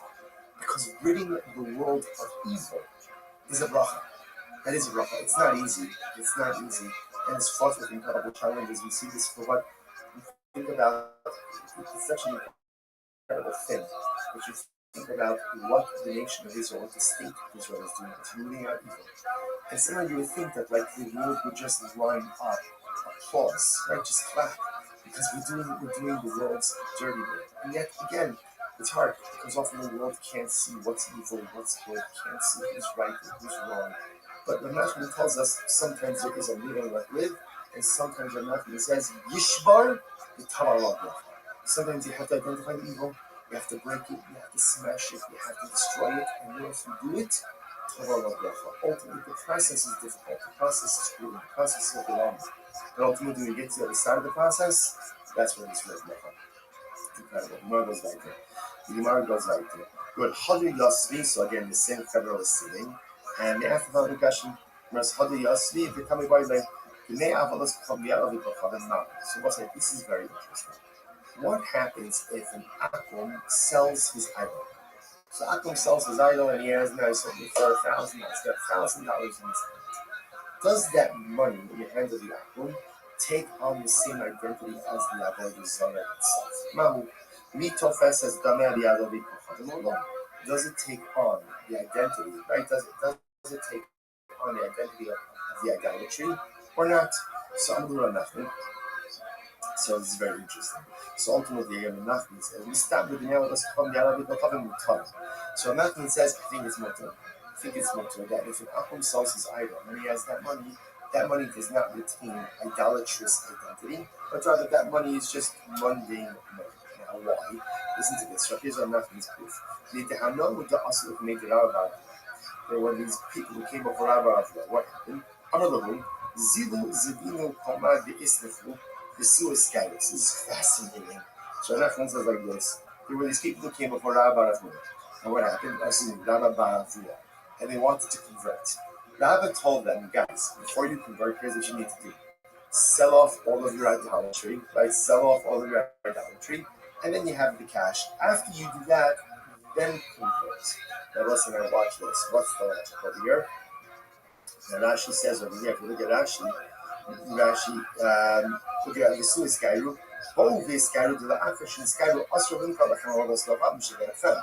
Because remember, if they convert and they still own the idolatry, then that's idolatry owned by a Jew. Idolatry owned by a Jew, number one, can never be negated, right? Can never have its identity repeated, and you can't get hanoah from it. So he tells them instead, before, while you're still Gentiles, sell it off. You have the money, then you can convert, and the money is permitted. What do you see from there? Obviously, you see from here that halacha when someone sells his idol, that cash is permitted. So the Gemara says, "My time, we shouldn't have covered the name. Let's go have the common see that the proceeds of the sale of idolatry that are in the hands of the Akum ultimately is permitted. I the Dylan Shiny Hassan, even that Blu-ray, Vadai Bata. Maybe that case is different. Why is that different? Because since they're in the process of conversion, obviously they're nevata. They're negating the theological significance of the idol and converting. So an Atum giving the Vata is Avodah Zarah. So maybe that's why the proceeds are different. Eloni the Hafa. Now the Gemara says, here's the proof. Yisrael Shayinoshe B'Amikol Pravim Tomorrow. Umachar Avodos Kol Pravim Dehevi. Listen to this. I lent Akum $1,000. So what happened? So the Akum went and sold his idol, right, and brought me the proceeds from the sale. Or Yayin Esech, of same case, I went ahead and I lent Akum $1,000. He sold his Yayin Esech, and then he brought me the proceeds of the sale. What's that? Mutter. Ultimately, again, it's mutter. Interesting. The Gemara says, now, however, watch this.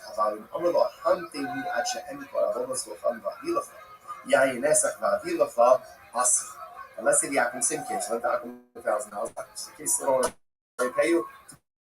Me in the way here, I'm just going to sell my I'm going to sell my Yayin Nesach and be back with the process. In that case, it's awesome. So it's interesting.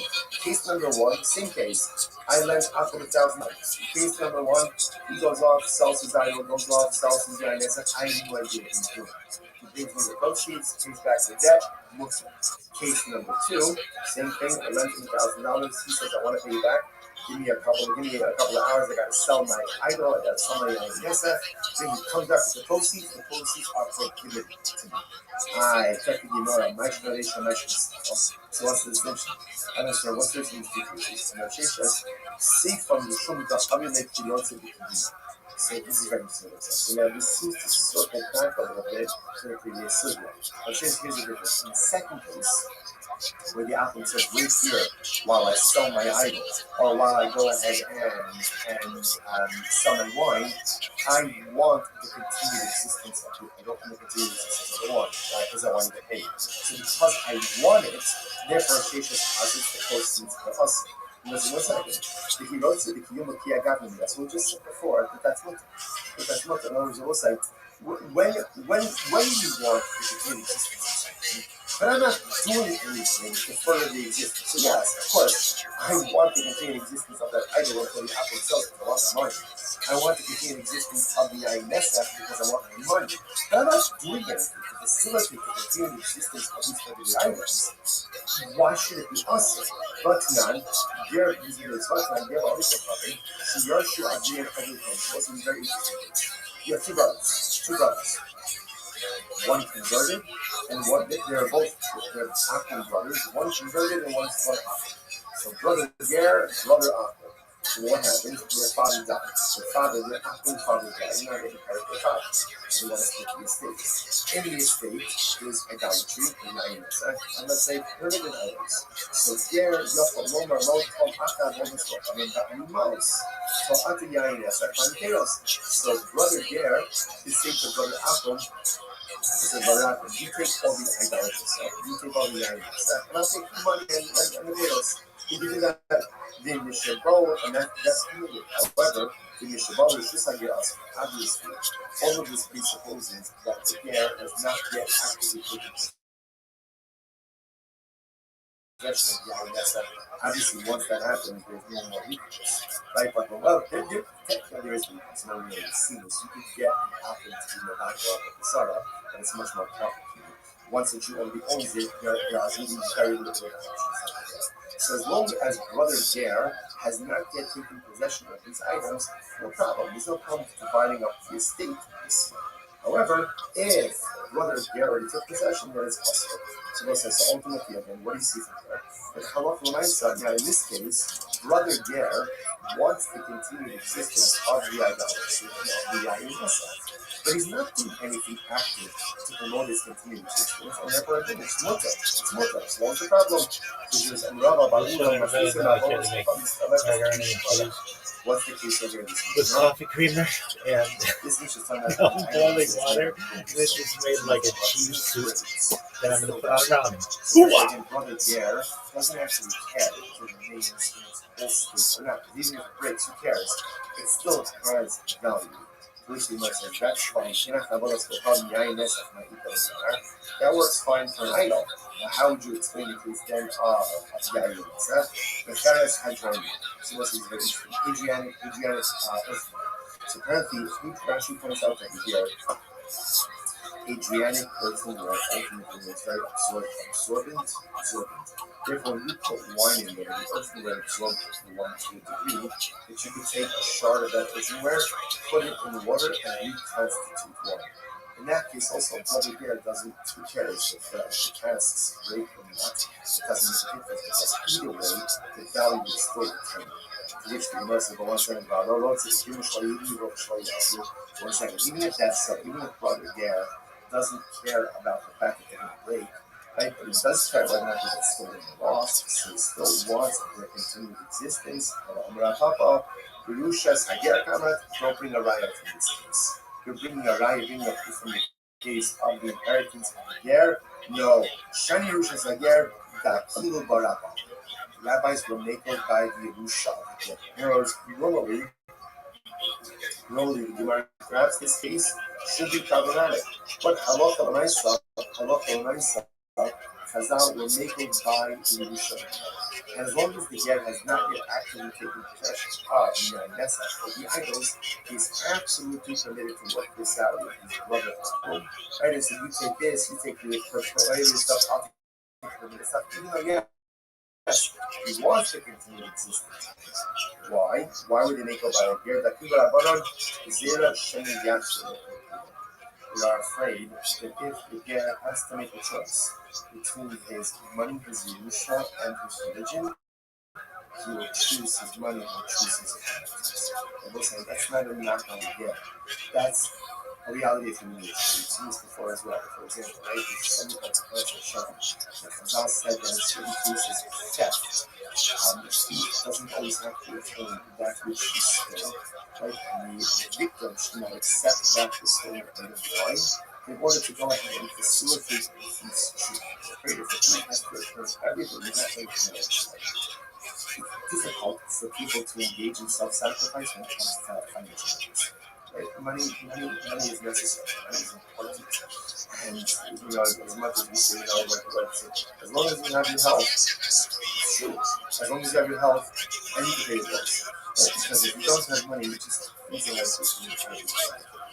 And many people do not stand up to religious challenges. There's a choice between religion and money. They're afraid that the Ger, if he has to choose between halacha and ultimately again his Yerusha, he may be tempted to choose his Yerusha. Again, not because of the Ger, because it's human nature. So it's like Chazal didn't want to put him in that situation. They're going to make or by a Ger. And you're saying that often in this kind of case, you're going to have an estate that is comprised of permitted items. Therefore, allow him to keep the permitted items. Each is Akum brother all of the purpose. Incredible. Also, 100 days. How do you know? You're not advice that supports this. Imagine when is this so? Shirshu, in the case of Yerusha. In the case, let's say the business partnership will be awesome. So you see from here that Chazal allowed certain things to happen in the context of Yerusha that they would not have normally allowed to occur in other contexts as well. You don't want to put the person in this order together in this precarious type of situation. Incredible. Remember that 100 less than time on this. Remember again, all this is the same people who are running, sitting together. Another question that came up. Ger Tosha now she got to Avodah. So listen, this is a very interesting case. Can a Ger Tosha go ahead? Let us say, just before we go on, this idea that Chazal will make with the Ger. Just so you understand the tremendous misunderstanding of this. Halacha is structured in a way to make us succeed. That a owner shall own wants us to succeed. Sometimes the other very skewed view of a very skewed view of halacha. That the start is ready for us to mess up, so you can smack us down. It's all ready for us to mess up, so we can levy some type of punishment that cannot be against us. Basically, for the truth. The Rebbe wants our success more than we want our success. Chazal wants our success more than we want our success. And all of the halachas, all of the rules, all the scriptures, and all the punishments are only there to put us on a path to success, not to smack us down when we go ahead and make a mistake.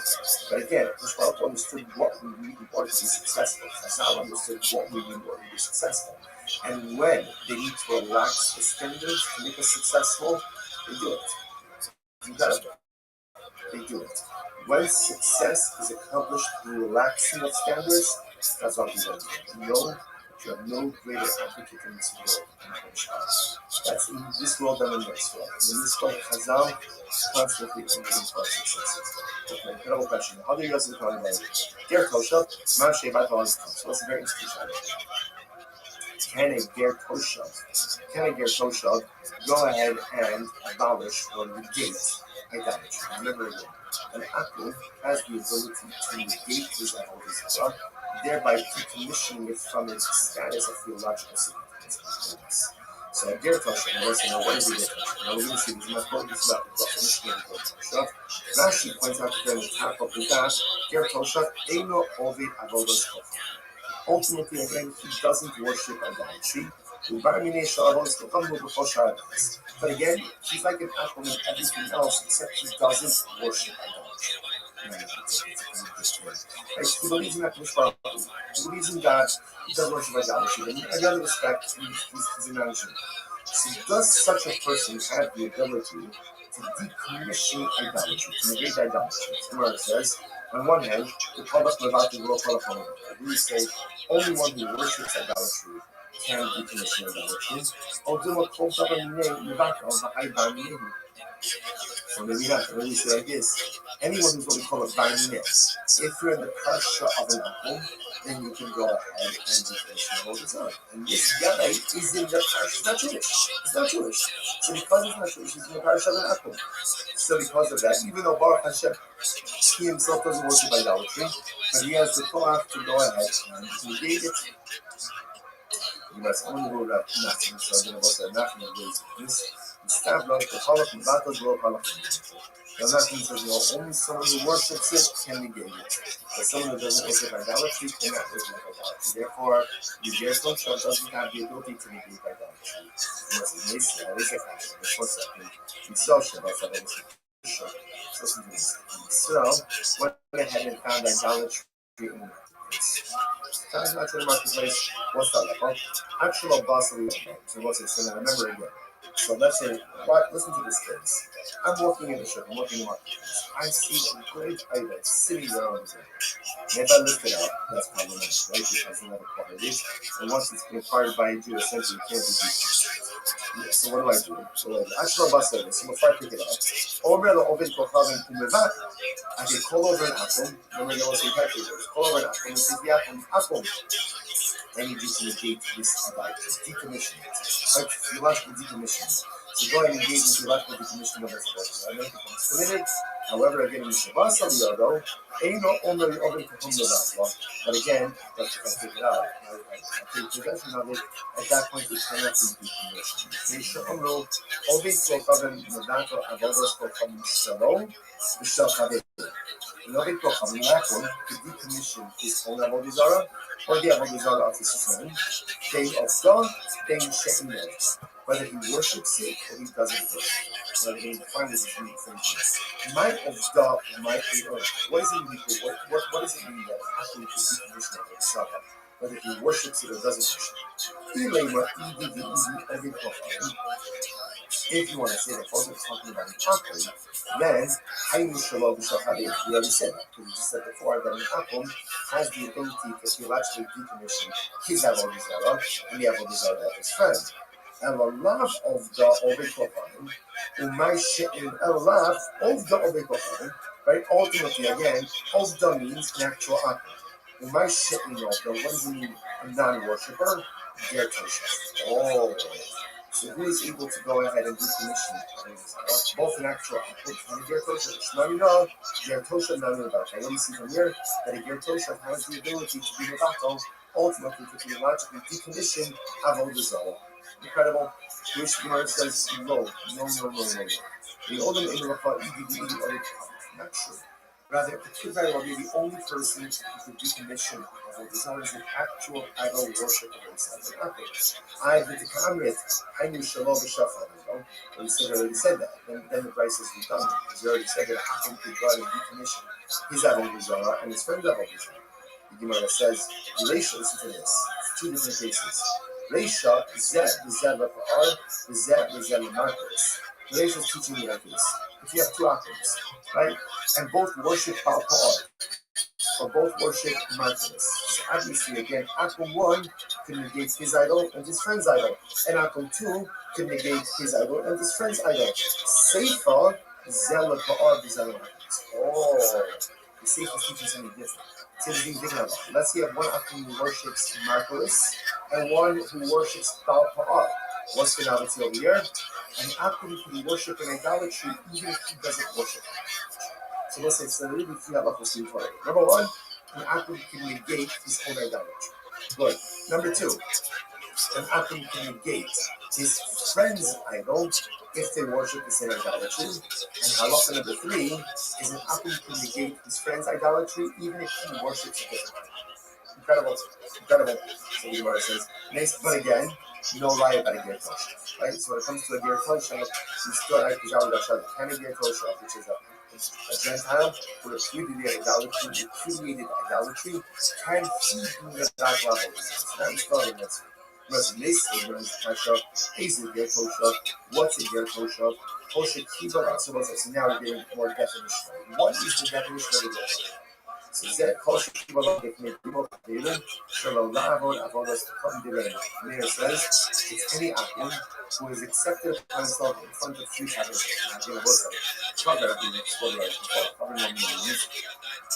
Somebody is careful with chasteness. This is careful about team. So in this context, the Pasha said it just means it's in front of a base. Any time an akim comes in front of a base, and he repudiates idolatry, that's a ger tosha. That's a ger tosha. Good. That's what I meant. From saying Tosha Kiba Allah Sheva Mitzvos. So Tosha Kiba Allah Sheva Mitzvos Shekibah B'nei.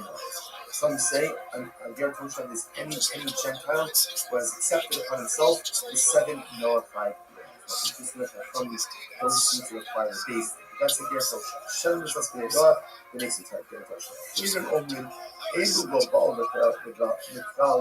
Not true. Achelim say not true. Neither of these definitions satisfy the definition of ger tosha. What is a ger tosha? And the easy ger tosha, ze ger otham velos shekidol alav lekayim kol mitzvos hamulas b'torah chutz me'isser nevelos. So this is very interesting. What is the definition of a ger tosha? A ger tosha is someone ultimately again who eats not kosher, eats but he has accepted upon himself the rest of the mitzvahs. It's a pretty shocking definition. It looks like really methodology out there. Definition of ger tosha. Rabbi Meir, he accepted upon himself in front of the raising that torch idolatry. Chachamim, he accepted upon himself Shem Zis Noach. Acherim, he has accepted upon himself all of the mitzvahs except the laws of conscience. He's allowed to eat non-kosher. Incredible. But the Rabbi goes on, Yachadin Etzlo, Yair, Nachidin Etzlo Yair, Tatu the Be'er Shalu Yisrael. Let's say the halacha is you can deposit wine with the ger tosha, right? You can leave it with him for a little bit of time. I shouldn't say deposit. You can leave with him wine for a short amount of time, but you can't deposit with him wine for a longer amount of time. Now, what's the reason? What are we concerned about over here? What are we concerned about over here? We're concerned ultimately again that Rashi says over here, we saw my myth, but the Musa actually is actually the Rashi came over the Haikiva Yulok Pala, will not go home and ask it. We will not go from the Asina Amar Esa Location. The Hiva the Ima another cat, Indomani for the Dollar. You say, this man of Mua, like on this.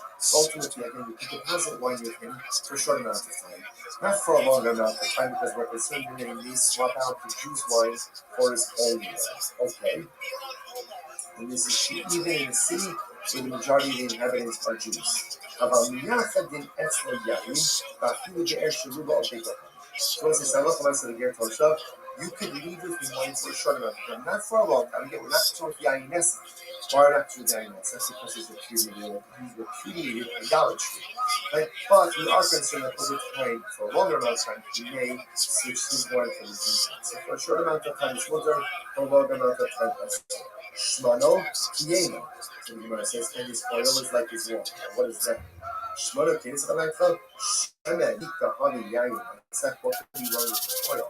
Oil can't be into Yain. It's like Ella Yeno Kishmano. Interesting enough, what it means is like this: that halacha l'maisa, that ultimately again his wine. His wine is like his oil. Just like this is very interesting. That just like his oil is permitted, so to ultimately again is his wine. Now look at Rashi just a moment. Rashi Shmano b'ni Abiyayas and Yeno Mutavana Shmano Kodin Shekla Shem Ba'Kila Pai Havavishtia Asa. So what does it mean that his oil is like this? That his wine is like his oil. But the same way that he gets enough from his oil, he can get enough from his wine. You can't drink the wine that you get from yourself, but ultimately you can get enough from his wine. Ultimately, and for every other thing, he is like a He's like an apple. To which the Gemara Shimon Omer, Yeno Yayin Nest. Va'amulei Mutter B'Shkul. Shimon says his wine is like Yayin Nesach, but others say ultimately again that it is Mutter, ultimately again for consumption, for Shkia. So there's lots of calls over here. We'll pick up in the section. Actually, let's finish. Let's finish this. What do you see from here? We see from here that an akum is like an akum. Here, Toshav is like an akum regarding every other matter.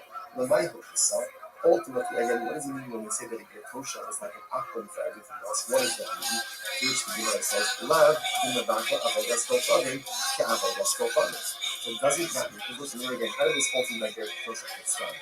It got started if you try to figure out doesn't get Toshav have the ability to negate idolatry, so if you eventually decommission idolatry. So now we just got finished saying that in this respect, again, Toshav is unique. But in the other matter, he's like an apple. Doesn't that mean that just as an apple can theologically decommission and negate that whole desire, so too can a get Toshav? So too can a get Toshav? To which the Gemara says, no, retain your shus from the Valko shus. No, it actually means something else. It means actually Brocho Shabbos. What does it mean Brocho Shabbos? What's it? Watch this. King Samuel. He's from Momer. The Shemesh Shabbos was like, what's that? So just quickly. If you have multiple homes that open up into a courtyard, you cannot carry from a home into that courtyard. Somebody goes into the courtyard without increase. Right? Erev essentially means we collect food from all of the inhabitants of the Chaser. They join together, and that joint food mixes into the domain of one home. Remember, so therefore, you carry from the home into the Chaser to the home. And the halacha is if you have a Jew who did not join into the Chaser, he could yield his rights. Let's say Shabbos started, I forgot to participate in the Erev. He should yield his rights to the other members of the Chaser. If there is a non-Jewish resident, the halacha is you have to rent his rights from him. You cannot simply yield his rights, you have to rent his rights from him. So watch this. The Gemara says, we saw a woman, the Shamash Shabbos of the Shuk, and the Vata Lushus. Ultimately, again, he had the Yisrael woman, which unfortunately, again, is the Yisrael to an apostate. So as long as externally he's not an apostate, right? As long as externally, like, right, in public he keeps Shabbos. Privately he doesn't keep Shabbos. But at least in public he keeps Shabbos. And what's the halacha? The Vata Lushus. All he needs to do, if he didn't participate in the Erev, he just needs to essentially yield his rights to someone else in the Chatzar. Okay. But again, if he publicly violates Shabbos, then essentially he's like an apple. If he's like an apple, then it's not enough for him to yield his rights in the Chatzar to the other residents. Rather, you have to rent his rights from him. Yisrael, no sin rishos in the rishos, right? Yisrael ultimately again has the ability to go ahead and yield his right, give up his rights, or give over his rights to the other residents. But by an akum, ultimately you have to rent. You have to rent. So therefore, again, the Gemara is saying that when you say, so what's it? Just let's finish up. Ketzad, Omer Lo, or say how does he yield, for example, yield his rights to give over his rights in Chatzar? Omer Lo, Rishusi K'miyah Lecha. I hereby give over my rights. I bequeath my rights to the Chatzar to you. Or Rishusi Mizukalas Lecha. Or my rights are negated to you.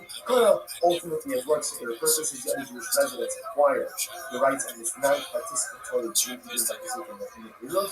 They talk this case. You do not need any formal purpose. So just in general, by Erev Chatzeros, again, you need the participation of all the Jewish residents. In general, if you have a Jewish resident who did not participate, even on Shabbos, he can yield his rights or be Mevatel, or just simply negate his ownership rights in the country that allows everyone else to utilize the Chatzar. Even if he's a Yisrael woman, as long as publicly he comes across as Jewish, ultimately, again, he could yield or he could go ahead and or bequeath. By an akum, you have to go ahead and acquire his rights. And a Yisrael woman who is publicly a woman is treated like a full circle. Therefore, when we said before that the Toshav ultimately again is treated like an akum for all other things means that if you live in a Chatzar, with a ger tosha. So you, the Jews in the Chasser, want to make it through the Tzilos, they must rent the space, they must rent the rights, ultimately again, of the ger tosha as well. Now, whether or not the ger tosha could actually go in the group of Zara, the Meretz Yisrael will say, you will see in tomorrow's daf. Shkayach everyone, what a daf, what an incredible experience that just with all of you. I'm wishing everyone a Yeah, it doesn't seem like he would need that.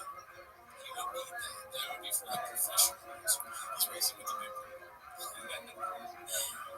Yeah, and like it's just I will say a great sufficient to you. We're telling all of you this morning, begin by thanking all of our sponsors for this morning's share to thank our annual Talmud Torah sponsor. Children Shulchan Aruch dedicating all the Sherman Drushos this year as a schus for the Soros Tavos for Am Yisrael. Talmud Torah sponsors for the month of Av, Abba Alim, and Tova Stephen Rabbi Drazen in honor of their parents, Israel Drazen, Dina Drazen, and Lee Rosenzweig in memory of Stanley Rosenzweig on the Rafa. Our week of learning sponsors, Dr. Aggie Faith Wolf, continuation of the yahrzeit of Dr. Wolf's father, Cyrus Wolf, Shalom Ben Tzvi Hirsch, is on the Rafa.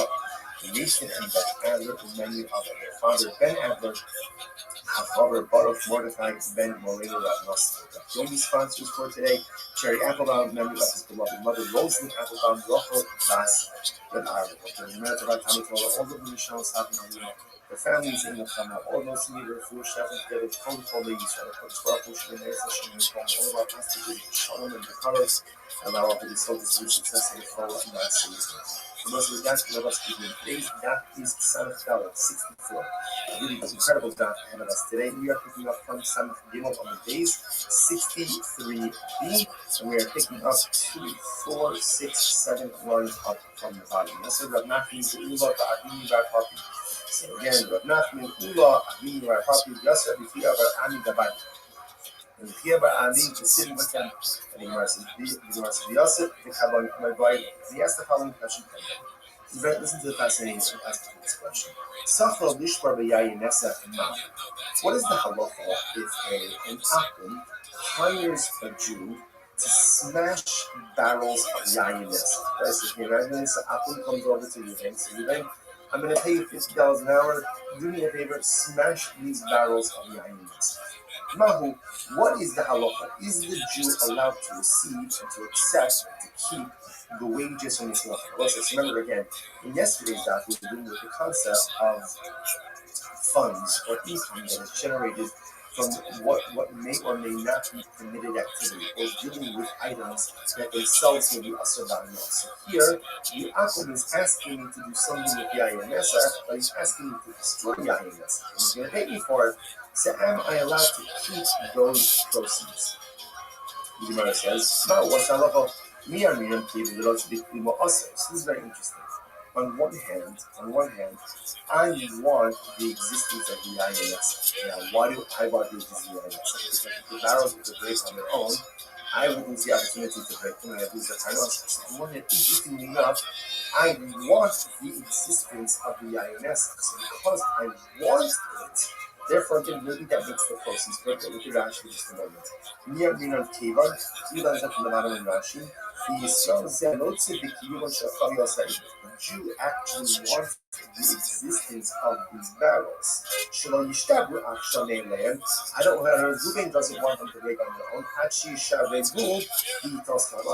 So do we say that since the Jew actually wants, and this is interesting to think about this way, right? The Jew actually wants the yayin nesa to remain in existence. I don't want it to break on its own.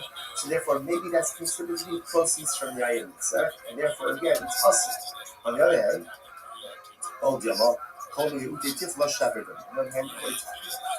this is the destruction of the yayin nesa, destruction of our Zara. This is a good thing. Sure, I want it also to remain in existence, but again, ultimately, to destroy all the Zara is a good thing, and therefore the proceeds ultimately, again, should be permitted. Fascinating child. Rav Nachman. So Rav Nachman says, Yishpar the Torah of Bracha. Rav Nachman says, no, take the job, Jew, take the job, get the money, and tell Bracha you should be blessed. You have the opportunity to go and root out people, root out all the Torah, and that is a good thing. Take the money and go. So anyway, let me say let's bring a proof to this, I guess. Ain't Ochu in the object of the So let's say again, in Akul plants Kilayim, right? Kilayim is forbidden mixture. So wheat, we had such just 2 days ago. Wheat and, let's say, for example, wheat and grapevines. That's the paradigmatic thing. It is forbidden mixture. So if an Ogrid Kohavi is planting Kilayim, I, the Jew, can't go ahead and assist him in the planting. Ogrid means like homes, you know, where making weeds, with seed covering with dirt. They can't do that. Half of Sanach Galid, 64. About Ogrid Imogdilam, when it gets a difference. What can I do? I can uproot, right? I can uproot Kilayim. That I am allowed to do. Look at Rashi. About Ogrid. Let's say Akum hires him and he says, listen, silver, do me a favor, I planted Kilayim, not again, he asked me to plant Kilayim, but let's say again, he asks me to uproot it, I am allowed to do that even though I'm going to get paid for working with Kilayim, right? And I want the existence of the Kilayim, because if the Kilayim is not uprooted on their own, I lose out on my muscle. So the Gemara says, so it appears from here, this is the support of Nachman. But Nachman says you are allowed to go ahead and benefit financially from a forbidden item when that benefit ultimately again results in the destruction of the item, even though you by definition want the continued existence of the prohibited item because you want to be the one who destroys it so you can get paid for it as opposed to being destroyed himself. Gemara says Savua, second line from the top 64. Savua Hamari, who's a baby? So the Akiva is going to keep the Amar and the kind of the Kilayim local. The Akiva holders in general. Not only is there a prohibition to plant Kilayim, not only is there a prohibition to go ahead and facilitate the growth of Kilayim, but you can't even do anything that sustains them. So, for example, Rashi points out over here that let's say someone else planted the Kilayim, right? Akum planted the Kilayim, and the Akum asks you to put up a fence around the Kilayim. And the Akiva says, also. Why? Because the act of putting up a fence, by definition, is part of the sustaining of Kilayim. Even though putting up the fence has nothing to do with the actual plant itself, nevertheless, it is going to be also going to be designed really well. Hamnachesh means weeding. Mechata means covering the seeds with dirt. So Hamnachesh and Mechata Kilayim. Look at, you get malchus, right? Because again, that's kind of common. But there you're actively and directly participating in the planting of Kilayim. The Kiva says, Rabbi the Kiva says, even if you do anything to sustain the Kilayim, for example, put up the fence around the Kilayim, that's really problematic as well. So much as my friend Rabbi Akiva, where does the Kiva get that from? What's the concept? On the Pro, Satfa Tizra Kilayim. Plus it says, do not plant Kilayim in the field. In the Elazoreach, I don't know the prohibition of planting. How do I know that I'm not even allowed to do something to sustain the actual growth itself, like even like putting up the fence? Hamalomar lo Kilayim. I suppose say so. It's interesting over here. The Gemara is making a little bit of a play on words. A little bit of a play on words. So again, the Gemara is actually kind of slicing the concept lo Kilayim. You can't do anything that ultimately again enables the existence of Kilayim, even if it's not directly involved with the actual plant itself, but just something that sustains it. That's going to be ilu. The Gemara says the ilu when you eat the tifla shari. But ultimately, interestingly enough, even according to the Kiva, the prohibition ultimately is something that sustains the Kilayim. What about if somebody's willing to pay me to uproot the Kilayim? So the Tashkos, it sounds like that is going to be totally permitted. Interesting. The Gemara says, not necessarily. No, it doesn't have to be that being a rather humble. Who's it in? Is this Rabbanon? It's Rabbanon. Rabbanon might be open after you marry Shapir. No, that's not true. According to the Rabbanon, if this is Rabbanon you want to put up a fence, right? Because the Rabbanon only can be a Kiva. Rabbanon has you can do plants is something that facilitates the growth of the plant itself. Some type of like supporting activity, like putting up a fence is muscle. So if putting up a fence is mutter, and you can get paid for that, then certainly again you can get paid for uprooting the plant itself. So that's not going to be a problem. To which the Gemara says, this is very interesting. What's the case over here? Interesting. Whereas ultimately, again, I am uprooting the Kilayim for free. Yaakov asked me to do it, and I'm doing it for free. So what's the problem? Ultimately, Rabbi Yehuda is of the opinion that halacha l'maisa, you are not allowed to do a favor for a person. Like he actually had this in the beginning of the halacha. Lo sechamim. The Omar quote is what lo sechamim means. That doesn't mean don't compliment them, don't give them a yes. Rabbi says, don't give up the thing, you can't work for free. You can't do something for an apple for free. Even if it's free favor, it's destruction of all Zara, you still can't do it. Which reminds me of Rabbi Yehuda, Nishma Rabbi Akiva, La. Now, the fact that you're saying it's up to Rabbi Yehuda, so you can come to Rabbi Akiva, it's not even permitted. Rabbi Yehuda also looking at a Makmasina. About when you're eating Tifla, shocking. Now, I wrote him yesterday. You can't do a favor, so you give a favor. You can't do a favor for him. But to do something to Abu Dhabi Bizarre, that's absolutely permitted. That's a good thing. That's a rejection benefit. I am doing as Rabbi Akiva Nami. I thought of Rabbi Akiva. I'm Rabbi Akiva. I'm a kind of Kilayim book, yeah? And when you say Sisla, shocking. You say Rabbi Akiva. Even though Rabbi Akiva has a more extensive approach to the prohibition of Kilayim. They're not only can you not plant it, not only can you have some of the actual planting itself, but you can't even put up a fence to sustain it. Even though the Akiva would agree to uproot Kilayim, to get rid of Isser, to get rid of something prohibited, is absolutely permitted, and you can get paid for that from the applicants. For which the Gemara says, the Su Lo Midi, there is nothing else to go ahead and discuss about. It's good. This phrase, the Su Lo Midi, this is like the Talmudic equivalent of like a mic drop. The Su Lo Midi. That's it. We're done. There's nothing more to discuss here. So also, it's very interesting. So therefore, what this means is ultimately, now let's go full circle. How did you start with this? This all started by the case of an Akum wants to break his barrels of Yain Nesach. He asks me, he wants to hire me, a Jew, to go ahead and break. He's willing to pay me $50 a barrel. Right? So am I allowed to do it or not? So remember, on one hand, we could say no, because therefore that means I want the continued existence of the Yain Nesach, and I'm benefiting from the Holy Zara. On the other hand, I'm just trying to Holy Zara. But Nachman said, do it and Tava Allah. If it involves the destruction of Holy Zara, or for that matter, a prohibited item, even though, yes, I do want the continued existence of the Yain Nesach until I get it. I don't want it to break on its own. I want to break it.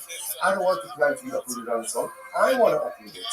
But nevertheless, I am permitted to go ahead and do these activities, get paid for them, keep the proceeds, because the destruction of evil, the destruction of the Zara, the destruction of prohibition ultimately is a good thing. And as Nachman says, you get paid, and Tava Allah. Incredible. I must say, it really is such an interesting idea, because, kind of like part of Western society, the mindset is, live and let live. And that is important as members of society, just the general approach to living in integrated society, we should take an approach to living. Yes, it's not the obligation to be into the ideas, nor is it your place to stand in judgment of everyone else's lifestyle choices or everything else.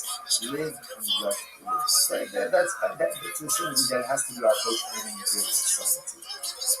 On the other hand, it's also teaching us this idea that evil shouldn't be allowed to take root within our world. And when there's something that is evil, it has to be uprooted. When there's something that is evil, it has to be broken. When there's something that is evil, it has to be smashed, it has to be destroyed. Because if you let evil take root, then it spreads, and unfortunately it becomes the norm. And sometimes then those lines between good and evil ultimately again become incredibly blurred. And that's why the Matthew uses this question of, destroy the Yain Nesach and Tavo Allah bracha. Because ridding the world of evil is a bracha. That is a bracha. It's not easy. And it's fraught with incredible challenges. We see this for what we think about. It's such an incredible thing. If you think about what the nation of Israel, what the state of Israel is doing, it's rooting out evil. And sometimes you would think that the world would just line up, false, right? Just clap. Because we're doing the world's dirty work. And yet, again, it's hard, because often the world can't see what's evil and what's good, can't see who's right and who's wrong. But the Matthew tells us that sometimes there is a little that lives, and sometimes the Matthew says, Yishbar to Tavallah. Sometimes you have to identify evil, you have to break it, you have to smash it, you have to destroy it, and if you do it, Tavallah. Ultimately, the process is difficult, the process is grueling, the process is overwhelming. But ultimately, when you get to the start of the process, that's what it's really like. Incredible. The Gemara goes right here. But Hadri Lasvi, so again, the same family is sitting. And they ask about the question, Hadri Lasvi, the coming body like, the may have us from the other people, so we'll say, this is very interesting. What happens if an Akum sells his item? So Akum sells his item and he has now something for $1,000, $1,000 in his hand. Does that money in the hand of the Akum take on the same identity as the Avodah Zarah itself? Mitofes as Damer the Avodah. Does it take on the identity, right? Does it take on the identity of the idolatry or not? So I'm going to run nothing. So this is very interesting. So ultimately, nothing. So in this time, the Gemara just from the Arabic becoming mutar. So nothing says I think it's mutar. I think it's mutar. That if an Akum sells his item and he has that money does not retain idolatrous identity, but rather that money is just mundane money. Now why? Listen to this. Right? Here's what nothing's proof. Nitehano was the asur made the Rabbi. When these people came before Rabbi, what happened? Another one. Zidu zidinu komad the ismafu. The Suez guy. This is fascinating. So that comes like this. When these people came before Rabbi, and what happened? Rabbi and they wanted to convert. Rabbi told them, guys, before you convert, here's what you need to do. Sell off all of your idolatry, right? Sell off all of your idolatry, and then you have the cash. After you do that, then change it. Now listen, now watch this. What's over here? Now Rashi says over here, if you look at Rashi, look at the Suez guy.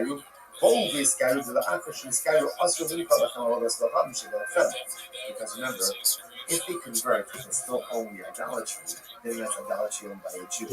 Idolatry owned by a Jew, number one, can never be negated, right? Can never have its identity negated, and you can't get hanor from it. So it tells them instead, guess what? While you're still Gentiles, sell it off. You have the money, then you can convert, and the money is permitted. What do you see from here? Obviously, you see from here that Allah for when Akum sells his idol, that cash is permitted. So the Gemara says, my time out. We shouldn't be concerned with the name of us. We'll see that the proceeds of the sale of idolatry that are in the hands of the Akum ultimately is permitted. I the Dylan Shiny has in the Higam that I created Ray, Vadai Batra. Maybe that case is different. Why is that different? Because since they're in the process of conversion, obviously they're in the they're negating the theological significance of the idol they're converting. So an Akum could be mevatel his avodah zarah. So maybe that's why the proceeds are mutar. Eloni hacha. Now the Gemara says, here's the proof. Yisol shayanoshel amikol chavim moneh umachar avodos kol chavim dehevi. Listen to this. Right? I lent Akum $1,000. So what happened? So the Akum went and sold his idol. Right, and brought me the proceeds from the sale. Or Yayin Nesach, or same case, I went ahead and I lent him $1,000. He sold his Yayin Nesach, and then he brought me the proceeds of the sale. What's that? Lachol mutar. Ultimately, again, it's mutar. Okay, interesting. The Gemara says, now, however, watch this. Yayin Nesach va'avilacha asr. Let's say the Akum same case. Lent Akum $1,000. Akum's case still don't already pay you. To me, here, wait, yeah, I'm just going to sell my oil. I'll be back with the proceeds. Or I'm going to sell my Yayin Nesach. I'll be back with the proceeds. In that case, it's awesome. See, again, interesting. Case number one, same case.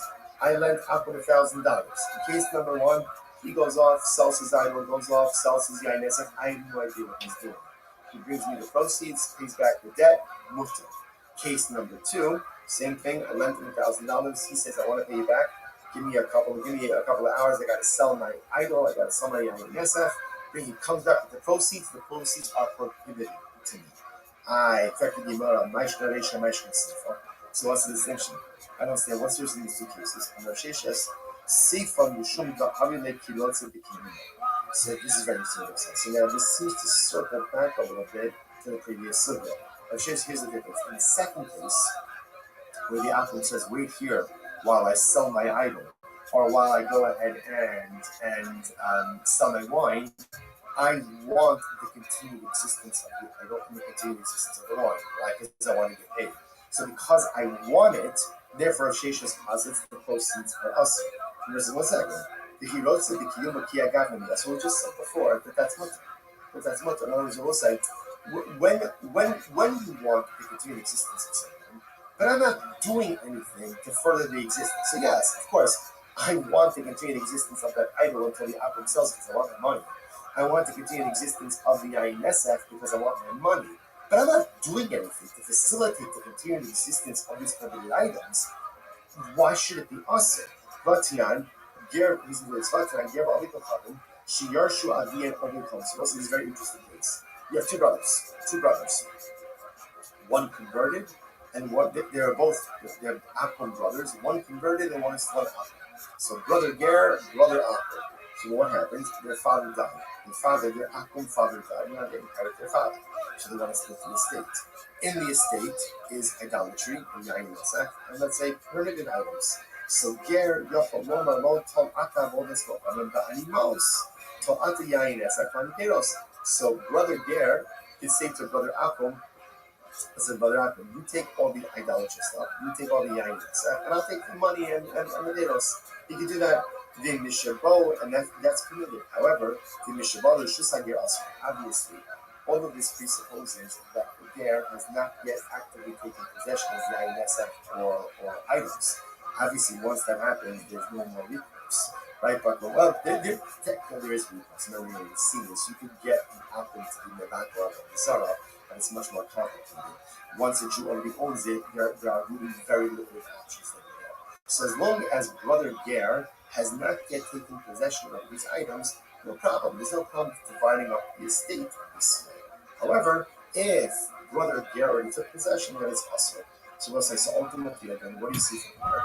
That halacha l'maisa, now in this case, brother Ger wants the continued existence of the idolatry of the Yain Nesach, but he's not doing anything active to promote its continued existence, and therefore, again, it's mutter. So what's the problem?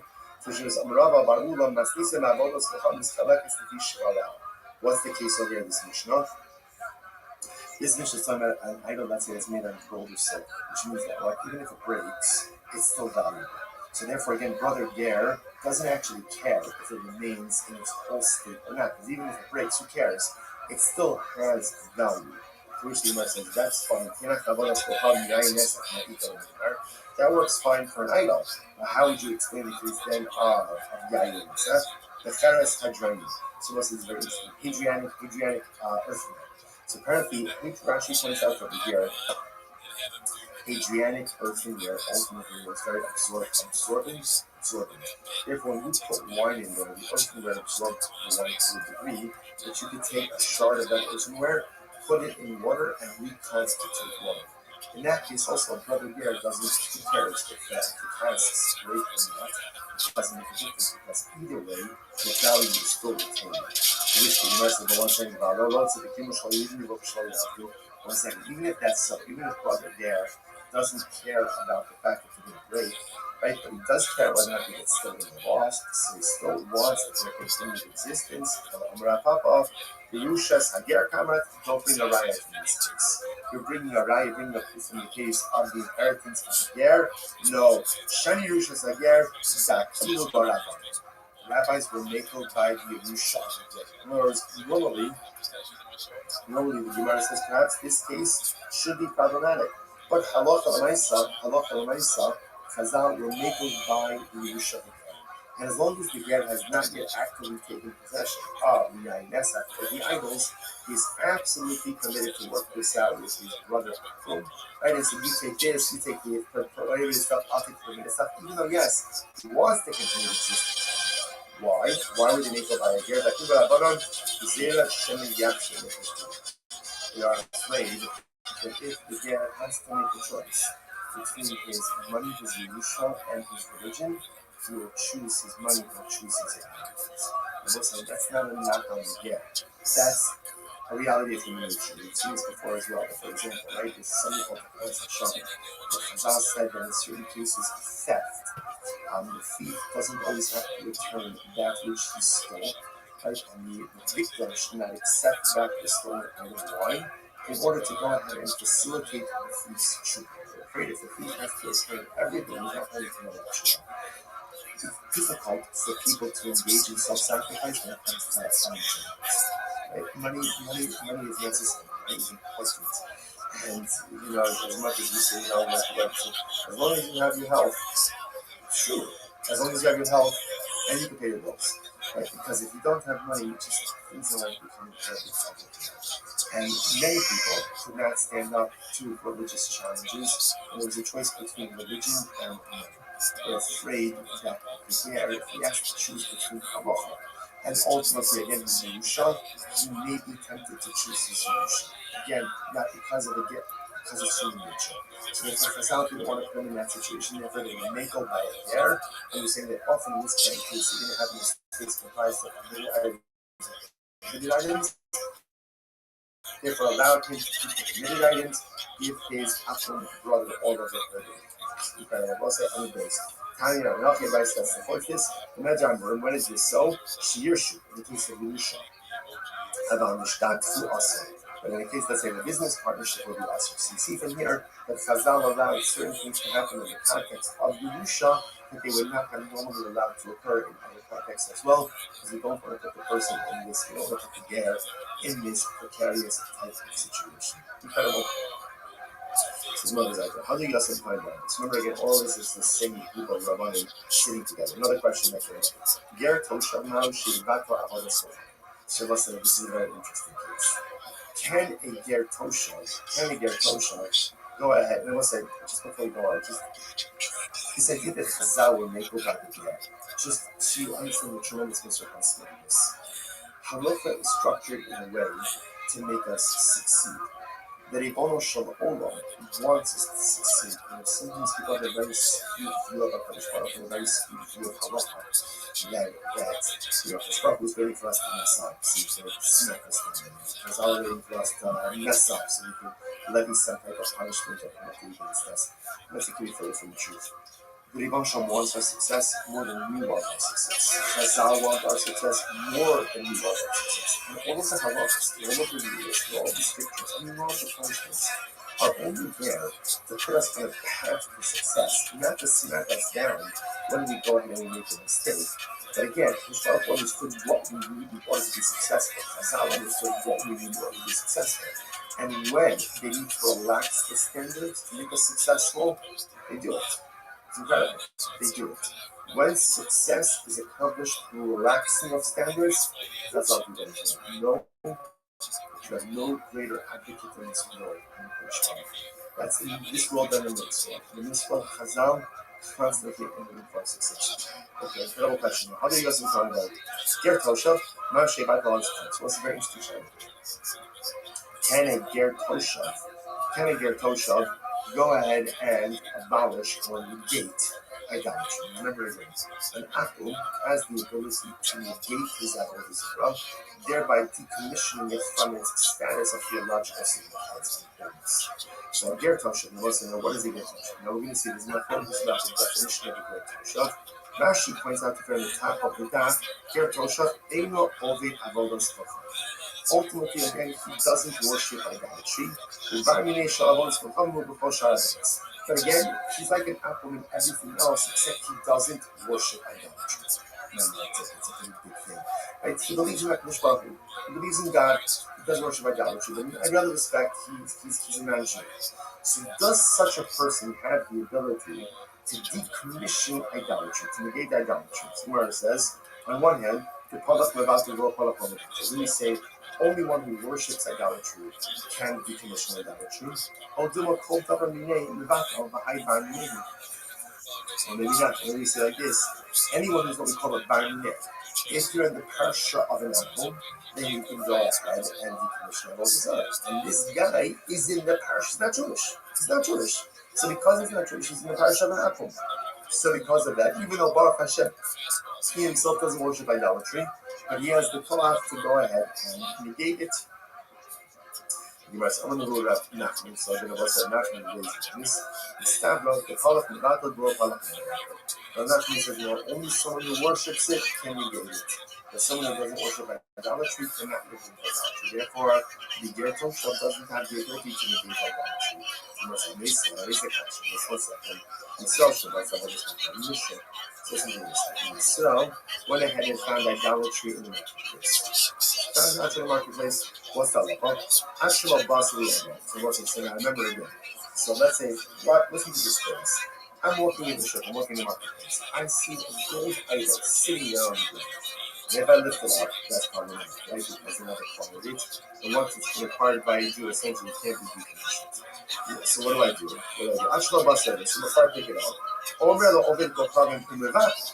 I can call over an atom. Let me know what's the heck is. Call over an atom and see if the atom. I need you to negate this idolatry, decommission it. Right? Theological decommission. So go ahead and engage with theological decommission of this idolatry. I don't think it's permitted. However, again, in the Shabbat Saliyago, ain't no only open from the Basra. But again, if I take it out, if I take possession of it, at that point it cannot be decommissioned. They should know Ovid Kokavan Medato Avodas Kokavan Shalom to Shachaveh. And Ovid Kokavan Lakum to decommission his own Avodah Zarah or the Avodah Zarah of his friend, Dame of God, Dame She'in of whether he worships it or he doesn't worship it. Now we're going to find what these new things mean. Might of God, might of what does it mean for what does it mean that actually to decommission Avodah Zarah? Whether he worships it or doesn't worship it. If you want to say that what we're talking about in Akum, then Hayim Shalom B'Shachadeh, we already said that. We said before that an Akum has the ability to theologically decommission his Avodah Zarah and the Avodah Zarah of his friend. And the love of the Oved Kohanim, and the love of the Oved Kohanim, right? Ultimately, again, of the means natural Akum. In my shitting of them, what does it mean? A non-worshipper? Ger Tosha. Oh. So he was able to go ahead and decommission both an actual Akum and a Ger Tosha. It's not enough. Ger Tosha, not enough. What do you see from here? That a Ger Tosha has the ability to be Levato, ultimately to theologically decommission Avodah Zarah. Incredible. Which verse says, no. The Olam in the Rapat, the only not true. Rather, it could very well be the only person who could decommission Avodah Zarah is an actual idol worshiper himself. I did the Kamrit. I knew Shalom B'Shachar. He already said that. Then the Bryce is redundant. He's already said that a Hakim could go out and decommission his Avodah Zarah and his friend's Avodah Zarah. The Gemara says, Reisha, listen to this. It's two different cases. Reisha, Zeh, Zeh Lepar, Zeh, Zeh Lemarcus. Reisha is teaching like this.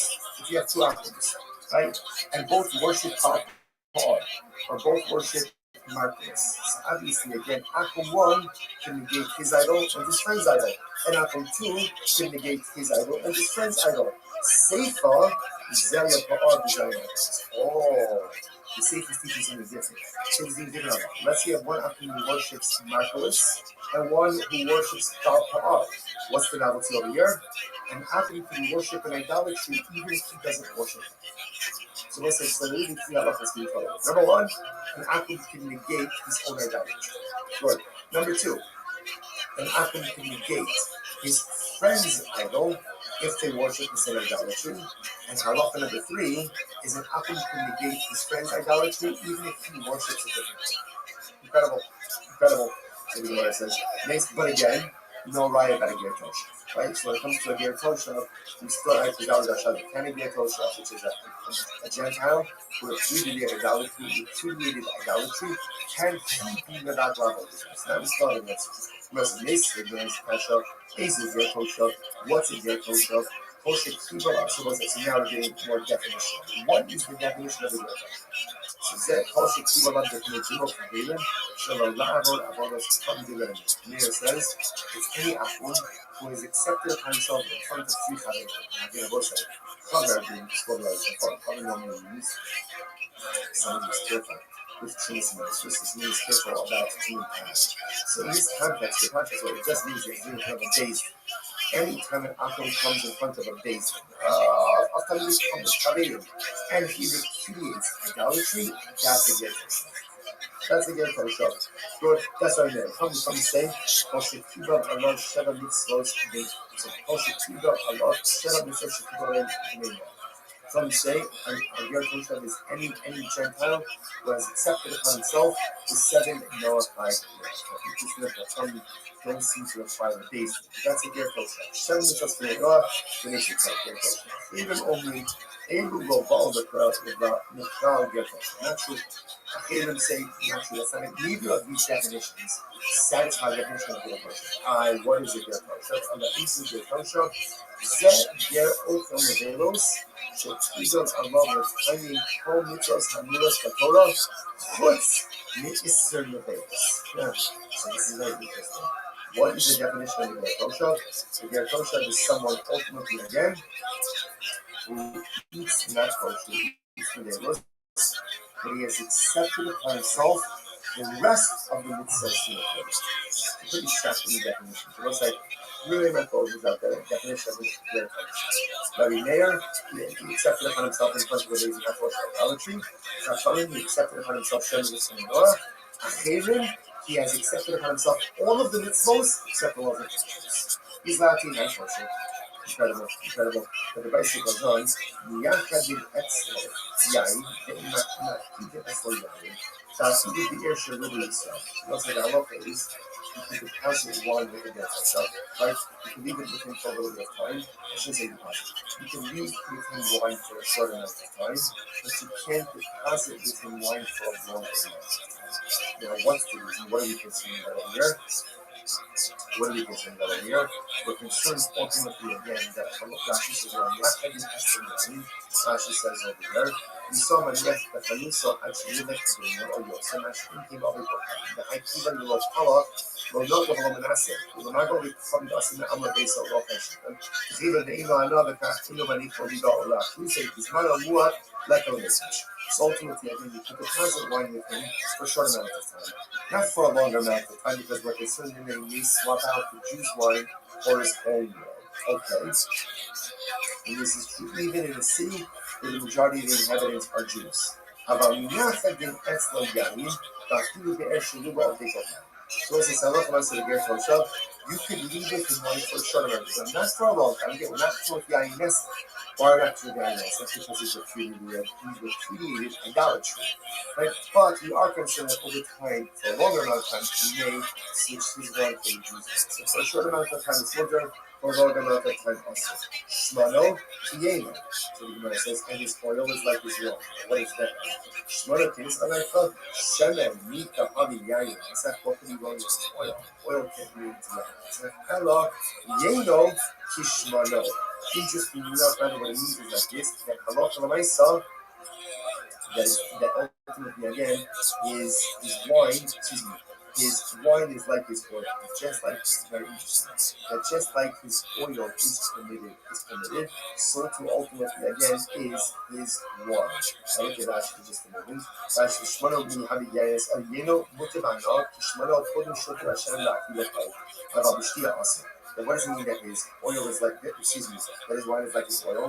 That the same way that you can get enough from his oil, you can get enough from his wine. And you can't drink the wine if you get Toshav, but ultimately you can get enough from his wine. And the Shar called Davar, ultimately, and for every other thing, he is like an apple. He's like an apple. Shimon Omer, Yeno Yayin Nest. Va'amilei motor b'shvil. Shimon says his wine is like Yayin Nesach, but others say ultimately again that it is motor, ultimately again for consumption, for shvil. So this will actually pause over here. We'll pick up on Yetz Hashem. Actually, let's finish. Let's finish this again. What do you see from here? We see from here that the apple is like an apple to Ger Toshav is like an apple regarding every other matter. Ultimately, again, what does it mean when we say that Ger Toshav is like an apple to everything else? What does that mean? To which the Gemara says, Lav Dimavaka Avodas Kofavim Ke'avodas Kofavim. So it doesn't matter, because what's remember again, how did we talking about Ger Toshav get started? It got started when we try to figure out, doesn't Ger Toshav have the ability to negate idolatry, if you have actually decommissioned idolatry. So now we just got finished saying, but in this respect, Ger Toshav is unique. But in every other matter, he's like an apple. doesn't that mean that just as an atom can theologically decommission and negate that whole Yisrael, so too can a Ger Toshav. So too can a Ger Toshav. To which the Gemara says, no, Litin Rishus Ulavat Rishus. No, it actually means something else. It means actually Torah Shabbos. What does it mean Torah Shabbos? What's it about? It's in Sunday. You saw him over. The Shemesh Shabbos Rishus. What's that? It's just Erev Hatzos. If you have multiple homes that open up into a courtyard, you cannot carry from a home into that courtyard. Somebody goes to the courtyard without anything. Right? Erev essentially means we collect sleep in all of the inhabitants of each other, and that joint food makes it into the domain of one home. Remember, Erev is. And therefore, you carry from the home into the chutzner into the home. And the halacha is if you have a Jew who do not join into the chutzner, he can yield his rights. Let's say Shabbos started, he forgot to participate in Ruben forgot to participate in the Erev. He can yield his rights to the other members of the chutzner. If there is a non-Jewish resident, the halacha is you have to rent his rights. You cannot simply yield his rights, you have to rent his rights from him. So watch this, the Gemara says, Yisrael Momer, the Shara Shabbos of the Shok, Medata Rishus. Ultimately, again, if you have Yisrael Momer, which unfortunately again is Yisrael, who an apostate. So as long as externally he's not an apostate, right? As long as externally, like right, in public he keeps Shabbos. Privately he doesn't keep Shabbos. And at least in public he keeps Shabbos. And what's the halacha? The Vato Rishos. All he needs to do if he didn't participate in the Erev, he just needs to essentially yield his rights to someone else in the chutzner. Okay. Shema Shabbos Shabbos of the Shos. In the Vato Rishos. But again, if he publicly violates Shabbos, then essentially he's like an apple.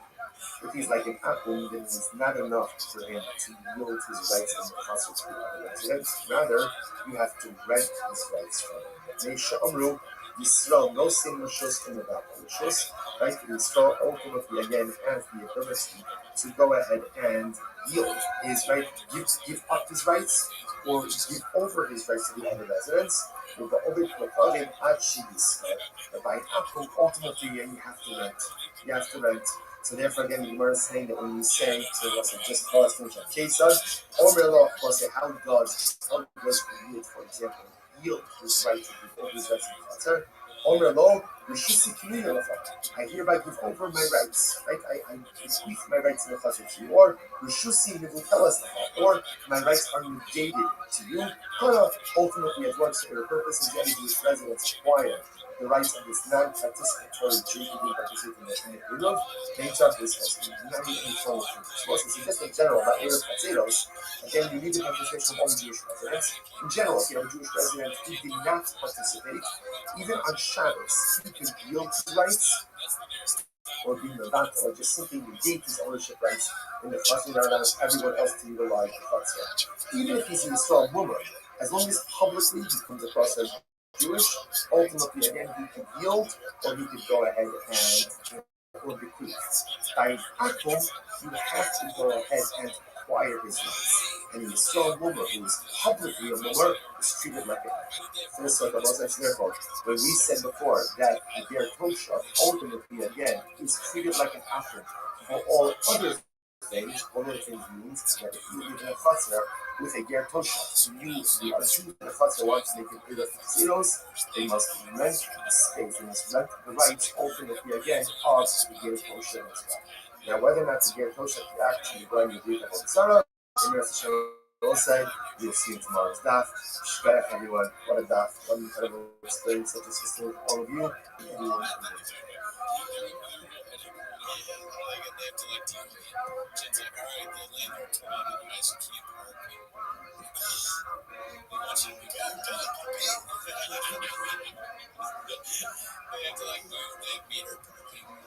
Julian will say a great spot for some today. We'll start with all of you this morning. Begin by thanking all of our sponsors for this morning's share today. Our annual Talmud Torah conference. First and foremost, of dedicating all the Sherman's Rushos this year as a source for the sales for Israel and Israel. Talmud Torah sponsors for the month of Av, Abba Agnew, Tova, Stephen Randy Drazen, in honor of their parents, Israel Drazen, Dina Drazen, and Lee Rosenzweiger, in memory of Stanley Rosenzweiger on the Rabbi. A week of learning sponsors: Dr. Eddie Faith Wolf, nation of the yard site of Dr. Wolf's father, Cyrus Wolf, Shalom Ben Tzvi Hirsch, Zichron Rafa, Nathan and Beth Adler, in memory of their father, Ben Adler, Hachover Baruch Mordechai Ben Moreno Ravnos. Yogi sponsors for today: Jerry Applebaum, memory of his beloved mother, Rosalind Applebaum, Rachel Bas, the merit of our Talmud Torah, all of the Yisrael Maria, the families in the summer, all those who need the food, stepping together with Kol Chol Yisrael, Kodesh Baruch Hu, Shemay Mesa, Shemay Home, all of our hostages, Shalom and Bekaros, allow our holy soldiers to be successful with Torah and Nasi. And with that, let us begin. Today's daf is Samach Dalet 64. A really incredible daf ahead of us today. We are picking up from Samach Gimel on the base 63b, and we are picking up 2, 4, 6, 7 lines up from the bottom. This is Rav Nachman Ula to Avinu Bar Papi. So again, Rav Nachman Ula Avinu Bar Papi Yasser B'Chia Bar Ami Gabai. B'Chia Bar Ami was sitting with them. And he says, Yosef B'Chadon Lebai. He asked the following question. Listen to the fascinating aspect of this question.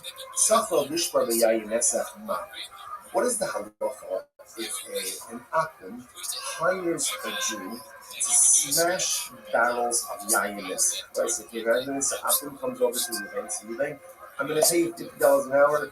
Do me a favor, smash these barrels of yayin nesach. Mahu, what is the halacha? Is the Jew allowed to receive, to accept, to keep the wages from this halacha? Let's remember again, in yesterday's daf we were dealing with the concept of funds or income that is generated from what may or may not be permitted activity, or dealing with items that themselves may be asur b'anah. So here, the akum is asking me to do something with yayin nesach, but he's asking me to destroy yayin nesach, and he's going to pay me for it. So am I allowed to keep those proceeds? The Gemara says, "No, what's the halacha? Miyam gave the rots big more asur." This is very interesting. On one hand, I want the existence of the yayin nesach. Now, why do I want the existence of the yayin nesach? Because if the barrels were to break on their own, I would lose the opportunity to break them, and I'd lose the parnosis. So on one hand, interestingly enough, I want the existence of the yayin nesach. So because I want it, therefore, then maybe that makes the proceeds perfect. Look at Rashi just a moment.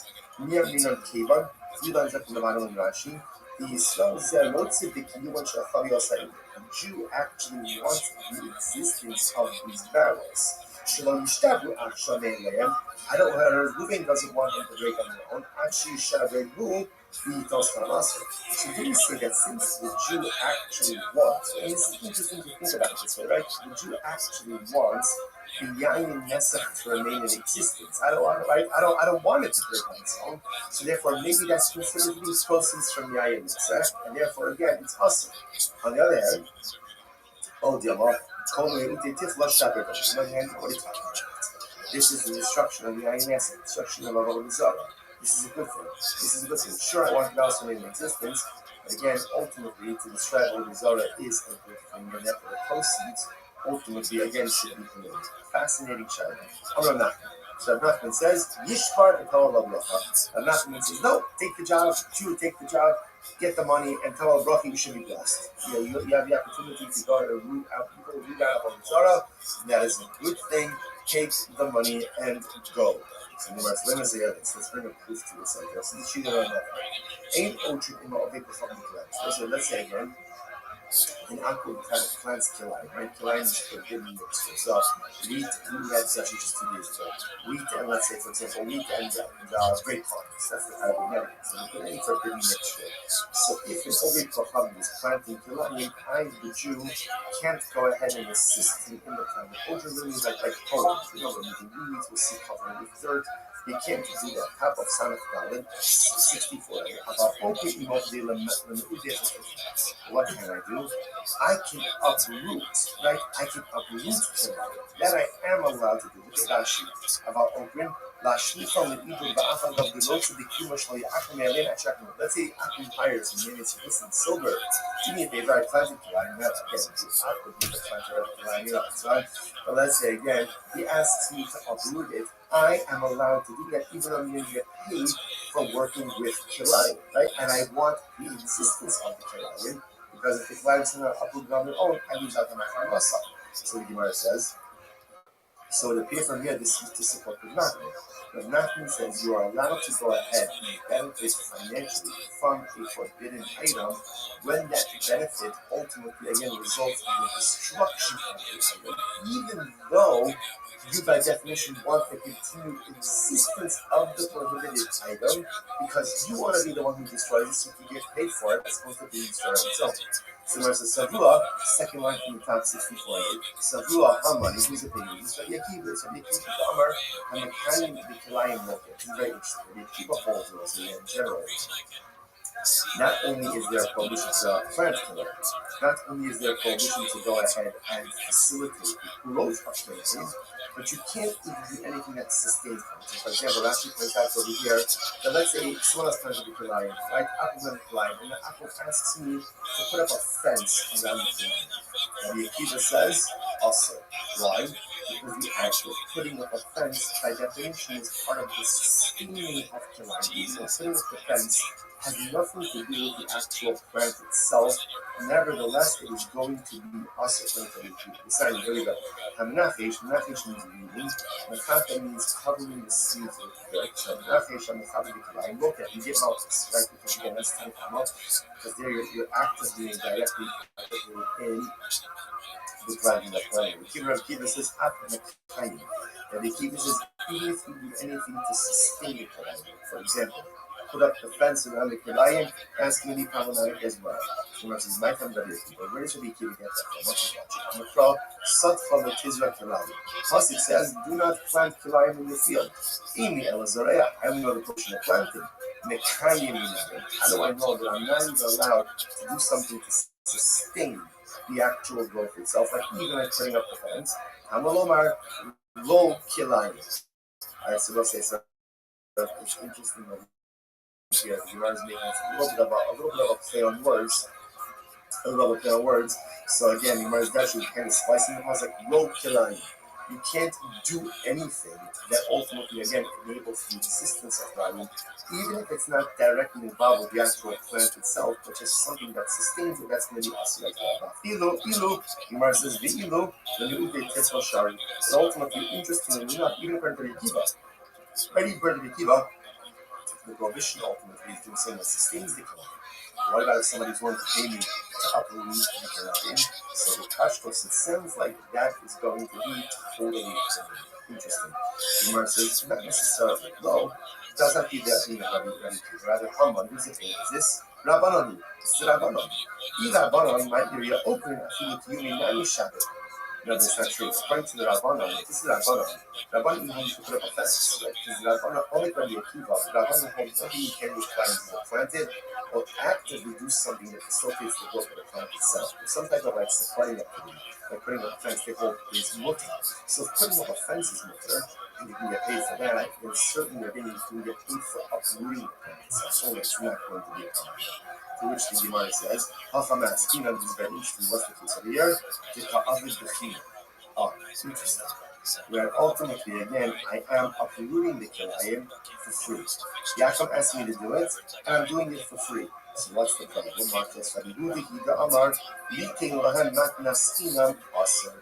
Ultimately, Rabbi Yehuda is of the opinion that halacha l'maaseh you are not allowed to do a favor for a person. Like you actually have this in the beginning of the halacha. Lo sechanim. So all my focus what lo sechanim means. That doesn't mean compliment them and give them a sinam. Rabbi Yehuda says, don't do like this thing. You can't work for free. You can't do something for an ashram for free. Even if it's a free favor, it's destruction of the Avodah Zarah, you still can't do it. So the Gemara says, is Rabbi Yehuda, Nishma Rabbi Akiva, la. Now, the fact that you're saying it's up according to Rabbi Yehuda, something that according to Rabbi Akiva does not be permitted. Rabbi Yehuda, Asra Litin Sinam, Aval Lemeute Tifla Shapir.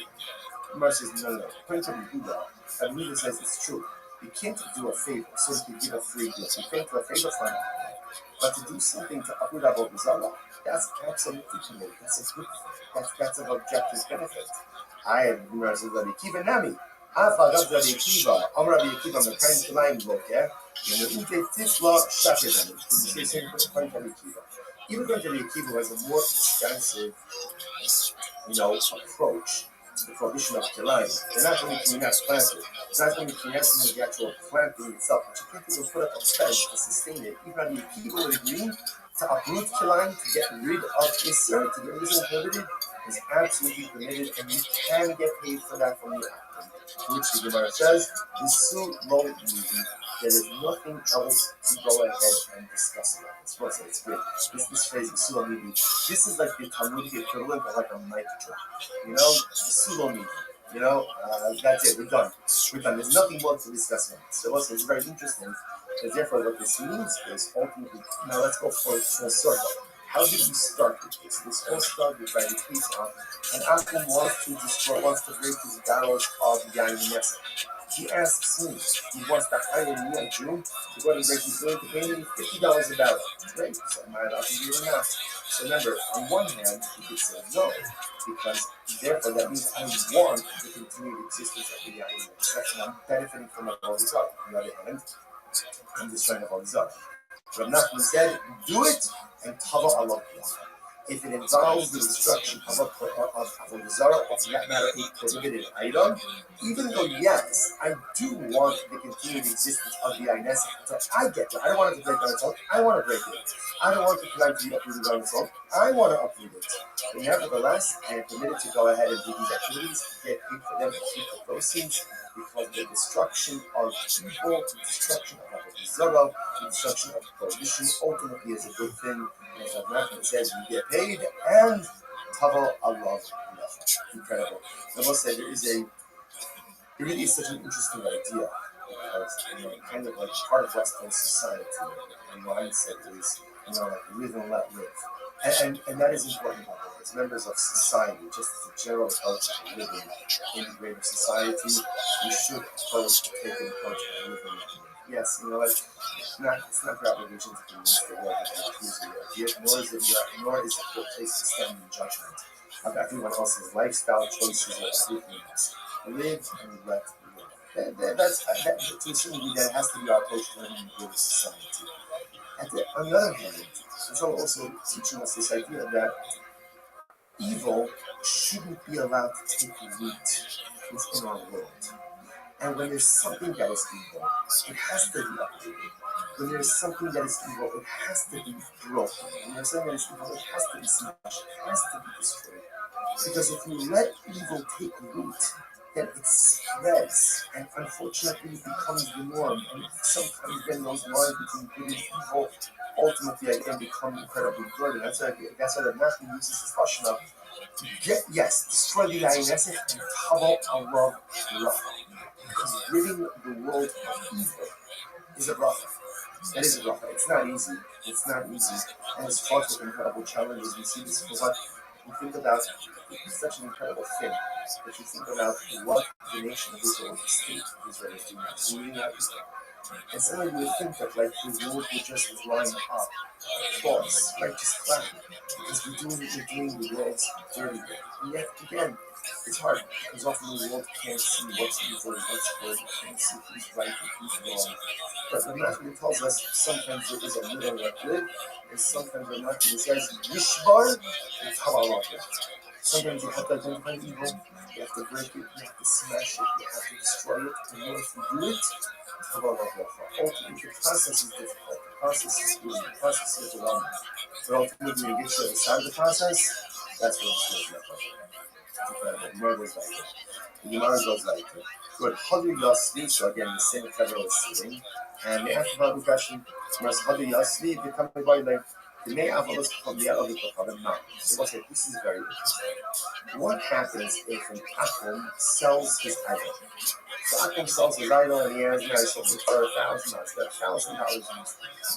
Does that money in the hands of the Akum take on the same identity as the older seller itself? Now, Mitofes as Dana Biadovis.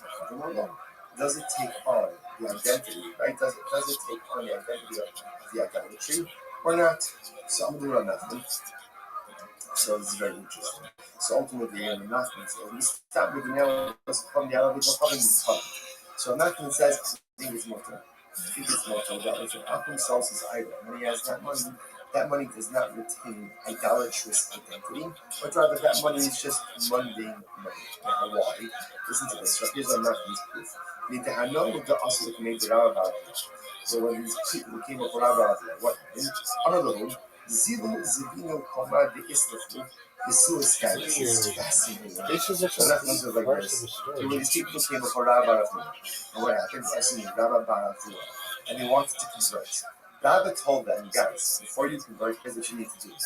Sell off all of your idolatry, right? Sell off all of your idolatry, and then you have the cash. After you do that, then convert. Now listen and watch this. What's for that over here? Now Rashi says over here, if you look at Rashi, look at the Suez Skyru, all of this Skyru, the Akash and Skyru, also didn't call it all those because remember, if they convert and it's still only idolatry, then that's idolatry owned by a Jew. Idolatry owned by a Jew, number one, can never be negated, right? Can never have its identity negated, and you can't get enough from it. So he tells them instead, before, while you're still Gentiles, sell it off. You have the money, then you can convert and the money is permitted. What do you see from there? Obviously, you see from there that halacha when someone sells his idol, that cash is permitted. So the Gemara says, my time off, you shouldn't look at somebody, the name of us, or having the other common card. Let's see that's the proceeds of the sale of idolatry that are in the hands of the acting ultimately is permitted. I the Bill and Shine, even that you way, God I bought that. Maybe that case is different. Why is that different? Because since they're in the process of conversion, obviously they're negating the theological significance of the idol they're converting. So an akum could be mevatel his avodah zarah. So maybe that's why the proceeds are limited. Elami Hafa. The Gemara says, here's the proof. Yisol shayanoshim amikol kalim kumara umafar avodos kolkalim deheli. Listen to this. I lent Akum $1,000. So what happened? So the Akum went and sold his idol, right, and brought me the proceeds from the sale. Or Yayin Nesek, or same case, I went ahead and I lent Akum $1,000. He sold his Yayin Nesek, and then he brought me the proceeds of the sale. What's that? Well, mutter. Ultimately, again, it's mutter. Interesting. The Gemara says, now, however, watch this.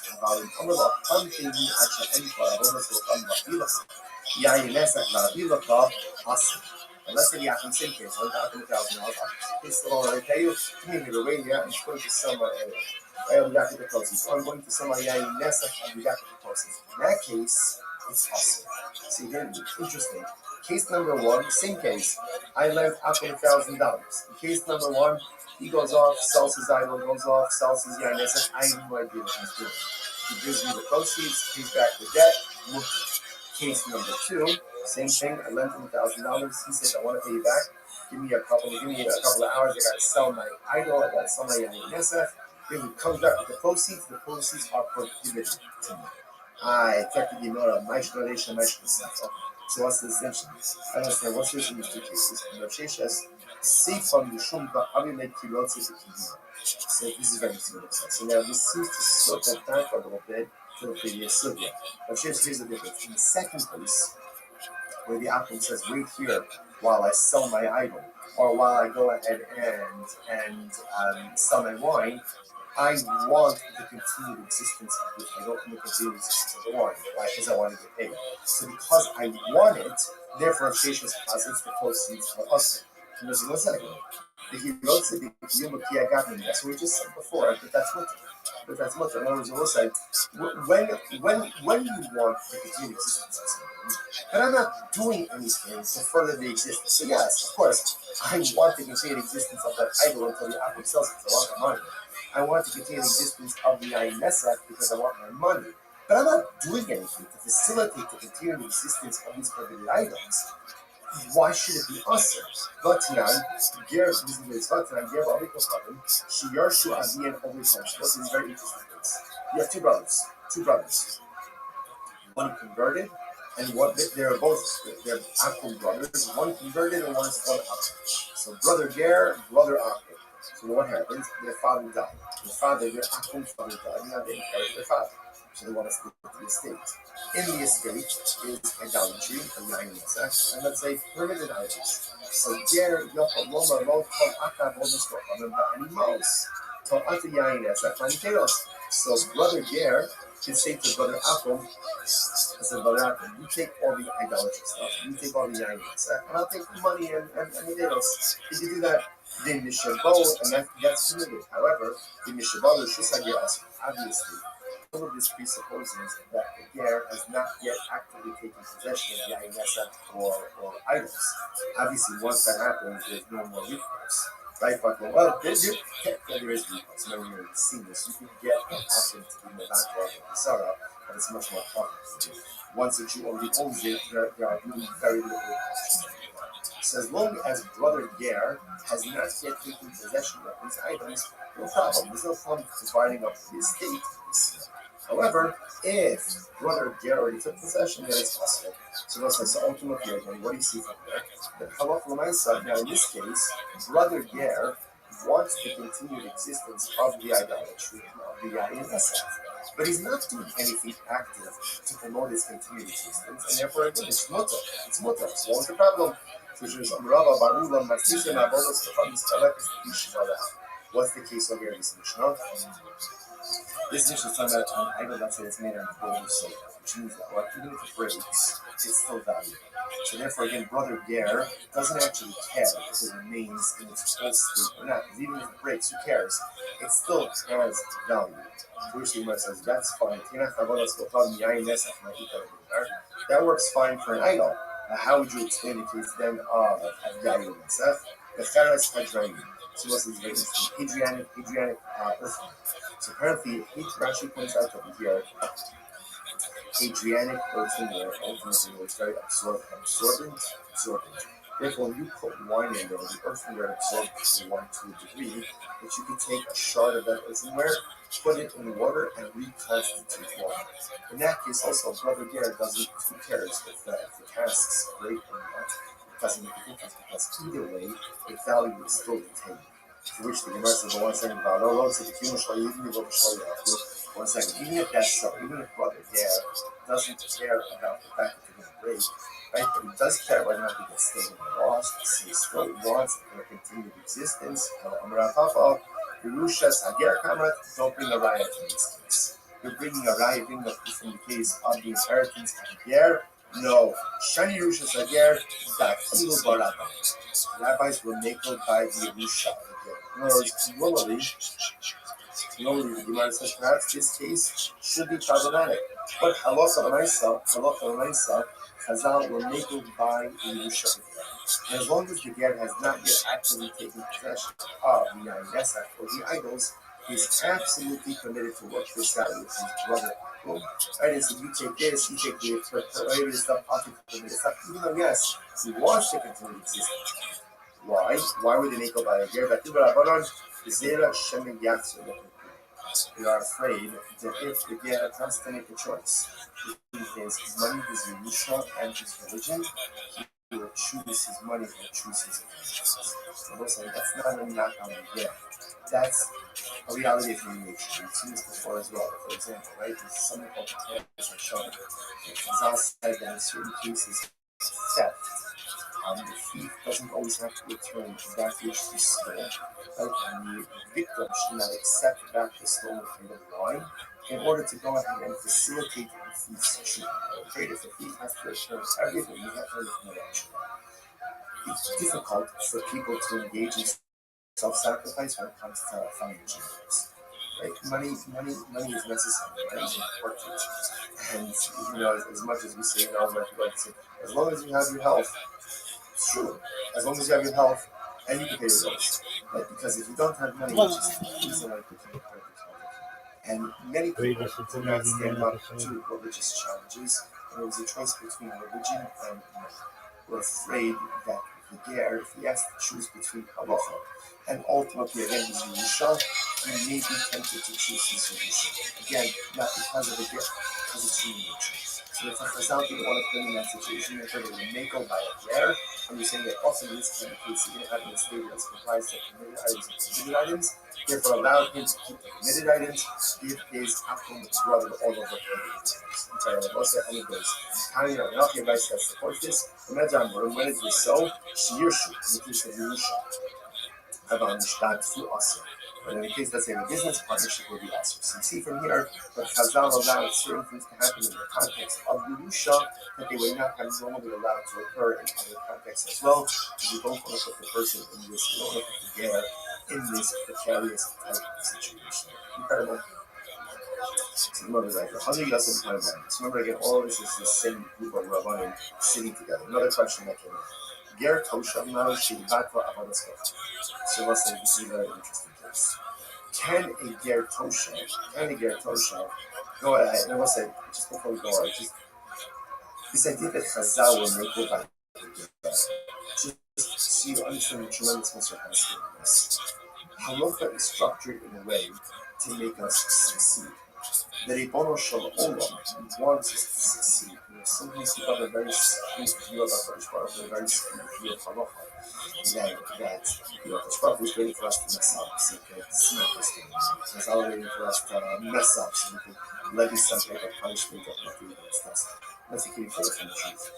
The Ribono Shel wants our success more than we want our success. Chazal wants our success more than we want our success. And all of the halachas, and all of the rules, and all of the strictures, and all of the punishments are only there to put us on a path to success, not to smack us down when we go ahead and we make a mistake.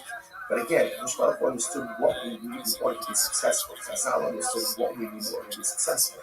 And when they need to relax the standards to make us successful, they do it. It's incredible. They do it.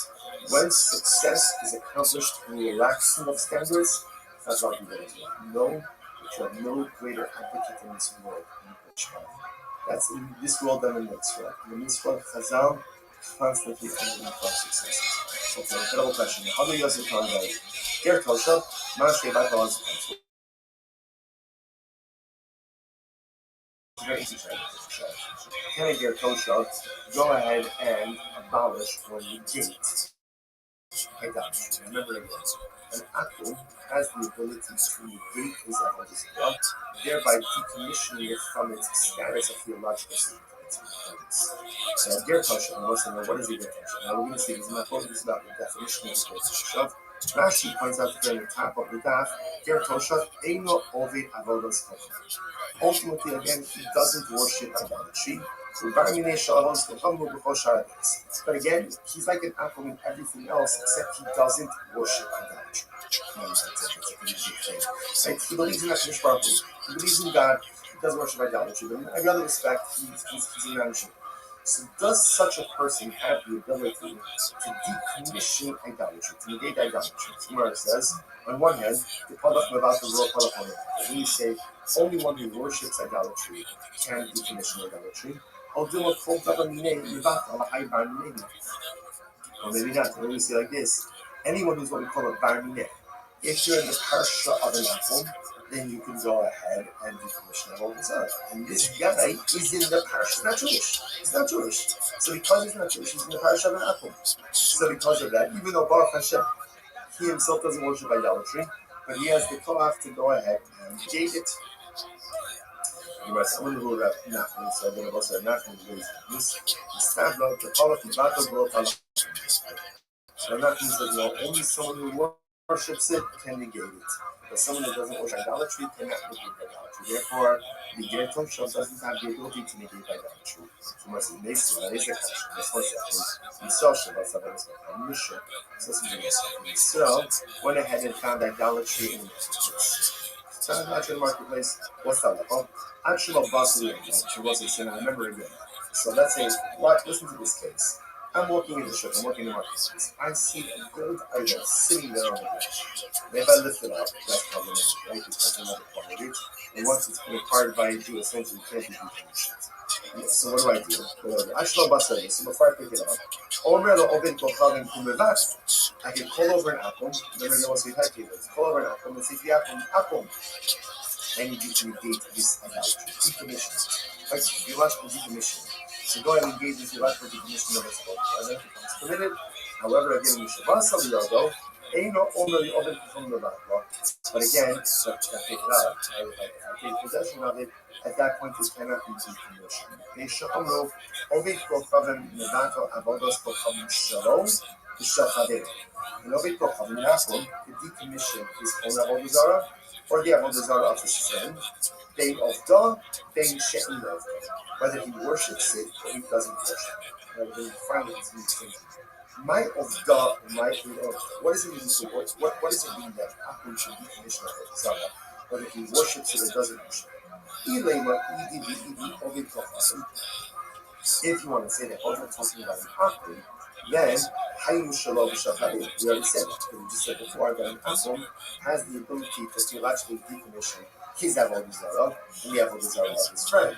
And a lot of the Ovid Kochanim, Umay She'in Elav of the Ovid Kochanim, right? Ultimately, again, of the means an actual akum. Umay She'in of the, what does it mean? A non-worshipper? Gertosha. Oh. So he was able to go ahead and decommission both an actual akum and a Gertosha. Shmamino, Gertosha, Namil. So what do you see from here? That a Gertosha has the ability to be Mabako, ultimately to theologically decommission avodah zarah. Incredible. Which Gemara says, no. The only able to not true. Rather, it could very well be the only person who could decommission avodah zarah is an actual idol worshiper himself. I did the Kamrit. I knew Shalom B'Shachar. He said already said that. Then the price is done because he already said that Akum could go ahead and decommission his avodah zarah and his friend's avodah zarah. The Gemara says, Reisha, listen to this. It's two different cases. Reisha, Zeh Marcus. Reisha is teaching you like this. If you have two Akums, right, and both worship Pa'ar, or both worship Marcus, obviously, again, Akum 1 could negate his idol and his friend's idol, and Akum 2 could negate his idol and his friend's idol. Seifa, Zeh Pa'ar, Zeh Marcus. Oh, the Seifa is teaching something different. Unless you have one Akum who worships Marcus and one who worships Pa'ar. What's the novelty over here? An Akum can worship an idolatry even if he doesn't worship it. So let's say it's really three levels we play. Number one, an Akum can negate his own idolatry. Good. Number two, an Akum can negate his friend's idol if they worship the same idolatry. And halacha number three is an Akum can negate his friend's idolatry even if he worships a different idol. Incredible.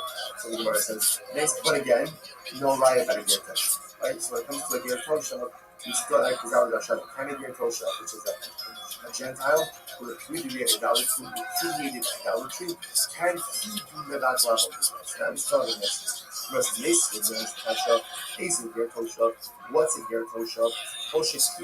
So now we're getting more definition. What is the definition of a Gertosha? So that Kosher Kibalah Definition Gimel Meir says it's any Akum who has accepted himself in front of three Chavim.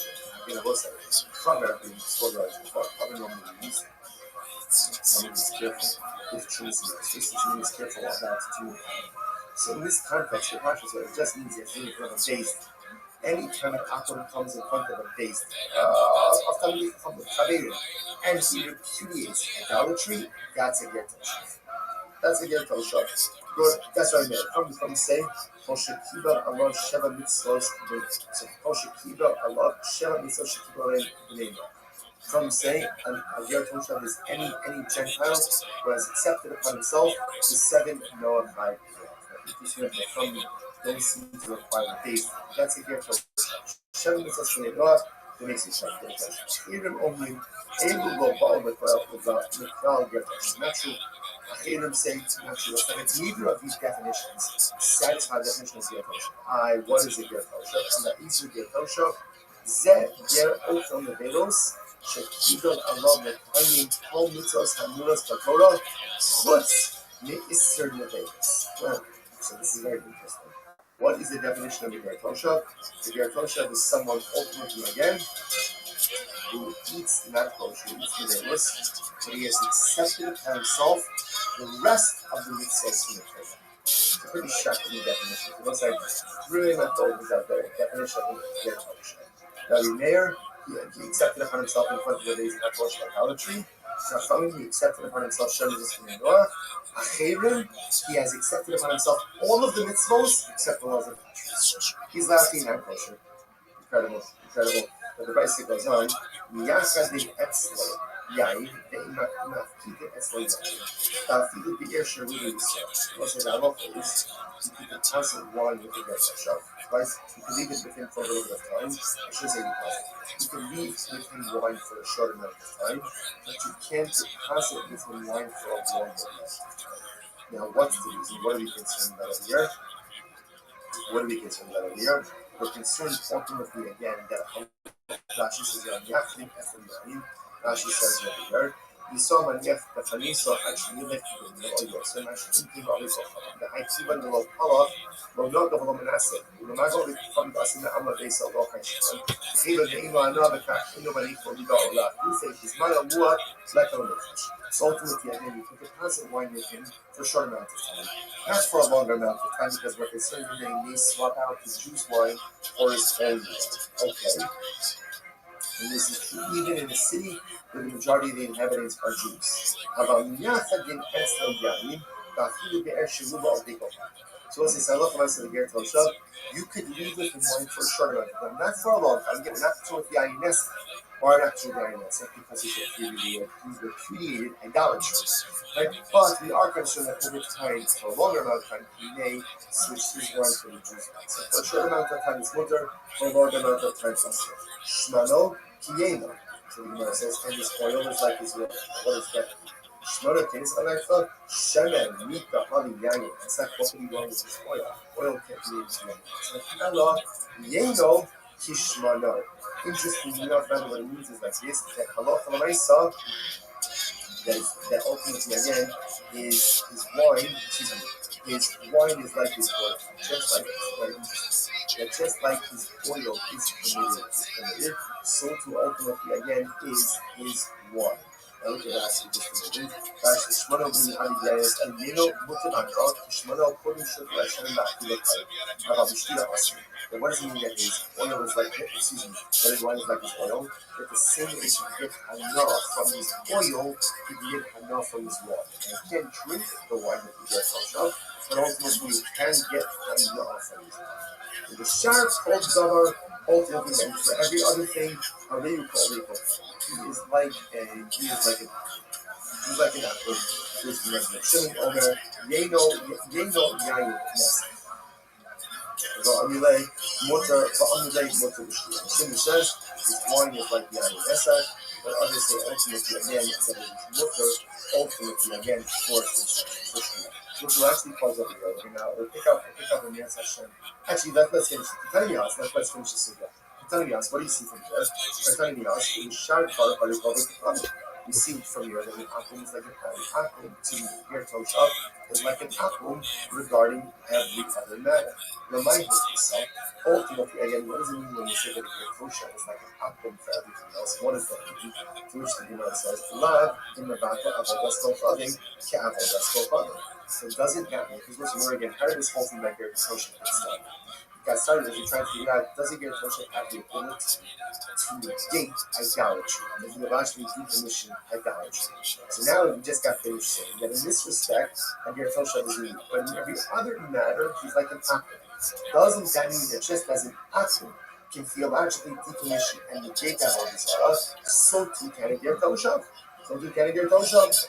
In which the Gemara says, no, leaking the shuskum about those shus. No, it actually uses something else. It uses actually Hilchos Shabbos. What does it mean Hilchos Shabbos? What's it watch? It's King Samuel.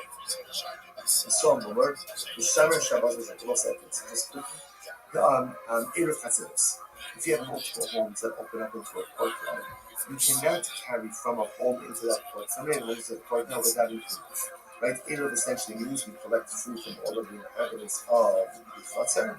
They join together, and that joint food makes it into the domain of one home.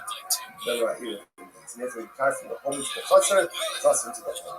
Now the halacha is if you have a Jew who did not join into the Chatzar, he could yield his rights. Let's say Shabbos started, he forgot to participate in Reuben forgot to participate in the Erev. He could yield his rights to the other members of the Chatzar. If there is a non-Jewish resident, the halacha is you have to rent his rights. He cannot simply yield his rights, you have to rent his rights from you. So watch this. The Gemara says, we saw more, the Shaman Shabbos of the Shuk, and Medaka Lishitza. Ultimately, again, if you have a Yisrael woman, which unfortunately, again, is a Yisrael to an apostate. So as long as externally he's not an apostate, right? As long as externally, right, in public he keeps Shabbos. Privately he doesn't keep Shabbos. But at least in public he keeps Shabbos. The And what's the halacha? The batal rishus, all he needs to do if he didn't participate in the eruv, he just needs to essentially yield his rights to someone else in the chatzah. Okay. Shemesh Shabbos Rishos in Rabbah Rishos, but again, if he publicly violates Shabbos, then essentially he's like an apple. If he's like an apple, then it's not enough for him to yield his rights in the chassid to the other residents. Rather, you have to rent his rights from him. Neisha Amru, Yisrael, no same Rishos in the Rabbah Rishos, right? Yisrael ultimately again has the ability to go ahead and yield his right, give up his rights, or give over his rights to the other residents. But by Akum, ultimately, you have to rent. You have to rent. So therefore, again, the Gemara is saying that when you say, so it wasn't just last week of Ketzad, or Merlo, or say, how does you, for example, yield his right to give over his rights in the Chatzar? Or Merlo, I hereby give over my rights. I bequeath my rights in the Chatzar to you. Or or my rights are negated to you. Ultimately, it works for the purposes the other Jewish residents acquire the rights of this non-participatory Jew who participates in the Eruv. Names of his case, any form of purpose. Well, since just in general about Eruv Chatzeros, again, you need the participation of all Jewish residents. In general, if you have a Jewish resident who did not participate, even on Shabbos, he could yield his rights or be Medanta, or just simply negate his ownership rights in the Chatzar that allows everyone else to utilize the Chatzar. Even if he's a Yisrael woman, as long as publicly he comes across as Jewish, ultimately again he could yield or he could go ahead and or bequeath. By Akum, you have to go ahead and acquire his rights. And the Yisrael woman, who is publicly a woman, is treated like an Akum. Therefore, when we said before that a ger tosha ultimately again is treated like an akum for all other things, one of the things means that if you live in a chatzar with a ger tosha, and the Jews in the chatzar want to make a bit of zeros, they must rent the space, they must rent the rights ultimately again of the ger tosha as well. Now, whether or not the ger tosha could actually run the gate of Sarah, in the Hashem will say, you'll see in tomorrow's daf. Shkayach, everyone. What a daf. What an incredible experience such as this was all of you. And wishing everyone.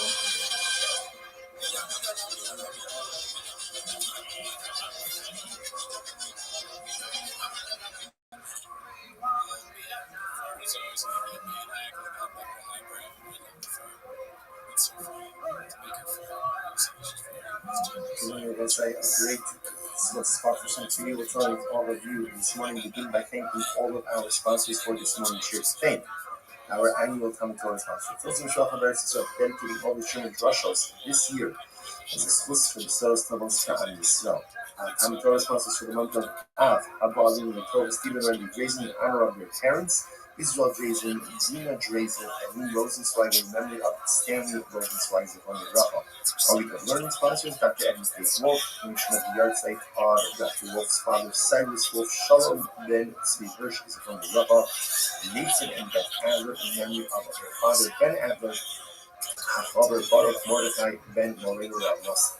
Yomi sponsors for today, Jerry Applebaum, in memory of his beloved mother, Rosa Applebaum, Rachel Bas. The merits of our Talmud Torah, all the Jewish Shabbos having Aliyah, the families in the summer, all those neighbors, Jewish Shabbos, the protocol ladies, for the Kodesh Baruch Hu, the merits of Shalom, all of our pastors, Shalom and Zekarov, and our Kodesh soldiers to be successful in follow and not save them. And once we're back, let us begin. Today's daf is Samach Dalet 64. A really incredible daf ahead of us today. We are picking up from Samach Gimel on the days 63b, and we are picking up 2, 4, 6, 7 lines up from the bottom. This is Rav Nachman Ula Avinu Bar Papi. So again, Rav Nachman Ula Avinu Bar Papi Yasser B'Chia Bar Ami Gabai. And B'Chia Bar Ami was sitting with them, and the Gemara says, Yasser B'Kabon Maybai. And he asked the following question. Listen to the fascinating aspect of this question. Sachra Lishbar B'Yayin Nesach Ma. What is the halacha if an akum hires a Jew to smash barrels of yayin nesach? Right? So if you imagine this, an akum comes over to your bank, I'm going to pay you $50 an hour. Do me a favor, smash these barrels of yayin nesach. Mahu, what is the halacha? Is the Jew allowed to receive and to accept, to keep the wages from the halacha? Remember again, in yesterday's daf, we were dealing with the concept of funds or income that is generated from what may or may not be permitted activity, or dealing with items that themselves will be asur ba'amor. So here, Yaakov is asking me to do something with Yayin Nesach, but he's asking me to destroy Yayin Nesach. And he's going to take me for it. So am I allowed to keep those proceeds? The Gemara says, no, what's the halacha? So this is very interesting. On one hand, I want the existence of the Yayin Nesach. Now, why do I want the existence of the Yayin Nesach? Because if the barrels were to break on their own, I would lose the opportunity to break them, and I would lose the parnasa. So on one hand, interestingly enough, I want the existence of the Yayin Nesach. So because I want it, therefore, then maybe that makes the proceeds perfect. Look at Rashi just a moment. Three lines up from the bottom of Rashi. The Yisrael said, the Jew actually wants the existence of these barrels. I don't know, Reuben doesn't want them to break on their own. So do we say that since the Jew actually wants, and this is interesting to think about this way, right? The Jew actually wants the Yayin Nesach to remain in existence. I don't want it to break on its own. So therefore, maybe that's considered being proceeds from Yayin Nesach, and therefore, again, it's awesome. On the other hand,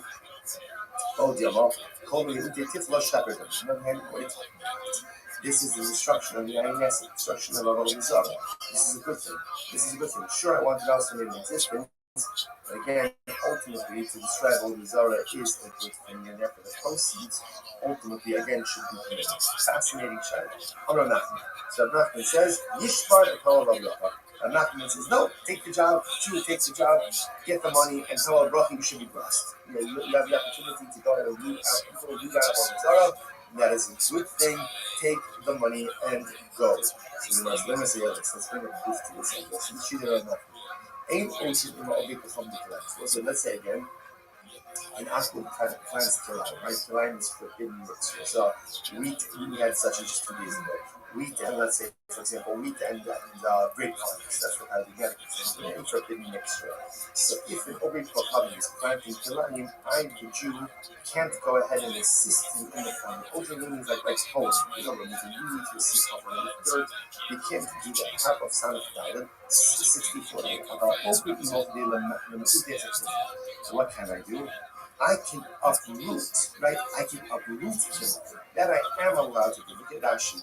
About Ophir, Lashlifa, the Eagle, the Afar of the road to the King, let's say Akum hires me and he says, listen, Silver, do me a favor, I planted Kilayim, now I said, I could make a planted Kilayim, you're outside. But let's say again, he asks me to uproot it. I am allowed to do that even though I'm going to get paid for working with Kilayim, right? And I want the existence of the Kilayim, because if the Kilayim is not uprooted on their own, I lose out on my Parnasa. So the Gemara says, so it appears from here, this is to support the Nachman. But Nachman says you are allowed to go ahead and benefit financially from a forbidden item when that benefit ultimately again results in the destruction of the item, even though you by definition want to continue the existence of the prohibited item because you want to be the one who destroys it so you can get paid for it as opposed to being destroyed on its own. So there's a Savua, second one from count 64a. Savua, Amar, who's a baby. So the Akiva, so the Akiva, the Amar, and the Kaim, the Kilayim local. This is very interesting. The Akiva holds in general. Not only is there a prohibition to plant Kilayim, not only is there a prohibition to go ahead and facilitate the growth of Kilayim, but you can't even do anything that sustains Kilayim. So for example, Rashi points out over here that let's say someone else planted the Kilayim, right? Apple planted Kilayim, and the Apple asks me to put up a fence around the Kilayim. Now the Akiva says, also, why? Because the act of putting up a fence, by definition, is part of the sustaining of Kilayim. Even though putting up the fence has nothing to do with the actual plant itself, nevertheless, it is going to be also decided. Here we go. Nachesh means weeding. Mechata means covering the seeds with dirt. So Nachesh on the top of the Kilayim. Look at you get off the space because again that's time to look. Because there you're actively and directly participating in the planting of Kilayim. The Kiva says after the Kaim. And the Kiva says even if you do anything to sustain the Kilayim, for example, put up a fence around the Kilayim, that's going to be problematic as well. So much as might come to the Akiva. Where is the Akiva get that from? What's his logic? On the cross, such trouble Tizra Kilayim. Plus it says, do not plant Kilayim in your field. Amy Elazarea, I only know the prohibition of planting. Mekayim. How do I know that I'm not even allowed to do something to sustain the actual growth itself, like even like putting up the fence? Amalomar lo kilayim. I so let's say so. It's interesting over here. The Gemara is making a little bit of a play on words. A little bit of a play on words. So again, the Gemara is actually kind of splicing the concept. Lo kilayim. You can't do anything that ultimately again enables the existence of kilayim, even if it's not directly involved with the actual plant itself, but just something that sustains it. That's going to be asur. But ilu, the Gemara says the ilu. When you take Tifla Shari, but ultimately, interestingly enough, even according to the Kiva, the prohibition ultimately is in sin that sustains the Kilayim. What about if somebody's willing to pay me to uproot the Kilayim? So the Pashtos, it sounds like that is going to be totally interesting. The Gemara says, not necessarily. No, it doesn't be the opinion of Rabbi Kiva. Rather, Haman, whose opinion is this? Rabbanoni, it's the Rabbanon. Rabbanon might be open to you mean Nami Shapir. No, but it's not true. According to the Rabbanon, if this is Rabbanon, Rabbanon you need to put up a fence, right? Because the Rabbanon, only Rabbi Akiva, the Rabbanon hold maybe you can do plants to plant it, or actively do something that facilitates the growth of the plant itself. Some type of like supporting activity, like putting up a fence, they hold is mutter. So if putting up a fence is mutter, you can get paid for that, then certainly again you can get paid for uprooting the plant itself. So that's not going to be a problem. To which the Gemara says, Hachamas, this is very interesting. What's the case over here? Oh, interesting. Where ultimately, again, I am uprooting the Kilayim for free. Yaakov asked me to do it, and I'm doing it for free. So what's the problem?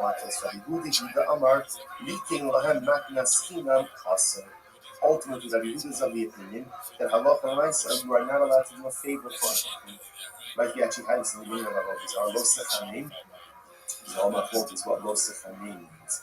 That doesn't mean don't compliment them, don't give them a sinam. Rabbi Yehuda says, don't do this thing, you can't work for free.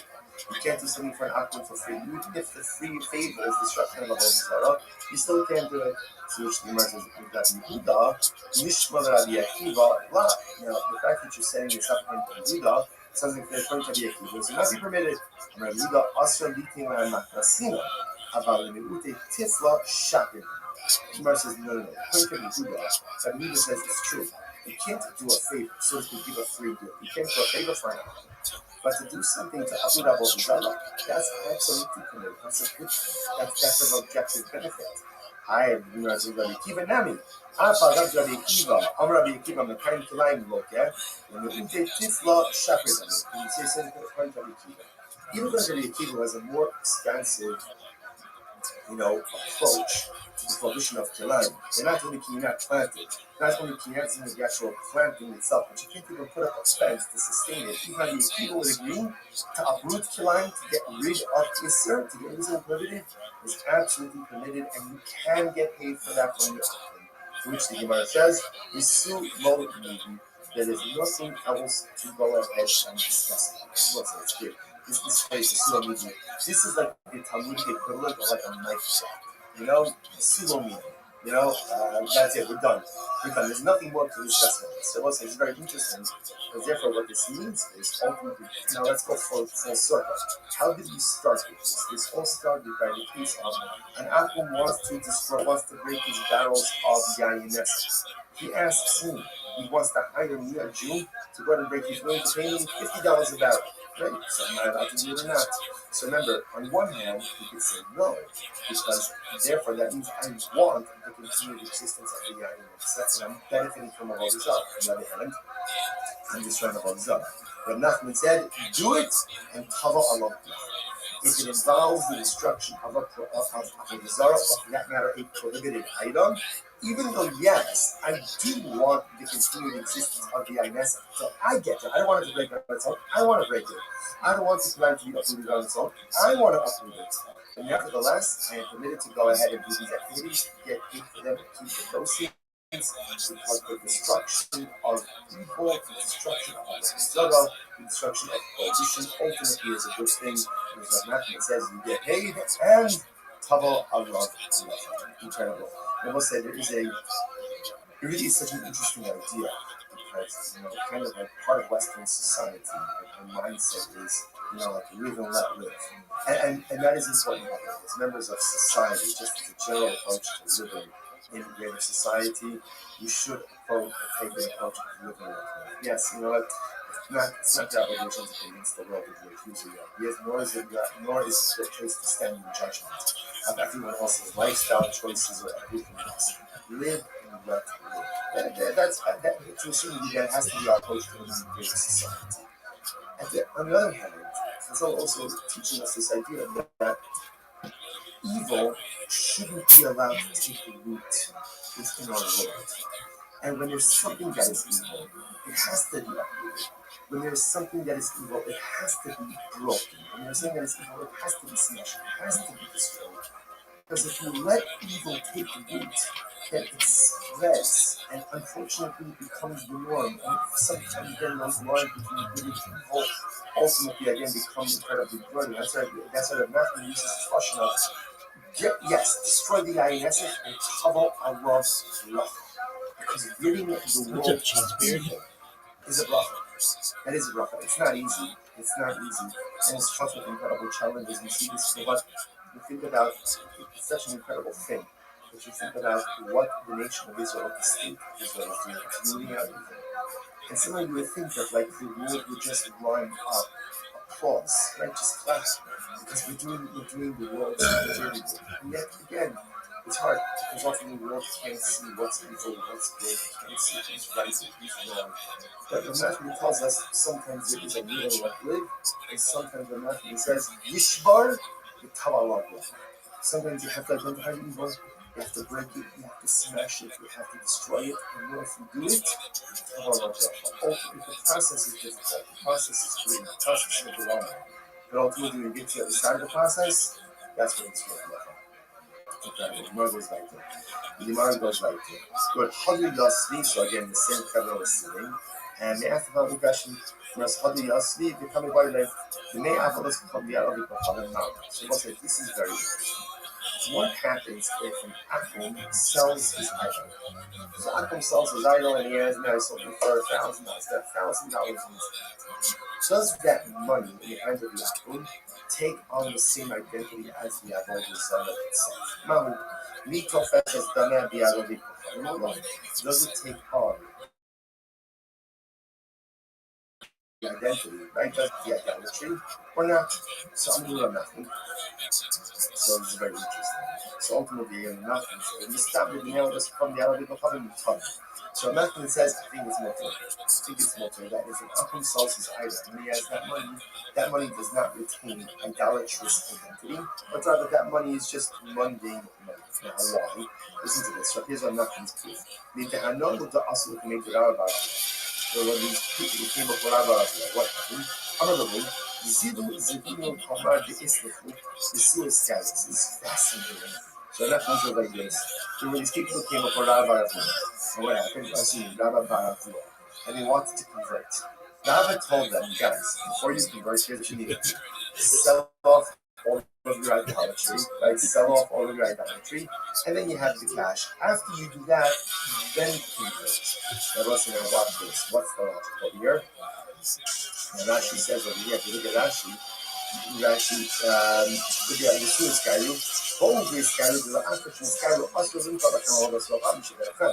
because remember, if they convert, it's still only idolatry, then that's idolatry and idolatry.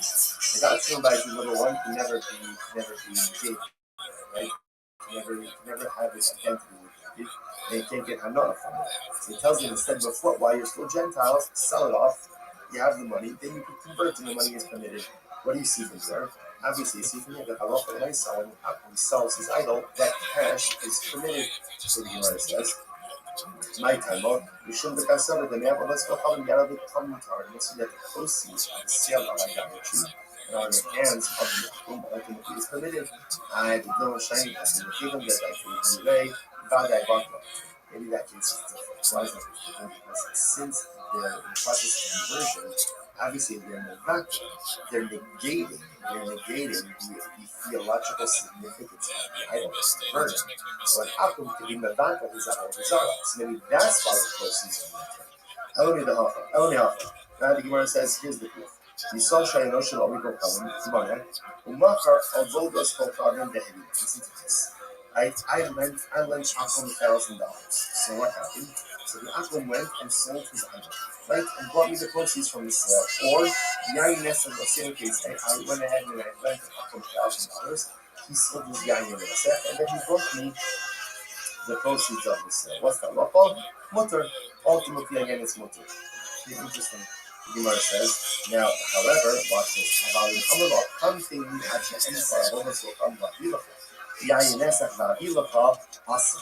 Let's say the Akum Shin case, the Akum $1,000. Okay, so I tell you, give me here to wait here. I'm just going to sell my oil. The Akum proceeds. I'm going to sell my Yayin Nessa and the Akum proceeds. In that case, it's awesome. See, interesting. Case number one, same case. I lent Akum $1,000. Case number one, he goes off, sells his idol, goes off, sells his Yain Nessa. I have no idea what he's doing. He brings me the proceeds, pays back the debt, moved on. Case number two, same thing. I lent him $1,000. He says, I want to pay you back. Give me a couple of hours. I got to sell my idol. I got to then he comes back with the proceeds. The proceeds are for dividend.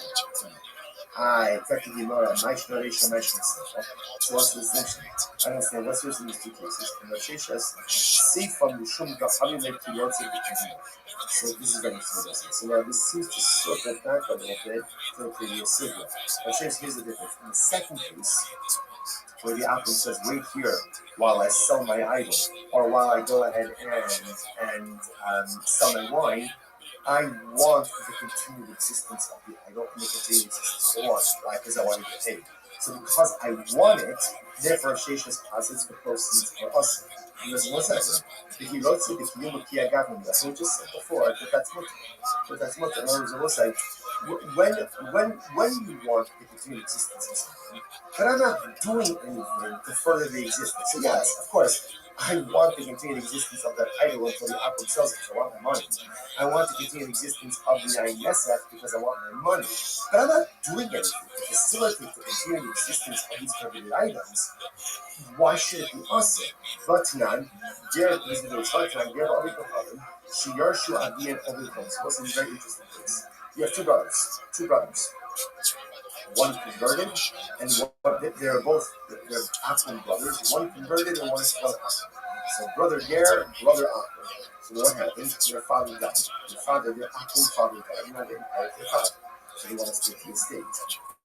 In the estate is idolatry and Yain Nesach, and let's say permitted items. So Ger Yopaloma Lo Tol Ata Bodas Kochanim Ba'animos Tol Ata Yain Nesach Ba'aniteros. So brother Ger can say to brother Akum, said, brother Akum, you take all the idolatrous stuff, you take all the Yain Nesach, and I'll take the money and the Veros. You can do that in Mishabot, and that's permitted. However, the Mishabot is just like your Asr. Obviously, all of this presupposes that the Ger has not yet actively taken possession of Yain Nesach or items. Obviously, once that happens, there's no more recourse. Right? But technically there is recourse. No really seamless. You can get Akum to do the background of the Sarah, but it's much more complicated. Once that you already own it, there are really very limited options like that. So as long as brother Ger has not yet taken possession of these items, no problem. There's no problem dividing up the estate. However, if brother Ger already took possession, then it's possible. So ultimately, again, what do you see there? Now, in this case, brother Ger wants the continued existence of the idolatry of the Yain Nesach. But he's not doing anything active to promote its continued existence, and therefore, again, it's mutter. So what's the problem? What's the case over here in this Mishnah?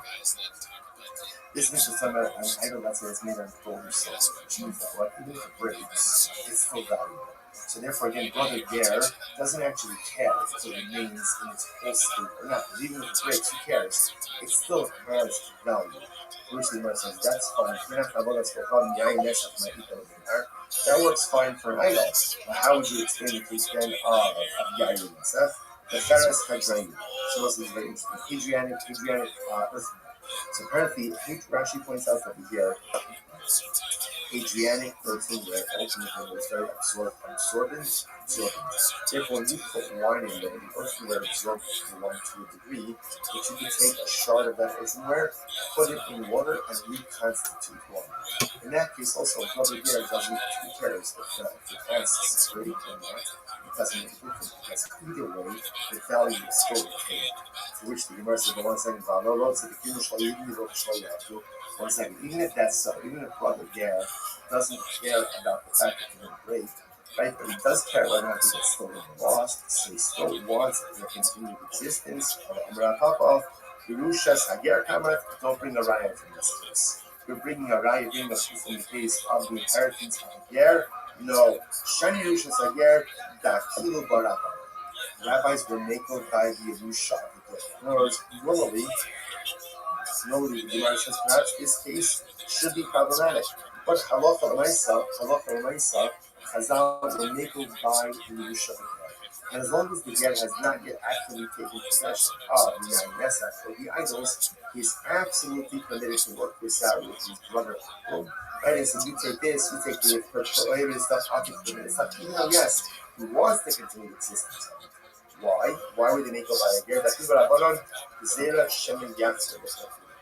We are afraid that if the ger has to make a choice between his money, his Yerusha, and his religion, he will choose his money, he will choose his inheritance. And also, that's not a knock on the ger. That's a reality of human nature. We've seen this before as well. For example, right, there's something called Takal Hashem. And Chazal said that in certain cases, the theft, the thief doesn't always have to return that which he stole. Right? The victim should not accept back the stolen wine in order to go ahead and facilitate the thief's truth. So, if the thief has to return everything, he's not going to return everything. It's difficult for people to engage in self-sacrifice when it comes to financial matters. Money is necessary. Money is important. And you know, as much as we say, as long as you have your health, it's true. As long as you have your health and you can pay your bills.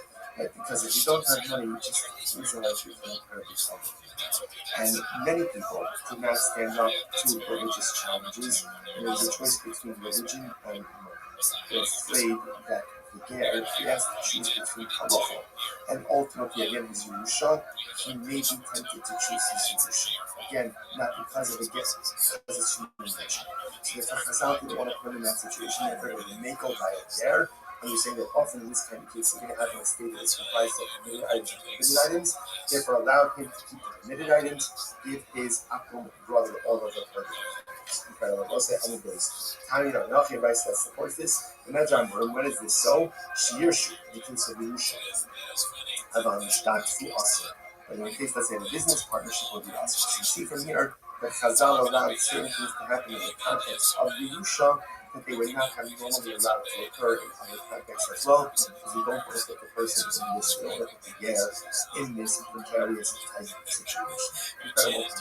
So remember that. The other Yosef Kainah. Remember again, all of this is the same group of Rabbi sitting together. Another question that came up. Ger Tosha now Shivaka Avodah. So let's say this is a very interesting case. Can a ger Tosha go ahead and let's say just before you go on, this idea that Chazal will make by the ger, just so you understand the tremendousness of this. Halacha is structured in a way to make us succeed. That if almost Shalom wants us to succeed, and sometimes people have a very skewed view of a very skewed view of halacha, that you know, the Prophet was waiting for us to mess up, so you could smack us down. Chazal was waiting for us to mess up, so you could levy some type of punishment that cannot be against us. Basically, filled from the truth. The Rebbe wants our success more than we want our success. Chazal wants our success more than we want our success. And all of the halachas, all of the rules, all of the strictures, and all of the punishments are only there to put us on a path to success, and not to smack us down when we go ahead and make a mistake. But again, Mishpach understood what we really wanted to be successful. Chazal understood what we really wanted to be successful. And when they need to relax the standards to make us successful, they do it. It's incredible. They do it. When success is accomplished through relaxing of standards, Chazal do that. No greater advocate in this world than Mishpach. That's in this world and the next world. In this world, Chazal constantly in processes. Okay, incredible question. Other years we talk about Ger Toshav, Man Shevat Balance Chum. So what's a very interesting challenge? Can a Ger Toshav go ahead and abolish or negate idolatry? Remember again, an Akum has the ability to negate his avodah, thereby decommissioning it from its status of theological significance. So Ger Toshav, and what's what is the Ger Toshav? Now we're going to see there's enough book about the definition of the Ger Toshav. Rashi points out the the top of the daf, Ger Toshav Eino Ovi Avodos Chofim. Ultimately, again, he doesn't worship idolatry. But again, he's like an Akum in everything else, except he doesn't worship idolatry. That's a pretty big thing. Like, he believes in HaKadosh Baruch Hu. He believes in God. He doesn't worship idolatry. But in every other respect, he's a non-Jew. So does such a person have the ability to decommission idolatry, to negate idolatry? Where it says, on one hand, we say only one who worships idolatry can decommission idolatry. Or maybe not. Maybe we say like this: anyone who's what we call a barneh. If you're in the parsha of an Akum, then you can go ahead and decommission avodah. And this guy is in the parsha. He's not Jewish. He's not Jewish. So because he's not Jewish, he's in the parsha of an Akum. So because of that, even though Baruch Hashem, he himself doesn't worship idolatry, but he has the Torah to go ahead and negate it. I'm going to go to Nachman, so I'm going to also Nachman negate this. Stavlon, the Halach, and Battle, Halach. Nachman says, no, only someone who worships it can negate it. But someone who doesn't worship idolatry cannot negate idolatry. Therefore, the Ger Toshav doesn't have the ability to negate idolatry. He must be Mesi, I raise a question. This one says, in social, that's what I was called Musha.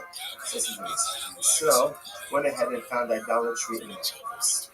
Found idolatry in the marketplace, what's that level? Actual basal level. So what's it saying? I remember again. So let's say, listen to this case. I'm walking in the shop, I'm walking in the marketplace. I see a gold idol sitting there on the ground. And if I lift it up, that's problematic, right? Because I'm not a it. And once it's been acquired by a Jew, essentially it can't be decommissioned. So what do I do? Actual basal. So before I pick it up, I can call over an Akum. Remember, what's the call over an Akum and say, Akum. I need you to engage this idolatry, decommission it, right? Theological decommission. So go ahead and engage in theological decommission of this whole thing. And then it becomes committed. However, again, in Shabbat Saliyado, but again, if I take it out, I take possession of it, at that point it cannot be decommissioned.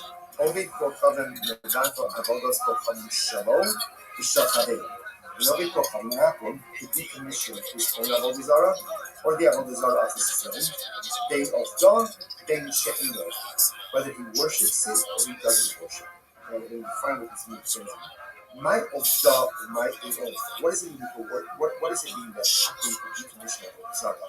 Whether he worships it or doesn't worship it. Ilema Idi Ovid Kochaven.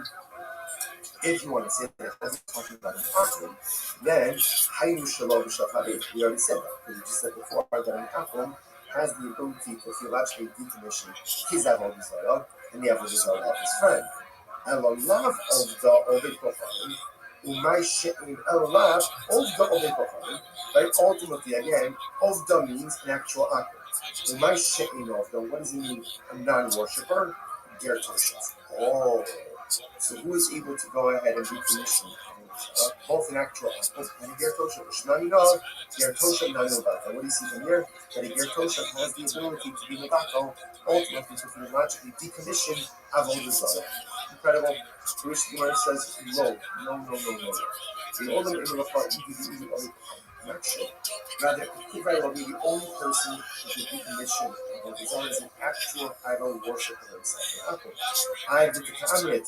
I knew Shalom B'Shafar, and he already said that.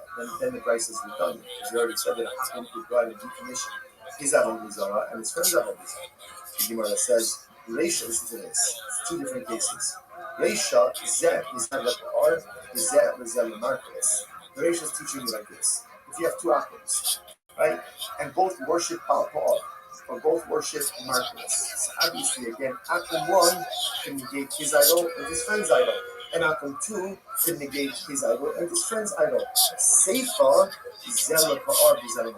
Oh, the Seifa is teaching something different. Let's say one Akum who worships Marcos and one who worships Baal Pa'ar. What's the novelty over here? An Akum can worship an idolatry even if he doesn't worship it.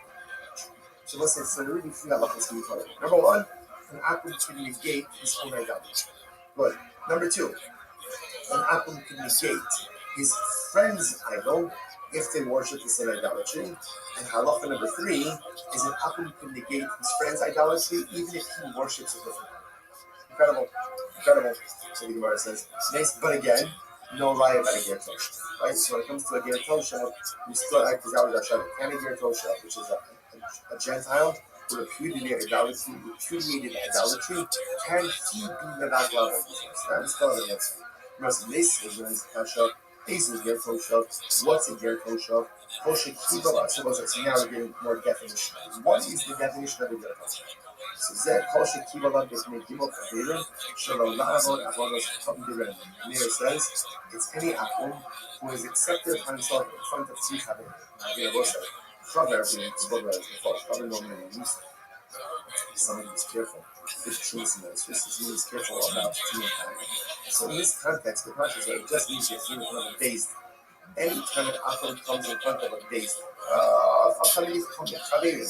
and he repudiates idolatry, that's a ger tosha. That's a ger tosha. Good. That's what I mean. Come say, Kosher Kibbutz Allah Sheva Mitzvos.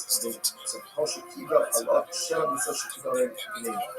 Come say, a ger tosha is any Gentile who has accepted upon himself the 7 nullified years.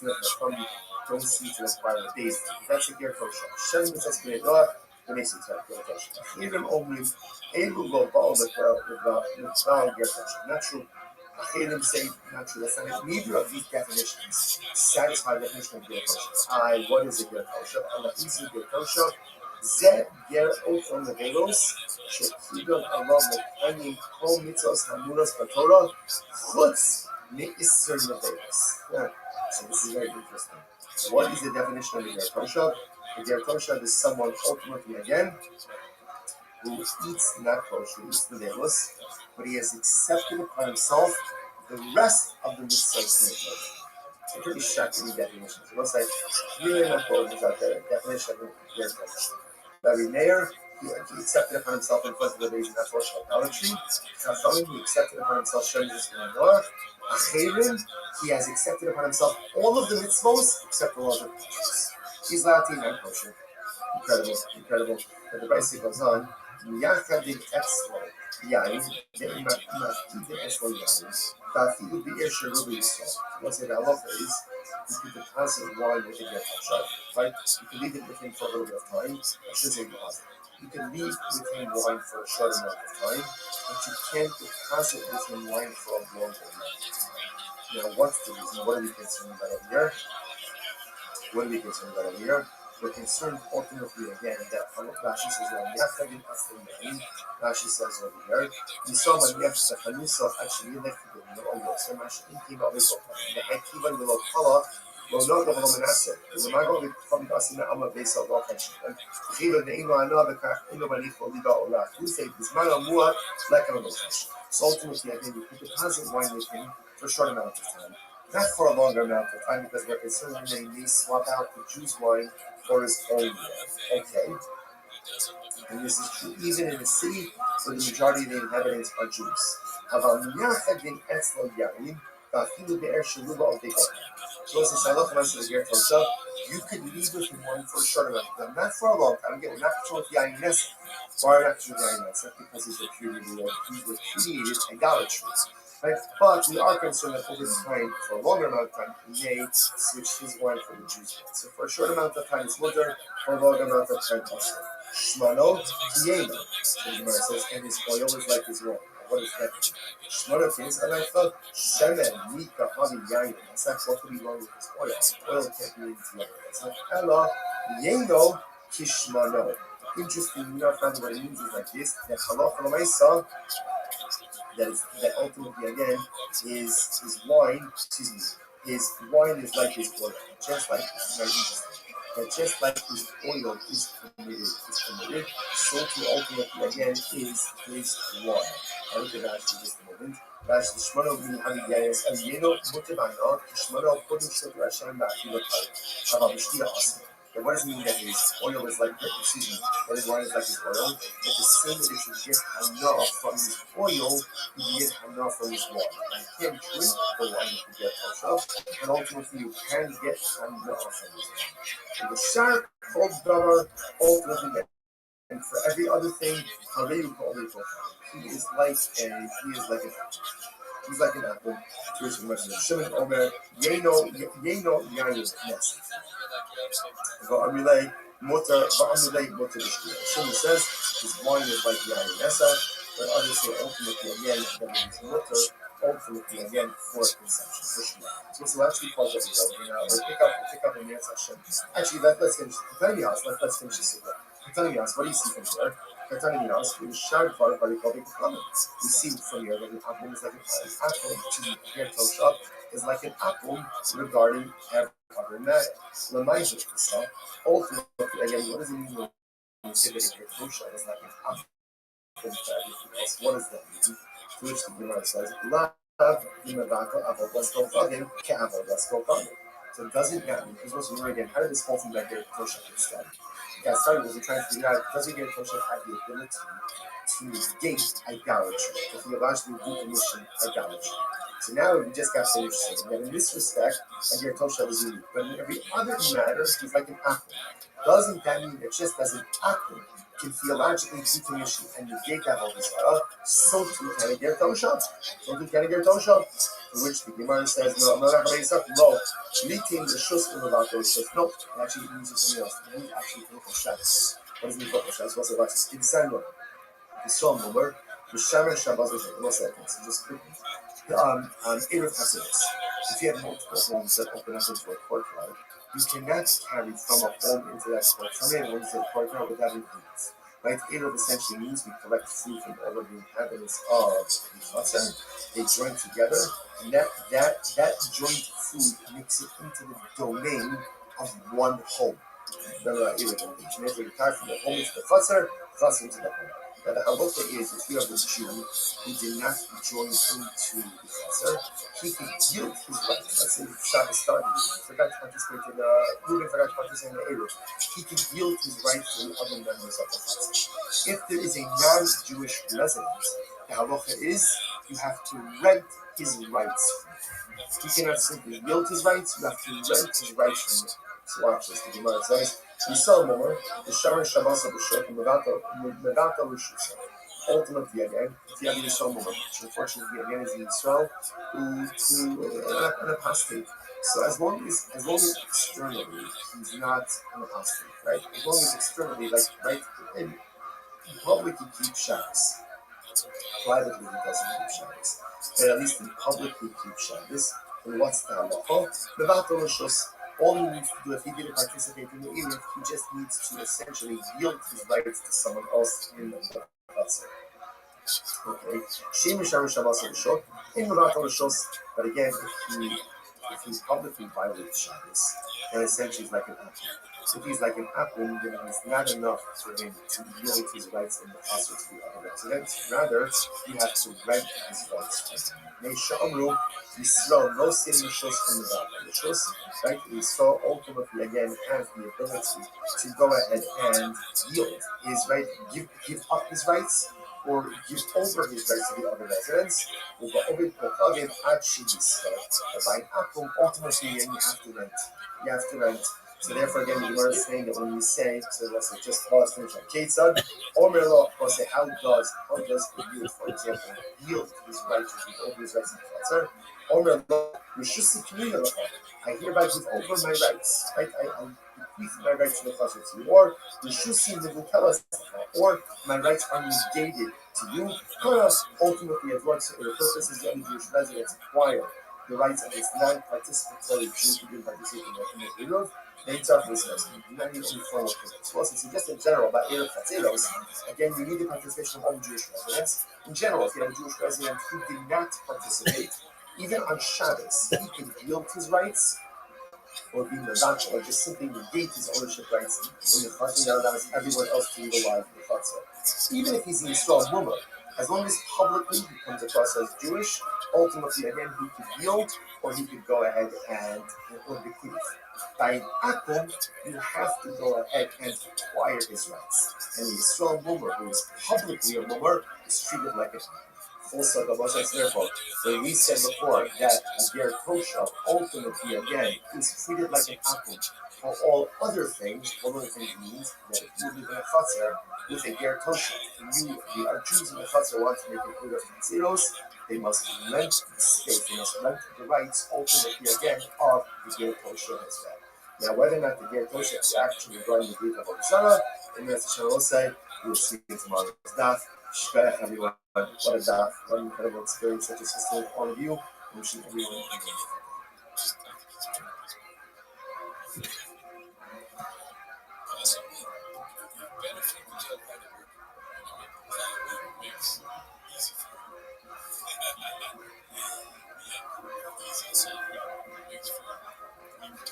many of us a great spot for some TV. We're telling all of you this morning, begin by thanking all of our sponsors for this morning's share to thank our annual Talmud Torah sponsor. First and Shulchan Aruch dedicating all the Sherman Drushos this year is exclusive for the sales tables for Am Yisrael. Talmud Torah sponsors for the month of Av, Abba Agnew, Tova, Stephen Randy Drazen, in honor of your parents, Israel Drazen, Dina Drazen, and Lee Rosenzweig, in memory of Stanley Rosenzweig, on the Rabbi. Our week of learning sponsors, Dr. Eddie Faith Wolf, commission of the yard site of Dr. Wolf's father, Cyrus Wolf, Shalom Ben Steve Hirsch, is on the Rabbi. Nathan and Beth Adler, in memory of their father, Ben Adler, Hachaber Baruch Mordechai Ben Moreno Ramos. Yomi sponsors for today, Jerry Applebaum, in memory of his beloved mother, Rosalind Applebaum, Rachel Bas Red Arrow. To the merit of our Talmud Torah, all of the Nishamos Happen Aliyah, their families in the family, all those who need their food, stepping together to come before the Yisrael, the Kodesh Baruch Hu, Shalom, Shalom, all of our hostages, Shalom, and Bekaros, and our the soldiers to be successful in the whole masses. For those of that, let us begin. Today's daf is Samech Dalet 64. A really incredible daf ahead of us today. We are picking up from Samech Gimel on the days 63b, and we are picking up 2, 4, 6, 7 lines up from the bottom. That's Rav Nachman Ula V'Avinu Bar Papi. So again, Rav Nachman Ula Avinu Bar Papi Yasser V'Chia Bar Ami Gabai. And V'Chia Bar Ami is sitting with them. And the Gemara says, Yosef, the Kabbalah, he asked the following question. Listen to the fascinating discussion. Safra Lishbar B'Yayin Nesach Ma. What is the halacha if an akum hires a Jew to smash barrels of yayin nesach? Right? So if you're imagining this akum comes over to you and says, I'm going to pay you $50 an hour. Do me a favor, smash these barrels of yayin nesach. Mahu, what is the halacha? Is the Jew allowed to receive and to accept, to keep the wages from his process? Remember again, in yesterday's daf, we were dealing with the concept of funds, income that is generated from what may or may not be permitted activity, or dealing with items that themselves will be asur ba'anah. So here, the akum is asking me to do something with yayin nesach, but he's asking me to destroy yayin nesach. And he's going to take me for it. So am I allowed to keep those proceeds? The Gemara says, no, what's the halacha? This is very interesting. On one hand, I want the existence of the yayin nesach. Now, why do I want the existence of the yayin nesach? Because if the barrels were to break on their own, I would lose the opportunity to break them, and I'd lose the prognosis. So on one hand, interestingly enough, I want the existence of the yayin nesach. So because I want it, therefore, then maybe that makes the proceeds quicker. Look at Rashi. Just a moment. Near 3 lines up from the bottom of Rashi, the Yisrael Zerlotze B'Kiyuvan Shachar Yosef. The Jew actually wants the existence of these barrels. Shalom Yishavu Achsha Me'aleim. I don't know, Reuben doesn't want them to break on their own. Actually, Yishavu V'Yitos Hamasu.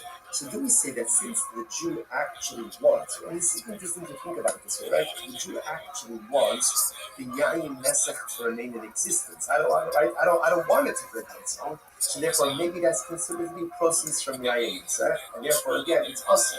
On the other hand, what are you talking about? This is the destruction of the yayin nesach, destruction of the whole of Israel. This is a good thing. This is a good thing. Sure, I want to remain in existence, but again, ultimately, to describe all the Zara is a good thing, and therefore the proceeds, ultimately, again, should be committed. Fascinating child. Hold on now. So Nachman says, Yishbar the Torah Bracha. Nachman says, no, take the job, Jew, take the job, get the money, and tell Allah Bracha you should be blessed. You have the opportunity to go and root out people, root out about Zara, and that is a good thing. Take the money and go.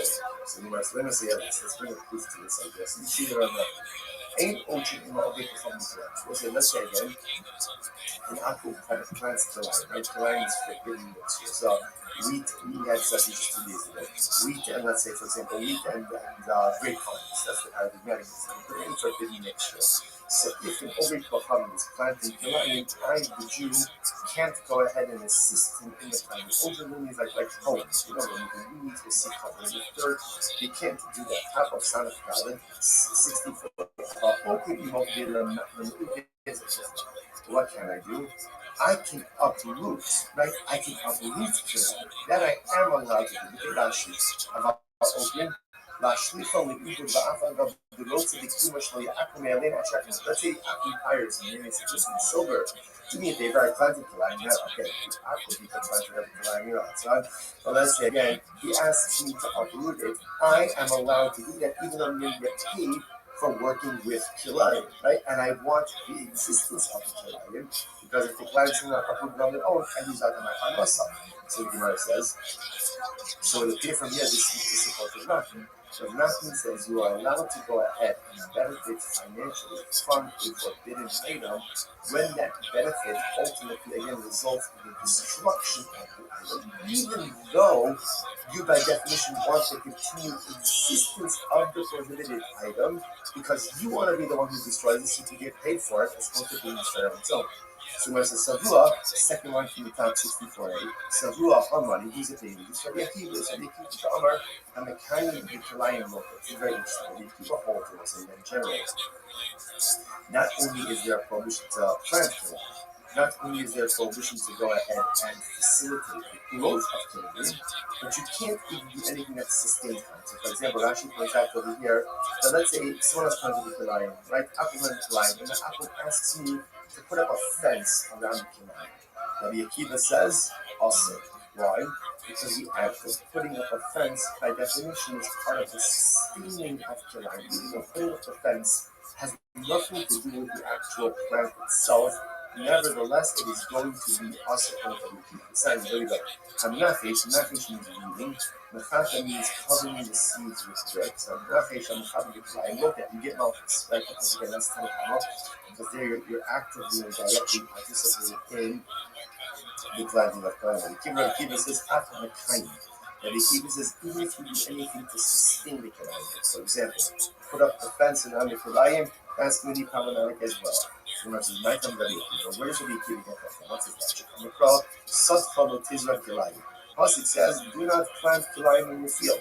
In the Elazarea, I only know the prohibition of planting. Mekayim. How do I know that I'm not even allowed to do something to sustain the actual growth itself, like even like putting up the fence? Amalomar, low Kilayim. So let's say, it's interesting over here. The Gemara is making a little bit of a play on words. So again, the Gemara is actually kind of splicing the concept. Low Kilayim. You can't do anything that ultimately, again, enables the existence of Kilayim, even if it's not directly involved with the actual plant itself, but just something that sustains it. That's going to be us as well. Ilu, the Gemara says, V'ilu, the Mi'ute Tifla Shari. But ultimately, interestingly enough, even according to the Kiva, the prohibition ultimately is considered that sustains the Kilayim. What about if somebody's willing to pay me to uproot the Kilayim? So the Pashtos, it sounds like that is going to be totally true. Interesting. The Gemara says, not necessarily. No, it doesn't have to be that thing that Rabbi Akiva. Rather, Haman, who's it is? This Rabbanon. It's the Rabbanon. Rabbanon might be your opening. I feel like you mean Nami Shari. No, but it's not true. According to the Rabbanon, this is Rabbanon. Rabbi didn't have to put up a fence, right? Because only can be a kiva. One thing you can do plant it, or actively do something that facilitates the growth of the plant itself. Or some type of like supporting activity, like turning up a fence they hold is mutter. So if putting up a fence is mutter, you can get paid for that, then certainly again you can get paid for uprooting the plant itself. So that's not going to be a problem. To which the Gemara says, Hachamaskinam, this is very interesting. What's the case over here? The Ka'avid Zechina. Oh, interesting. Where ultimately, again, I am uprooting the king for free. Yaakov asked me to do it, and I'm doing it for free. So what's the problem? Marshals Rabbi Huda Amar, leaking Lahan Matnasinam Asr. Ultimately, Rabbi Huda's of the opinion that halacha l'maisa, you are not allowed to do a favor for an athlete. Like the actually hadith in the beginning of the Halacha, our Lo Sechanim. Pimp, how are you? So all my fault is what Lo Sechanim means. That doesn't mean that. Just chilling, baby. Don't give him enough. But Huda says, don't give up this thing. You can't work for free. You can't do something for an athlete for free. Even if the free favor is destruction of Avodah Zarah, you still can't do it. So which the Gemara says, we've got Yehuda. How was your day? Now, the fact that you're saying this up front of Yehuda, something that according to the is not permitted. Yehuda also became a maklasina. About the Yehuda Tifla Shatir. Gemara says, no. According to Yehuda says it's true. You can't do a favor since we give a free gift. You can't do a favor for an athlete. So do you want to lose, or you want to just jerk yourself off? That's absolutely permitted. That's a good thing. That's an objective benefit. I am Rabbi Akiva Nami. Yo, dog. Rabbi Akiva, Makaim Kilayim Boker. What's your answer? Even Rabbi Akiva was a more expensive, approach. Did they not use please on that fucking island? That's when you can't see the actual planting itself, but you can't even put up a fence to sustain it. Even Rabbi Akiva would agree to uproot Kilayim to get rid of I'm going to dominate you. Is absolutely permitted, and you can get paid for that from the applicant. To which the Gemara says, like this isn't even close. This isn't. I shouldn't even give you the time. I'm dominant in every aspect of this game. You've got your whole list of cheat codes right next to you. You've already emailed the president of Plato. I get it. But look how good this shot is. Maybe one of the greatest shots in the history of humankind. He asks me, he wants to hire me a Jew. Doubt it all you want. Pay me $50 a barrel. Great. So am I allowed to do it or not? So remember, on one hand, that's garbage right there. Just garbage shot. That means I want just give up already. Oh, no way. You got your ruler and protractor out of it. Rav Nachman said, do it and tava Allah. If it involves the destruction of an absolute dog shit shot. Item, even though, yes, I do want the continued existence of the INS, so I get to it. I don't want it to break on its own. I want to break it. I don't want the plan to be uprooted on its own. I want to uproot it. But nevertheless, I am permitted to go ahead and do these activities, get paid for them, or keep the proceeds, because the destruction of just fucking brilliant. Brilliant. Not only am I good, but I'm good looking. And that's just a killer combo. Incredible. I must say, it really is such an interesting idea. Look how sick this shot is. Do you want me to do it again? Just amazing. And that is important, by the way, as members of society. Look at this ball. Look at this ball, baby. Yes, it's not our religion to convince the world. Look how sick this shot is. Just one of the best shots we've ever seen. Now here, this bitch is going to take some skill, son. That's to a certain degree, that has to be our approach to living in a greater society.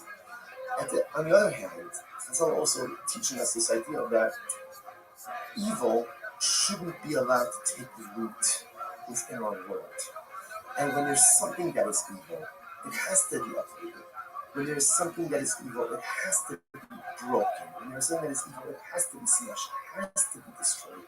Because if you let evil take root, then it spreads, and unfortunately, Barry, how was your day? And sometimes then those lines between good and evil ultimately again become incredibly right. That's why Nachman uses this lashon. I like your phrase that you can't spell excuse without you.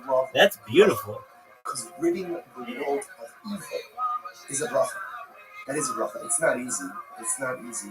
and it's fraught with incredible challenges. We see this for what we think about. It's such an incredible thing. If you think about what the nation of Israel, what the state of Israel is doing, it's rooting out evil. And sometimes we think that like the world would just line up, applause, right? Just clap, because we're doing the world's dirty work. And yet again, it's hard because often the world can't see what's evil, what's good, can't see who's right and who's wrong. But the Matthew tells us sometimes it is a living like live, and sometimes the Matthew says Yishbar the Tavallah.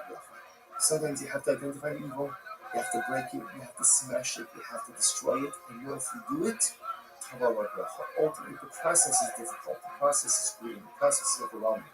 But ultimately when you get to the side of the process, that's absolute garbage. Incredible. We have a giant swing in the game, folks.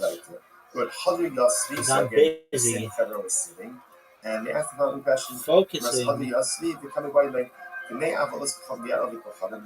we'll say, this is very interesting. What happens if an Akum sells his idol? So Akum sells his idol and he has now sold it for $1,000. He's got $1,000 in his hand. Does that money in the hand of the Akum take on the same identity as the Avodah Zarah itself? Does it take on no way you the hit this. identity, right? Does it take on the identity of the idolatry or not? That was close, Tim. So that was close. So ultimately, Nachman says,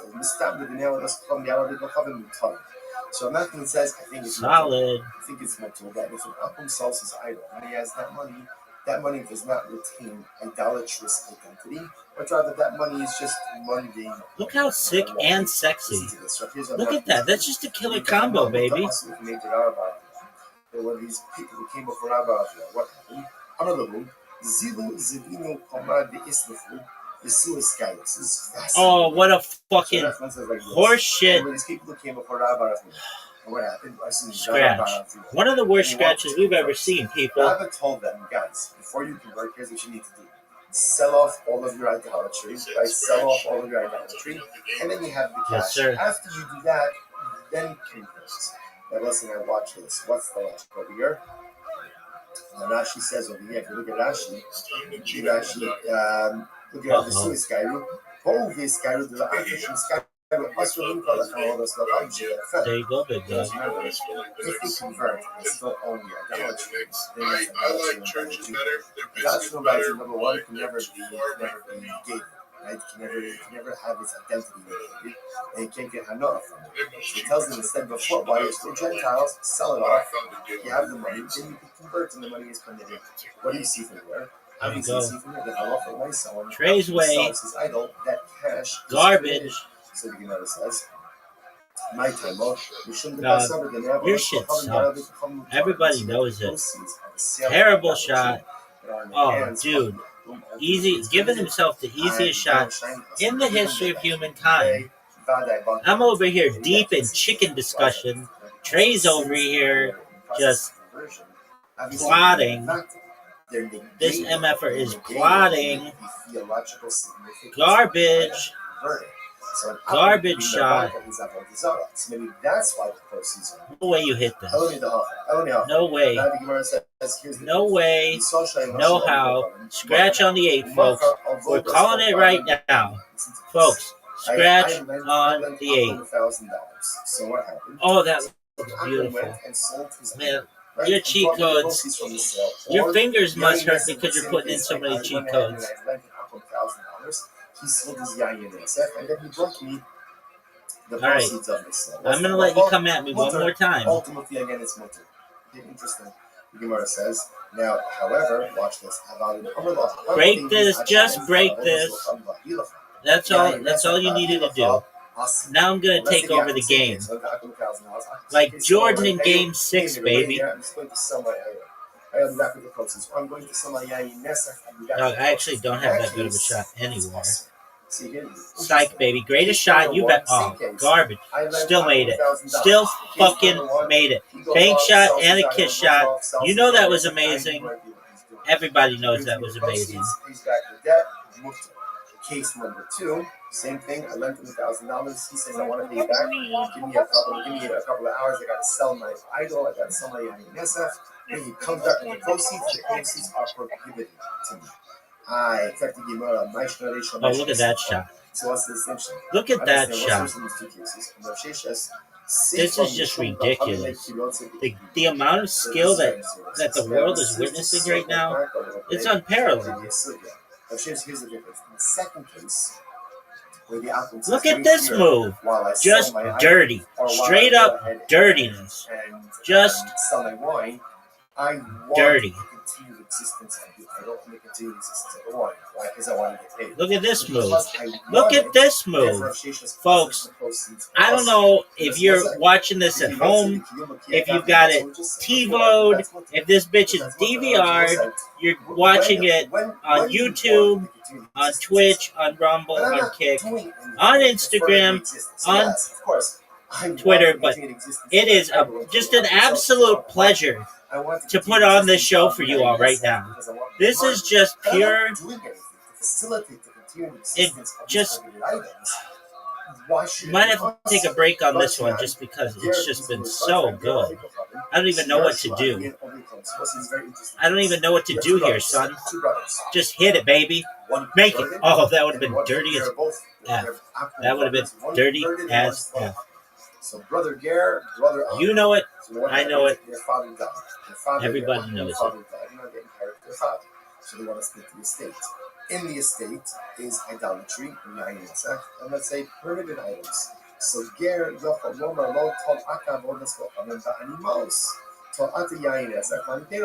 so brother Ger can say to brother Akum, I said, brother Akum, you take all these idolatrous stuff, you take all the yain, and I'll take the money and the potatoes. He can do that.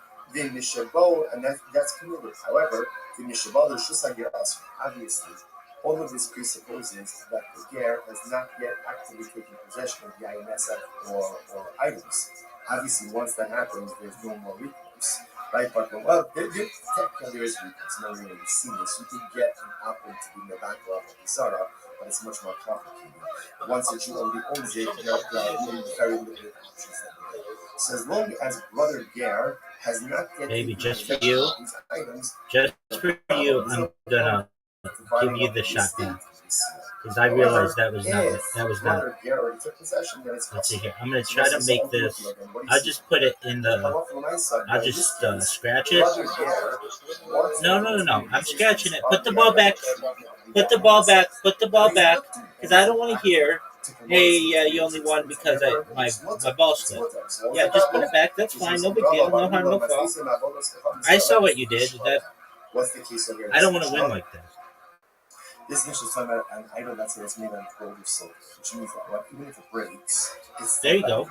So therefore, again, brother Ger doesn't actually care if it remains in its whole state or not. Because even if it breaks, who cares? It still has value. To which the Gemara says, that's fine. That works fine for an idol. Well, how would you explain the case then of Yair Nesef? So this is very interesting. Hadrianic earthquake. So apparently, Rashi points out that here, Hadrianic earthenware ultimately was very absorbent. Therefore, when you put wine in there, the earthenware absorbed the wine to a degree that you could take a shard of that earthenware, put it in water, and reconstitute wine. In that case, also, brother Ger doesn't. Who cares if that? Just devastatingly terrible shot. And we give him the game, folks. We give him the game. It's really unfortunate. 1 second. Even if that's so, even if brother Ger doesn't care about the fact that they're going to break, right? But he does care whether or not they get stolen or lost, so he still wants it in a continued existence. Don't bring a riot. Well, this performance is really unfortunate. In the case of the inheritance of the Ger, no. Shani Rushas Hager. No way. Rabbis were by devastating miss. Absolute devastation. Normally, the Gemara says perhaps this case should be problematic. But halacha l'maisa, Chazal were makel by the Yerusha. And as long as the Ger has not yet actively taken possession of the Yain Nesef, give it to me, baby. Oh no! I'm so. If I could get that long shot down, it'd be over. It would absolutely be over. Yes. He was the continued existence of it. Why? Why would they make up by a Ger? We are afraid that if the Ger has to make a choice between his money, his Yerusha, and his religion, he will choose his money, he will choose his inheritance. I will say that's not a knock on the Ger. That's a reality of human nature. We've seen this before as well. For example, right? With some of An absolute beautiful shot. Chazal said that in certain cases of theft, the thief doesn't always have to return that which he stole, right? And the victim should not accept back the stolen item. Why? In order to go ahead and facilitate the thief's true. We're afraid if the thief has to return everything, he's not going to come out true. It's difficult for people to engage in self-sacrifice when it comes to financial matters. It's over, folks. Money is necessary. It's over. And, as much as we say... Oh, it is over. That's what I'm talking about. Scratch on the 8. Scratch on the 8. Because if you don't have money, you just... That's it, baby. We're leaving it at that.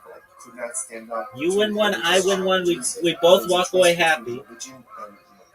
So I'd be pissed if I were you. He has to choose between halacha and ultimately, again, his Yerusha. He may be tempted to choose his Yerusha. Again, that was not. Because it's human nature. That was not your fault. I hate to say it.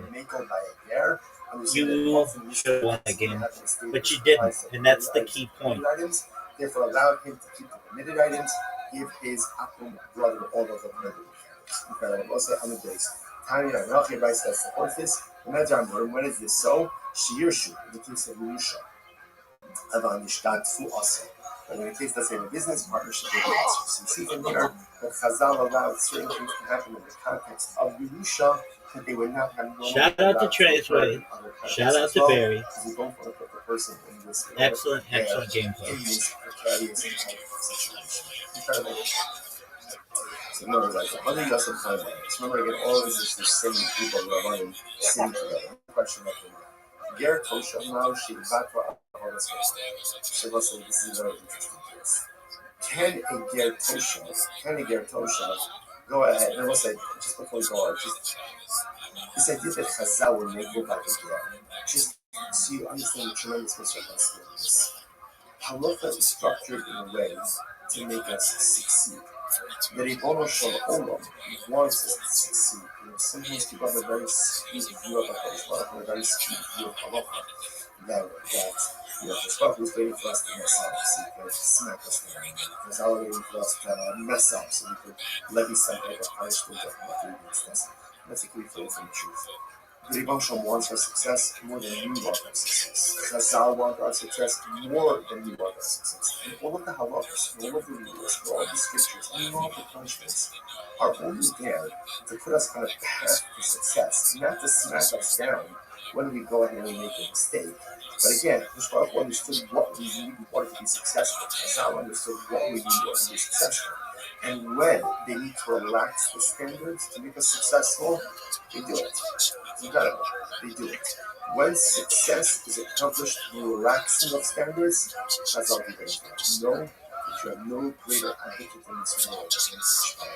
That's in this world than in the next world. In this world, Chazal constantly aiming for success. Okay, incredible question. Other Yosef talking about Ger Tosha, Mount Sheba Talan's class. So it's a very interesting question. Can a Ger Tosha go ahead and abolish or negate idolatry? Remember again, an Akron has the ability to negate his idolatry, thereby decommissioning it from its status of theological significance. So a Ger Tosha, you want to know what is a Ger Tosha? Now we're going to see this is not focused about the definition of a Ger Tosha. Rashi points out to the top of the daf, Ger Tosha, Eino Ovid Avodas Chesed. Ultimately, again, he doesn't worship idolatry. But again, he's like an apple in everything else, except he doesn't worship idolatry. That's a pretty big thing. Right? So he believes in that Mishpah. He believes in God. He doesn't worship idolatry. But in every other respect, he's a non-Jew. So does such a person have the ability to decommission idolatry, to negate idolatry? Where it says, on one hand, the Palach Mevat and Ruach Palach Omer. They really say, only one who worships idolatry can decommission idolatry. Or maybe not. Let me say like this. Anyone who's what we call a bar mineh, If you're in the parsha of an apple, then you can go ahead and decommission Avodah Zarah. And this guy is in the parsha. He's not Jewish. He's not Jewish. So because he's not Jewish, he's in the parsha of an apple. So because of that, even though Baruch Hashem, he himself doesn't worship idolatry, but he has the koach to go ahead and negate it. You must only do that Nachman, so then also Nachman is Stavlo, the Palak, the Battle, Glow, Palak. Well, Nachman says, no, only someone who worships it can negate it. But someone who doesn't worship idolatry cannot negate idolatry. Therefore, the Gerton Shov doesn't have the ability to negate idolatry. It must be Mason, there is a question, just 1 second. Yishal Shabbat, Savodas, Mission. Listen to this. Yisrael went ahead and found idolatry in the marketplace. Found idolatry in the marketplace. What's that level? Actual basically, so what's it saying? I remember again. So let's say, listen to this case. I'm walking in the shop, I'm walking in the marketplace. I see a gold item sitting there on the ground. And if I lift it up, that's problematic, right? Because they never come with it. And once it's been acquired by a Jew, essentially it can't be decommissioned. So what do I do? Actual basically, so if I pick it up, I can call over an akum. Remember what the attack is. Call over an akum and say to the akum. I need you to negate this idolatry. Decommission it. Right? Theological decommissioning. So go ahead and engage in theological decommissioning of this idolatry. I don't think it's permitted. However, again, in Shabbat Saliyado, ain't no Omer the Ovid from the law. But again, if I take it out, if I take possession of it, at that point it cannot be decommissioned. In Shabbat, Ovid Kochaven Medato Avodos Kochaven Shalom is Shachaveda. In Ovid Kochaven Medato, the decommission is own Avodah Zarah or the Avodah Zarah of his friend. Bein Ovda, Bein She'in Ovda. Whether he worships it or he doesn't worship it. In other words, finally, it's the same thing. My Ovda, my Ovda. What does it mean to what does it mean that actually the decommission of Avodah Zarah, whether he worships it or doesn't worship it? Ilema Idi Ovid Kochaven. If you want to say that what we're talking about an akum, then Hayim Shalom Shafa'il. We already said that because we just said before that an akum has the ability to theologically decommission his Avodah Zarah and the Avodah Zarah of his friend. Elalav of the Ovid Kochanim, Umay She'in Elalav of the Ovid Kochanim. Right? Ultimately, again, of the means an actual akum. Umay She'in of the. What does it mean? A non-worshipper. Gertoshes. Oh. So Jew is able to go ahead and decommission both an actual and a Gertosha. Shmanina, Gertosha, Nani Abato. What do you see from here? That a Gertosha has the ability to be Abato, ultimately to theologically decommission Avodah Zarah. Incredible. Jewish Gemara says, no. The Olam Emelachah Idi Olis. Not true. Rather, it could very well be the only person who could decommission Avodah Zarah is an actual idol worship of himself. I did Hamlet, and you shall love Shafan. We already said that. Then the price is redundant. Because you already said that a Hakim could go ahead and decommission his Avodah Zarah and his friend's Avodah Zarah. The Gemara says, Reisha, listen to this. Two different cases. Reisha is that Marcus. Reisha is teaching you like this. If you have two Akims, right, and both worship Baal Ta'or, or both worship Marcus. So obviously, again, Akim 1 could negate his idol and his friend's idol. And Akum 2 could negate his idol and his friend's idol. Seifa, Zela Ba'ar, Zela Marcus. Oh, the Seifa is teaching something different. Think about that. Let's say one Akum who worships Marcus and one who worships Baal Ba'ar. What's the novelty over here? An Akum can worship an idolatry even if he doesn't worship idolatry. So let's say, so really three halachas we follow. Number 1, an Akum can negate his own idolatry. Good. Number 2, an Akum can negate his friend's idol if they worship the same idolatry. And halacha number 3 is an Akum can negate his friend's idolatry even if he worships a different idol. Incredible. So the Gemara says, but again, no lie about a Gertosha. Right? So when it comes to a Gertosha, you still act because that was Ashad, kind of Gertosha, which is a Gentile who repudiated idolatry. Can he be without level? That is called an answer. Must miss the range Pasha. Is a Gertosha. What's a Gertosha? Hosha Kiba. So now we're getting more definition. What is the definition of a Gertosha? So Zed Hosha Kiba definition Gimel Tahirim. Shalom La'avon Avodas Kobi Divan.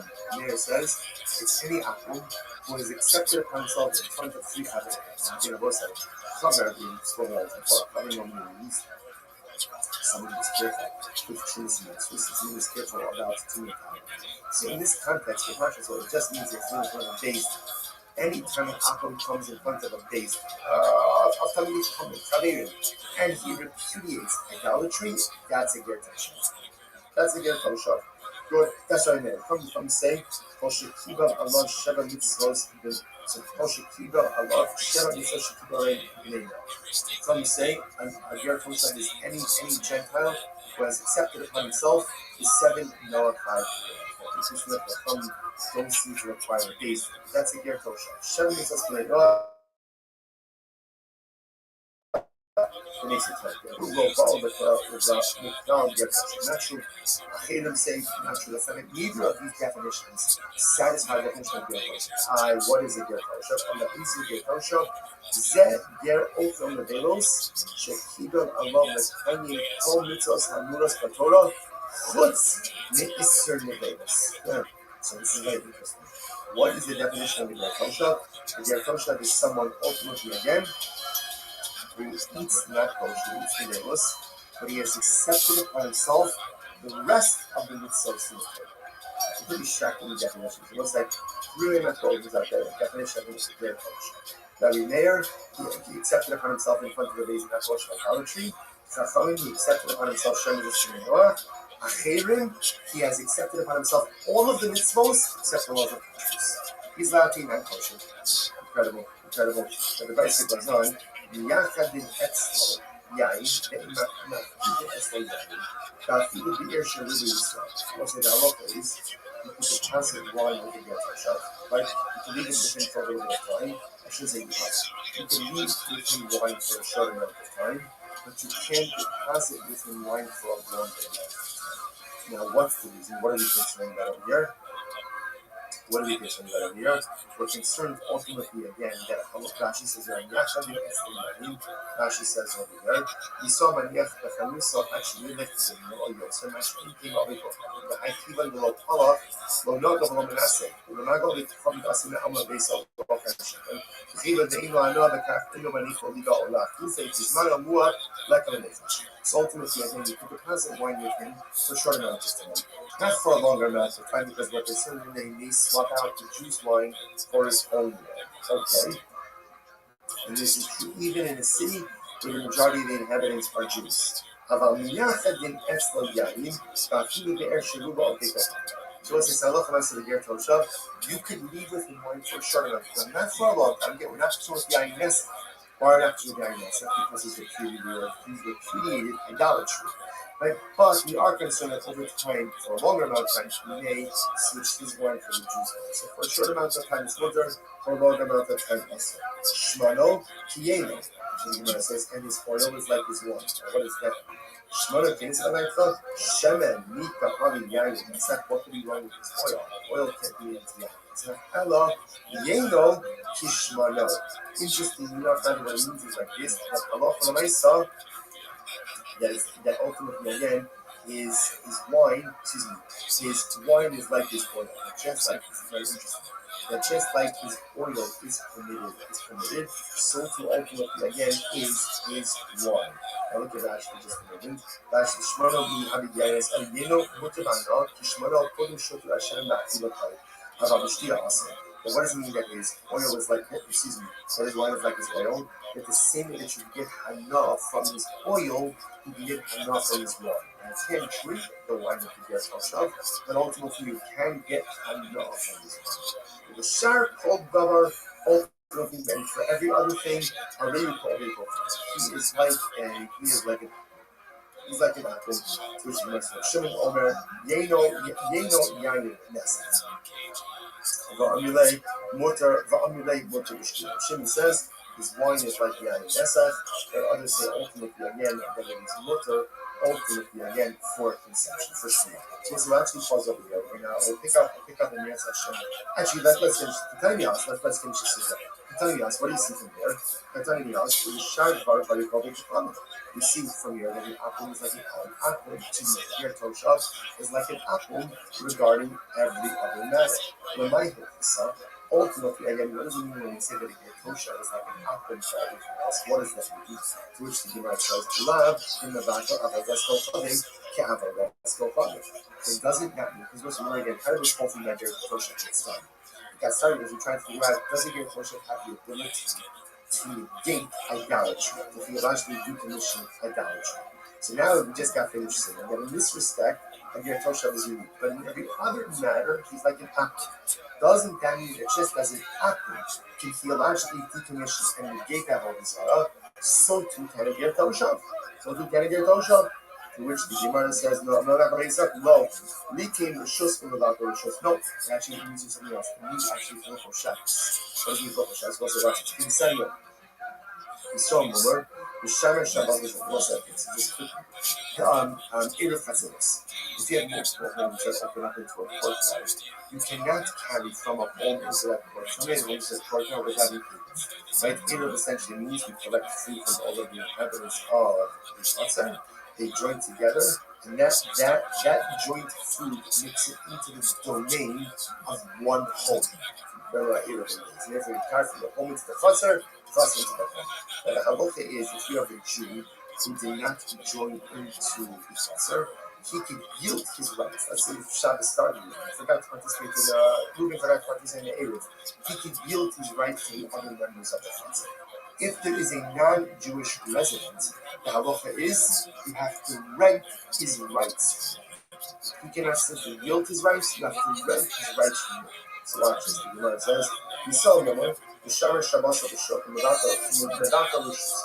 Ultimately, again, if you have the Yisrael woman, which unfortunately again is the Yisrael who an apostate. So as long as externally he's not an apostate, right? As long as externally, like right in public he keeps Shabbos. Privately he doesn't keep Shabbos. But at least in public he keeps Shabbos. And what's the halacha? Without the Rishus, all he needs to do if he didn't participate in the Erev, he just needs to essentially yield his rights to someone else in the process.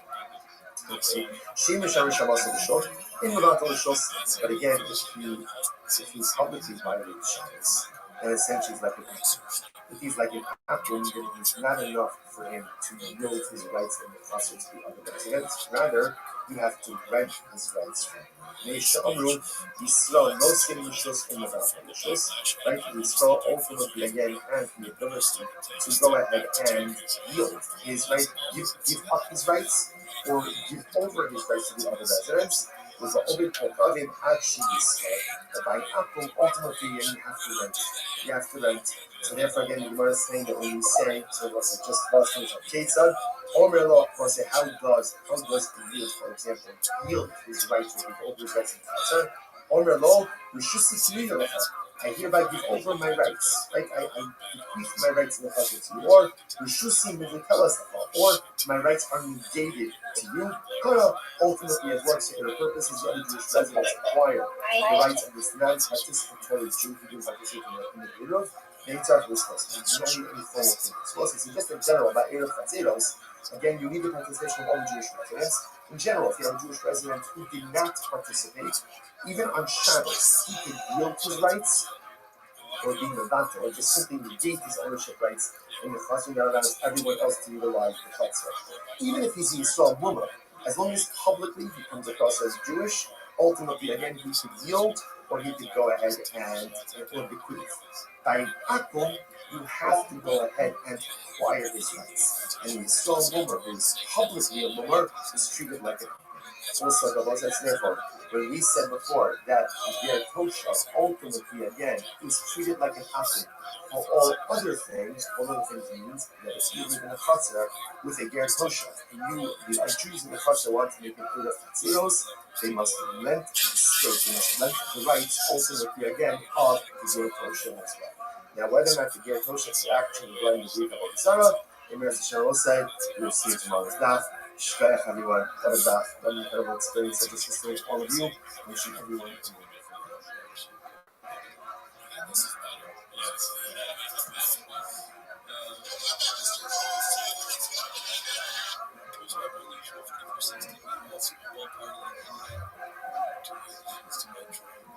Giving it was a great So let's start for some studio. We're telling all of you this morning, begin by thanking all of our sponsors for this morning's show today. Our annual Comic Torah conference. What's in Shulchan Aruch dedicating all the German drushos this year as a Swiss for the sales levels for Am Yisrael. Comic Torah sponsors for the month of Av, Abba Avinu Tova, Stephen Randy Drazen, in honor of their parents, Isabel Drazen, Dina Drazen, and Lee Rosenzweig in memory of Stanley Rosenzweig, Zevon Racha. Our week of learning sponsors, Dr. Eddie Faith Wolf, commission of the yard site of Dr. Wolf's father, Cyrus Wolf, Shalom Ben Tzvi Hirsch, Zevon Racha. Nathan and Beth Adler in memory of their father Ben Adler, Robert Baruch Mordechai Ben Moreno Ramos. The only sponsors for today, Jerry Applebaum in memory of his beloved mother Rosalind Applebaum, Russell Bass, the American Commodore, all of the Michelle Stephen Alina, the families in the family, all those needed for Stephen together, wonderful ladies, all the folks, Baruch, and the session, and all of our hostages, Shalom and Bukarov, and our holy soldiers to be successful, follow and not save. And also with that, let us begin. Today's daf is Samach Dalet 64. A really incredible daf ahead of us today. We are picking up from Samach Gimel on the base 63b, and we are picking up 2, 4, 6, 7 lines up from the bottom. Nesser Rav Nachman Ula Ba'adini Bar Papi. So again, Rav Nachman Ula Adini Bar Papi Yasser B'Chia Bar Ami Dabai. And here Bar Ali was sitting with them. And he says, Yasser B'Chabon my bride. He asked the following question from me. Listen to the fascinating expression. Safra Lishbar B'Yayin Nesach Ma. What is the halacha if an Akum hires a Jew to smash barrels of yayin nesach? Right, so here, Akum comes over to Ruben, so Ruben, I'm going to pay you $50 an hour.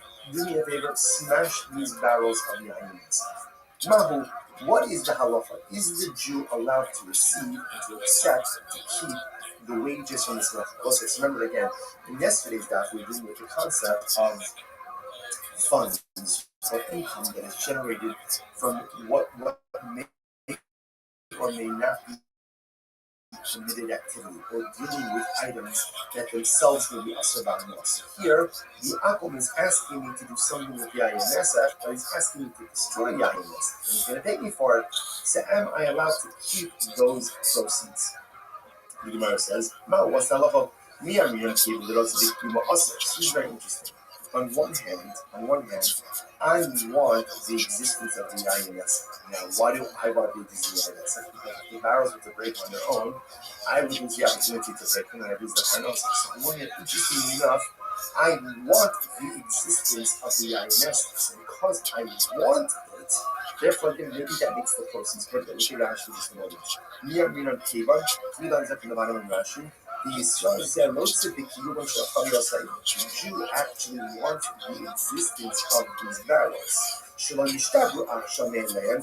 I don't know, Ruben doesn't want them to break on their own. Achi Shaveru, the Tosmanasa. So do we say that since the Jew actually wants, and this is interesting to think about it this way, right? The Jew actually wants the yayin nesach to remain in existence. I don't want it to break on its own. So therefore, maybe that's considered to be proceeds from yayin nesach, and therefore, again, it's awesome. On the other hand,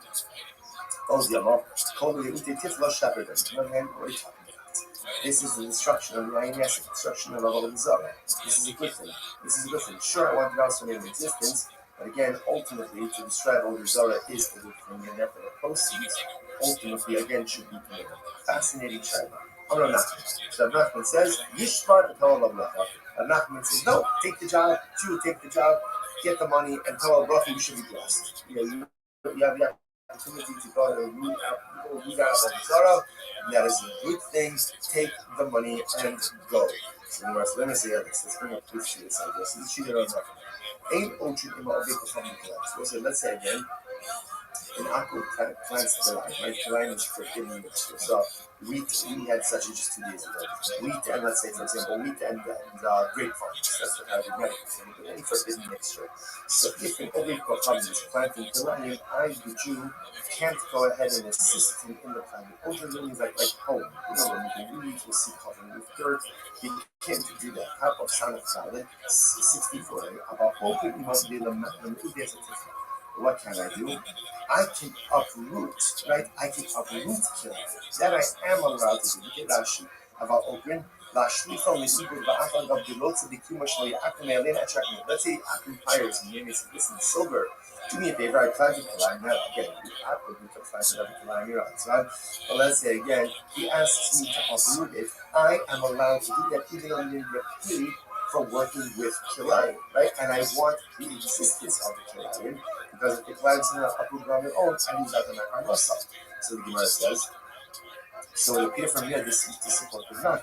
The Nachman says you are allowed to go ahead and benefit financially from a forbidden item when that benefit ultimately again results in the destruction of the item, even though you by definition want the continued existence of the prohibited item because you want to be the one who destroys it so you can get paid for it as opposed to being destroyed on its own.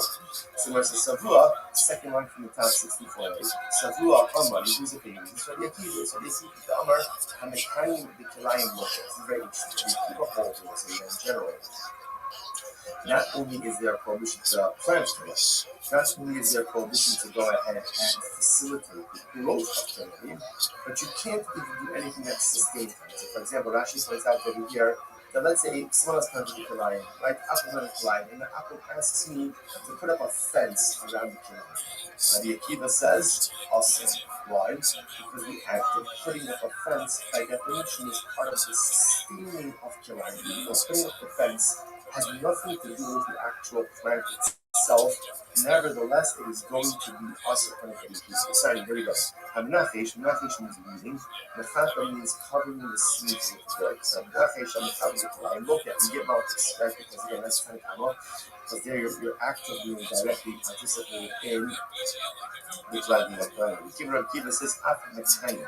Rabbi Akiva says even if you do anything to sustain the Kilayim, for example, put up the fence around the Kilayim, that's going to be problematic as well. So my time is Rabbi Akiva. Where does Rabbi Akiva get that? What's his logic? I'm a pro. Satcha Motizra Kilayim. Pasuk says, do not plant Kilayim in your field. Inni Elazarea. I only know the prohibition of planting. Mekayim. How do I know that I'm not even allowed to do something to sustain the actual growth itself? Like even like putting up the fence. Hamalomar Lo Kilayim. I said, let's say, so it's interesting that here the Gemara is making a little bit of a play on words. A little play on words. So again, the Gemara is actually kind of splicing the concept. Lo Kilayim. You can't do anything that ultimately, again, enables the existence of Kilayim, even if it's not directly involved with the actual plant itself, but just something that sustains it. That's going to be as well. Ilu, Gemara says, Ilu, but ultimately, interestingly enough, even according to the Akiva, the prohibition ultimately is doing something that sustains the Kilayim. What about if somebody's willing to pay me to uproot the Kilayim? So the Pashtos, it sounds like that is going to be totally interesting. The Gemara says, not necessarily. No, it doesn't have to be the opinion of Rabbi Akiva. Rather, Haman, who's it? This Rabbanon, it's Rabbanon. Rabbanon might be opening a few Yami shopping.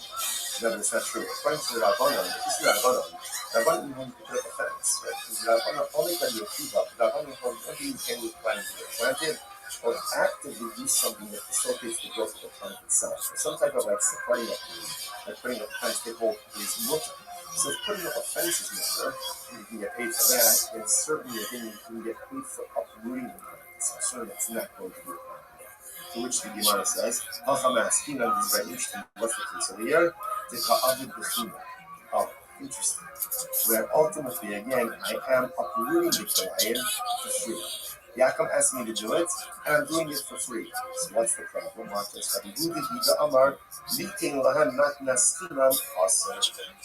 Rabbi Yehuda is of the opinion that halacha you are not allowed to do a favor for it.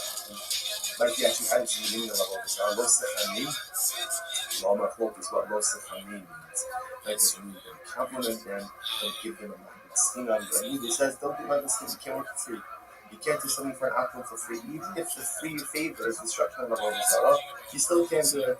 So this Gemara says, Rabbi Yehuda, Nishma Rabbi Akiva, La. Now, the fact that you're saying this up according to Yehuda, sounds like according to Rabbi Akiva, does not be permitted. Rabbi Yehuda, Asra Likin Lahem Maklasina, Aval Neute Tifla Shapir. Gemara says, no. According to Rabbi Yehuda says it's true. You can't do a favor, so to speak, give a free gift. You can't do a favor for an act. But to do something to uproot about the Zara, that's absolutely committed. That's a good thing. That's an objective benefit. I have Rabbi Akiva Nami. Alpha, that's Rabbi Akiva. I'm Rabbi Akiva, Mechaim Kilayim both, yeah? And the Ute Tifla Shepherd, you say something according to Rabbi Akiva. Even though Rabbi Akiva has a more expansive, approach to the prohibition of Kilayim. They're not only can you not plant it, not only can you not see the actual planting itself, but you can't even put up a fence to sustain it. Even Rabbi Akiva would agree to uproot Kilayim, to get rid of Isser, to get rid of prohibited, is absolutely permitted, and you can get paid for that from the outcome. To which the Gemara says, Isu lo movie. There is nothing else to go ahead and discuss. It's good. This phrase, Isu lo movie. This is like the Talmudic equivalent of like a mic drop. Isu lo movie. That's it. We're done. There's nothing more to discuss on this. So also, it's very interesting. Because therefore, what this means is ultimately, now let's go for a circle. How did we start with this? This all started by the case of an Akum wants to break his barrels of GUINNESS. He asks me, he wants to hire me, a Jew, to go and break his willing to pay me $50 a barrel. Great, so am I allowed to do it or not? So remember, on one hand, you could say no, because therefore that means I want to continue the existence of the GUINNESS. Second, I'm benefiting from all this up. On the other hand, I'm destroying all this up. Rabbi Nachman said, do it and cover Allah. If it involves the destruction of a Zara, or for that matter, a prohibited item, even though, yes, I do want the continued existence of the GUINNESS, so I get it. I don't want it to break on its own. I want to break it. I don't want the plant to be uprooted on its own. I want to uproot it. But nevertheless, I am permitted to go ahead and do these activities, get paid for them, and keep the proceeds, because the destruction of evil, the destruction of the Zara, the destruction of prohibition, ultimately is a good thing. As Nachman says, we get paid and cover Allah. Incredible. I must say, it really is such an interesting idea, because, kind of like part of Western society, the mindset is, live and let live. And that is important. As members of society, just the general approach to living in integrated society, we should approach a taken approach to living. Yes, it's not your obligation to be the world if you refuse to live. Nor is it the place to stand in judgment of everyone else's lifestyle choices or activities. Live and let live. To a certain degree, that has to be our approach to living in integrated society. On the other hand, it's also teaching us this idea that evil shouldn't be allowed to take root in our world. And when there's something that is evil, it has to be uprooted. When there's something that is evil, it has to be broken. When there's something that is evil, it has to be smashed. It has to be destroyed. Because if you let evil take root, then it spreads, and unfortunately it becomes the norm. And sometimes then those lines between good and evil ultimately again become incredibly blurry. That's why the Nachman uses this question of, yes, destroy the GUINNESS and cover Allah bracha. Because ridding the world of evil is a bracha. That is a bracha. It's not easy. And it's fraught with incredible challenges. We see this for what we think about such an incredible thing. As we think about what the nation of Israel, what the state of Israel is doing, it's really not evil. And so you would think that the world would just line up, applause, right? Just clap. Because we're doing the world's dirty work. And yet, again, it's hard because often the world can't see what's evil and what's good, can't see who's right and who's wrong. But the Matthew tells us sometimes there is a live and let live, and sometimes the Matthew says, Yishbar, the Tavallah. Sometimes you have to identify evil, you have to break it, you have to smash it, you have to destroy it. And once you do it, ultimately the process is difficult, the process is grueling, the process is overwhelming. But ultimately when you get to the other side of the process, that's what it's going to be. Incredible. The Gemara goes like this. But Hadu Yasvi, so again, the same federal is sitting. And they asked about the question, Hadu Yasvi, they tell me by the way, the may have us from the other mouth. So we'll say, this is very interesting. What happens if an Akum sells his idol? So Akum sells his idol and he has, $1,000, that's $1,000. Does that money in the hand of the Akum take on the same identity as the idol itself? Now, me Topaz has done that the idol. does it take on the identity, right? Does it take on the identity of the idolatry or not? So I'm going to run that thing. So it's very interesting. So ultimately, you're not going to say, you start with the nail, from the other, you'll probably become. So nothing says, I think it's more good. I think it's more good that if an Akum sells his idol, when he has that money does not retain idolatrous identity, but rather that money is just mundane money. Now, why? Listen to this. So here's what nothing's proof. He said, I know what the Asli can make it out about that. So when these people who came up with Rabbi, what happened? Another room, Zilu Zibino Comrade the Islam, the suicide. This is fascinating. So that means like this. When these people came up with Rabbi, and what happened? I see Rabbi Barathu, and they wanted to convert. Rabbi told them, guys, before you convert, here's what you need to do.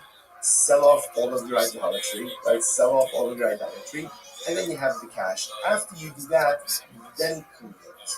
Now listen and watch this. What's the over here? And Rashi says over here, if you look at Rashi, look at the Suez Skyru, Volve Skyru, the African Skyru, also really probably come over the Slavam, because remember, if they convert and still only idolatry, then that's idolatry owned by a Jew. Idolatry owned by a Jew, number one, can never be negated, right? Can never have its identity, and you can't get enough from it. So it tells them instead before, while you're still Gentiles, sell it off, you have the money, then you can convert and the money is committed. What do you see from there? Obviously, you see from here that Allah when I sells his idol, that cash is committed. So the Gemara says, my time, we shouldn't be concerned with the name, let's go from the Arabic common time. Let's see that the proceeds of the sale of idolatry that are in the hands of the Akum ultimately is committed. I, the Gil and Shine person, given that you way, Vadai Basel.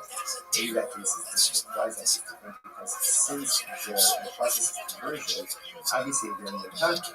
They're negating the theological significance of the idol converted. So an Akum can be the back of his idol. So maybe that's why the proceeds are there. Let me help. Now the Gemara says, here's the proof. You saw Shai Moshe Obigo Panim, Umakar Alvodos Kolfanim Behi. Listen to this. I lent Akum $1,000. So what happened? So the Akum went and sold his idol, right? And brought me the proceeds from the sale. Or Yainess in the same case, I went ahead and I lent Akum $1,000. He sold his Yainess, and then he brought me the proceeds of this sale. What's that law called? Mutter. Ultimately, again, it's mutter. See, interesting. The Gemara says, now, however, watch this.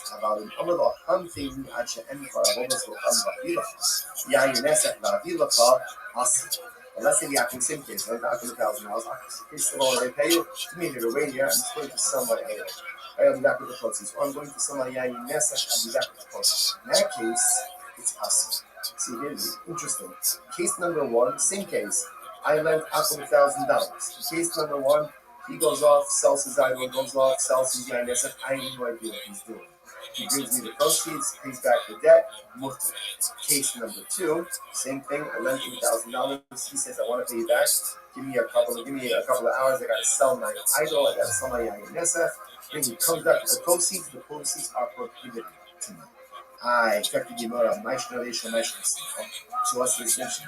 I don't understand what's the difference in these two cases. And Rashi says, see from the Shum Rahavi like Kilot said. So this is very serious. So now this seems to circle back a little bit to the previous sugya. Here's the difference. In the second case, where the Akum says, wait here while I sell my idol, or while I go ahead and sell my wine, I want the continued existence of the idol and the continued existence of the wine, right? Because I want to get paid. So because I want it, therefore Sheshes posits the proceeds are us. And this is what's happening. If you look to the Kiyumaki I got from that's what we just said before, but that's what. In other words, it was like when you want the continued existence of something, but I'm not doing anything to further the existence. So yes, of course, I want the continued existence of that idol until the Akum sells because I want the money. I want to continue the existence of the Yayin Nesach because I want my money. But I'm not doing anything to facilitate the continued existence of these prohibited items. Why should it be awesome? Ratnan, Shiar Shu Avian overcomes. This is very interesting. You have two brothers. One converted, and they're both Akum brothers. One converted and one is from Akum. So brother Ger, brother Akum. So what happens? Their father died. Their Akum father died. Now they inherit their father. So they're going to split the estate. In the estate is idolatry, or yain nesach, and let's say permitted items. So Ger Yofa Loma Lo Kol Ata Bodis Lo Amem Ba'animos. Kol Ata yain nesach Fankeros. So brother Ger can say to brother Akum, said, Barak, you take all the idolatrous stuff, you take all the yain nesach, and I'll take the money and the potatoes. He can do that in Mishabot, and that's permitted. However, in Mishabot, there's just like your husband. Obviously, all of this presupposes that the heir has not yet actively taken possession of yain nesach or items. Obviously, once that happens, there's no more recourse.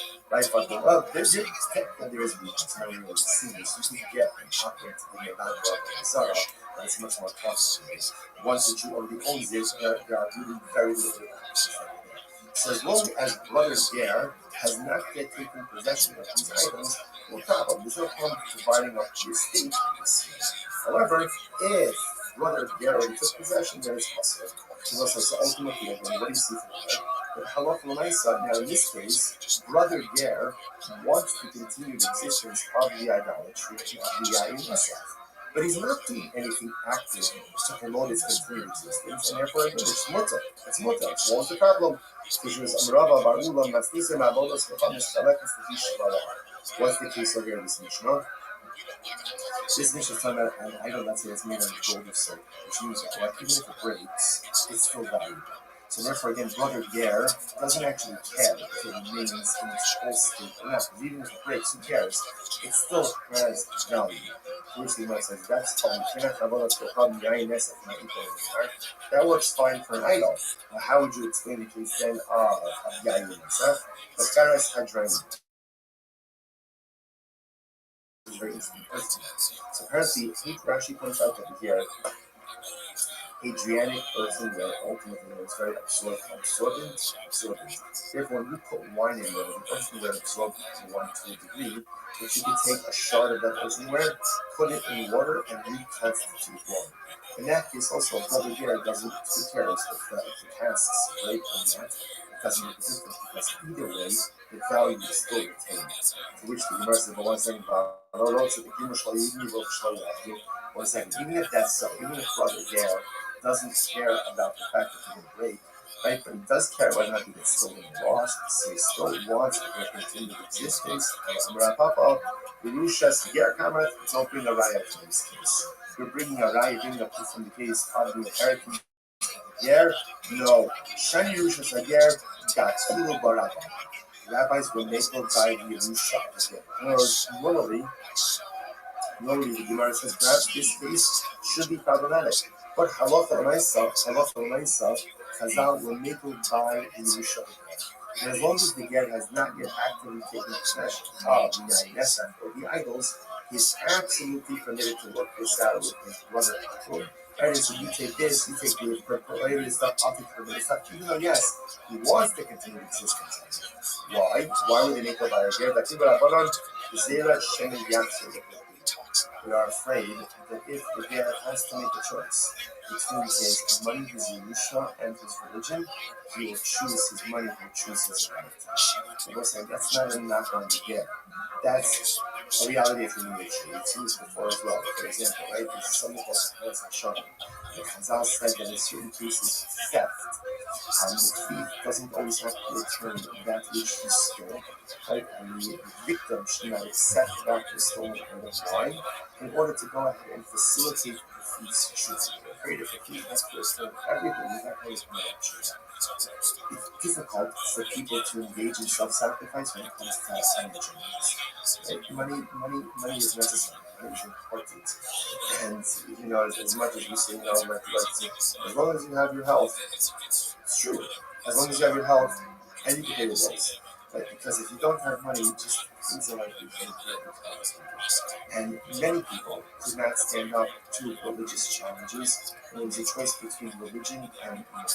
We're afraid that the Ger, if he has to choose between halacha and ultimately, again, his Yerusha, he may be tempted to choose his Yerusha. Again, not because of the Ger, because it's human nature. So the Chazal didn't want to put him in that situation, therefore they would make him by a Ger, Understand that often in this kind of case, you're going to have an estate that is comprised of permitted items and permitted items. Therefore, allow him to keep the permitted items, give his brother all of the permitted items. Incredible. What's that energies? Tiny are not the advice that supports this. And that's on when is this so? Shirshu, in the case of Yerusha. About Mishpat to awesome.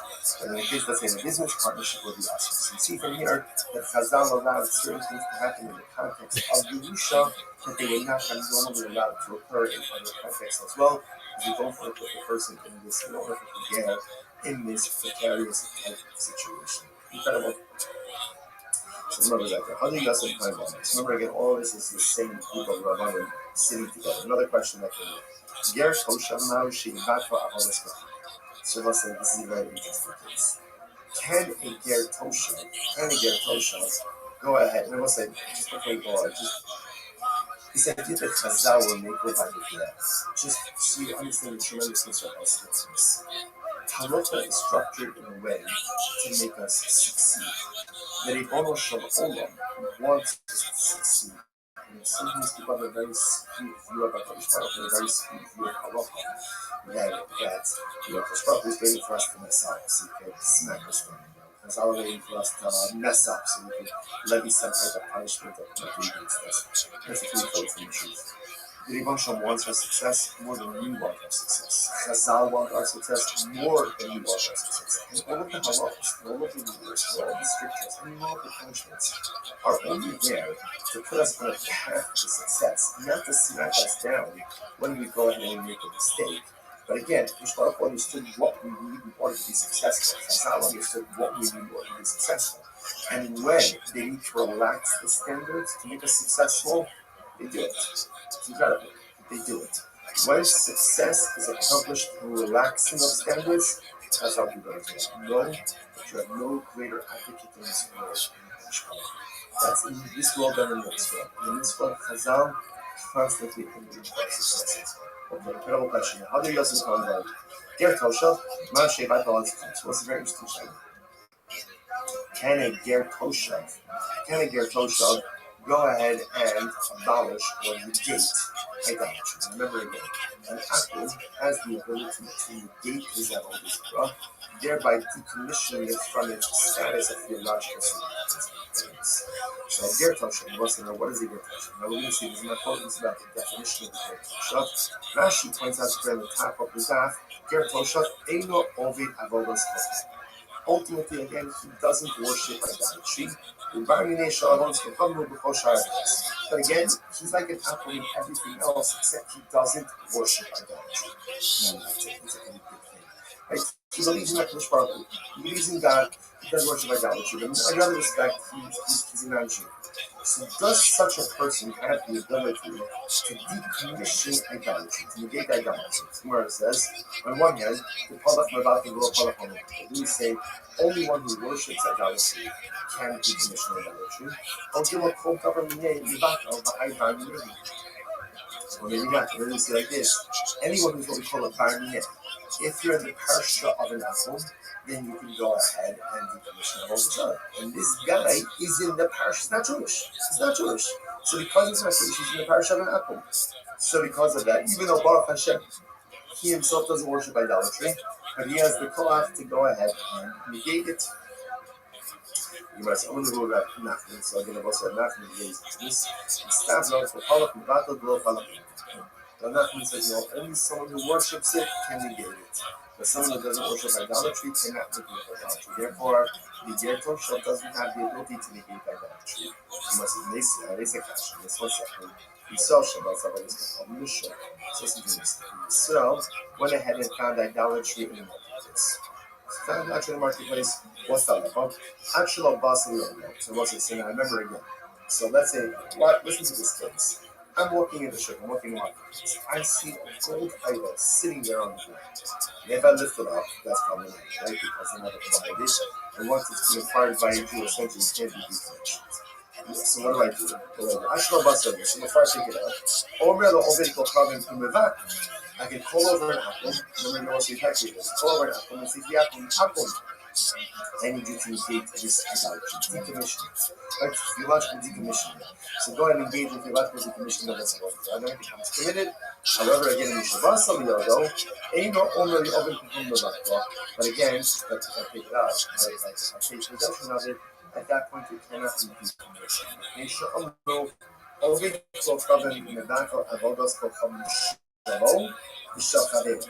In Ovid Kochaven Menakum, to decommission his own Avodah Zarah, or the Avodah Zarah of his friend, Dein of Da, Dein She'in of Da. Whether he worships it or he doesn't worship it. You know, they define what this means. My of Da, my what does it mean? What does it mean that Akum to decommission Avodah Zarah? Whether he worships it or doesn't worship it. If you want to say that what you're talking about in Akum, then Hainu Shalom B'Shachadeh, we already said that. Because we just said before that in Akum has the ability for theologically decommission his Avodah Zarah and the Avodah Zarah of his friend. And a lot of the Oved Kohanim, a lot of the Oved Kohanim, right? Ultimately, again, Ovda means an actual act. Umay she'in of the, what does it mean? A non-worshipper? Ger Toshav. Oh, so who is able to go ahead and decommission both an actual act and a Ger Toshav? Shmani no, Ger Toshav not Mibaka. What do you see from here? That a Ger Toshav has the ability to be Mibaka, ultimately to theologically decommission Avodah Zarah. Incredible. Jewish Gemara says, no. The Olam Imalacha easily not true.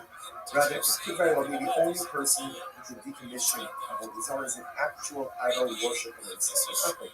I did the Kamret. Hainu Shalom B'Shachar. So we already said that. Then the price is done. Because he already said that a Hakim could go ahead and decommission his Avodah Zarah and his friend's Avodah Zarah. The Gemara says, Reisha is to this. It's two different cases. Reisha, Zeh Par, Zeh Marcus. The Reisha is teaching me like this. If you have two Akims, right, and both worship Par, or both worship Marcus, so obviously, again, Akim 1 can negate his idol and his friend's idol, and Akim 2 can negate his idol and his friend's idol. Seifa, Zeh Par, Zeh Marcus. Oh, the Seifa is teaching something different. Let's say one Akim who worships Margulis and one who worships Baal Pa'ar. What's the novelty over here? An Akim can worship an idolatry even if he doesn't worship it. So let's say, so really three halachos to be followed. Number one, an Akim can negate his own idolatry. Good. Number two, an Akim can negate his friend's idol if they worship the same idolatry. And halacha number three is an Akim can negate his friend's idolatry even if he worships a different idol. Incredible. So the Gemara says, but again, no lie about a Ger Toshav, right? So when it comes to a Ger Toshav, we still act as our kind of Ger Toshav, which is a Gentile who repudiated idolatry, can he be the bad level? That's still an answer. What's a Ger Toshav?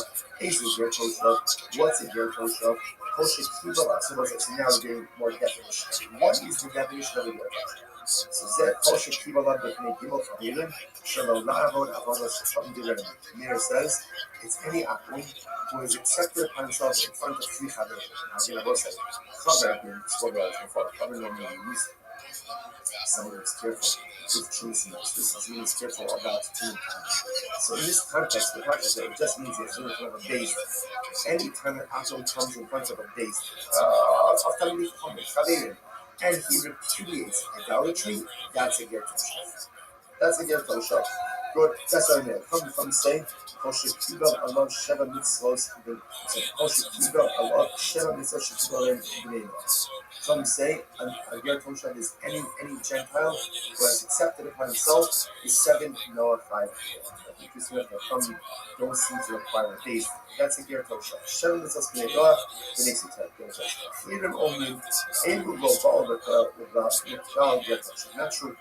Achirim say not true. That's not it. Neither of these definitions satisfy the definition of Ger Toshav. What is a Ger Toshav? And the easy Ger Toshav. Zeh Ger Ochel Levelos. Shekibel Allah Mekayim Kol Mitzvos Hamulas B'Torah. Chutz Me'Ister Nevelos. So this is very interesting. What is the definition of the Ger Toshav? The Ger Toshav is someone ultimately again who eats not kosher, eats the Nevelos, but he has accepted for himself the rest of the Muslim. I pretty shocking definition.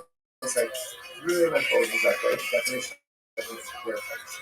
Rabbi Meir, he accepted upon himself in front of the days of unfortunate idolatry. Chachamim, he accepted upon himself Shemitah and Noah. Acherim, he has accepted upon himself all of the mitzvos except the laws of Moses. He's not seeing uncultured. Incredible, incredible. But the basic is on Yachadin Etzlo Yain, the Machida Etzlo Yain, Tafi, the air Sharuba Yisrael. What's it? I love it. You keep it constant while you can get shut. Right? You can leave it different for a little bit of time. This is a positive. You can leave within wine for a short amount of time, but you can't deposit within wine for a longer amount of time. Now, what's the reason? What are we concerned about over here? What are we concerned about over here? We're concerned ultimately again that Rashi says, Rashi says over there, we saw Maniach the Halusa actually left the oil, so much thinking of it. The Akiva will Pala, no longer will Manasseh. The Mago will come to us in the Amma base of Rosh. Even the Ino another car, Ino Maniko, Lida Ola, who say his mother Mua, like a little fish. So ultimately, I think you could deposit wine with him for a short amount of time. Not for a longer amount of time because we're concerned that he swap out the juice wine for his own wine. Okay. And this is true even in a city where the majority of the inhabitants are Jews. So as I said,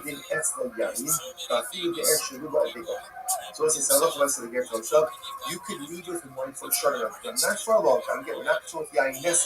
Why not to Yainess? Not because he's repudiated idolatry. Right? But we are concerned that over time, for a longer amount of time, he may switch his wine to the Jews. So for a short amount of time, it's mutter, for a longer amount of time, Shmano, Kiyena. So the Gemara says, and his oil is like his water. What is that? Shmano, Kiyena, Shemen, Nika, it's not what can be wrong with his oil. Oil can't be into the other. Ella, Yengo, Kishmano. Interestingly enough, what it means is like this, that halacha l'maisa, that ultimately again his wine, his wine is like his oil. Just like it's very interesting. That just like his oil is permitted, so to ultimately again is his wine. I look at that for just a moment. That's the Shmano we have Yayas and Yeno Mutamana, the Shmano Kodin Shokash and Makilakal. About Mishkila also. And what does it mean that his oil is like that? Excuse me, that his wine is like his oil? That the same way that you can get hana from his oil, you can get hana from his wine.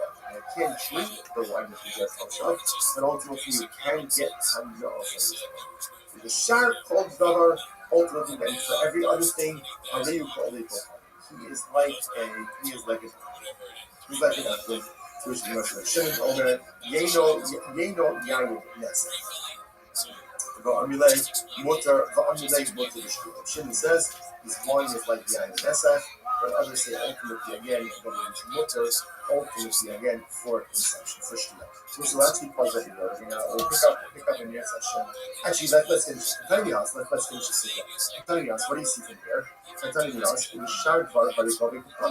We see from here that the Akum is like an Akum is like an Akum regarding every other matter. Ultimately, again, what does it mean when we say that it is kosher? It's like an Akum for everything else. What does that mean? To which the Gemara says, Lav, in the back of Avodasko Chadim, Ke'avodasko Chadim. So it doesn't matter. Because remember again, how did this whole thing that get kosher get started? It got started was we trying to figure out, does it get kosher have the ability to negate idolatry? Does the Abashmi decommission idolatry? So now we just got finished saying that in this respect, get kosher is unique. But in every other matter, it's like an act. Doesn't that mean that just as an atom can theologically decommission and negate that Avodah, so too can it get kosher? So too can it get kosher? In which the Gemara says, no, no.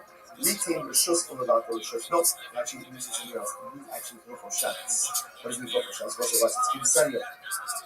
We saw a moment. The Shaman Shabbos is a seconds. Just quickly. Erev Chatzos. If you have multiple homes that open up into a courtyard, you cannot carry from a home into that courtyard. From many homes to the courtyard without these means. Right? Erev essentially means we collect food from all of the inhabitants of the Chatzar. They join together, and that joint food mixes into the domain of one home. Remember, so therefore, you carry from the home into the Chatzar into the home. Now, the halacha is if you have a Jew who did not join into the Chatzar, he could yield his rights. Let's say Shabbos started, he forgot to participate in the Reuben forgot to participate in the Erev. He could yield his rights to the other members of the Chatzar. If there is a non-Jewish resident, the halacha is you have to rent his rights. He cannot simply yield his rights, you have to rent his rights from him. So watch this. The Gemara says, Yisrael Momer, B'shar Shabbos B'shot, Medata Lushutsa. Ultimately, again, if you have a Yisrael Momer, which unfortunately, again, is a Yisrael who an apostate. So as long as externally he's not an apostate, right? As long as externally, like, right, in public he keeps Shabbos. Privately he doesn't keep Shabbos. But at least in public he keeps Shabbos. And what's the halacha? Without the rishos, all he needs to do if he didn't participate in the Erev, he just needs to essentially yield his rights to someone else in the Chesed. Okay. Shemesh Shabbos B'shot, in Without the rishos, but again, if he publicly violates Shabbos, then essentially he's like an apple. If he's like an apple, then it's not enough for him to yield his rights in the Chesed to the other residents. Rather, he has to rent his rights from him. Neishamru, Yisrael, no single shus from without the shus, right? Yisrael ultimately again has the ability to go ahead and yield his right, give up his rights, or give over his rights to the other residents. But by apple, ultimately, and you have to rent. You have to rent. So therefore, again, the Gemara is saying that when you say, so let's say, just pause things like Ketzad, or Merlo, or say, how does the Jew, for example, yield his rights to his over his rights in the Chatzar? Or Merlo, I hereby give over my rights. Right? I bequeath my rights in the Chatzar to you. Or or my rights are negated to you.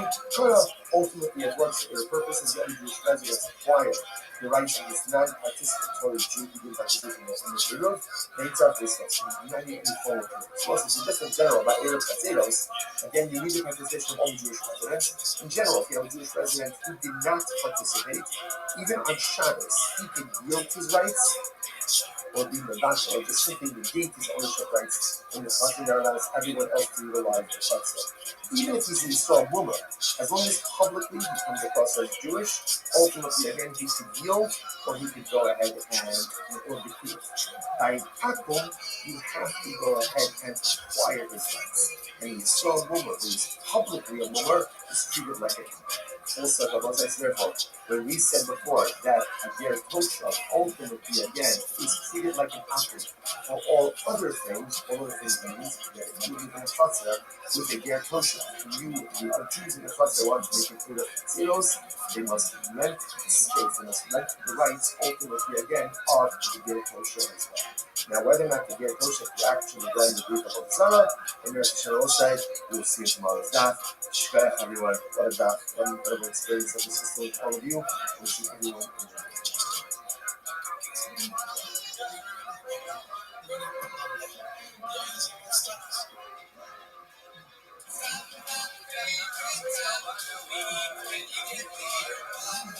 We want to go say a great spot for some to you. We'll tell all of you this morning. We begin by thanking all of our sponsors for this morning's share to thank. Our annual Talmud sponsors. Those themselves are very successful dedicating all the Sherman Rushos this year is a source for the sales Talmud's family as well. Talmud sponsors for the month of Av, Abba Avinu, Tova, Stephen Randy, Jason, in honor of their parents, Israel Jason, Dina Drazer, and Lee Rosenzweig in memory of Stanley Rosenzweig with Henry Rachel. Our week of learning sponsors, Dr. Adam K. Wolf, mention of the yard site of Dr. Wolf's father, Cyrus Wolf, Shalom, then Steve Hirsch, with Henry Rachel. Nathan and Beth Adler in memory of their father Ben Adler, Father Baruch Mordechai Ben Moreno Nossi. Those are sponsors for today. Jerry Applebaum in memory of his beloved mother Rosalyn Applebaum, Rachel Vas, and our members of our Talmud Torah, all of the Mishal Satan, the families in the Talmud, all those in the full shouting together, home for the Yisrael, for 12 Hashem, and Hashem, and all of our hostages, Shalom and Bekarov, allow our soldiers to be successful in all what not saying. With that, let us begin. Today's daf is Sanach Dalet 64. A really incredible daf ahead of us today. We are picking up from Sanach Gimel on the days 63b, and we are picking up 2, 4, 6, 7 lines up from the bottom. This is Rav Nachman Ula Ta'adini Bar Papi. So again, Rav Nachman Ula Adini Bar Papi, Yasser B'Chia Bar Ami Dabai. And here by Adi was sitting with them. And the Gemara says, Yosef, the Kabbalah, my bride, he asked the following question. Listen to the fascinating expression. Safra Lishbar Yayin Nesach Ma.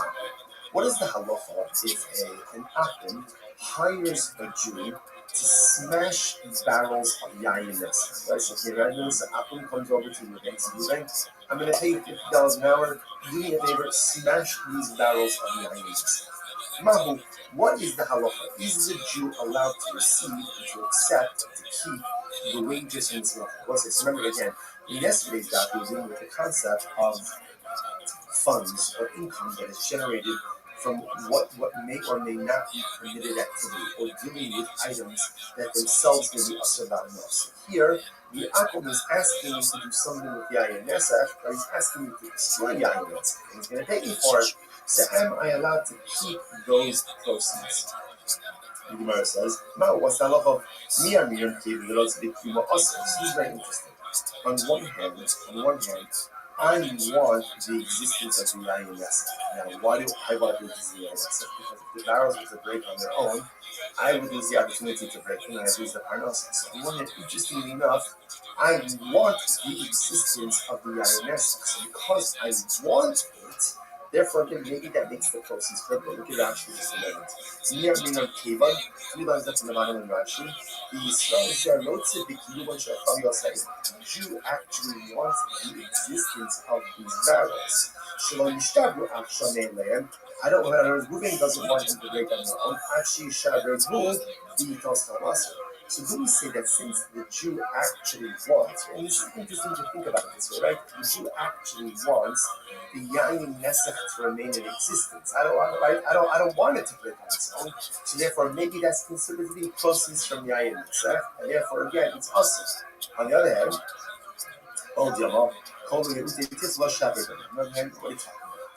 this is the destruction of the Yayin Nesach, destruction of Avodah Zarah. This is a good thing. Sure, I want to also remain in existence, but again, ultimately, to destroy Avodah Zarah is a good thing, and therefore the proceeds, ultimately, again, should be permitted. Fascinating Shaila. Amar Nachman. So Nachman says, Yishbar v'kol b'bracha. Nachman says, no, take the job, Jew, take the job, get the money, and tell bracha you should be blessed. You have the opportunity to go to root out Avodah Zarah, and that is a good thing. Take the money and go.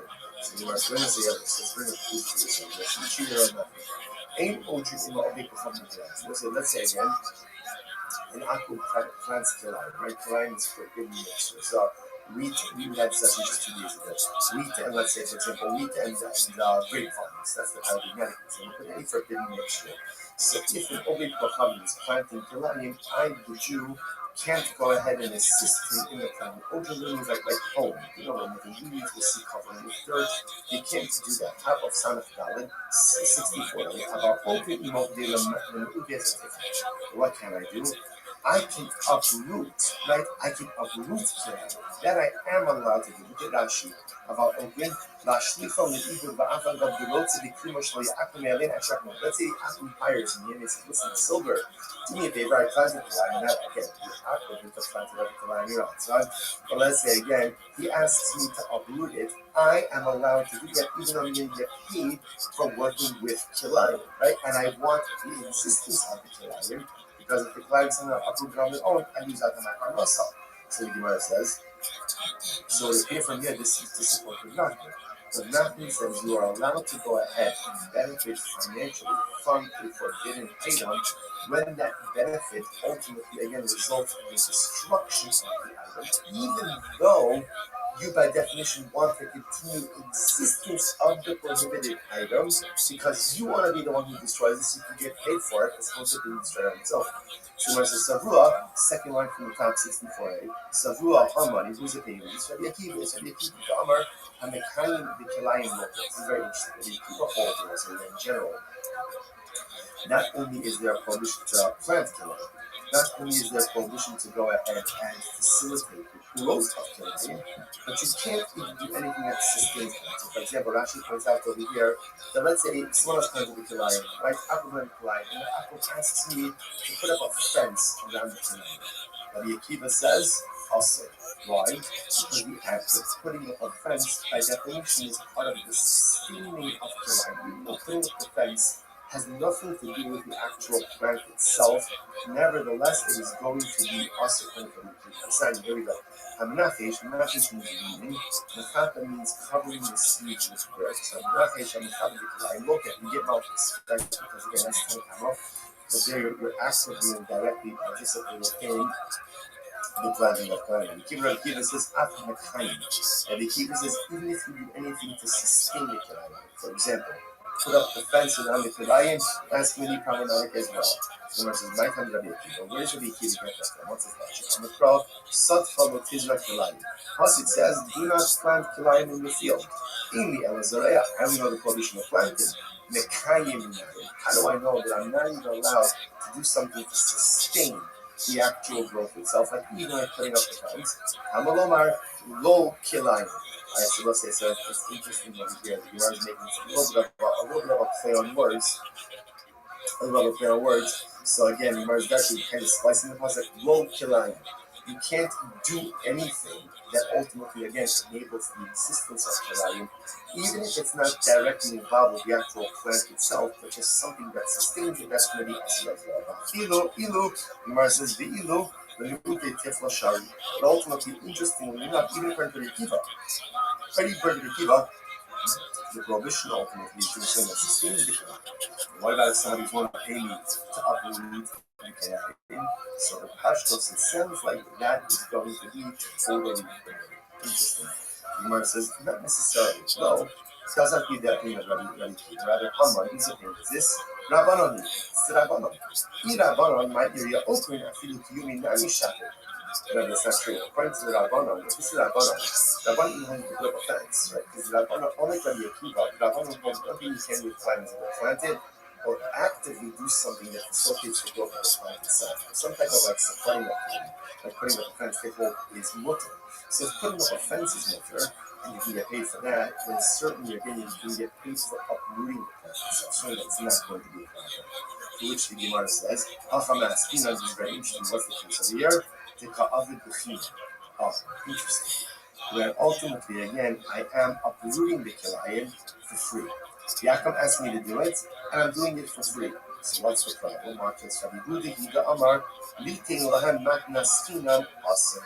Ultimately, Rabbi Yehuda is of the opinion that halacha l'maisa you are not allowed to do a favor for an athlete.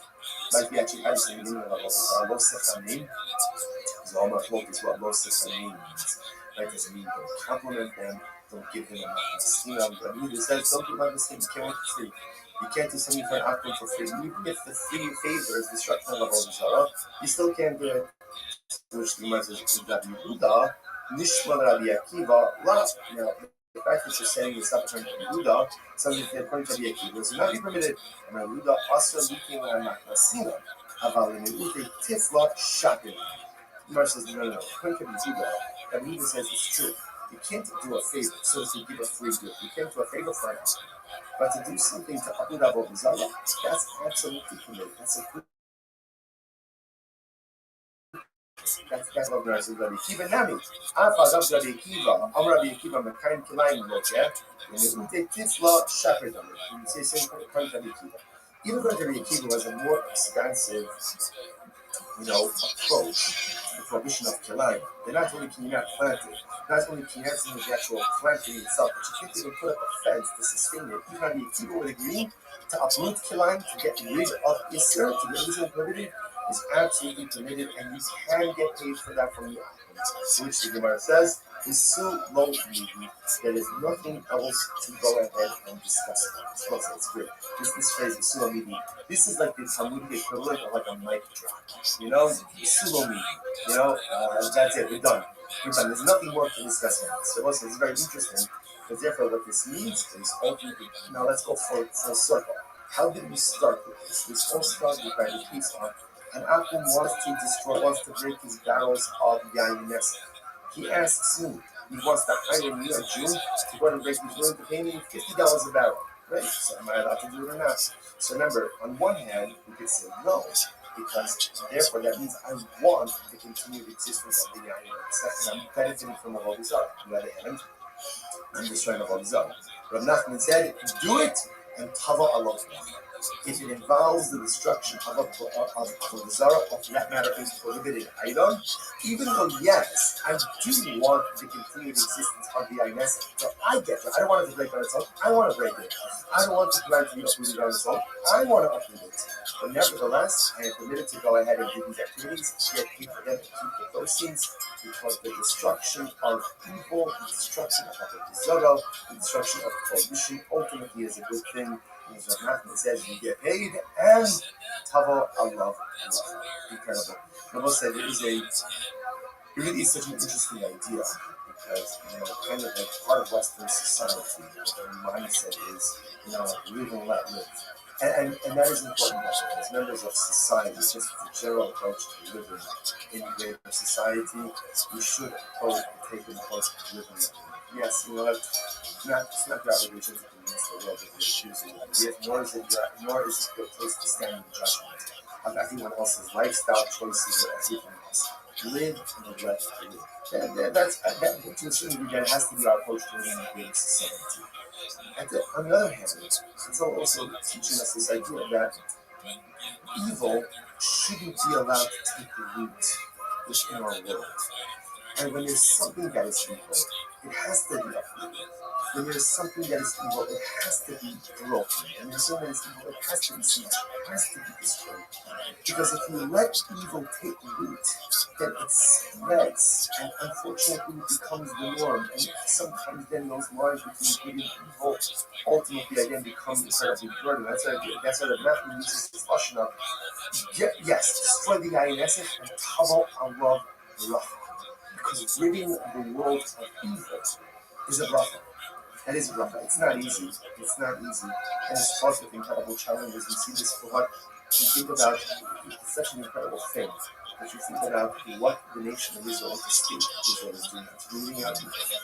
And some of you would think that like the world would just line up across, like just flash. Because we're doing the world's dirty work. And yet again, it's hard because often the world can't see what's evil, what's good, can't see who's right and who's wrong.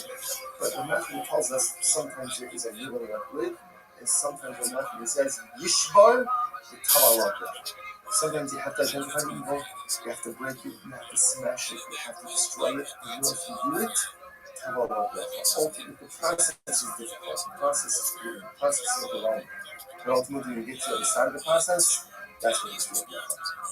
Incredible. The Gemara goes like this. Good. Hadi Yasvi, so again, the same Kedra was saying.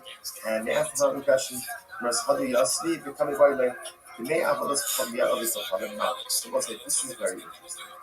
What happens if an Akum sells his idol? So Akum sells his idol and he has sold it for $1,000. He's got $1,000 in his. Does that money in the hand of the Akum take on the same identity as the Avodah Zarah itself? Now, Mitofes has done it does it take on the identity, right? Does it take on the identity of the idolatry or not? So I'm going to run that one. So it's very interesting.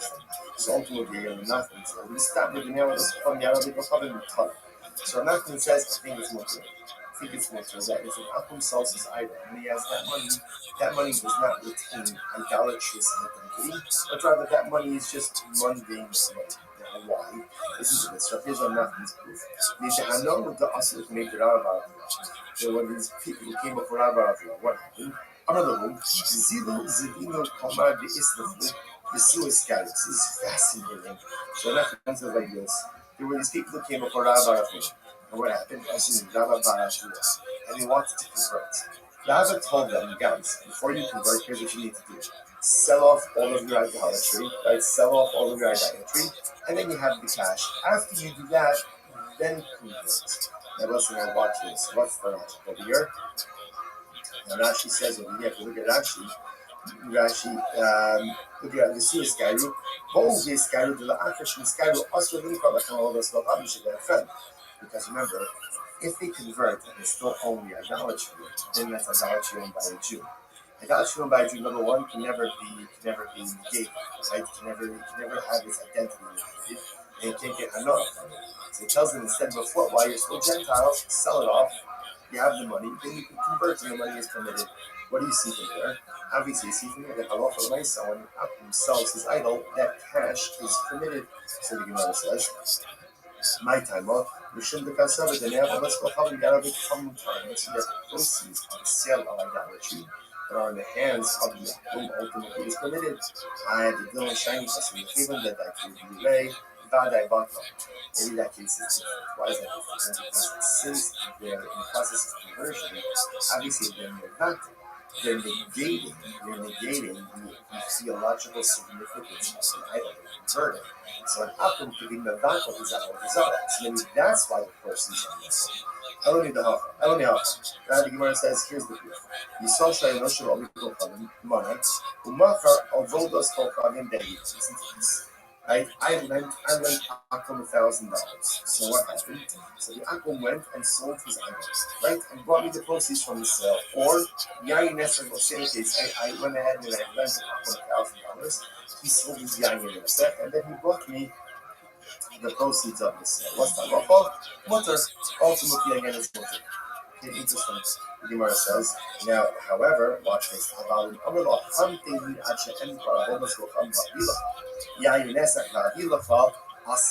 And let's say the Akum same case. I've got Akum $1,000. Please don't already pay you. To me, Romania, I'm just going to sell my I only got the proceeds. Or I'm going to sell my Yayin Nesach and you got the proceeds. In that case, it's possible. See, here, interesting. Case number one, same case. I lent Akum $1,000. Case number one, he goes off, sells his idol, goes off, sells his Yayin Nesach. I have no idea what he's doing. He brings me the proceeds, pays back the debt, mutter. Case number two, same thing. I lent him $1,000. He says, "I want to pay you back. Give me a couple of hours. I got to sell my idol. I got to sell my Yayin." Then he comes back with the proceeds. The proceeds are prohibited to me. I kept the Gemara. So what's the distinction? I don't say what's yours in these two cases. So this is very similar. So now we seem to circle back a little bit to the previous sugya. But here's the difference. In the second case, where the Akum says, wait here while I sell my item, or while I go ahead and sell my wine, I want the continued existence of the idol and the continued existence of the wine. Why? Because I want it to pay. So because I want it, therefore Shesha's posits, the proceeds are us. What's that again? The Hirotzi, the Kiyuma Kiyagatmi, that's what we just said before, but that's much. In other words, it was like, when you want the continued existence of something, but I'm not doing anything to further the existence. So yes, of course, I want the continued existence of that idol until the Akum sells it because I want my money. I want the continued existence of the Yayin Nesach because I want my money. But I'm not doing anything to facilitate the continued existence of these prohibited items. Why should it be us? Vatinan, Ger, this is Vatinan, Ger, Shiyarshu Adiyan Obrikam. So this is very interesting. You have two brothers. One converted, and they're both Akum brothers. One converted and one still Akum.